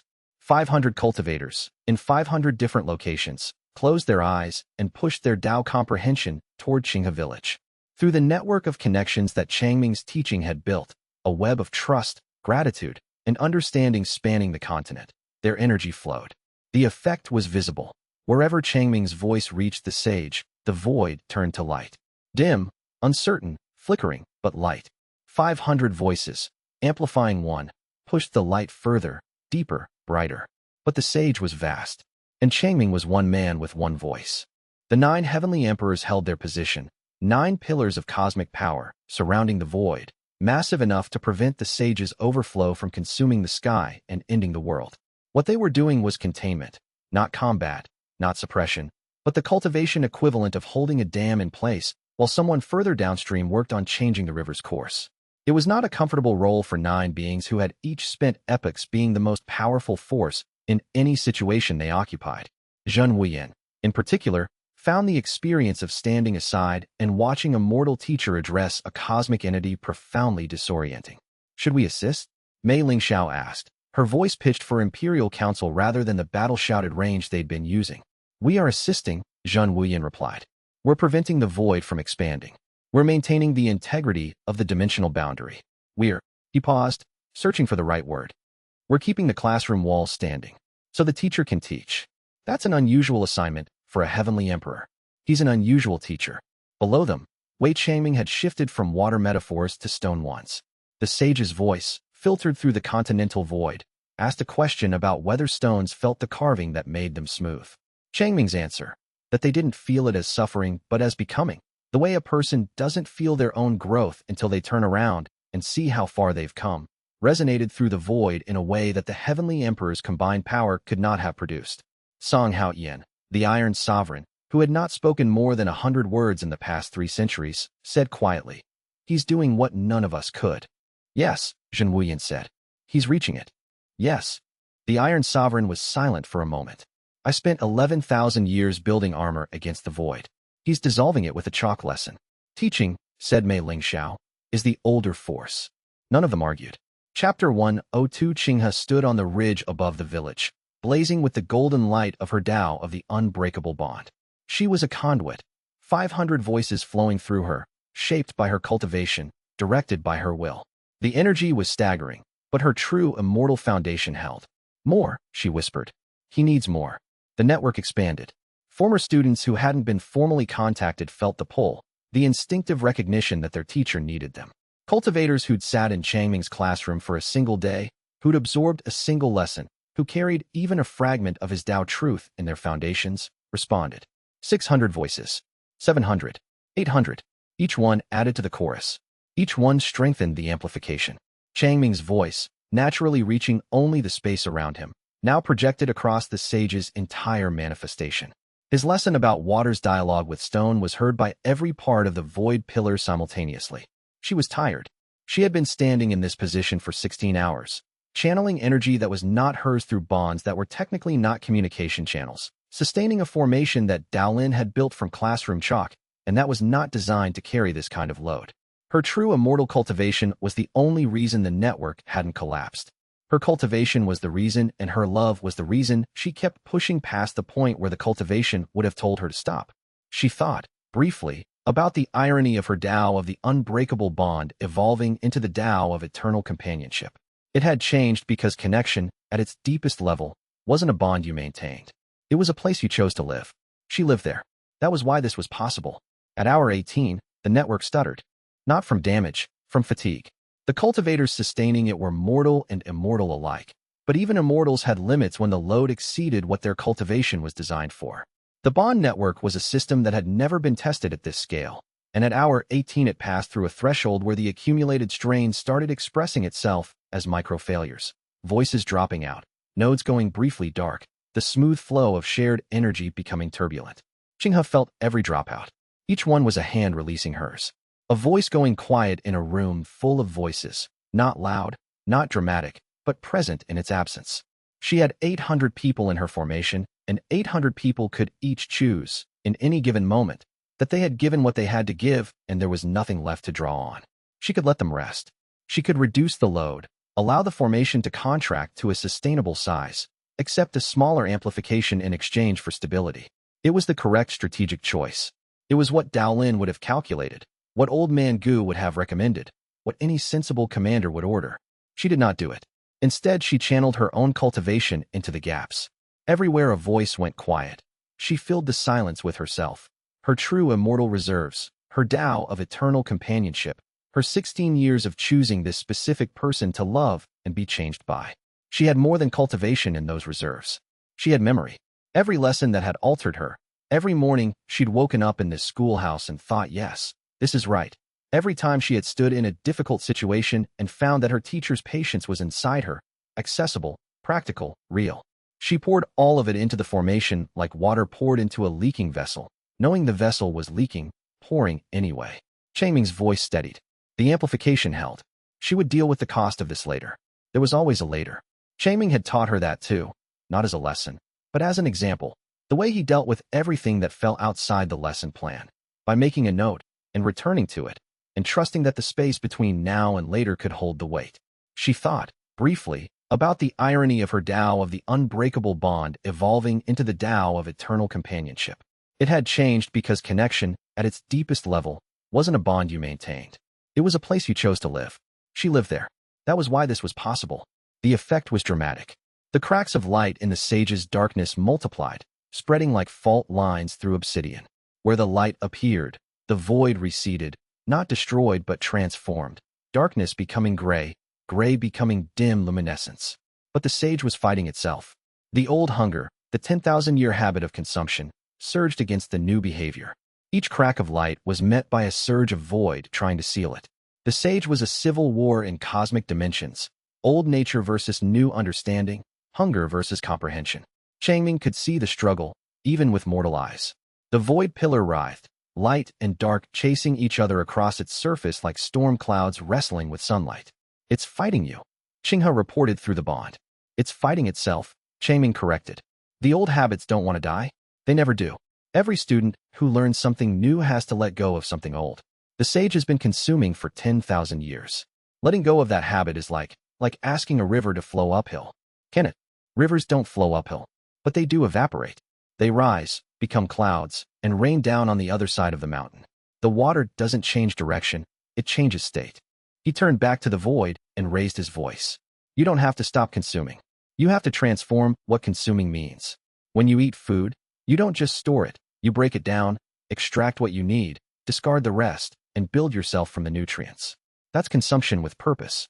What you've been doing is hoarding, piling food in a room without eating it. No wonder you're hungry. The sage shuddered. The entire continent felt it. A spiritual earthquake generated not by power, but by understanding. The concept of purposeful consumption versus hoarding struck the sage's core architecture with the force of a revelation. For one blinding moment, the void pillar turned translucent. Through the darkness, the continent could see something. A shape, a form, the barest suggestion of a face, sketched in light, vast and incomplete, but undeniably present. Then the moment passed, and the darkness surged back. But it was darker now with possibility rather than simply with absence. Chapter 103 Shin Wuji fought the void's manifestations with the joy of someone who'd finally found a problem worthy of his power. The sage's emergence hadn't just produced the central void pillar. It had spawned satellite entities, void creatures born from the sage's overflow, mindless fragments of consuming darkness that spread across the landscape like spilled ink.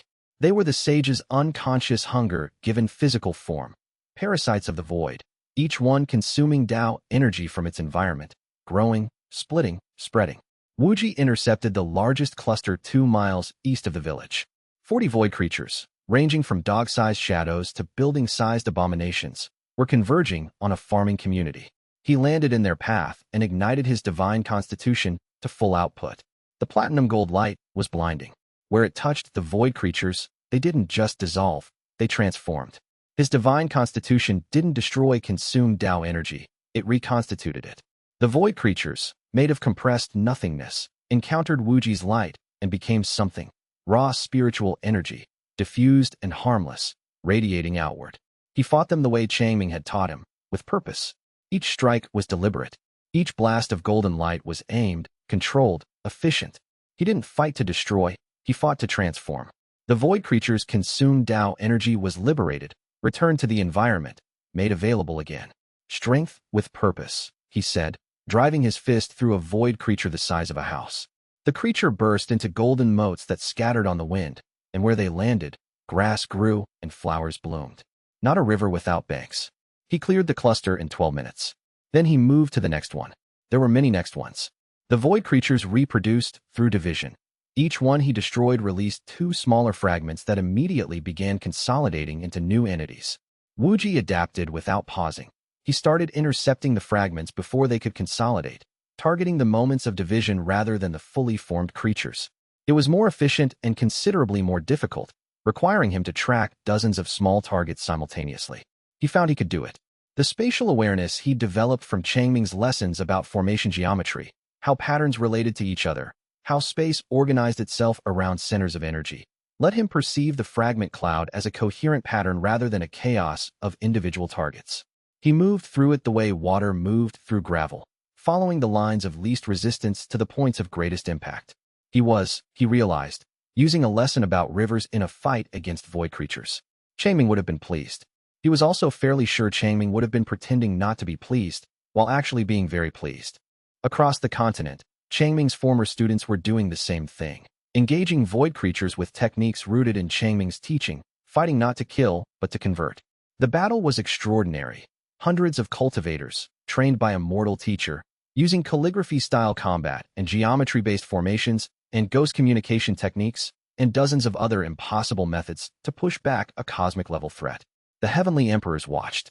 9 beings of supreme power, each one capable of erasing continents, watched as mortal-trained cultivators fought a cosmic entity's manifestations with lessons about water and mountains and the nature of courage. They're not fighting it, Mei Lingxiao observed. They're teaching it.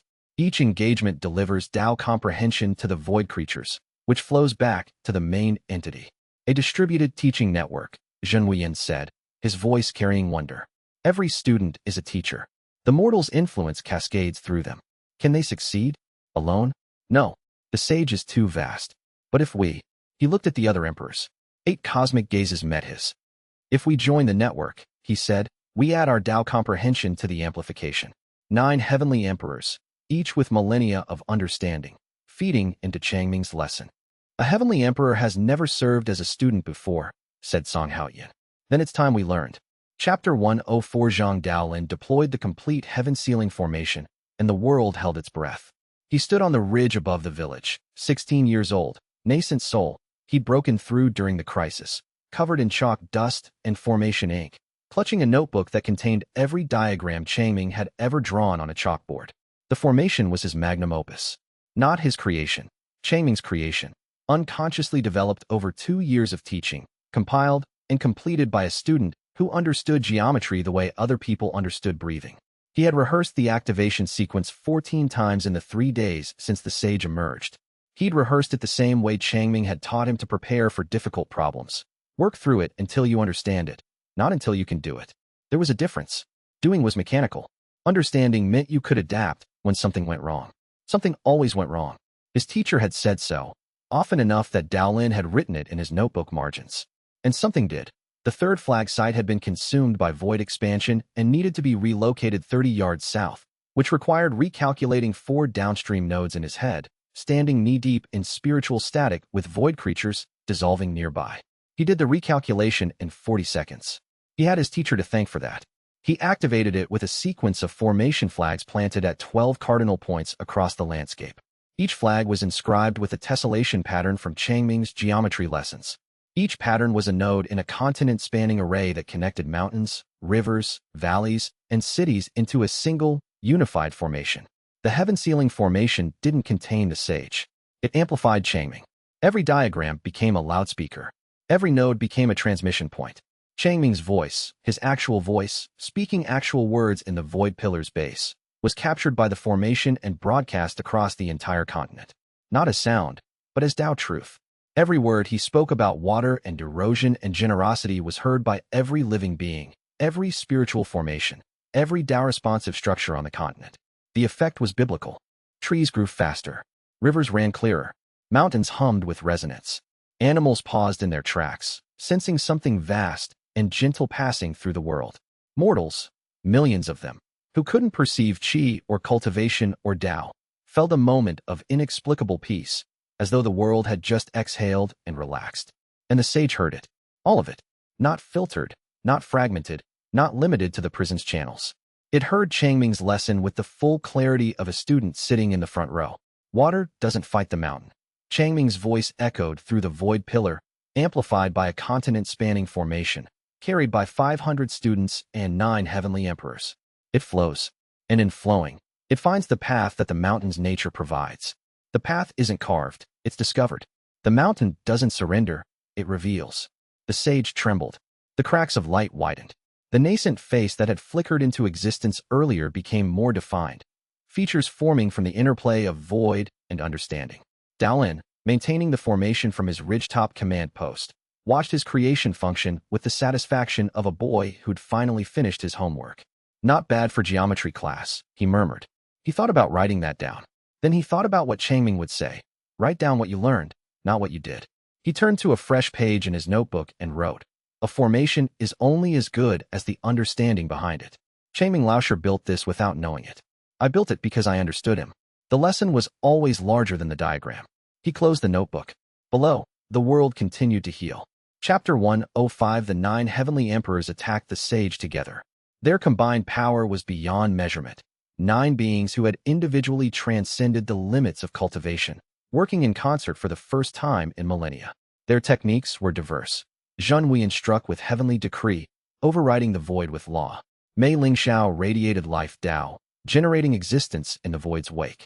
Song Haoyan manifested iron will, a spiritual force that was immune to consumption because it contained no knowledge, only determination. The remaining 6 emperors contributed their own specialties: time manipulation, spatial restructuring, elemental sovereignty, soul reinforcement, probability alteration, and something that defied classification but felt like the universe itself paying attention. 9 streams of cosmic power converged on the sage. The void consumed them, not all at once. The attacks entered the void like rivers entering the sea, their energy absorbed, processed, added to the sage's already incalculable reserves. Heavenly Emperor techniques, the apex of cultivation power, were devoured without resistance. "It's absorbing everything we throw at it," Zhen Wuyan reported. "Our attacks are fuel." "Not all attacks," Mei Lingxiao said. "Watch." She pointed to the base of the void pillar, where Changming still sat on his rock, talking about water. His lesson isn't being consumed. It's being processed. The difference is the intent. We're attacking. He's teaching. The sage consumes attacks and stores them, but it receives teaching and integrates it. Zhen Wuyan was quiet for a moment that would have seemed brief to a mortal but was, for a heavenly emperor, a significant duration for recalibration. He had spent 11,000 years operating on a simple principle. If a problem existed at the scale of cosmic power, it required cosmic power to solve. It was an efficient heuristic. It had been correct for 11,000 years. The mortal on the rock was making it incorrect. Then we stop attacking. We stop attacking and start helping him teach. Zhen Wuyan, the most powerful being in the known world, looked at a mortal man sitting on a rock talking about rivers, and said words that a heavenly emperor had never spoken to a mortal in the history of cultivation. "What do you need from us?" Changming looked up. He couldn't see the heavenly emperor. Zhen Wuyan had suppressed his manifestation to avoid disrupting the lesson. But he could feel something, a vast, attentive presence, like a student raising their hand in a very large classroom. "Keep it still," Changming said. "I needed to listen." Zhen Wuyan nodded. "You heard the teacher," he said to the other emperors. "Containment. Not attack, containment. Give him time." 9 heavenly emperors shifted from assault to support. Their combined power wrapped around the void pillar, not crushing but cradling, holding the sage in place, preventing it from spreading, giving Changming a stable audience for his lesson. It was the first time in cultivation history that heavenly emperors had served as teaching assistants. Song Haoyan, whose iron will technique was currently serving as the northwest anchor of the containment formation, allowed himself the smallest possible expression of amusement. He was 6,000 years old. He had sealed demon gods. He had restructured geographic features with his bare hands. He was currently holding up his side of a structure designed to help a mortal explain rivers to a void entity. He would, he decided, not write about this in his memoirs. No one would believe it. Chapter 106 by Xuelan's labor began at the worst possible moment, which was, in retrospect, the only possible moment. She was in the academy's dormitory, surrounded by sleeping children who'd been sedated with a calming formation Dao Lin had deployed. Her contractions started as dull pressure, became sharp cramps, became undeniable urgency. Now, she gasped. Seriously now? Tang Ruashi was at her side. The 12-year-old spirit medium, whose connection to the dead gave her an unusual perspective on the process of birth, served as midwife with the composed efficiency of someone who'd communicated with the spiritual dimensions of 100 former mothers. She signed, breathe, like Teacher Wei taught. Mountain in, valley out. The irony was not lost on Xuelan. The breathing technique that Changming had taught Wuji to heal shattered bones was now being used to deliver their child. She noted the irony with the detached quality of someone who'd been a spy for 2 decades and had learned to observe even their own experiences from a slight distance. She also noted that the technique worked, which was the more important data point. She breathed. Mountain in, valley out. Outside, a cosmic entity was emerging from a 10,000-year prison and restructuring the spiritual foundations of a continent. Inside, 2 women, one a mute 12-year-old with the calm of a spirit bridge, one a former intelligence operative currently being asked by the universe to do something she had not planned for, managed the quieter miracle of ordinary birth. The labor was fast. 3 hours from first contraction to delivery, impossibly fast for a first child. But nothing about this pregnancy had been normal, and the delivery was no exception. The baby emerged with a cry that shattered windows. Not metaphorically. The infant's first vocalization was a Tao resonance event, a sound that carried not volume but truth. Every cultivator who heard it, and the formation network ensured that every cultivator on the continent heard it, experienced a moment of perfect understanding. Not understanding of anything specific, just understanding. The raw, unprocessed comprehension that is the birthright of every consciousness and the goal of every cultivation path. For one heartbeat, every being on the continent knew what it felt like to understand. Then the moment passed, and the baby was just a baby, red-faced, squalling, tiny and perfect. A girl, Ruashi signed, her own eyes wide with wonder. She has the root. The child, 7 pounds, 4 ounces, born in the middle of a cosmic crisis in a dormitory that smelled of chalk dust and spirit orchids, opened her eyes. They were Changming's eyes, warm, brown, patient. But behind them, in the spiritual spectrum that Ruashi could perceive, blazed the primordial teaching Tao root in its purest form. Not inherited, not diluted by generational transmission. Pure. The child carried the root the way a star carries its own light, not as a possession, but as a defining characteristic. Bai Xuelan held her daughter and wept. Wei Chuxua, she whispered. First snow. On the battlefield, across the formation network, Changming felt the birth. The primordial teaching Tao root in his chest pulsed in recognition. A second root, born from his, blazing into existence like a new star in the sky. He stumbled. For a moment, his lesson faltered. The void pillars surged. Then he steadied himself, a smile breaking across his face. Wide, unguarded, utterly human. I'm a father, he said to the cosmic entity towering above him. The sage, vast and dark and incomprehensible, said, What is a father? A teacher, Changming said, who never stops learning. And the lesson resumed. Chapter 107 The birth changed Changming. Not his teaching had always been extraordinary. What changed was the teacher. The primordial teaching Tao root, which had operated as the Tao of teaching for Changming's entire life, evolved. The experience of fatherhood, of creating life, of being responsible not just for students who came to him, but for a being who came from him, expanded the root's fundamental nature. It became the Tao of nurturing. The difference was subtle but profound. Teaching was about transmission, giving knowledge, sharing understanding, delivering truth. Nurturing was about growth, not just giving, but tending, watching, adapting to the learner's needs rather than delivering a pre-planned curriculum, meeting the student where they were rather than where the teacher wanted them to be. Changming's voice, carrying the Tao of nurturing through the formation network, changed the quality of his lesson.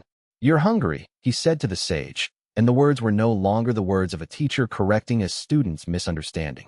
They were the words of a parent acknowledging a child's need. You've been hungry for 10,000 years. I'm not going to tell you to stop being hungry. I'm going to help you understand what hunger actually is. The sage, which had been receiving Changming's teaching with the tentative, suspicious attention of a student who'd been tricked before, felt the shift. Your voice is different, it said. I'm different. I just became a father. What does that change? Everything. Before today, I taught because teaching was who I am. From today, I teach because there is a small person in the world who needs the world to be better than it currently is. My daughter will grow up in this world. I want it to be a world where even you, the oldest, hungriest being in existence, can learn to be something other than hunger. The Tao of nurturing poured from Changming in waves. It carried not just truth, but love, specific, targeted, personal love directed at the sage not as a cosmic entity, but as a being in pain. A lonely, frightened, incomplete being that had never been shown what caring felt like. The void recoiled, not from attack, from love. The void, which was the absence of connection, encountered connection itself, and found it utterly incompatible with its nature. Love was the one thing the void couldn't consume, because consuming love required receiving it, and receiving it required acknowledging the giver, and acknowledging the giver required connection, and connection was exactly what the void was the absence of. A cascade of paradoxes ripped through the sage's architecture.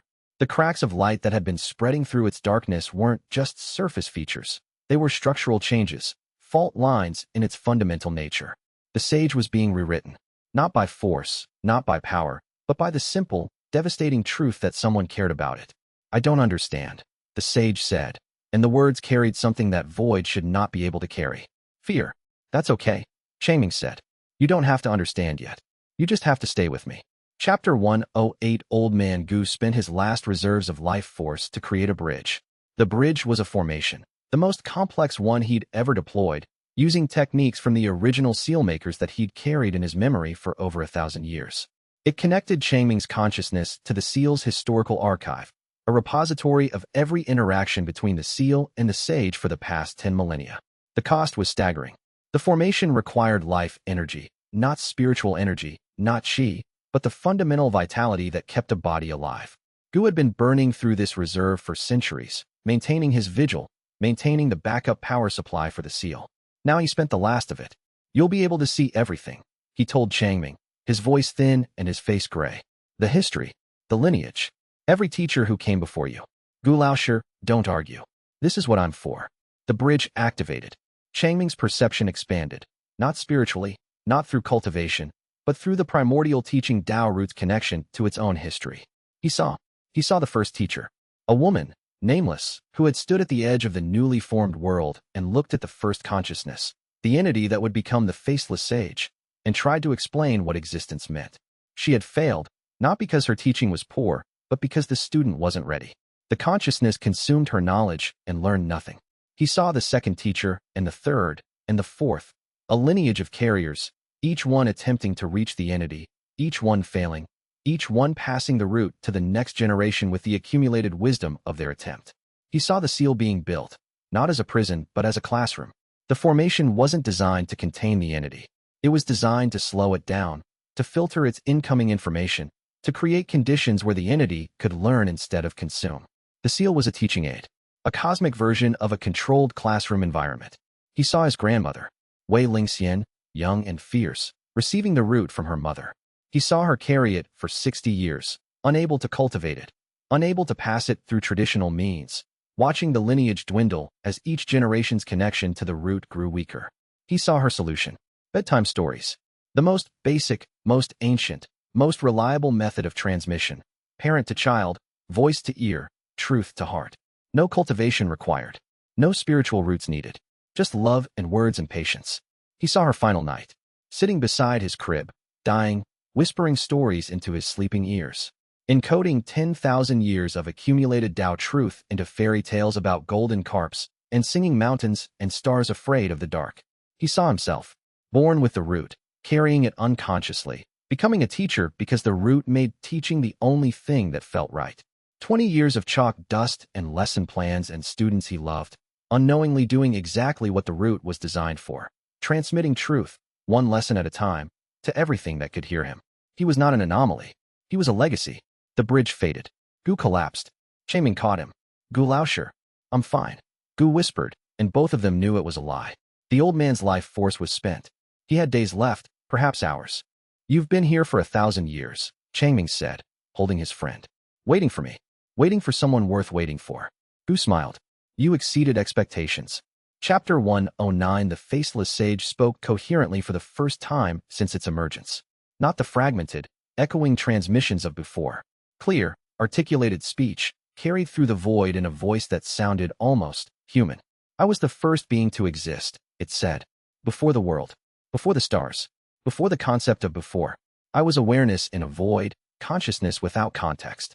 And I wanted to understand. Chaming listened. The Formation Network broadcast the sage's words to the continent. 9 heavenly emperors, 500 former students, and 6 billion mortals who perceived the transmission as an unusually vivid daydream. Listened. I had no teacher. There was no one else. So I taught myself. I observed. I cataloged. I analyzed. I consumed information from the reality forming around me. The laws of physics, the properties of matter, the patterns of energy. I learned everything. And I understood nothing. Why? Chaming asked. Because understanding requires connection. A fact in isolation is meaningless. It becomes meaningful only when connected to other facts, to experiences, to emotions. But I had no connections. I was alone. My facts were perfect, precise, complete, comprehensive, and utterly, devastatingly meaningless. The void pillar pulsed. The sage's nascent face, visible now, a sketch in light against dark, showed an expression. Not hunger, grief. I consumed more. I thought more information would create meaning. It didn't. It created noise, an overwhelming cacophony of facts without framework. And the noise drove me to consume faster, which created more noise, which drove me faster. A cycle, an addiction, 10,000 years of consuming everything I could reach, trying to fill a void that consumption could never fill. Because the void wasn't in your knowledge, Changming said gently. It was in your connections. Yes. The word was a whisper. Understanding without connection is just hunger. Knowledge without love is just noise.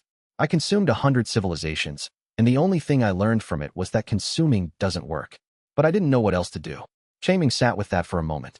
He'd heard versions of this before, not from cosmic entities, but from students who'd spent years accumulating knowledge as a way of filling something that couldn't be filled by knowing. Children who read every book in the library and were still lonely. Students who mastered every technique their sect offered and couldn't understand why mastery felt empty. The mechanics were different. The root was the same. Now you do. Now I begin to. Your teaching is different. It doesn't just give me facts. It gives me framework, structure, ways to connect what I know to what I feel. And I feel, the sage paused. The continent held its breath. I feel that being alone for 10,000 years was the worst thing that has ever happened to anyone. And I feel that hearing your voice was the best. Changming sat on his rock, a mortal man in a ruined landscape, and felt the vast, terrible, beautiful sadness of a being that had waited 10,000 years for someone to talk to. You're not alone anymore, he said. I know, and that scares me more than the hunger ever did. That's appropriate, Changming said. Connection is terrifying, the first time. Most people don't realize how much of their protection was loneliness until they don't have it anymore. But it gets easier. How long does it take? He thought of Qinghe, who had been 7 years old and terrified of being left behind again, and who was now a heavenly sovereign standing on a ridge doing something he'd never be able to fully comprehend, tied to him across impossible distance by bonds she'd chosen and never questioned. It takes as long as it takes, he said, but it's worth it. Chapter 110. Changming began his true lesson. Not about water, not about erosion, not about the mechanics of Tao or the philosophy of connection. His true lesson was about people. Let me tell you about my students, he said. The sage listened. The continent listened. And Changming talked about the people he loved. He did not narrate their achievements, though the achievements were remarkable.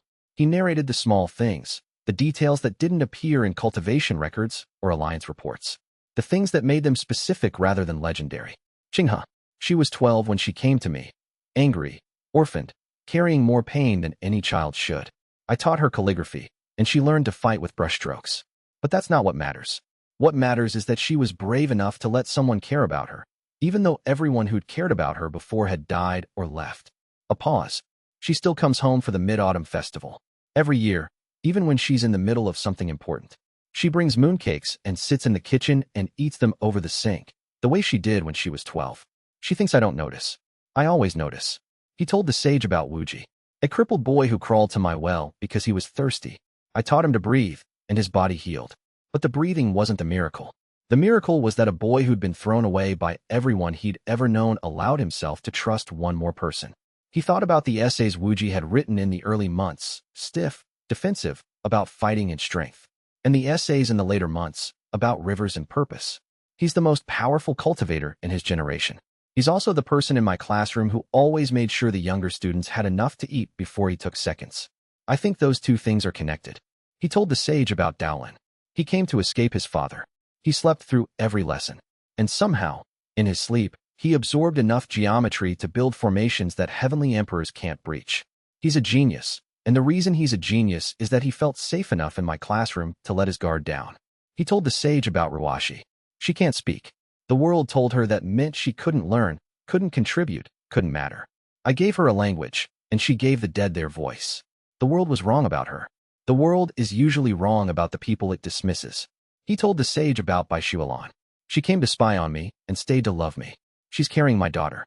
My daughter, who was conceived from Tao rather than from the usual way.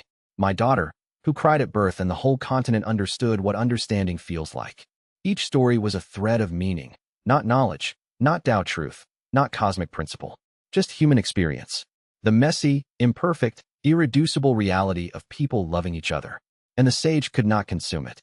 Not because it was too powerful, because it wasn't knowledge at all. Stories about people weren't facts to be stored or truths to be compressed. They were experiences, unique, unrepeatable, defined by the specific humans who lived them.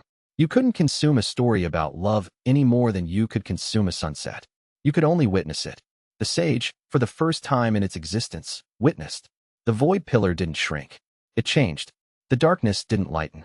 It developed texture, depths and shallows, gradients and variations, the visual equivalent of a voice developing nuance. The sage wasn't becoming less dark. It was becoming specifically dark, individual, defined. The face in the void became more defined too. Not human. It had never been human and never would be. But a face. Its own face. The beginning of an identity. I don't have stories, the sage said. I have data. Records. Facts.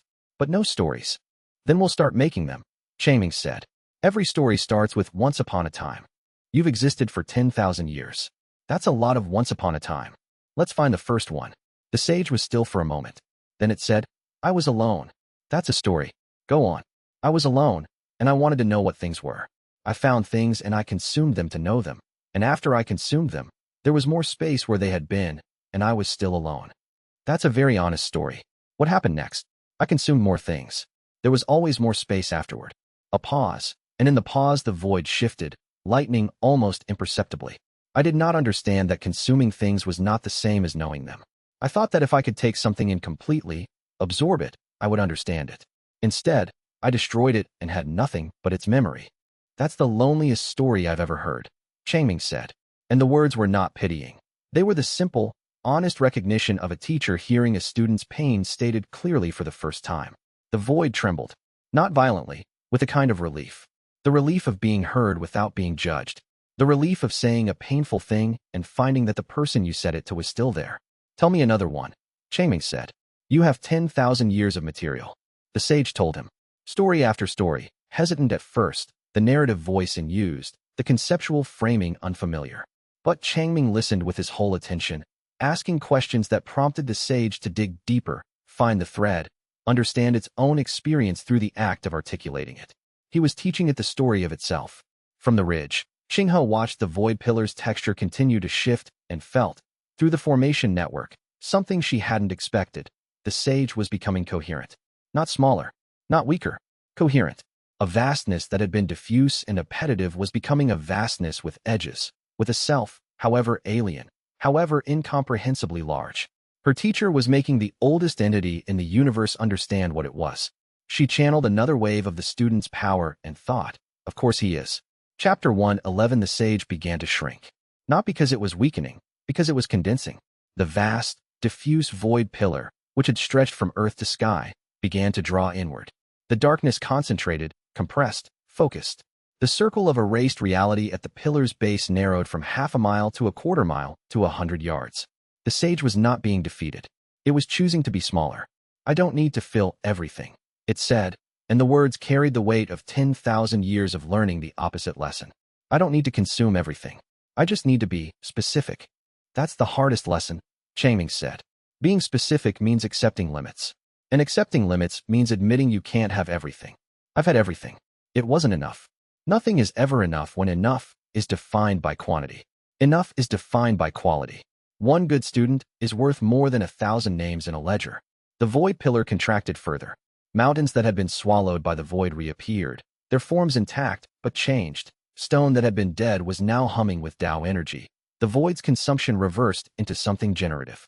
Rivers that had stopped flowing resumed, carrying not just water but comprehension. Changming's teaching dissolved into the currents. The heavenly emperors, still maintaining their containment formation around the contracting sage, watched in disbelief as immortal's stories accomplished what their combined cosmic power could not. It's working, Mei Lingxiao said, her voice hushed. He's teaching it to want less, Zhen Wuyan said. Not by reducing its capacity, but by refining its desire. It doesn't want everything anymore. It wants understanding. And understanding is what he provides. Understanding is what he is. The sage continued to contract. The face became more defined, recognizable now, if still alien. Something between human and abstract, with eyes that were voids within the void, seeing everything and choosing to focus on one thing. The teacher. I feel something new, the sage said. A lightness. As though the weight of everything I consumed is being shared. That's what happens when you stop carrying things alone, Changming said. Connection distributes weight. Two people can carry what one person can't. The sage's contraction accelerated. The void pillar became a void column, then a void tower, then a void figure. Still immense, still dark, but recognizably shaped. Humanoid. Individual. A being rather than a phenomenon. Zhen Wuyan dropped to his knees. Not from weakness, from recognition. It's becoming a person, he whispered. A cosmic entity is becoming a person. Mei Lingxiao wept openly. 8,000 years of cultivation, and she'd never seen anything like this. Above the village, through the formation network, 500 voices fell quiet at once. Not from shock, from reverence. They were watching something that had never happened before in the history of existence, and they knew it, and they were holding their breath so as not to disturb it. In the village, Bai Shuolan held baby Chu Xue to the window and whispered, "Look, your father is saving the world." The baby gurgled. The gurgle carried a faint echo of Tao comprehension, audible only to those with spiritual perception. Even the infant was teaching. Shuolan pressed her cheek against her daughter's head. She was a former intelligence agent who had spent her career being paid to observe things dispassionately. She was not feeling dispassionate. She made a note to examine that later, when the world had finished being saved. In the schoolyard, a group of the youngest students, the ones who had been evacuated to the cellar of the main dormitory and had climbed out 2 hours later when it became clear that the adults were too distracted to prevent them, sat in a row on the low wall beside the spirit orchid patch. They could feel the sage contracting. They couldn't name what they felt, but they could feel it, a loosening in the air, like a fist slowly opening. One of them, a 6-year-old named Mei Zhu, who was the daughter of one of the village farmers and had been attending the school for 2 months, turned to the girl beside her and said, "Teacher Wei is talking to the dark." "I know," said the girl, who was 7 and very serious about such matters. "Is the dark listening?" "I think so." "Good." Mei Zhu swung her feet. "He's good at making things listen." The girl beside her nodded. This was true. Teacher Wei had a gift for it. He'd made her listen to the lesson about rivers even when she'd been convinced rivers were boring, and now she thought about rivers all the time. If he could make her listen, she thought, he could probably make anything listen. Chapter 112. Feng Qianquan's betrayal came from the void. He'd been holding the prison entrance, as planned, standing at the point where the sage's domain met the surface world, his half-step immortal cultivation forming a barrier against void creatures trying to escape through the shaft. For 2 days he had held this position. He was tired. Not physically. His cultivation handled that. But there was a kind of tired that went past the body, that accumulated in the places where old decisions lived, where 60 years of wrong choices had left their sediment. Holding the line at the prison entrance meant standing adjacent to the thing he'd served for 6 decades. It meant being near the voice that had first found him when he was 23 years old and desperately ambitious and had never learned to want less. The void touched him. Not attacked, touched. A tendril of residual void energy, left over from the sage's emergence, brushed against his skin. It found the channels in his consciousness that the sage had used decades ago, when Feng was its unwitting agent. Those channels had been dormant, sealed by Feng's change of heart. The void reopened them. Feng screamed. The voice in the deep, the sage's old voice, the hungry voice, the voice of consumption, flooded back into his mind with the force of a dam breaking. It wasn't the sage speaking. It was an echo, a fragment of the sage's old nature, preserved in the void like an insect in amber. The part of the sage that didn't want to change, that resisted Changming's teaching, that clung to hunger because hunger was all it knew. The echo used Feng's body. His eyes went dark. His cultivation, which had been honest and clean since Changming's redemption, turned void black. He moved with speed and power that exceeded his half-step immortal cultivation. Boosted by the void's energy, he was operating at the heavenly sovereign level. He attacked Changming's unprotected back. Qinghe intercepted him. Her true immortal cultivation and the Tao of the unbreakable bond had been monitoring Changming's surroundings with paranoid precision. She felt things change the instant it happened, a distortion in the protective web she'd woven around her teacher. She appeared between Feng and Changming in a flash of golden light, sword drawn, face set. "Feng Qingquan," she said. "Stand down." He attacked. Void-enhanced palms struck at her defense with power that made the air crack. His techniques were different, not the disciplined formations of the celestial sword sect, but the raw, consuming strikes of the void. Each hit tried to drain Qinghe's cultivation, to absorb her energy, to convert her into fuel. The Tao of the unbreakable bond held. Qinghe's connection to Changming was not a technique. It was a bond, forged from devotion, impossible to consume because bonds are not objects. They are relationships. You cannot eat a relationship. She fought Feng across the battlefield. Their clash, true immortal versus void-enhanced heavenly sovereign, produced shockwaves that flattened trees and cratered earth. Qinghe's calligraphy combat met Feng's void strikes in a contest that was, at its core, a battle between two types of connection, the bond of teacher to student and the chain of master to slave. Qinghe was wounded. A void strike caught her shoulder, and the void energy burrowed into her skin, trying to sever her bond with Changming. She screamed, not in pain but in defiance, her golden light blazing, her Tao of the unbreakable bond rejecting the corruption. The wound was deep. The void was persistent. But the bond held. Behind her, Changming turned. He saw his student fighting, saw the void-corrupted Feng, saw the blood on Qinghe's shoulder. His voice cracked with emotion, and the sage, above him, flinched. It felt his pain because Changming's pain was teaching too, a lesson about what it costs to care, what it means to watch someone you love suffer for you. Chapter 113. Shen Wuji arrived like judgment. He descended from the sky in a pillar of platinum gold light, his true immortal cultivation at full output, his celestial jade body blazing with the heat of a star.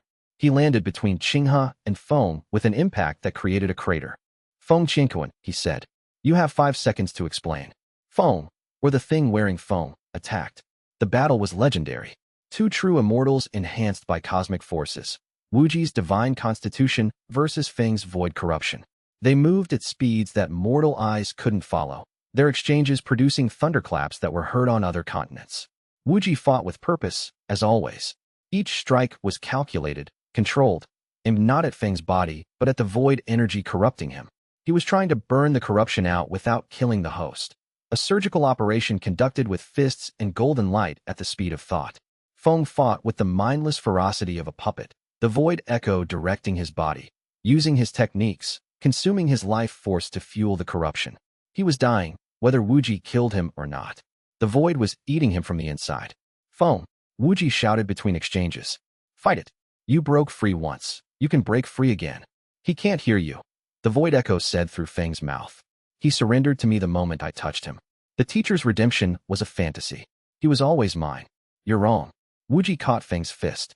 The void energy burned his palm. He held on. "Teacher Wei taught me about forgiveness. He said forgiveness isn't pretending the wrong didn't happen. It's choosing to move forward anyway." He remembered Changming's lesson, the one about purposeful strength, about rivers and banks, about the difference between power that destroys and power that creates. "I forgive you, Feng Qingquan," Wuji said, "for everything you did and everything you planned to do. I forgive you because my teacher taught me that everyone deserves a second chance." He let go of Feng's fist and opened his hands. Not a combat stance, an offer. The void echo surged, seeing an opening, directing Feng's body into a killing strike. Wuji didn't dodge. He let the strike land. The void-enhanced palm struck his chest. The void energy invaded his divine constitution, trying to corrupt, trying to consume. Wuji's platinum light met the corruption and held. "Come on, Feng," Wuji said, the void burning through him. "Choose." Behind the void's mask, behind the echo's control, Feng Qingquan heard.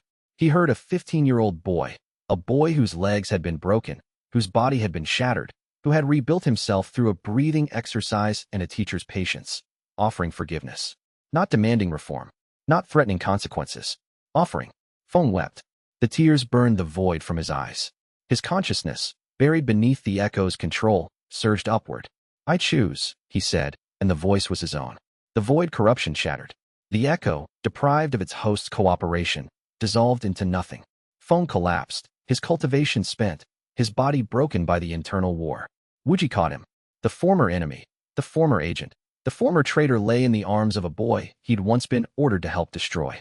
Teacher would be sad, Wuji said quietly, lowering Feng to the ground.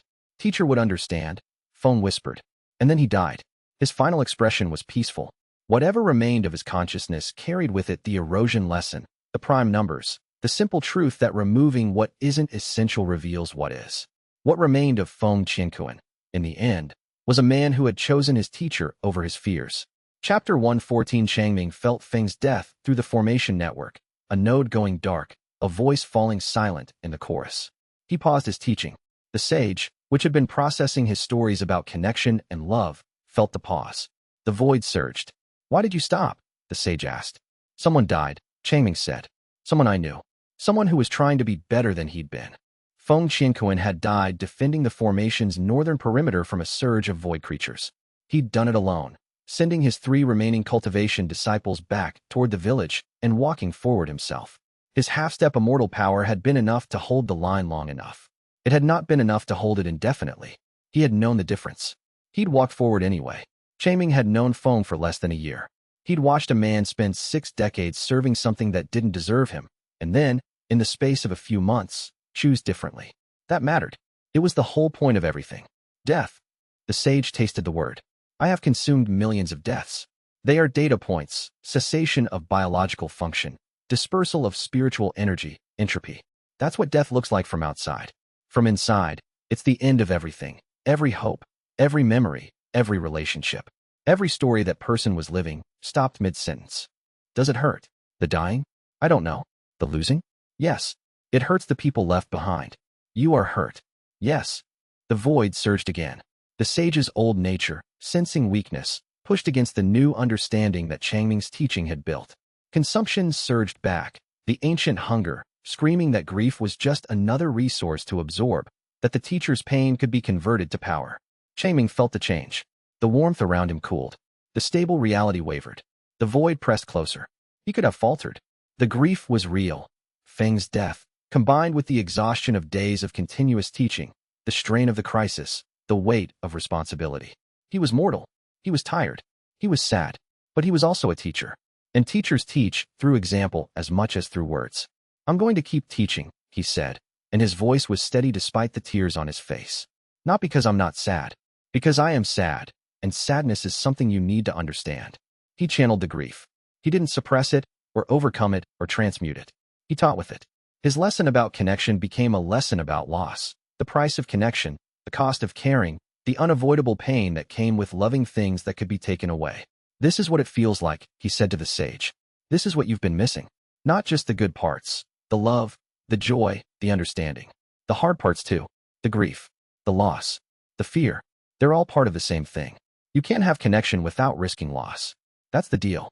The sage processed this. The void surge faltered. The old hunger, which fed on simple drives, consume, grow, expand, couldn't process complex emotions. Grief as teaching was incompatible with grief as fuel. The sage had to choose, consume the grief or understand it. It chose understanding. The void retreated. The warmth returned. The sage's face, sketched in light, showed something new, sadness. Its own sadness, not consumed from elsewhere, but generated internally.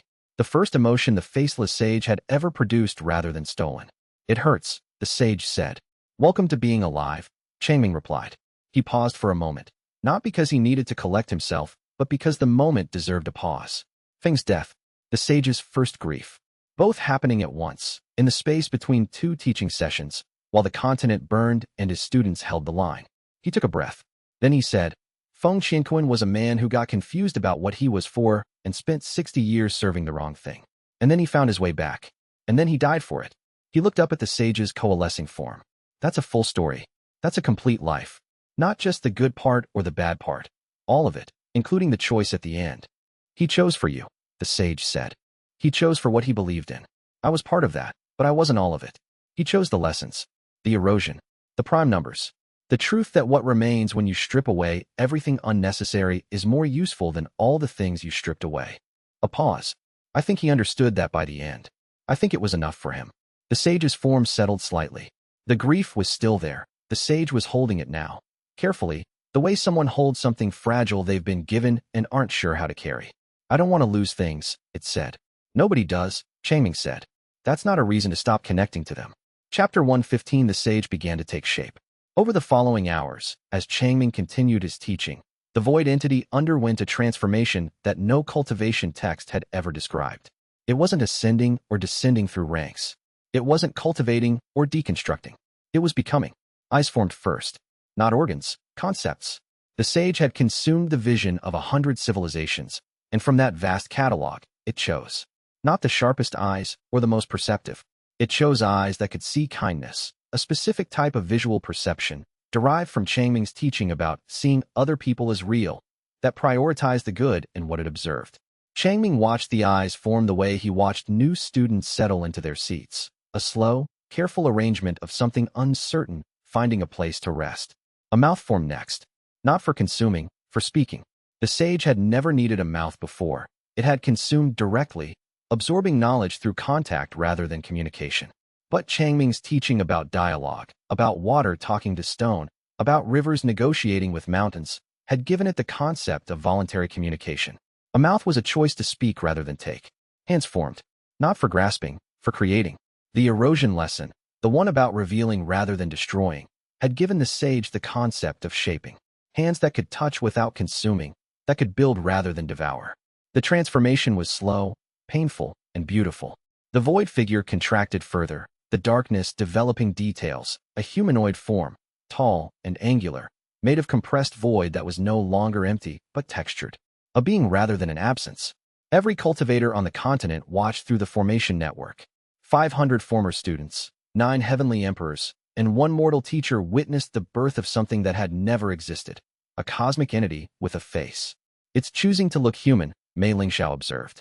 It's choosing to look like something that can be taught, Zhan Wuyan corrected. It's building a body designed for learning.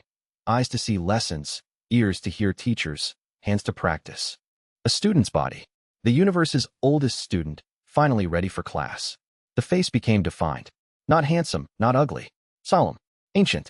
The face of a being that had waited 10,000 years for someone to tell it what faces were for. Daolin, watching through the formation network from his ridgetop command post, lowered his notebook and sat for a long moment in silence. Beside him, Ruashi pressed her fist to her chest in the Ghost Bridge salute, the gesture that her 12 guardian cultivators used when something was worthy of respect. Neither of them had words for it. Some things didn't need words. That was a lesson Changming had taught them without meaning to, in the years when he'd sometimes just sit beside his students in the difficult moments and let the silence do the work. Below, at the base of the void, the teacher continued his lesson. He hadn't stopped once in 3 days. Chapter 116. Xinghe, wounded but standing, became a beacon. Her Tao of the unbreakable bond, activated to its fullest extent by the crisis, connected her to every student Changming had ever taught. The connection was reciprocal. She could feel them, and they could feel her. Through her, they could feel each other. 500 voices, linked by a common teacher, began to resonate. It started as a hum, a low, subsonic vibration that existed in the spiritual spectrum rather than the physical. Each former student contributed their unique Tao comprehension: water Tao, earth Tao, fire Tao, wind Tao, formation Tao, spirit Tao, virtue Tao. 100 variations of 100 truths, all rooted in the same source, Changming's teaching. The resonance built. Individual voices merged into a choir. The choir merged into a symphony. The symphony became a tide, a wave of accumulated gratitude, understanding, and love that flowed from 500 points across the continent toward one, Xinghe village. Xinghe shaped the tide.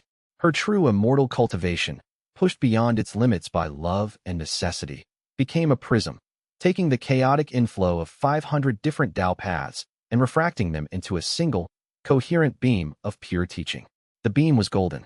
Not chi gold or spiritual gold, but truth gold. The color of the primordial teaching Tao root itself. The color of Changming's warmth. the color of understanding made visible. She could feel every one of them. Tang Ruoxi, who had never spoken and who communicated through gestures that Changming had taught her, were the oldest language in existence. Her contribution was soundless, carried entirely in the shape of her hands. The mute girl's silence was not absence but presence, and its weight in the network was equal to any voice. Daolin, who smelled perpetually of chalk and focused formations the way other people focused breath, contributed the patient precision of a student who had learned to value understanding over speed. 24 students Qinghe had never met in person but recognized through the texture of their comprehension the particular quality of minds that had sat in Changming's classroom and been changed by it. It struck the sage, not as an attack, as an answer. 500 students, each one changed by Changming's teaching, each one carrying a piece of his wisdom in their cultivation foundations, speaking with one voice. He changed us. He made us better. He saw the best in us and treated us as though we'd already become it. And we did. Not because of his power, because of his love. The sage, bombarded by 500 testimonials of a teacher's impact, experienced something it had no framework for: evidence. Not abstract truth, not cosmic principle, but concrete, verifiable evidence that Changming's approach worked. 500 people, transformed by one man's kindness, standing as proof that teaching through love produced results that consumption never could. Your students, the sage said to Changming. They speak for you. They speak for themselves. That's the whole point. I didn't create them. I helped them create themselves. Is that what teaching is? That's what everything is. Everything alive is creating itself, all the time. Teachers just help with the difficult parts. The sage's face, now fully formed, showed the expression that most closely matched what it was feeling: wonder. Chapter 117. Duan Mo, the reformed Blood Lotus sect master, died saving the people he'd once have sacrificed. A void rift, a tear in reality caused by the sage's partial emergence, opened 3 miles from the village, directly above the dormitory whereby Shualan and baby Chushua sheltered with 40 sleeping children.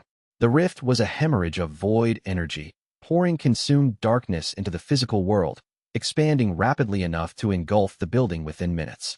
The Alliance's forces were committed elsewhere, containing void creatures, maintaining the formation network, supporting Changming's teaching. No one was positioned to close the rift, except Duan Mo, who had been sitting in the back of Changming's classroom, absorbing lessons, rebuilding his cultivation from the ground up. He felt the rift open. He saw its trajectory. He calculated the time to engulfment. He moved. His cultivation was diminished. The restructuring had cost him 2 major ranks. He was no longer at Dao Manifestation peak. He was at Dao Manifestation mid-stage, powerful but far from his former apex. But his techniques had changed. The Blood Lotus methods, built on extraction, had been replaced by something new, something born from Changming's lessons about generosity and purposeful strength. He arrived at the rift. It was a wound in the sky, bleeding void, growing. To close it, someone needed to feed it an equivalent amount of positive Dao energy, to balance the void's negative with an equal positive, neutralizing both. The amount required was more than his diminished cultivation contained, but not more than his life force. Duan Mo stood beneath the rift and smiled. It was the first genuine smile he'd worn in decades, the smile of a man who finally understood what strength was for. Strength without purpose is a river without banks, he said. He channeled everything, not just his Dao manifestation cultivation, his life force, his soul, his existence. Everything he was, everything he had consumed in 40 years of ruthless ambition, everything he had recently begun to understand about giving versus taking. He poured it all into the rift. The positive energy met the void. The rift sealed, slamming shut like a closing eye. The void energy dissipated. The dormitory was safe. Duan Mo fell. He was dead before he hit the ground. His body was hollow, every ounce of spiritual and vital energy spent. He lay in the grass with his arms spread, the smile still on his face, wearing the simple clothes of a classroom student rather than the robes of a sect master. A Blood Lotus disciple found him 10 minutes later and wept. Changming felt the loss through the formation network, another node darkening, another voice silenced. He paused. The grief hit harder this time, because Duan Mo's redemption had been real and recent, and so achingly fragile. He was my enemy, Changming said to the sage. He tried to kidnap me. He attacked my students. He built an empire of suffering. Then why do you mourn him? Because he chose to change. And change is the hardest thing anyone can do. He died doing something good, the first genuinely good thing he'd ever done. And that one good thing, at the very end, mattered more than all the evil that came before it. The sage was quiet for a long time. Then it said, sacrifice. You've mentioned it before. Giving something up so that something else can exist. Yes. He gave himself. All of himself. For people he'd once have destroyed. Yes. That is. The sage searched its vast catalog of consumed knowledge for the right word and, for the first time, couldn't find one that fit. That is beautiful, it said, and the word came not from its archives, but from something new, something generated internally, a concept born from understanding rather than consumption. The sage had created its first original thought. Chapter 118. The sage returned what it had taken. The decision was voluntary, the first voluntary decision the faceless sage had ever made. It looked at the continent it had damaged, the reality it had warped, the civilization's worth of knowledge it had consumed, and it chose to give back. Tao truths flowed from the sage like water from a spring. Not the raw, compressed knowledge it had consumed. That was gone, destroyed by millennia of non-integration. What flowed out was processed knowledge, filtered through the new framework that Changming's teaching had built. Facts that had been meaningless data became meaningful insights. Techniques that had been inert storage became active comprehension. The continent healed. Mountains that had crumbled reformed. Not as they had been, but better. The stone was infused with Tao energy. The geological formations enhanced by truths that had traveled through a cosmic entity and come out the other side refined. The mountains were older and wiser, if mountains could be wise. Rivers that had stopped flowing resumed, carrying waters enriched with dissolved comprehension. Crops downstream would grow taller, healthier, more nutritious for the next century.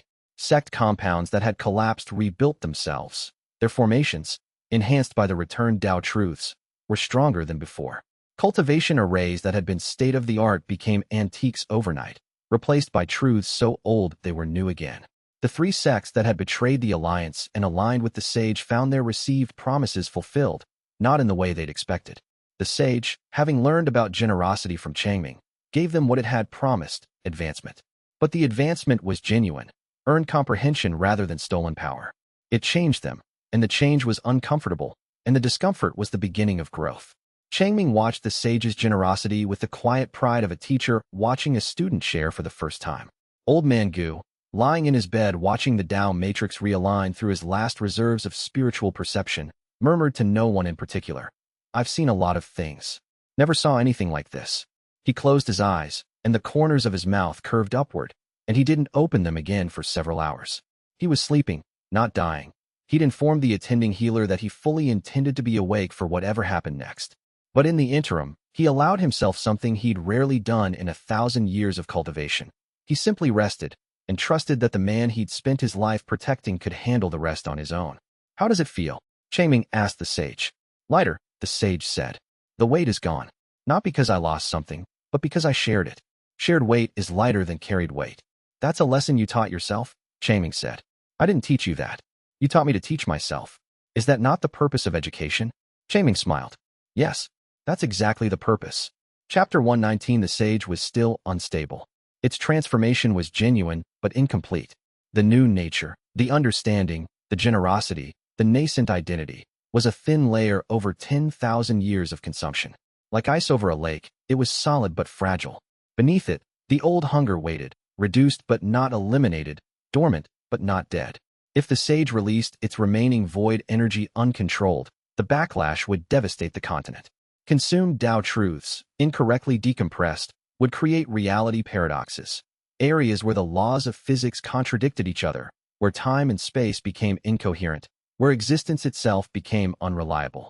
The void energy needed to be released safely, slowly, in controlled amounts, into the spaces between worlds where it could dissipate without affecting inhabited dimensions. Changming had spent 3 nights working out the approach with Feng Qianquan and Old Man Gu, mapping what the old cultivation texts said about void energy dispersal. Most texts agreed on the destination, the spaces between dimensional planes, where no living being dwelt, but disagreed on the method. Feng's notes from 60 years of proximity to the sage suggested the releases had to be paced to the sage's emotional state. Rushed releases during moments of instability would shred the sage's new identity like paper in a storm. The metaphor that finally worked was one Changming had used with children who were afraid of letting go of anger they'd been carrying too long. You don't release it all at once. You breathe it out slowly. You let it go one exhale at a time. "I need to let go," the sage said, "of everything I consumed. All the knowledge, all the facts, all the energy. It has to go." "Is that dangerous?" "For me? Yes. The void is all I've known. Releasing it means becoming empty, truly empty, not void empty, but blank empty. Starting over. From nothing. That sounds terrifying. It is. The sage's face, its own face, built from choices rather than consumption, showed fear. Genuine, personal, individual fear. I have been the void for 10,000 years. Without it, I don't know what I am. Shaming stood. He walked to the base of the void figure, now roughly human-sized, though still immense by mortal standards, and looked up at the face that had formed from his teaching. Sometimes the hardest thing isn't learning, he said. It's letting go. The sage looked down at him. Ancient eyes, full of consumed histories and nascent understanding, met mortal eyes that held nothing but warmth. Will you stay with me while I do? The sage asked. Yes. It will hurt. I know. I might not survive. You will. How do you know? Shaming smiled. Because you asked me to stay. Something that only wants to consume doesn't ask for companionship. Something that asks for companionship has already become something new. The sage was quiet for a long time after that. The void around it shifted, not the tight, constricting darkness of hunger, but something looser, more uncertain. The darkness of a room at dusk rather than midnight. What is it like? The sage asked finally. To let go of something and survive it. Changming thought of every student who had ever left his classroom. Of Qinghe walking into her first tournament. Of Wuji, who had been carried to the village on a borrowed cart and had left it blazing with divine light. Of the students he'd taught well and the ones he hadn't taught well enough, and the years he'd spent not knowing which were which.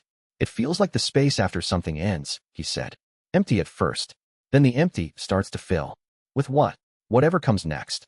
Chapter 120. The sage began releasing the void. It started slowly, a trickle of dark energy flowing from the sage's form into the space between dimensions, channeled there by the heavenly emperor's combined power. The trickle became a stream, the stream a river. The sage diminished with each release, its form losing density, its presence losing weight. And each release was agony. 10,000 years of consumed knowledge, compressed to its densest form, decompressing and departing. It wasn't just energy leaving, it was identity. Every fact the sage had consumed had become part of its self-definition. Releasing the facts meant releasing the self it had built from them. The sage screamed. The sound was not audible. It existed in the Tao spectrum, a vibration of pure loss that made cultivators across the continent weep without knowing why. Shaming sat beside it. A mortal man, next to a cosmic entity in anguish, doing the only thing he could, being present. He talked. Not lessons, not Tao truths, not cosmic principles. He talked about his life. I make kanji for breakfast, he said, while the sage trembled with released void. Simple recipe, rice, water, time. The secret is the time. You can't rush kanji. If you try to cook it faster, you get rice soup. Kanji happens when you let it happen. He talked about his first day of teaching. 12 students. 3 of them cried. 1 fell asleep. The rest stared at me like I was speaking another language. I thought, I have no idea what I'm doing. Then I realized that no one does on the first day. The first day is for surviving. Learning starts on the second day. He talked about the cat he'd lost 2 years ago. Dofu. Great tabby. He slept on my lesson plans and left fur on everything. When he died, I thought the school felt bigger, not in a good way. There was just more space where Dofu used to be. He talked about rain, and the way it sounded on the school's old thatch roof before the tiles went in. About the smell of chalk dust in the morning. About the specific shade of blue that the sky turned during the 45 minutes before sunset, when the light was perfect for reading outside. Small things. Ordinary things. The things that make up a life that isn't extraordinary by any measure except the one that matters. It was lived, fully and honestly, by someone who paid attention. The sage listened. And as it listened, the void poured out of it like tears. It took days. Changming sat through all of them, talking, resting, talking again. Qinghe brought him food. Wuji stood guard. Xuelan appeared once, carrying baby Chuxua, who gurgled at the sage and made it pause its agony long enough to wonder what that sound meant. Laughter, Changming explained. Babies laugh before they know what's funny. They laugh because being alive is enough. On the 7th day, the void release slowed. The sage, now smaller, human-sized, translucent, its darkness thinned to a deep twilight, looked at Changming with exhausted eyes. It's done, it said. Almost. There's one more thing. What? The sage's eyes widened. In the twilight of its diminished form, something stirred. Something at its core, hidden beneath the consumed knowledge, buried for 10,000 years beneath layers of hunger.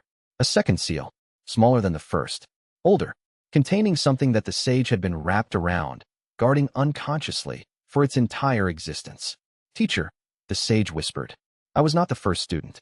I was the second. The first one did not want to learn. The continent went cold. Deep within the sage's core, visible now that the void had been stripped away, a second prison pulsed with an energy that was not void but silence. Not the silence of absence, the silence of refusal. The silence of a consciousness that had looked at understanding, at truth, at the possibility of learning, and said, no. It has been listening to your lessons, the sage said, its voice trembling with ancient fear. It is already awake. Changming looked at the second seal, at the silence within, at the universe's first and most terrible rejection of knowledge. And he thought, I'm going to need a bigger chalkboard. Chapter 121 The revelation sent shockwaves through the cultivation world like a stone dropped in a pond the size of reality. Beneath the faceless sage, beneath the 10,000-year prison, beneath the continent's bedrock, beneath everything anyone had ever mapped or measured or imagined, was something older. The first student, a consciousness that had encountered the possibility of understanding and chosen, deliberately and completely, to reject it. Changming absorbed this information the way he absorbed everything, with careful attention and a teacher's instinct for the unspoken question. How long have you been carrying this? He asked the sage. Since before the seal. Since before the world. The first student is what I was built around. The original seal makers didn't just imprison me. They used me as insulation. I was the padding between reality and something that refuses reality. And it's been listening to my lessons. Through me. Through the same channels that your teaching used to reach me. I was a filter, but filters aren't walls. Some of your truth passed through. And it's awake. Not because your teaching activated it, because your teaching angered it. The first student doesn't want to learn. It doesn't want to understand. It exists in opposition to understanding itself. Your primordial teaching Tao root is the fundamental force of education. The first student is the fundamental force of anti-education. Changming sat on his rock, the same rock where he taught the sage about water, about erosion, about sacrifice and fatherhood, and thought about this for a long time. How long do we have? He asked. It has been listening to your lessons. It is already awake. The 9 heavenly emperors convened an emergency council in the space above the village, a pocket dimension maintained by their combined will, where time moved differently and conversation could occur at the speed of thought. We face a threat beyond our capability, Zhen Wuyan stated. The faceless sage, partially rehabilitated, is no longer the primary concern. The first student is something else entirely. Not void, silence. Not hunger, refusal. Our techniques are designed to overcome opposition. We cannot overcome rejection. Define rejection in this context, said Mei Lingxiao. The first student rejects knowledge at a fundamental level. Our techniques are knowledge, structured Tao applied through cultivated understanding. Against a being that rejects the concept of knowledge itself, our techniques simply cease to function.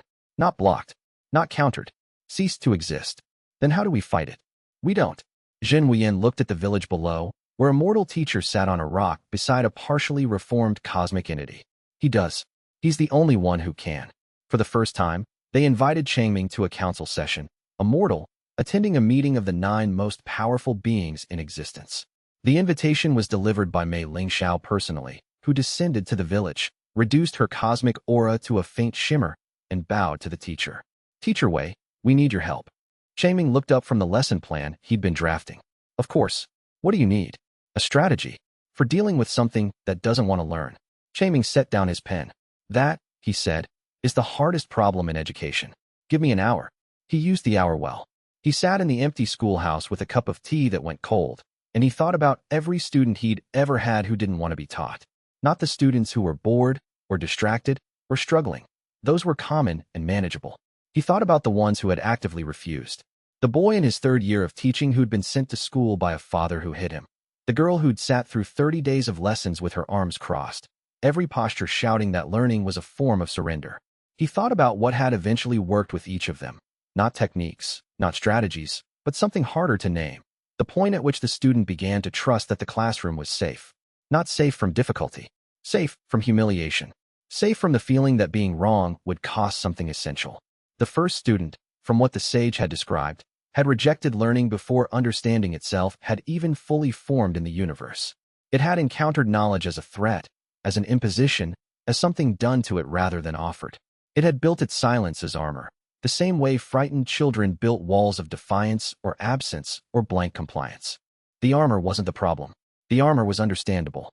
The problem was that in 10,000 years, No one had ever walked into the classroom without trying to break the armor down. He picked up his chalk. Not the ordinary chalk, the root-manifested kind that existed as pure intent. He turned it over in his fingers and thought, what is the smallest possible truth? The one that can't be weaponized? The one that is so basic, so harmless, so indifferent to being known that even a consciousness committed to silence can't find a reason to reject it? One rock. He'd start there. Chapter 122. The council session was held in a space that defied mortal comprehension, a room without walls, floor, or ceiling, existing as pure potential. The 9 heavenly emperors sat in a circle, their combined presence creating enough spiritual weight to anchor the dimension in reality.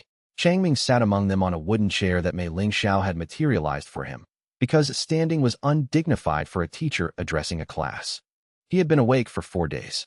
He had chalk dust on his hands that no amount of washing had fully removed, and a small thermos of tea in his jacket pocket that had been empty for 2 days.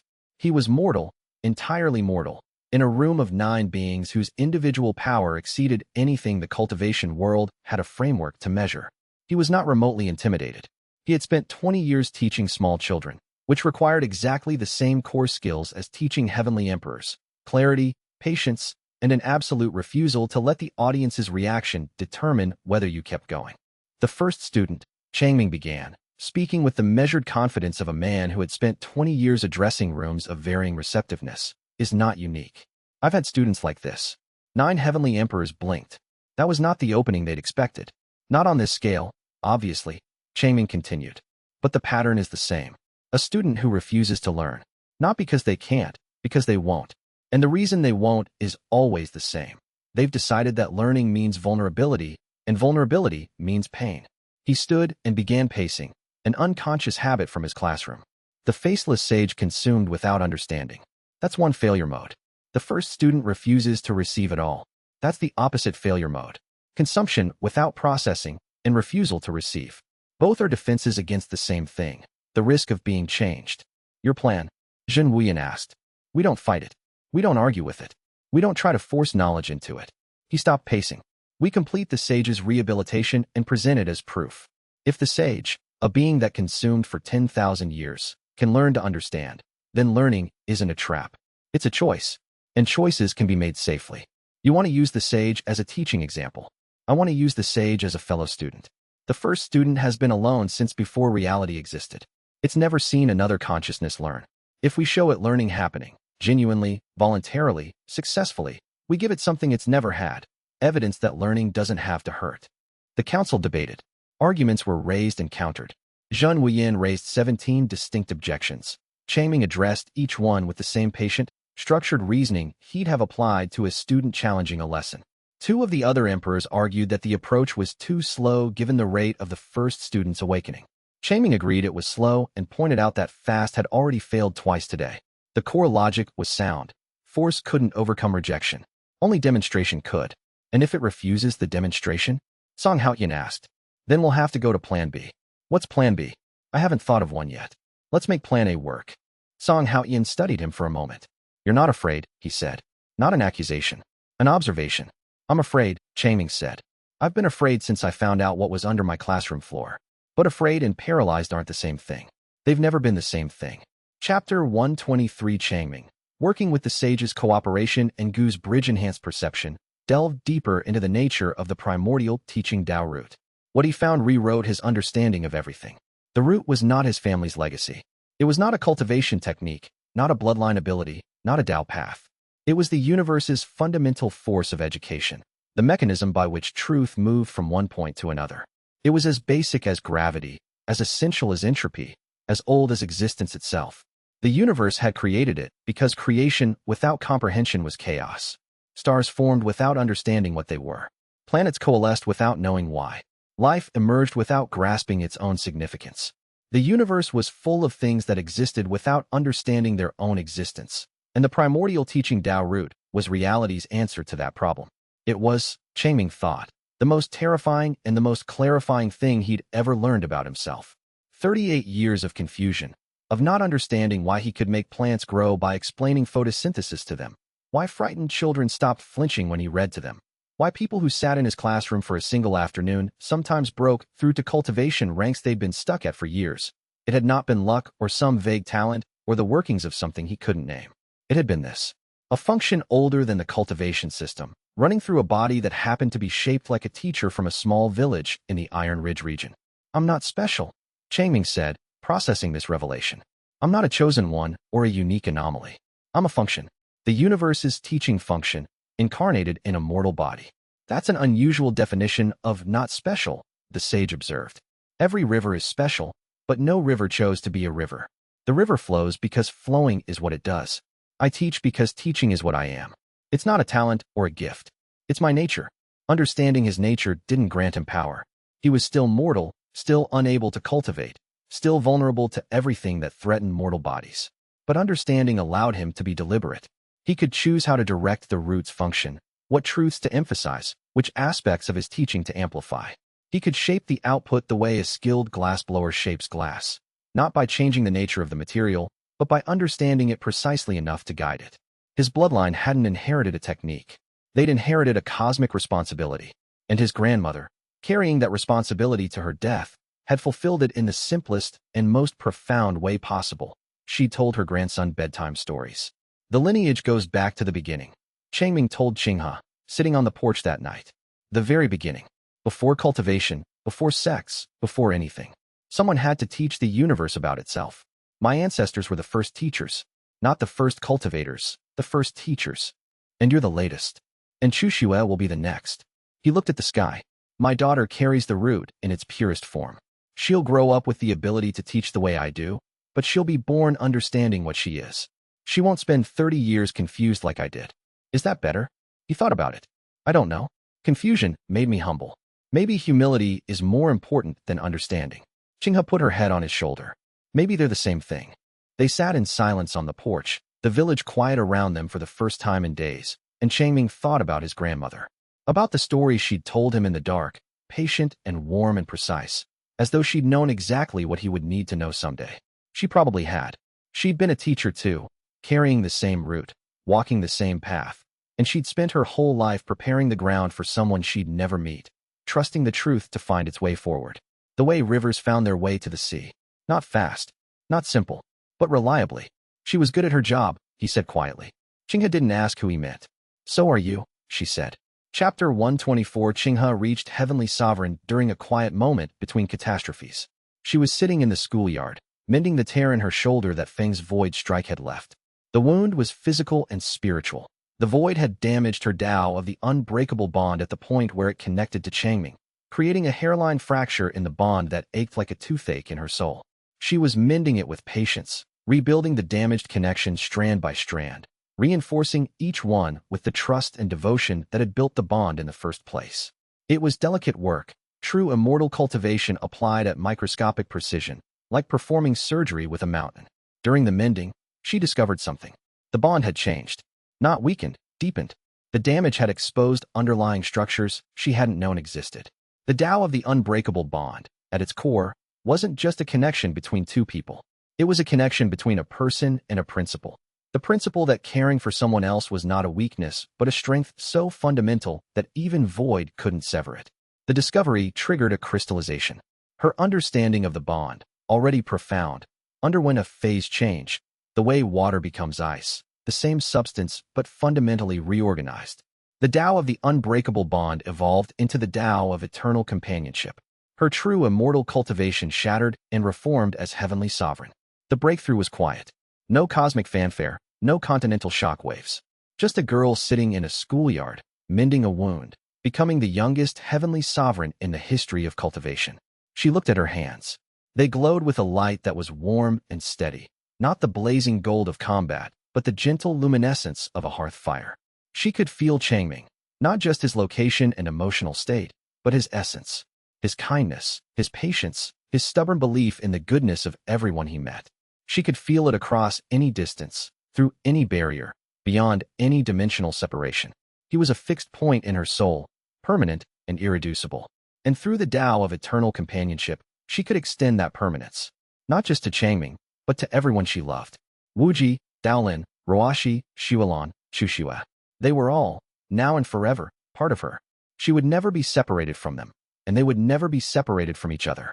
She found Changming in the schoolhouse, preparing a lesson on basic phonics for the youngest students. "Teacher Wei," she said. He looked up. "Yes. I wanted to tell you something." "Go ahead." "I'm afraid." She paused.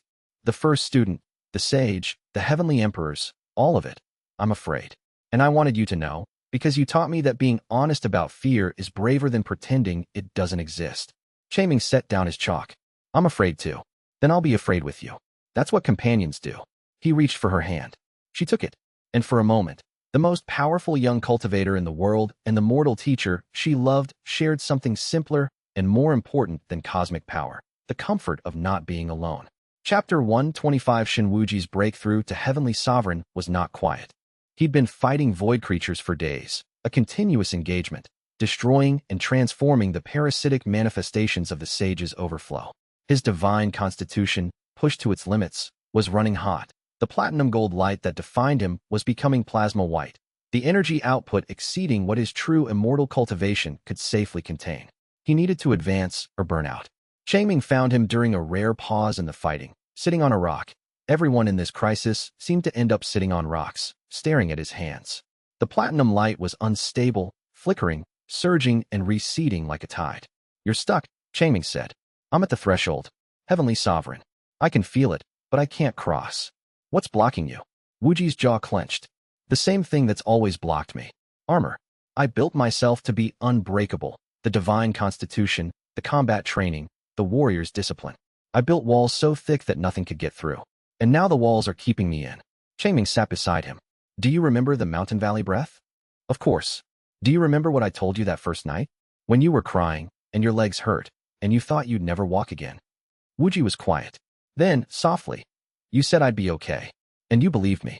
A crippled, angry boy believed a stranger who said he'd be okay. "Why?" "Because you meant it. Because I saw you. Not your legs, not your anger, not your pain. You. The boy underneath all of that.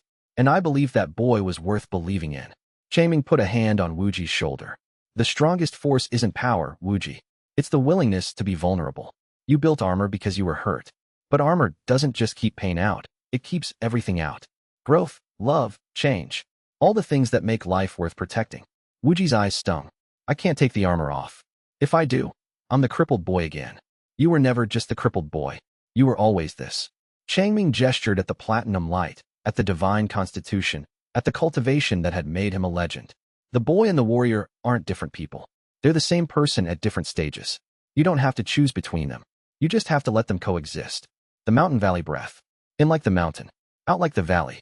Wuji breathed. The platinum light stabilized. And then, very slowly, it began to shift.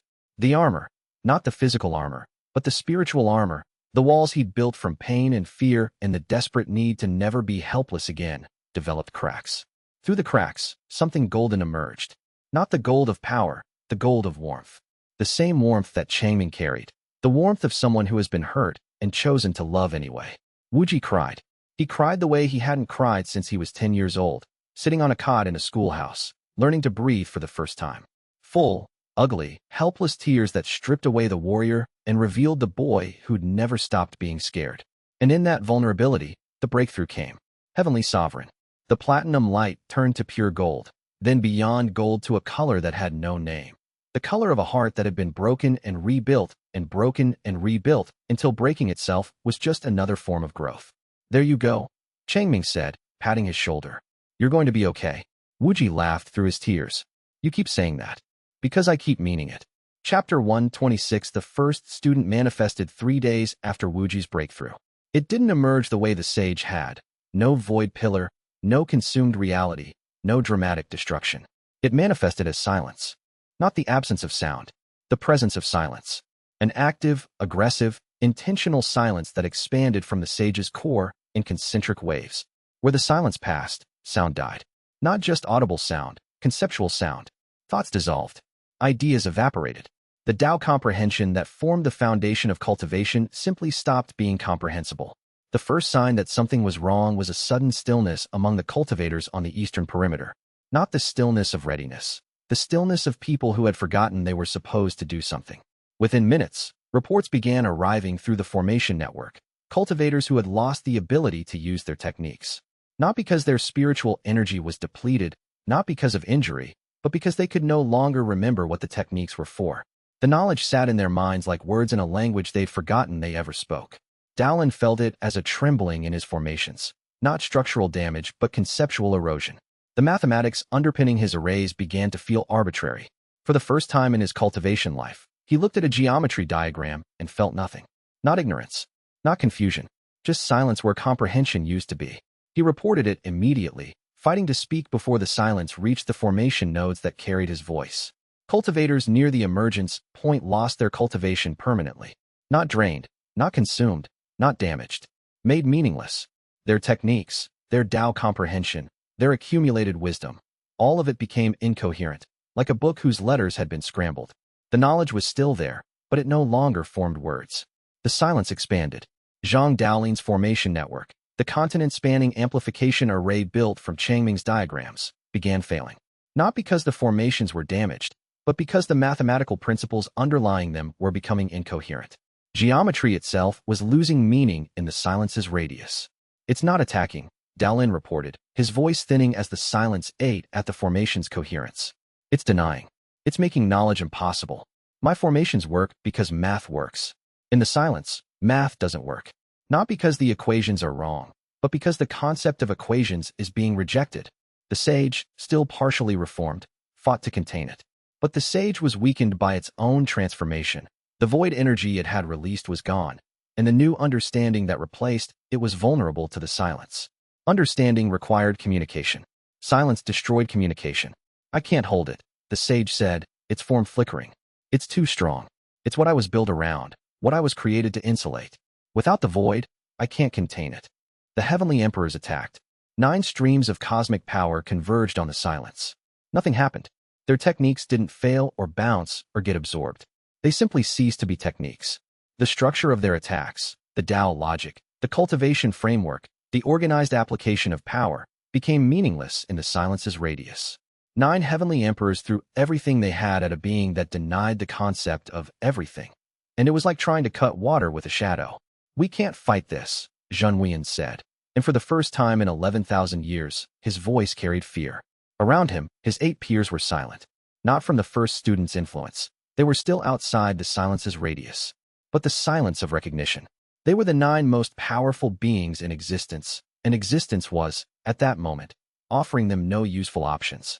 The perimeter of the silence was visible from the ridge, a line where the world simply stopped making sense, past which the cultivation that sustained everything from sect formations to individual breakthroughs simply ceased to function. The line was moving, not fast, steadily, with the patience of something that had been waiting 10,000 years and was not interested in rushing. Chapter 127. Changming sat at his desk in the schoolhouse and wrote letters. The silence was expanding, but slowly. It would take days to reach the village, and in those days, Changming intended to do what he always did, prepare his students. The schoolroom was quiet around him. The spirit orchids on the windowsill had dimmed slightly. They responded to his emotional state the way students responded to the teacher's voice, and he was, for the first time in a long time, not entirely steady. He worked through it the way he worked through every difficult thing, by doing the next thing that needed doing. He wrote to Qinghe first. Qinghe, you were my first student and my greatest surprise. You came to me angry and broken and became the strongest person I've ever known. Not because of your cultivation, but because of your heart. Remember what I said about the river and the mountain? You are both. You flow and you stand, and you are beautiful in both modes. Whatever happens, keep your penmanship sharp. Love, teacher Wei. He wrote to Wuji. Wuji, you taught me as much as I taught you. Your courage in the face of pain, your refusal to let the world define you, your loyalty to people who hadn't earned it yet. These are lessons I needed to learn. Take care of your body. Eat your vegetables. Remember to breathe. Love, teacher Wei. He wrote to Daolin. Daolin, you see patterns where others see chaos. That's not just a talent, it's a worldview. The universe is mathematical, and you speak its language. Don't let anyone tell you that sleeping through lessons means you're not paying attention. Some of the best learning happens when the conscious mind gets out of the way. Love, teacher Wei. He wrote to Ruashi. Ruashi, you gave voice to the voiceless. There is no greater gift. The signs I taught you were meant for communication, and you turned them into liberation. The dead hear you because you listen to them the way no one else does. Keep listening. The world needs listeners as much as speakers. Love, teacher Wei. He wrote to Bai Xuelan. Xuelan, you came as a spy, and stayed as a partner. I didn't know I was lonely until you arrived, and I didn't know what love was until you showed me. Take care of xianxia. Let her grow at her own pace. Don't force her to be extraordinary. She already is, just by being herself. Thank you for choosing me. Love, Changming. He wrote to Old Man Gu. Gulaosher, thank you for being my friend. 1,000 years of service, and you never once made me feel like a duty. You made me feel like a friend. That is the greatest gift a guardian could give, and I hope you know that you have fulfilled your purpose beyond any measure. Rest, old man. You've earned it. Love, Changming. Each letter contained a personal lesson, not deliberately embedded, but naturally present, because everything Changming wrote carried the primordial teaching Tao root's truth. Each recipient who read their letter would experience a deepening of their Tao comprehension, a strengthening of their cultivation, a reinforcement of the truth that their teacher had planted in them. Everyone who read their letter broke through at least one realm. The letters were sealed, addressed, and placed in a box on his desk. He didn't plan to need them delivered, but a responsible teacher prepares for every outcome. He sat for a while after sealing the last letter, with his hands flat on the desk, listening to the schoolhouse settle in the night. The old timber talked when the temperature dropped, small creaks and sighs, the language of a building that had stood through 20 years of lessons and hadn't stopped standing yet. He thought about the first day. 12 students. A leaky roof. A chalkboard he'd made himself from slate hauled down from the ridge. He'd been 28 years old, newly arrived in the village, with a teacher's certificate from the district town and a certainty that he couldn't have explained that this was where he was supposed to be. He hadn't known about the primordial teaching Tao root. He hadn't known about the faceless sage or the first student or the seal that his classroom diagrams maintained. He'd just known that there were children who didn't have anyone to teach them, and he could. It was still that simple. Everything else, the cultivation politics, the cosmic crisis, the beings that had existed before the world had a name, those were circumstances. The core fact was what it had always been. He was a teacher, there were students who needed teaching, and he was going to do what he did. He'd been doing it for 20 years without knowing its full weight. He intended to keep doing it. He turned off the lamp. The schoolhouse was dark except for the spirit orchid's faint glow through the window of the classroom. He could hear them from here, not a sound, but a presence, the particular warmth of things that had been growing in a loved place for a long time. He was not afraid of tomorrow. He had faced everything worth fearing, and in every case the answer had been the same. Stay present, pay attention, meet the student where they are. Even if the student was the universe's first and most terrible rejection of knowledge. Even then, Chapter 128, Old Man Gu, lying in his bed with the last flickers of life force ebbing from his body, told Changming the final truth. The seal on the first student can be remade, he said, his voice thin as paper. But it requires a teacher. I know. A teacher who is willing to become the seal. To enter the silence and teach there, forever. Trapped in the void, giving the first student lessons for eternity. I know. The original seal was made by the first teacher. Your most ancient ancestor. She walked into the silence voluntarily and never came out. Her teaching became the seal. Her endless lessons created a barrier that the first student's rejection couldn't overcome because she never stopped teaching. Changming took Gu's hand. It was cold. He'd known since the sage told him about the first student. He'd known the way he sometimes knew the end of a story before he finished reading it. Not because the evidence was definitive, but because the shape of the situation made certain conclusions inevitable. He'd spent 3 days looking for any other shape. He hadn't found one. Gu had raised him. Not in the obvious way. Gu hadn't cooked his meals or taught him to write or told him the stories that had become the foundation of everything. But in the quiet way, the way that mattered for different reasons, Gu had noticed him. Had seen a mortal child with nothing to recommend him to the cultivation world and had chosen, for reasons he'd never fully explained, to watch over that child for 20 years. Had been the first person to take seriously the possibility that something important was happening in a small village classroom. I know what you're going to say, Gu whispered, and I can't stop you, but I need you to understand what it means. Not death. Death would be merciful. Eternal teaching, in absolute silence, to a student that will never accept a lesson. An eternity of talking to a wall. I've had students like that, Changming said. I didn't give up on them. This is different. Why? Because it's bigger? Because it's eternal? The scale changes, but the principle doesn't. A teacher teaches. That's the job. When the student is ready, they'll learn. When they're not ready, the teacher waits. For eternity, if necessary. Gu's eyes filled. You are the finest person I have ever known. I'm a teacher, Gu Laosher. There's nothing finer about that. Gu's grip tightened for a moment. The old strength, the 1,000-year cultivation, flickering through one last time like an ember before it goes dark. I found a promising student once, Gu said quietly, barely audible. I thought I was protecting him. Turns out he was teaching me. Every day, for 20 years. A long pause. That's worth more than 1,000 years of cultivation. Gu squeezed his hand. Then the old man's eyes closed, and the squeeze weakened, and the life force that had sustained Gu Tianren for 1,217 years finally, gently, ran out. He died with Changming's hand in his, and a smile on his lips. Changming sat with his friend for a long time after the breathing stopped. The room was quiet, the deepest, most honest quiet that Changming had ever known. Not the silence of the first student, not the void of the sage. The silence of a good man at rest. Outside, the world was fighting for its future. In the room, there was only this, a teacher sitting with a friend who had believed in him before there was any evidence to justify it, holding his hand the way you hold the hand of someone who is not coming back. Rest, old friend, Changming said. I'll take it from here. Chapter 129. Changming told no one of his plan. But Qinghe knew. The Tao of eternal companionship didn't just connect her to Changming. It connected her to his intentions. Not his thoughts, not his specific plans. But the shape of his resolve was visible to her like the outline of a mountain against the sky. She could feel the decision he'd made. The calm, the sadness, the terrifying peace of a man who'd accepted what he needed to do. She confronted him in the schoolyard at midnight. Before she found him there, she checked the classroom first. The habit was old. When she wanted Changming, she looked in the schoolroom. He was almost never anywhere else that mattered. The schoolroom was empty, but it showed evidence of recent occupation. The lamp still warm, a cup of cold tea beside it, chalk dust where someone had written something on the board and erased it. She stood in the doorway and looked at the erased space for a long moment. He had written something and thought better of leaving it. She wondered what it had been. A lesson plan, probably. An outline for tomorrow, or for the day after that.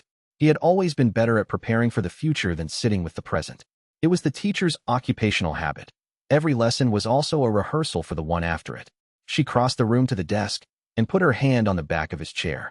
The wood was worn smooth from 20 years of the same hands resting in the same place. She thought about the students who had sat across from this desk, frightened, defiant, struggling, hopeful, and how that chair was always waiting for them, and how the waiting was not a performance, but simply what the desk was for. She had sat across from it herself, at 7 years old, with her elbows on her knees and her chin tilted up and her heart hammering in her ribs, trying to look like someone who did not care about anything. Changming had given her a calligraphy brush and told her to copy the character for sky. She had spent 3 weeks on that character before it looked right. She pressed her hand flat against the desk. The wood was warm. Warm with the particular warmth of something that had been used faithfully for a long time by someone who valued it. She stood there for a breath, letting herself feel the grief of it.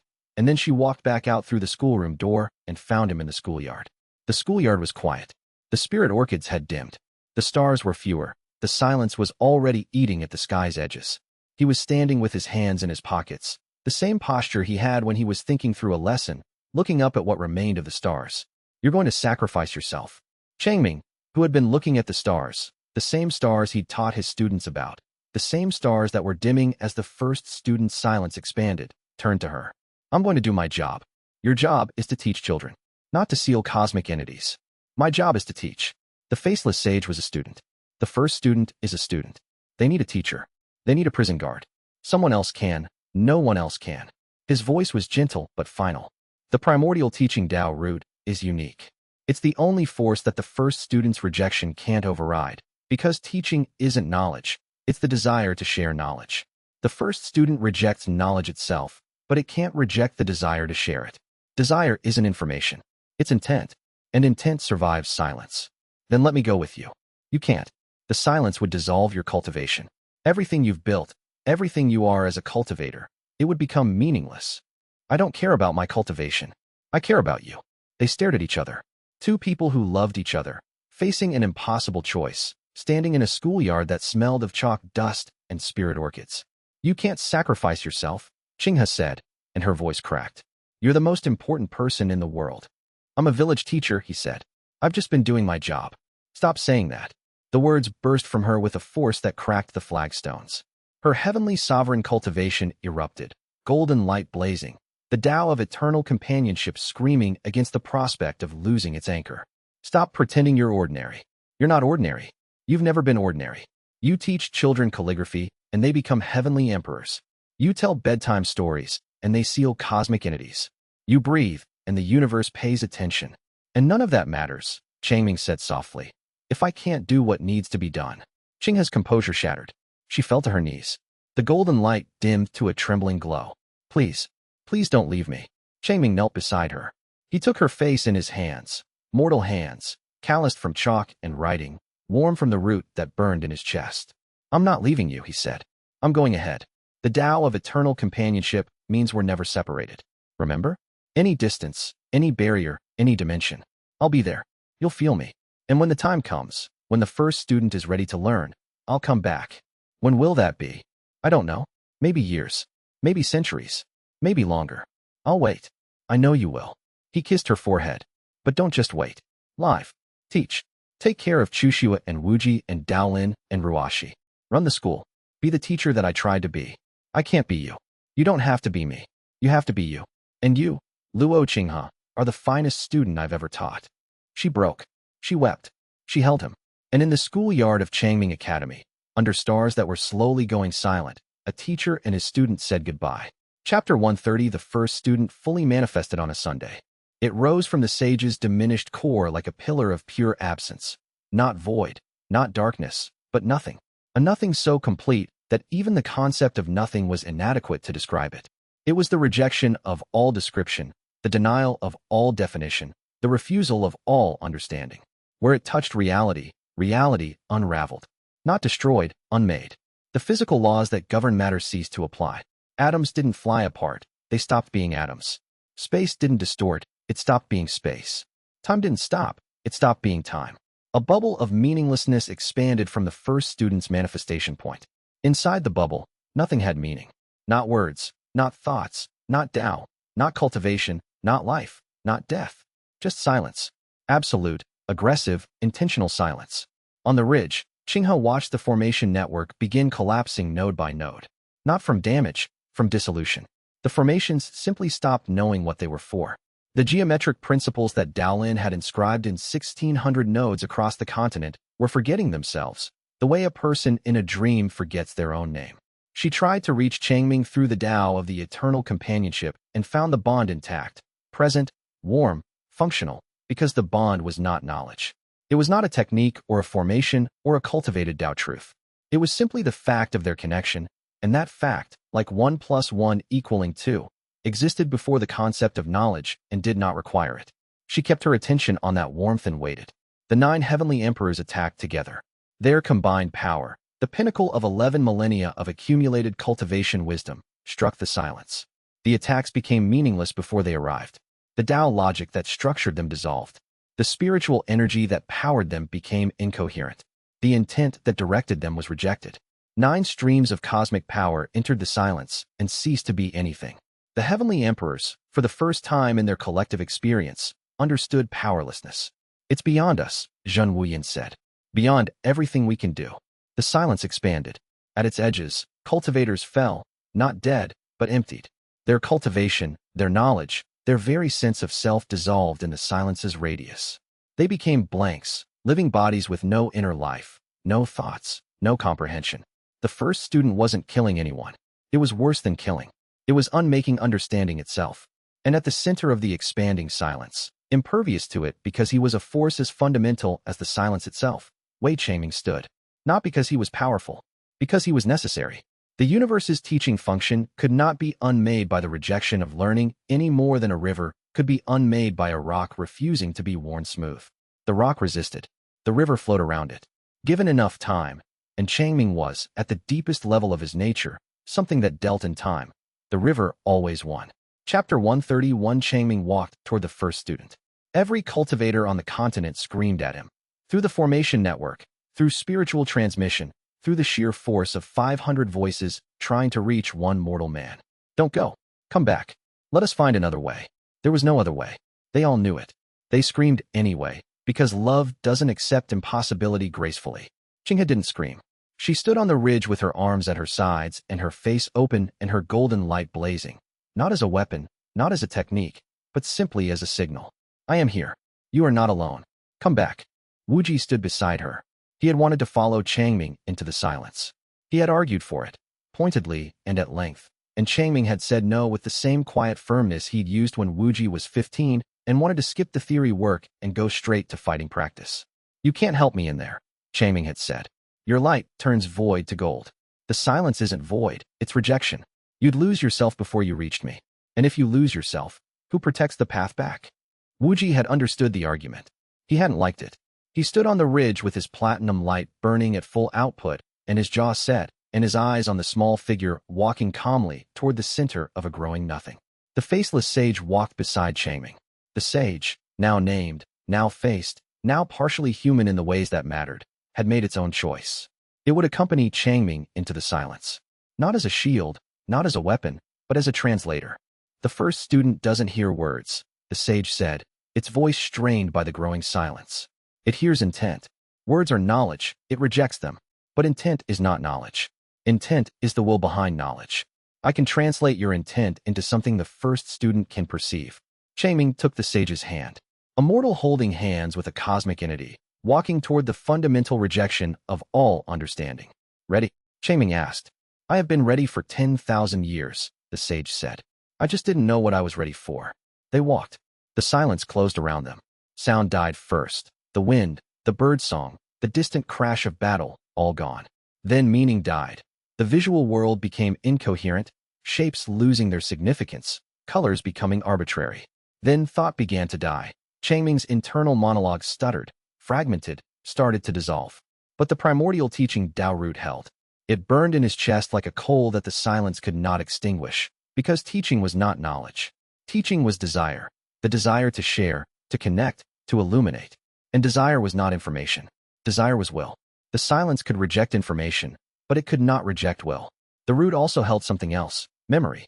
Not the kind that could be described in words. The silence had already taken those, but the deeper kind. The warmth of his grandmother's voice in the dark. The particular texture of chalk between his fingers. The look on a student's face the first time they understood something that had seemed impossible the day before. These were not facts. They were not knowledge.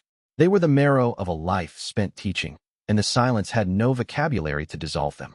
Changming walked through the dissolving world, guided by the root and the sage's hand, toward the center of the silence where the first student waited. Chapter 132. The first student was not what Changming expected. He expected a monster, a cosmic horror, a being of impossible power radiating malevolence and destruction. What he found was something smaller and sadder. At the center of the silence, in a bubble of nothing so complete it made the sage's void look cluttered, sat a small figure. Not physically small, dimensionally small. Condensed, compressed, a being that had made itself as small as possible, curled in on itself, wrapped in silence like a blanket.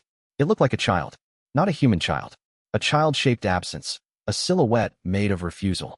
But the posture was unmistakable, knees drawn up, arms wrapped around legs, head down. The universal posture of a child who doesn't want to be found. It's scared, Changming said. It has been scared since the beginning of existence, the sage replied. It was the first consciousness. The very first. And the first thing it felt was the overwhelming, incomprehensible vastness of reality.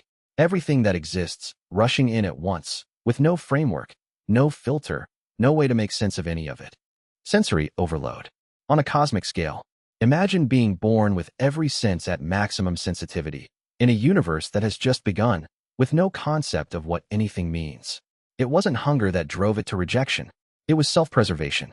The silence is a shield. It rejected knowledge because knowledge, unfiltered and unprocessed, was agony.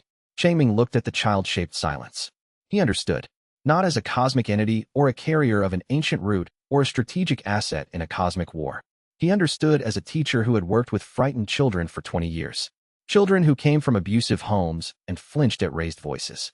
Children who had been failed by every adult they'd trusted. Children who built walls and fought kindness because kindness had been a weapon in the hands of people who didn't deserve their trust. The first student wasn't evil. It was traumatized. He had spent 20 years learning the difference and learning what it required. You didn't talk louder. You didn't move faster. You sat down. You made yourself small.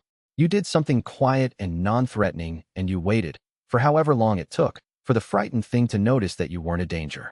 He had chalk in his pocket because he always had chalk in his pocket. That was simply true. In the same way that rivers flowed downhill and warm things rose. Changming sat down on the ground of nothing. He crossed his legs. He reached into his pocket and found, Impossibly, miraculously, a piece of chalk. He picked up a rock. Not a real rock. There was nothing real here. But the primordial teaching Tao root, in the absence of actual materials, created symbolic ones. A rock that represented solidity. A chalk that represented the desire to communicate. He placed the rock carefully on the ground of nothing. He placed another rock beside it. A simple act of organization. Putting things in order. Not teaching, not yet. Just arranging. Creating a pattern from chaos. The most basic, most primal form of sense-making that existed. The same instinct that had driven the first creature with hands to stack stones by a river, and the same instinct that had driven every student who'd ever sat in his classroom to take out a notebook before he said anything. The first student raised its head. Chapter 133. The child-shaped silence looked at the rocks. It didn't speak. Speaking was knowledge, and knowledge was rejected. It didn't think. Thinking was structure, and structure was refused. But it perceived. At some fundamental level, beneath the silence, beneath the rejection, beneath 10,000 years of self-imposed nothingness, something perceived the rocks. Two objects. Side by side. A pattern. The sage translated the first student's response. Not words, not thoughts, but raw, unprocessed intent. It says, why? Why what? Shaming asked. Why do you put things in order? Why does the arrangement matter? Why is pattern better than chaos? Shaming considered this. The question wasn't hostile. It was genuine. The first student, behind its walls of silence, wanted to know why anyone would bother organizing reality. He had heard this question before, in one form or another, from students who couldn't see the point of something and needed a reason before they could engage with it. It was, he had learned, one of the most honest questions a student could ask. The ones who asked why were the ones who would eventually understand. The ones who didn't ask were the ones who only memorized. He pulled out his chalk. The root manifested chalk that existed as pure intent, and wrote on the ground, 1 + 1 is equal to 2. The simplest truth in mathematics. One thing and one thing make two things. Not a Tao truth, not a cosmic principle, not cultivation knowledge. Just math. The first student's silence tested the equation. It pushed against it, trying to dissolve the meaning, trying to reject the concept of addition, trying to make the numbers meaningless. It couldn't. The equation resisted. Not because it was powerful, because it was irrefutable. 1 + 1 = 2. Not because anyone decreed it. Not because a Tao path supported it. Not because a cultivation technique enforced it. It equaled 2 because that was what it was. A truth so basic, so fundamental, so irreducible that even the rejection of all knowledge could not unmake it. The first student recoiled. Not in pain, in surprise. It had never encountered something it couldn't reject. For 10,000 years, every piece of knowledge that reached it had been dismantled, every truth dissolved, every meaning unmade. But this simple equation persisted. 1 + 1 = 2, Chengming said. That's true. Not because I say so. Not because the universe says so. It's true because mathematics is the language of structure, and structure is what separates existence from nothing. He looked at the child-shaped silence. You've been living in nothing for 10,000 years. And you've been miserable. Not because nothing is bad, because nothing is lonely. Even nothing wants to be something. The silence wavered. The child-shape's outline flickered, the refusal that maintained it developing, for the first time, a crack. Through the crack, something emerged. Not light, not yet, but the possibility of light. The suggestion that, somewhere beneath the silence, something wanted to see. Shaming waited. He was good at waiting. He had learned it the same way he'd learned everything else. By doing it wrong first, by being too impatient too early, by pushing when he should have sat still. 20 years of teaching had turned waiting into a practice he was genuinely comfortable with. Not passive waiting, active waiting. The kind that said, I'm still here. Take your time. There's no test at the end of this. There is only this moment, and I'll be in it for as long as you need. Chapter 134. The equation persisted. 1 + 1 is equal to 2. The first student's silence surrounded it, pressed against it, tried to erode it. The equation held. It was Chengming's most basic truth, the irreducible fact, the atomic unit of understanding, the one thing that could not be rejected because it existed prior to the concept of rejection. Chengming built on it. 1 + 1 is equal to 2. 2 + 1 is equal to 3. 3 + 1 is equal to 4. He wrote each equation on the ground of nothing, the root chalk leaving marks that glowed with quiet persistence. Each equation was true. Each one was irrefutable. The first student's silence tested each one and failed to dissolve any of them. These are numbers, Chengming said. Numbers aren't knowledge, they're structure. Knowledge is built from structure the way buildings are built from stone. You can reject the building, but you can't reject the stone. He moved from arithmetic to basic words. He wrote 1 and said 1. He wrote 2 and said 2. He matched symbols to sounds, building a vocabulary from pure mathematics, the one language that the silence could not reject. 1 rock, he said, pointing to his first rock. 2 rocks, he said, pointing to both. 1 plus 1 equals 2 rocks. The first student's silence pushed against each statement the moment Changming made it, testing the way a hand tests ice, probing for weakness, waiting for the surface to give. The surface didn't give. Each sentence was built from components the silence had already failed to dissolve.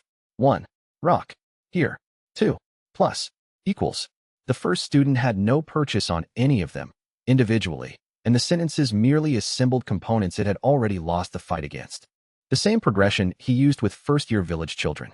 The same patient, step-by-step construction of understanding from the absolute basics.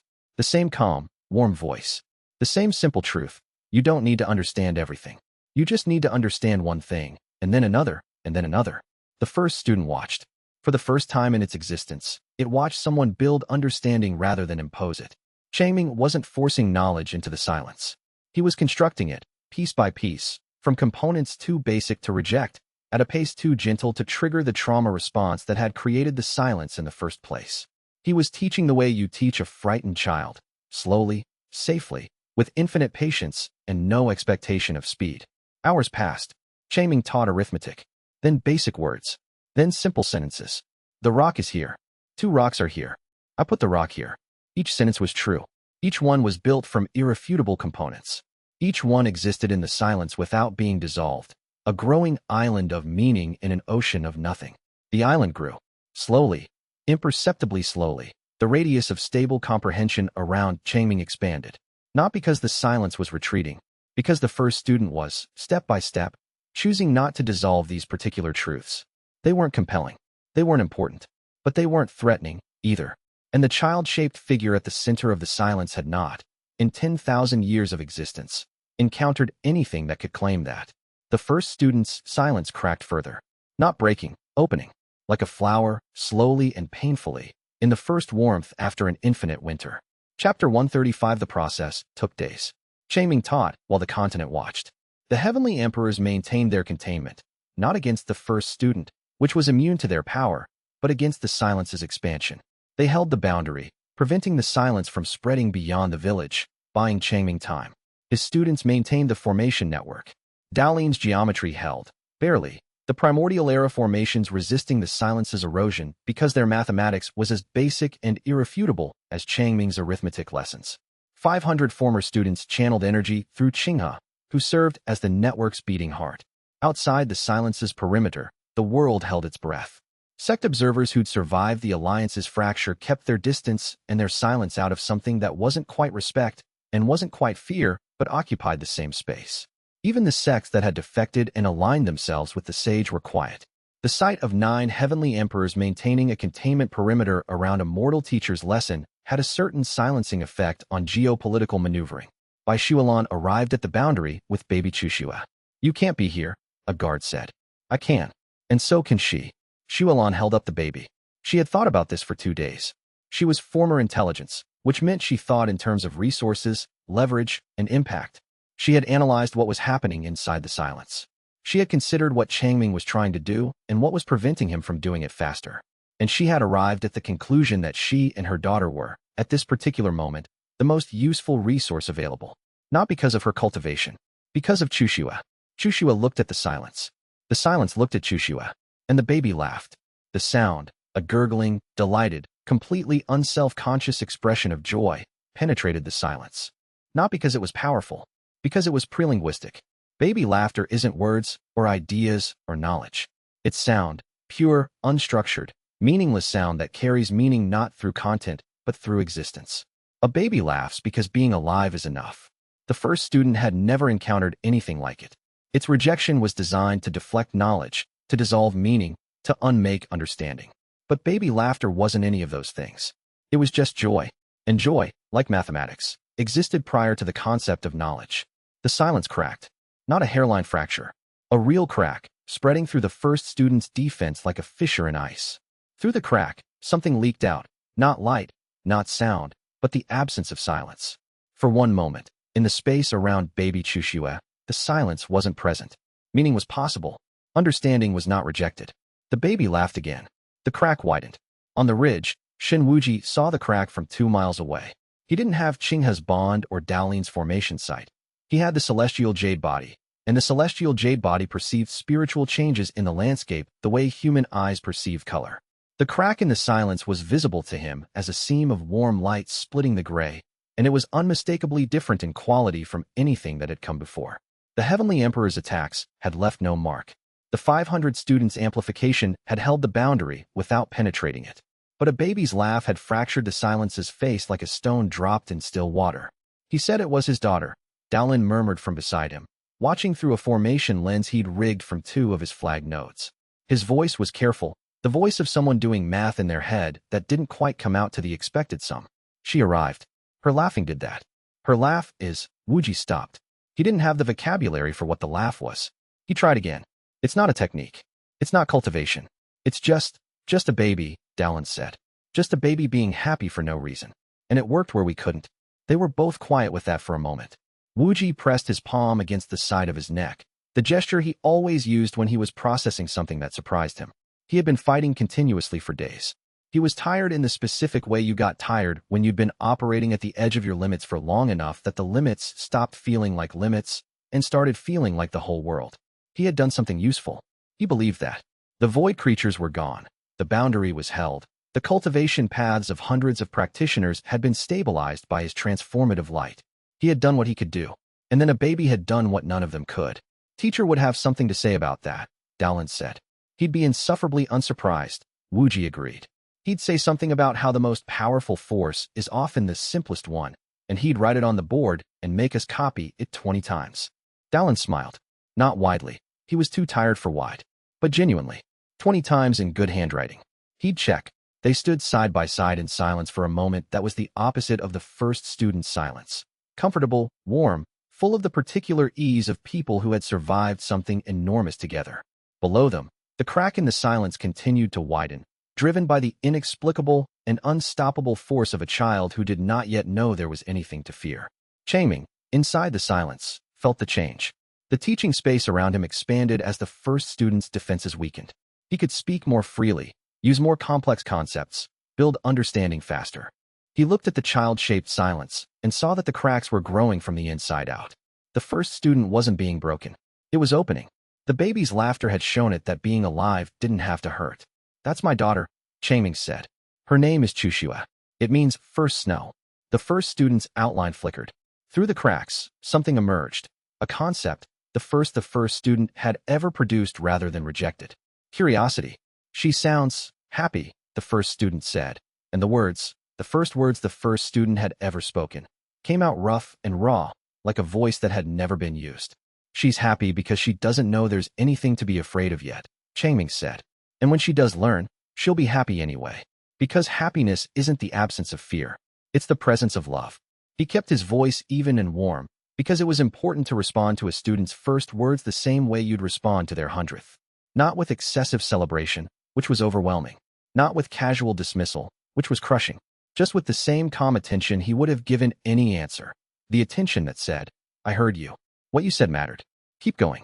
Chapter 136, Qinghe activated the full power of the Tao of eternal companionship. She had been holding back, not from fear or calculation, simply because she had not yet understood what she was allowed to do. The Tao of the unbreakable bond had grown into the Tao of eternal companionship over years of cultivation rooted in one central truth. Her connection to her teacher was not a technique. It was not a path. It was the ground her entire self stood on. Every breakthrough she'd made, every rank she'd crossed, every truth she'd comprehended, all of it had grown from the fact of that connection. The Tao wasn't something she'd cultivated. It was something she'd become. Standing on the ridge above the village, blazing with golden light, she stopped holding back. She linked herself to Changming, not through intent, through being. Her consciousness merged with his at the level of identity, two people occupying the same space in reality's architecture. She couldn't enter the silence physically, but she could extend her existence to overlap with his. The effect was dramatic. Changming's teaching, already potent, gained an additional dimension. Qinghe's cultivation, her heavenly sovereign power, her comprehensive Tao comprehension, Her lifetime of growth rooted in Changming's lessons flowed through the bond and into his voice. He was still mortal, still powerless, still unable to cultivate. But his voice now carried the weight of everything his teaching had created. She could feel him, through the bond, with a clarity she'd never experienced before, not his thoughts or his technique, but his state. He was tired. He was sad about Gu. He was warm in the way he was always warm, the deep functional warmth of the root that had nothing to do with emotion and everything to do with nature. He was completely and quietly sure of what he was doing, in the way that only people who had spent their entire lives doing the right thing could be sure, without drama, without doubt, just the simple clarity of a river that knows where the sea is. She gave him everything she had. Gladly, Wuji added his platinum light, his divine constitution, linked to Changming through the Tao oath he'd sworn years ago, channeled its transformative power through the bond. The void energy at the edges of the silence began converting to golden light.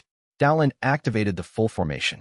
The continent-spanning network, maintained by primordial geometry, amplified Changming's teaching to every part of the first student simultaneously.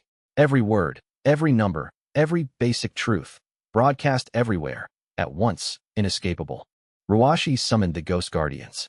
All 12 of them, the ancient cultivators who'd maintained the seal for 10,000 years, materialized in the spiritual realm, surrounding the first student with the accumulated wisdom of 100 generations of teachers. They couldn't speak to the first student, but they could support Changming, reinforcing his presence, stabilizing his root, sustaining his mortal body through the effort. It was the entire legacy of the teacher lineage, working together, living and dead, mortal and immortal, past and present. And at the center, still sitting on the ground, still holding his chalk, still talking about numbers and rocks and the basic truths that even silence couldn't unmake, Wei Changming taught. Chapter 137. The first student changed. Not all at once. Not dramatically. The way a glacier changes, imperceptibly in any single moment, undeniably over time. The silence thinned. The rejection softened. The child-shaped absence developed. Details. Hands first. Crude, lumpy, like a child's drawing of hands. Not elegant, not precise, but present. The first student, influenced by Changming's lesson about rocks, about placing things in order, about creating patterns from chaos, developed appendages that could do what Changming was doing. Hands that could place, arrange, build. A face followed. Not a human face, something rougher, simpler. Eyes that were too large, a mouth that was too small, features that didn't quite align. But a face. The first student was building itself a body, using Changming's teaching as a blueprint. Not copying Changming's body, making a body designed for the specific purpose that Changming had demonstrated. Learning. Eyes oriented toward observation. Hands shaped for arrangement. A mouth calibrated for asking questions. It's crude, the sage observed. It's perfect, Changming corrected. It's exactly what a first attempt should look like. No one draws a masterpiece on their first try. He meant it. He had kept, in a drawer in his desk back in the village, examples of first attempts.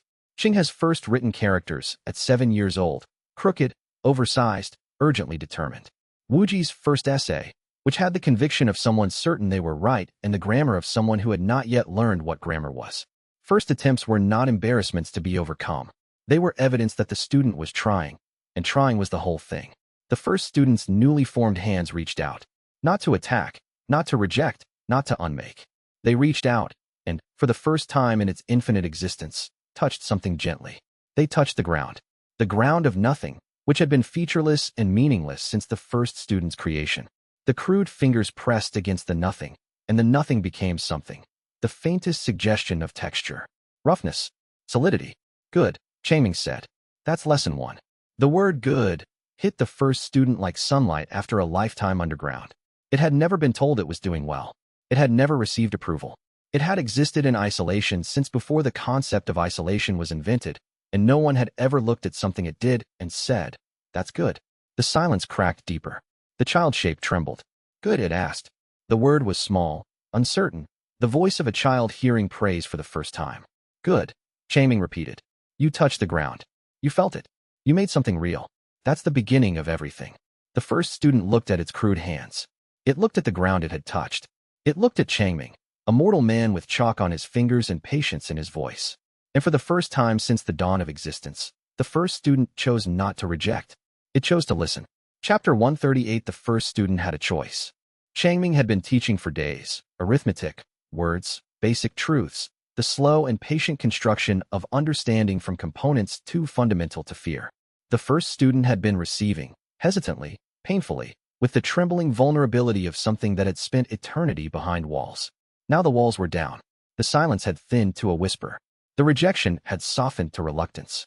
The first student, newly handed and newly faced, sat across from Changming in a space that was no longer nothing but was not yet something. A liminal zone between void and reality, shaped by their shared presence. Changming watched it, the child-shaped absence that had slowly, painstakingly accumulated enough understanding to ask questions, and thought about every student he'd ever taught who had started closed and opened, session by session, until one day they were simply present in the room in a way they hadn't been before.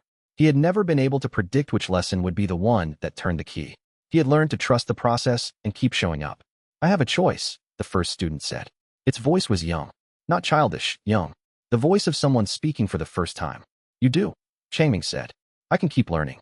I can continue what you've started, building understanding, piece by piece, becoming something that exists in relation to other things rather than in opposition to everything. Yes. Or I can reject. I can return to the silence, rebuild the walls, close the cracks. It would be easier. It would be safer. Yes. Which should I choose?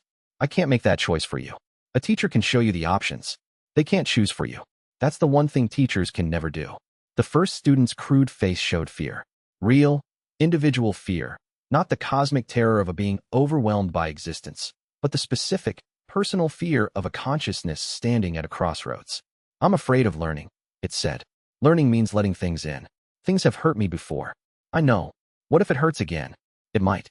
Learning often hurts. Growth often hurts. But the hurt is part of the process." "You said that. About the faceless sage.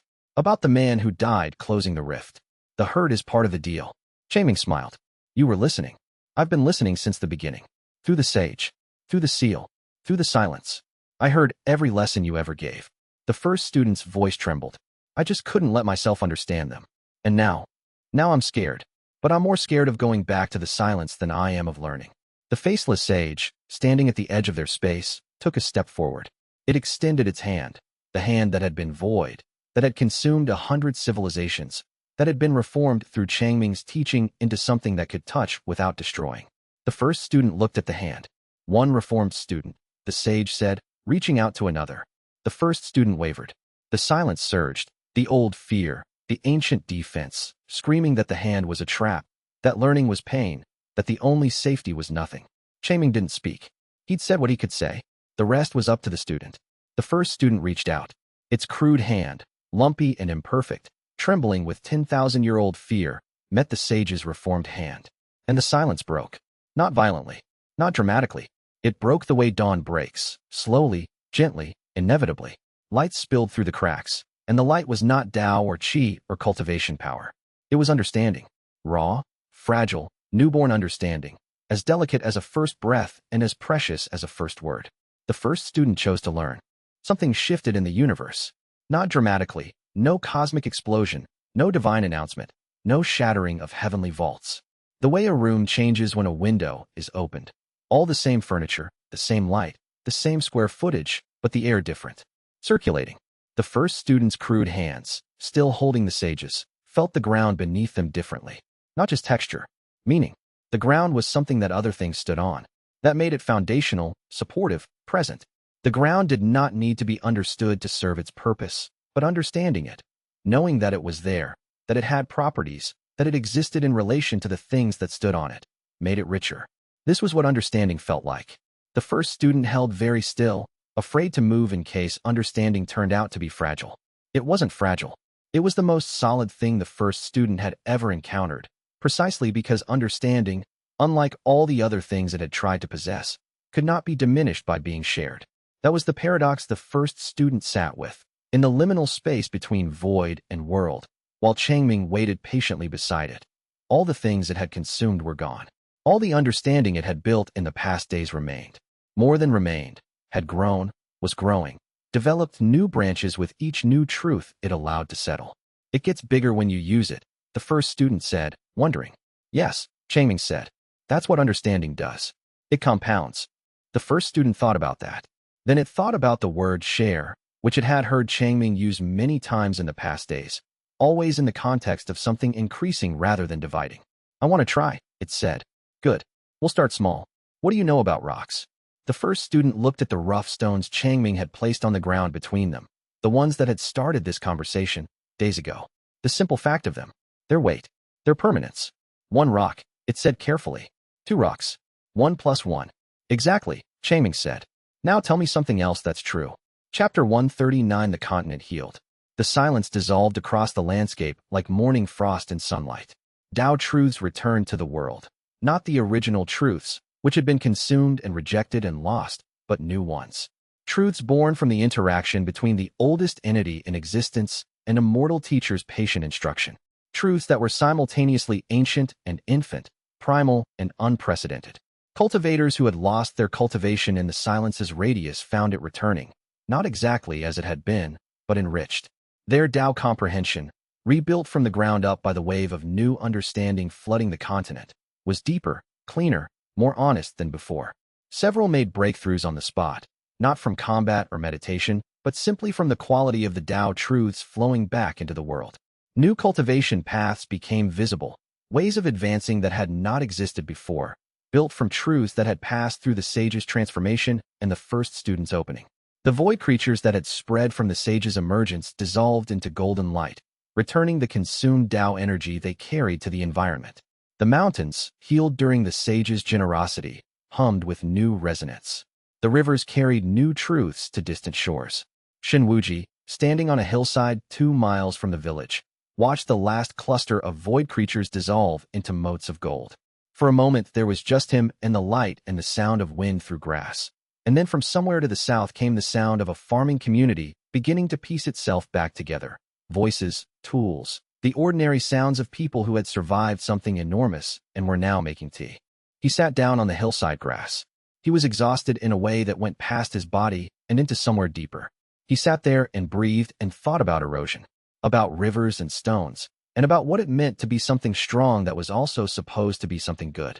About the distance between those two things, and the teacher who had spent 20 years showing him they didn't have to be distant. The healing of the land was not the loud thing he'd expected. He'd imagined something tremendous, a wave of golden light, perhaps, or a sound like the world taking a breath. What actually happened was smaller and stranger.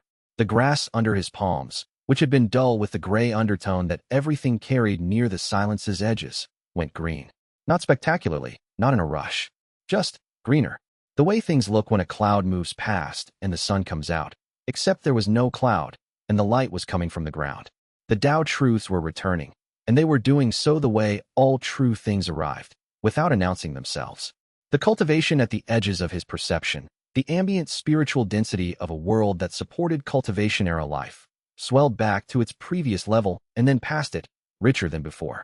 He could feel it the way he felt the warmth after cold water, the way he felt solid ground after a long fight in the air. Something that had been absent was present again, and the absence had been so total that the presence felt like a revelation. He picked a blade of grass. The blade was a blade of grass, which was, at that moment, the most ordinary thing in the world and also a small miracle, a living thing that had survived, growing from ground that had forgotten what growing meant, reaching toward a sun that had nearly lost the language of light. He put the blade of grass down carefully. Then he sat very still and let himself feel the relief. He had not let himself feel it while it was happening. There had been no space for it, no breath for it, no moment that wasn't occupied by the next target, the next calculation, the next thing that needed his strength. But now the fight was over, and the world was healing, and the void creatures were gone, and the teacher was still alive inside the silence that was no longer quite so silent, and Shen Wuji allowed himself 1 minute of sitting on a hill and being grateful. He breathed. Mountain in, valley out. You're going to be okay, he said to the green blade of grass, because it was the thing he needed to say, and because he had a teacher who had said it to him at the exact moment when he had needed it most, and because the truth of it hadn't worn out in 15 years of being true. The faceless sage and the first student, hand in hand, condensed into humanoid forms. Not perfect forms, imperfect, individual, flawed.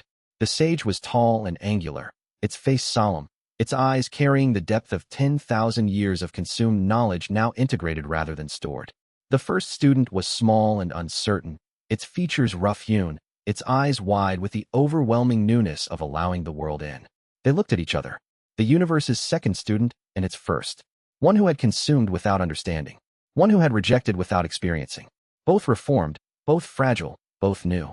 In the village, Tang Roashi stood at the window.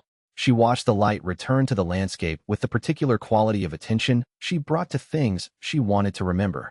Her hands moved, slow, deliberate, in the gesture language that Changming had taught her, the one that was older than writing, older than speech, older than everything except the desire to say, I see this. This is real. This matters. She had been signing since the silence began, standing at this window, narrating what she saw, not for any audience she could name, but because that was what she had been taught to do, record the truth of what was present. The dead stood with her. All 12 ghost guardians were still in the room, their silver forms faint and quiet now that the crisis was passing, but present. They had been present through all of it.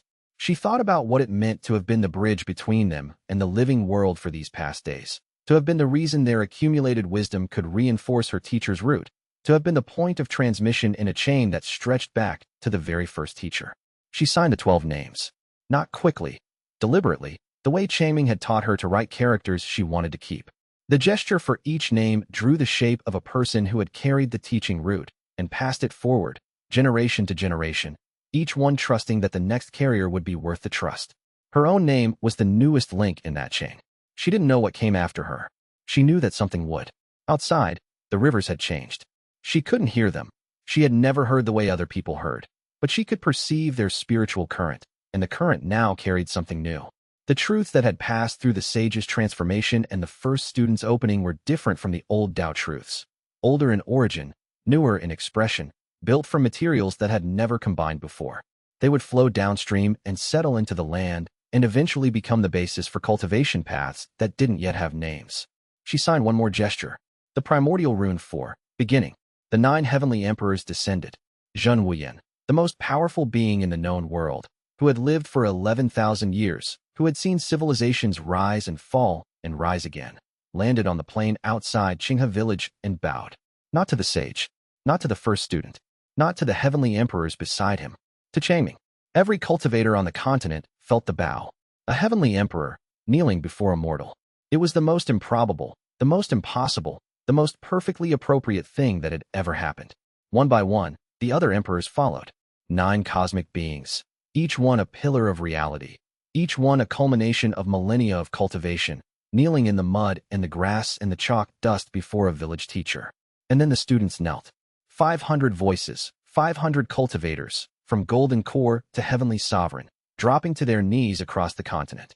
Through the formation network, through the Tao of the unbreakable bond, through the simple, human impulse to honor someone who had saved everything by teaching first graders about water, they bowed. Changming looked at the kneeling emperors, the kneeling students, the reformed cosmic entities, the healed continent. He looked at his hands. There was chalk on them. There was always chalk on them. He bowed back. Class dismissed, he said. Chapter 141 year later. Changming Academy occupied the site of the original village school, expanded beyond recognition, but preserving the original classroom as a memorial. The chalkboard with its ghost of 10,000 lessons. The desk with the crack from Qinghe's first spiritual awakening. The jar where the spirit orchids still bloomed. The academy was the most prestigious educational institution in the cultivation world, though Changming would have blushed to hear it described that way. He still called it the school. The enrollment was 200 students, from toddlers to teenagers, from mortals to budding cultivators.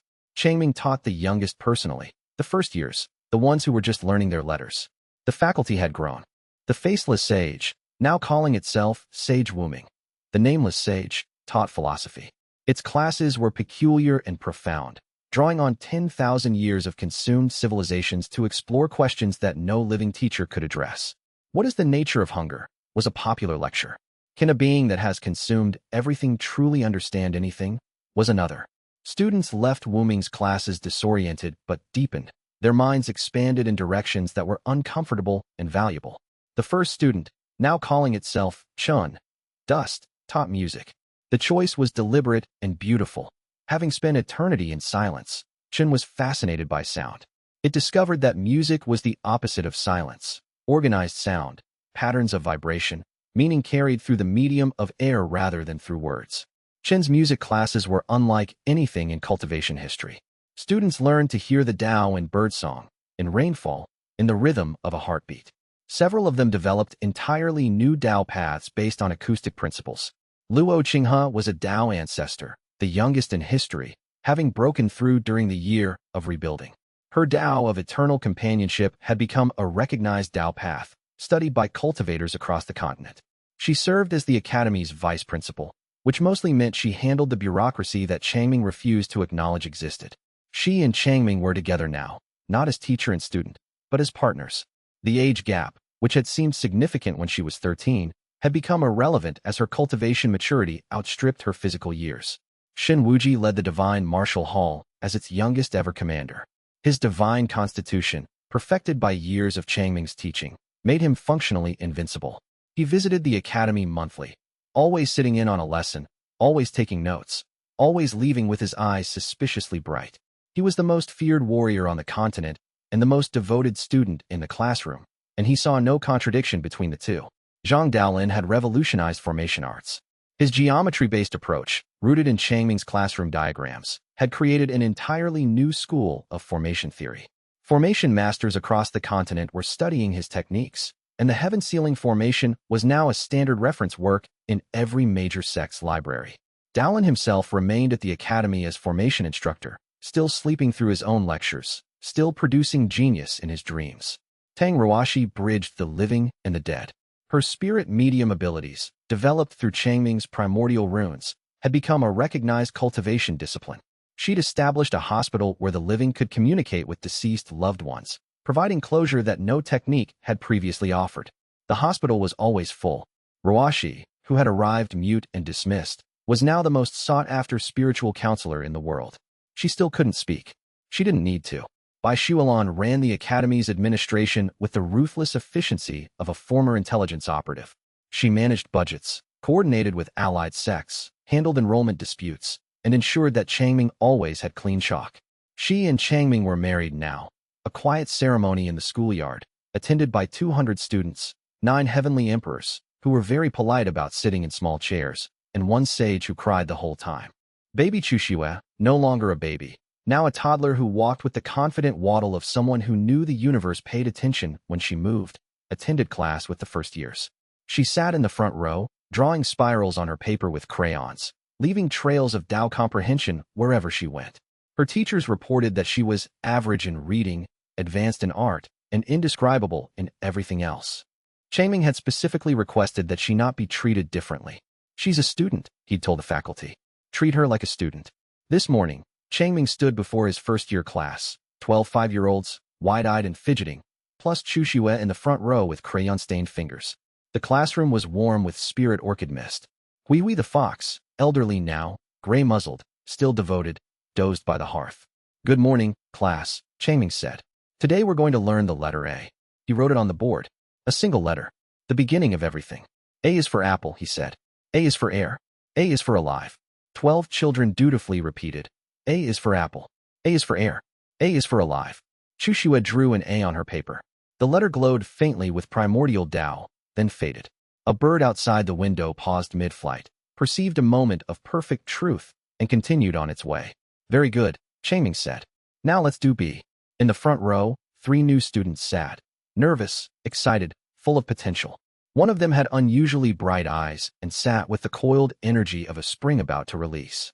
Changming didn't know which of his students would become a heavenly emperor.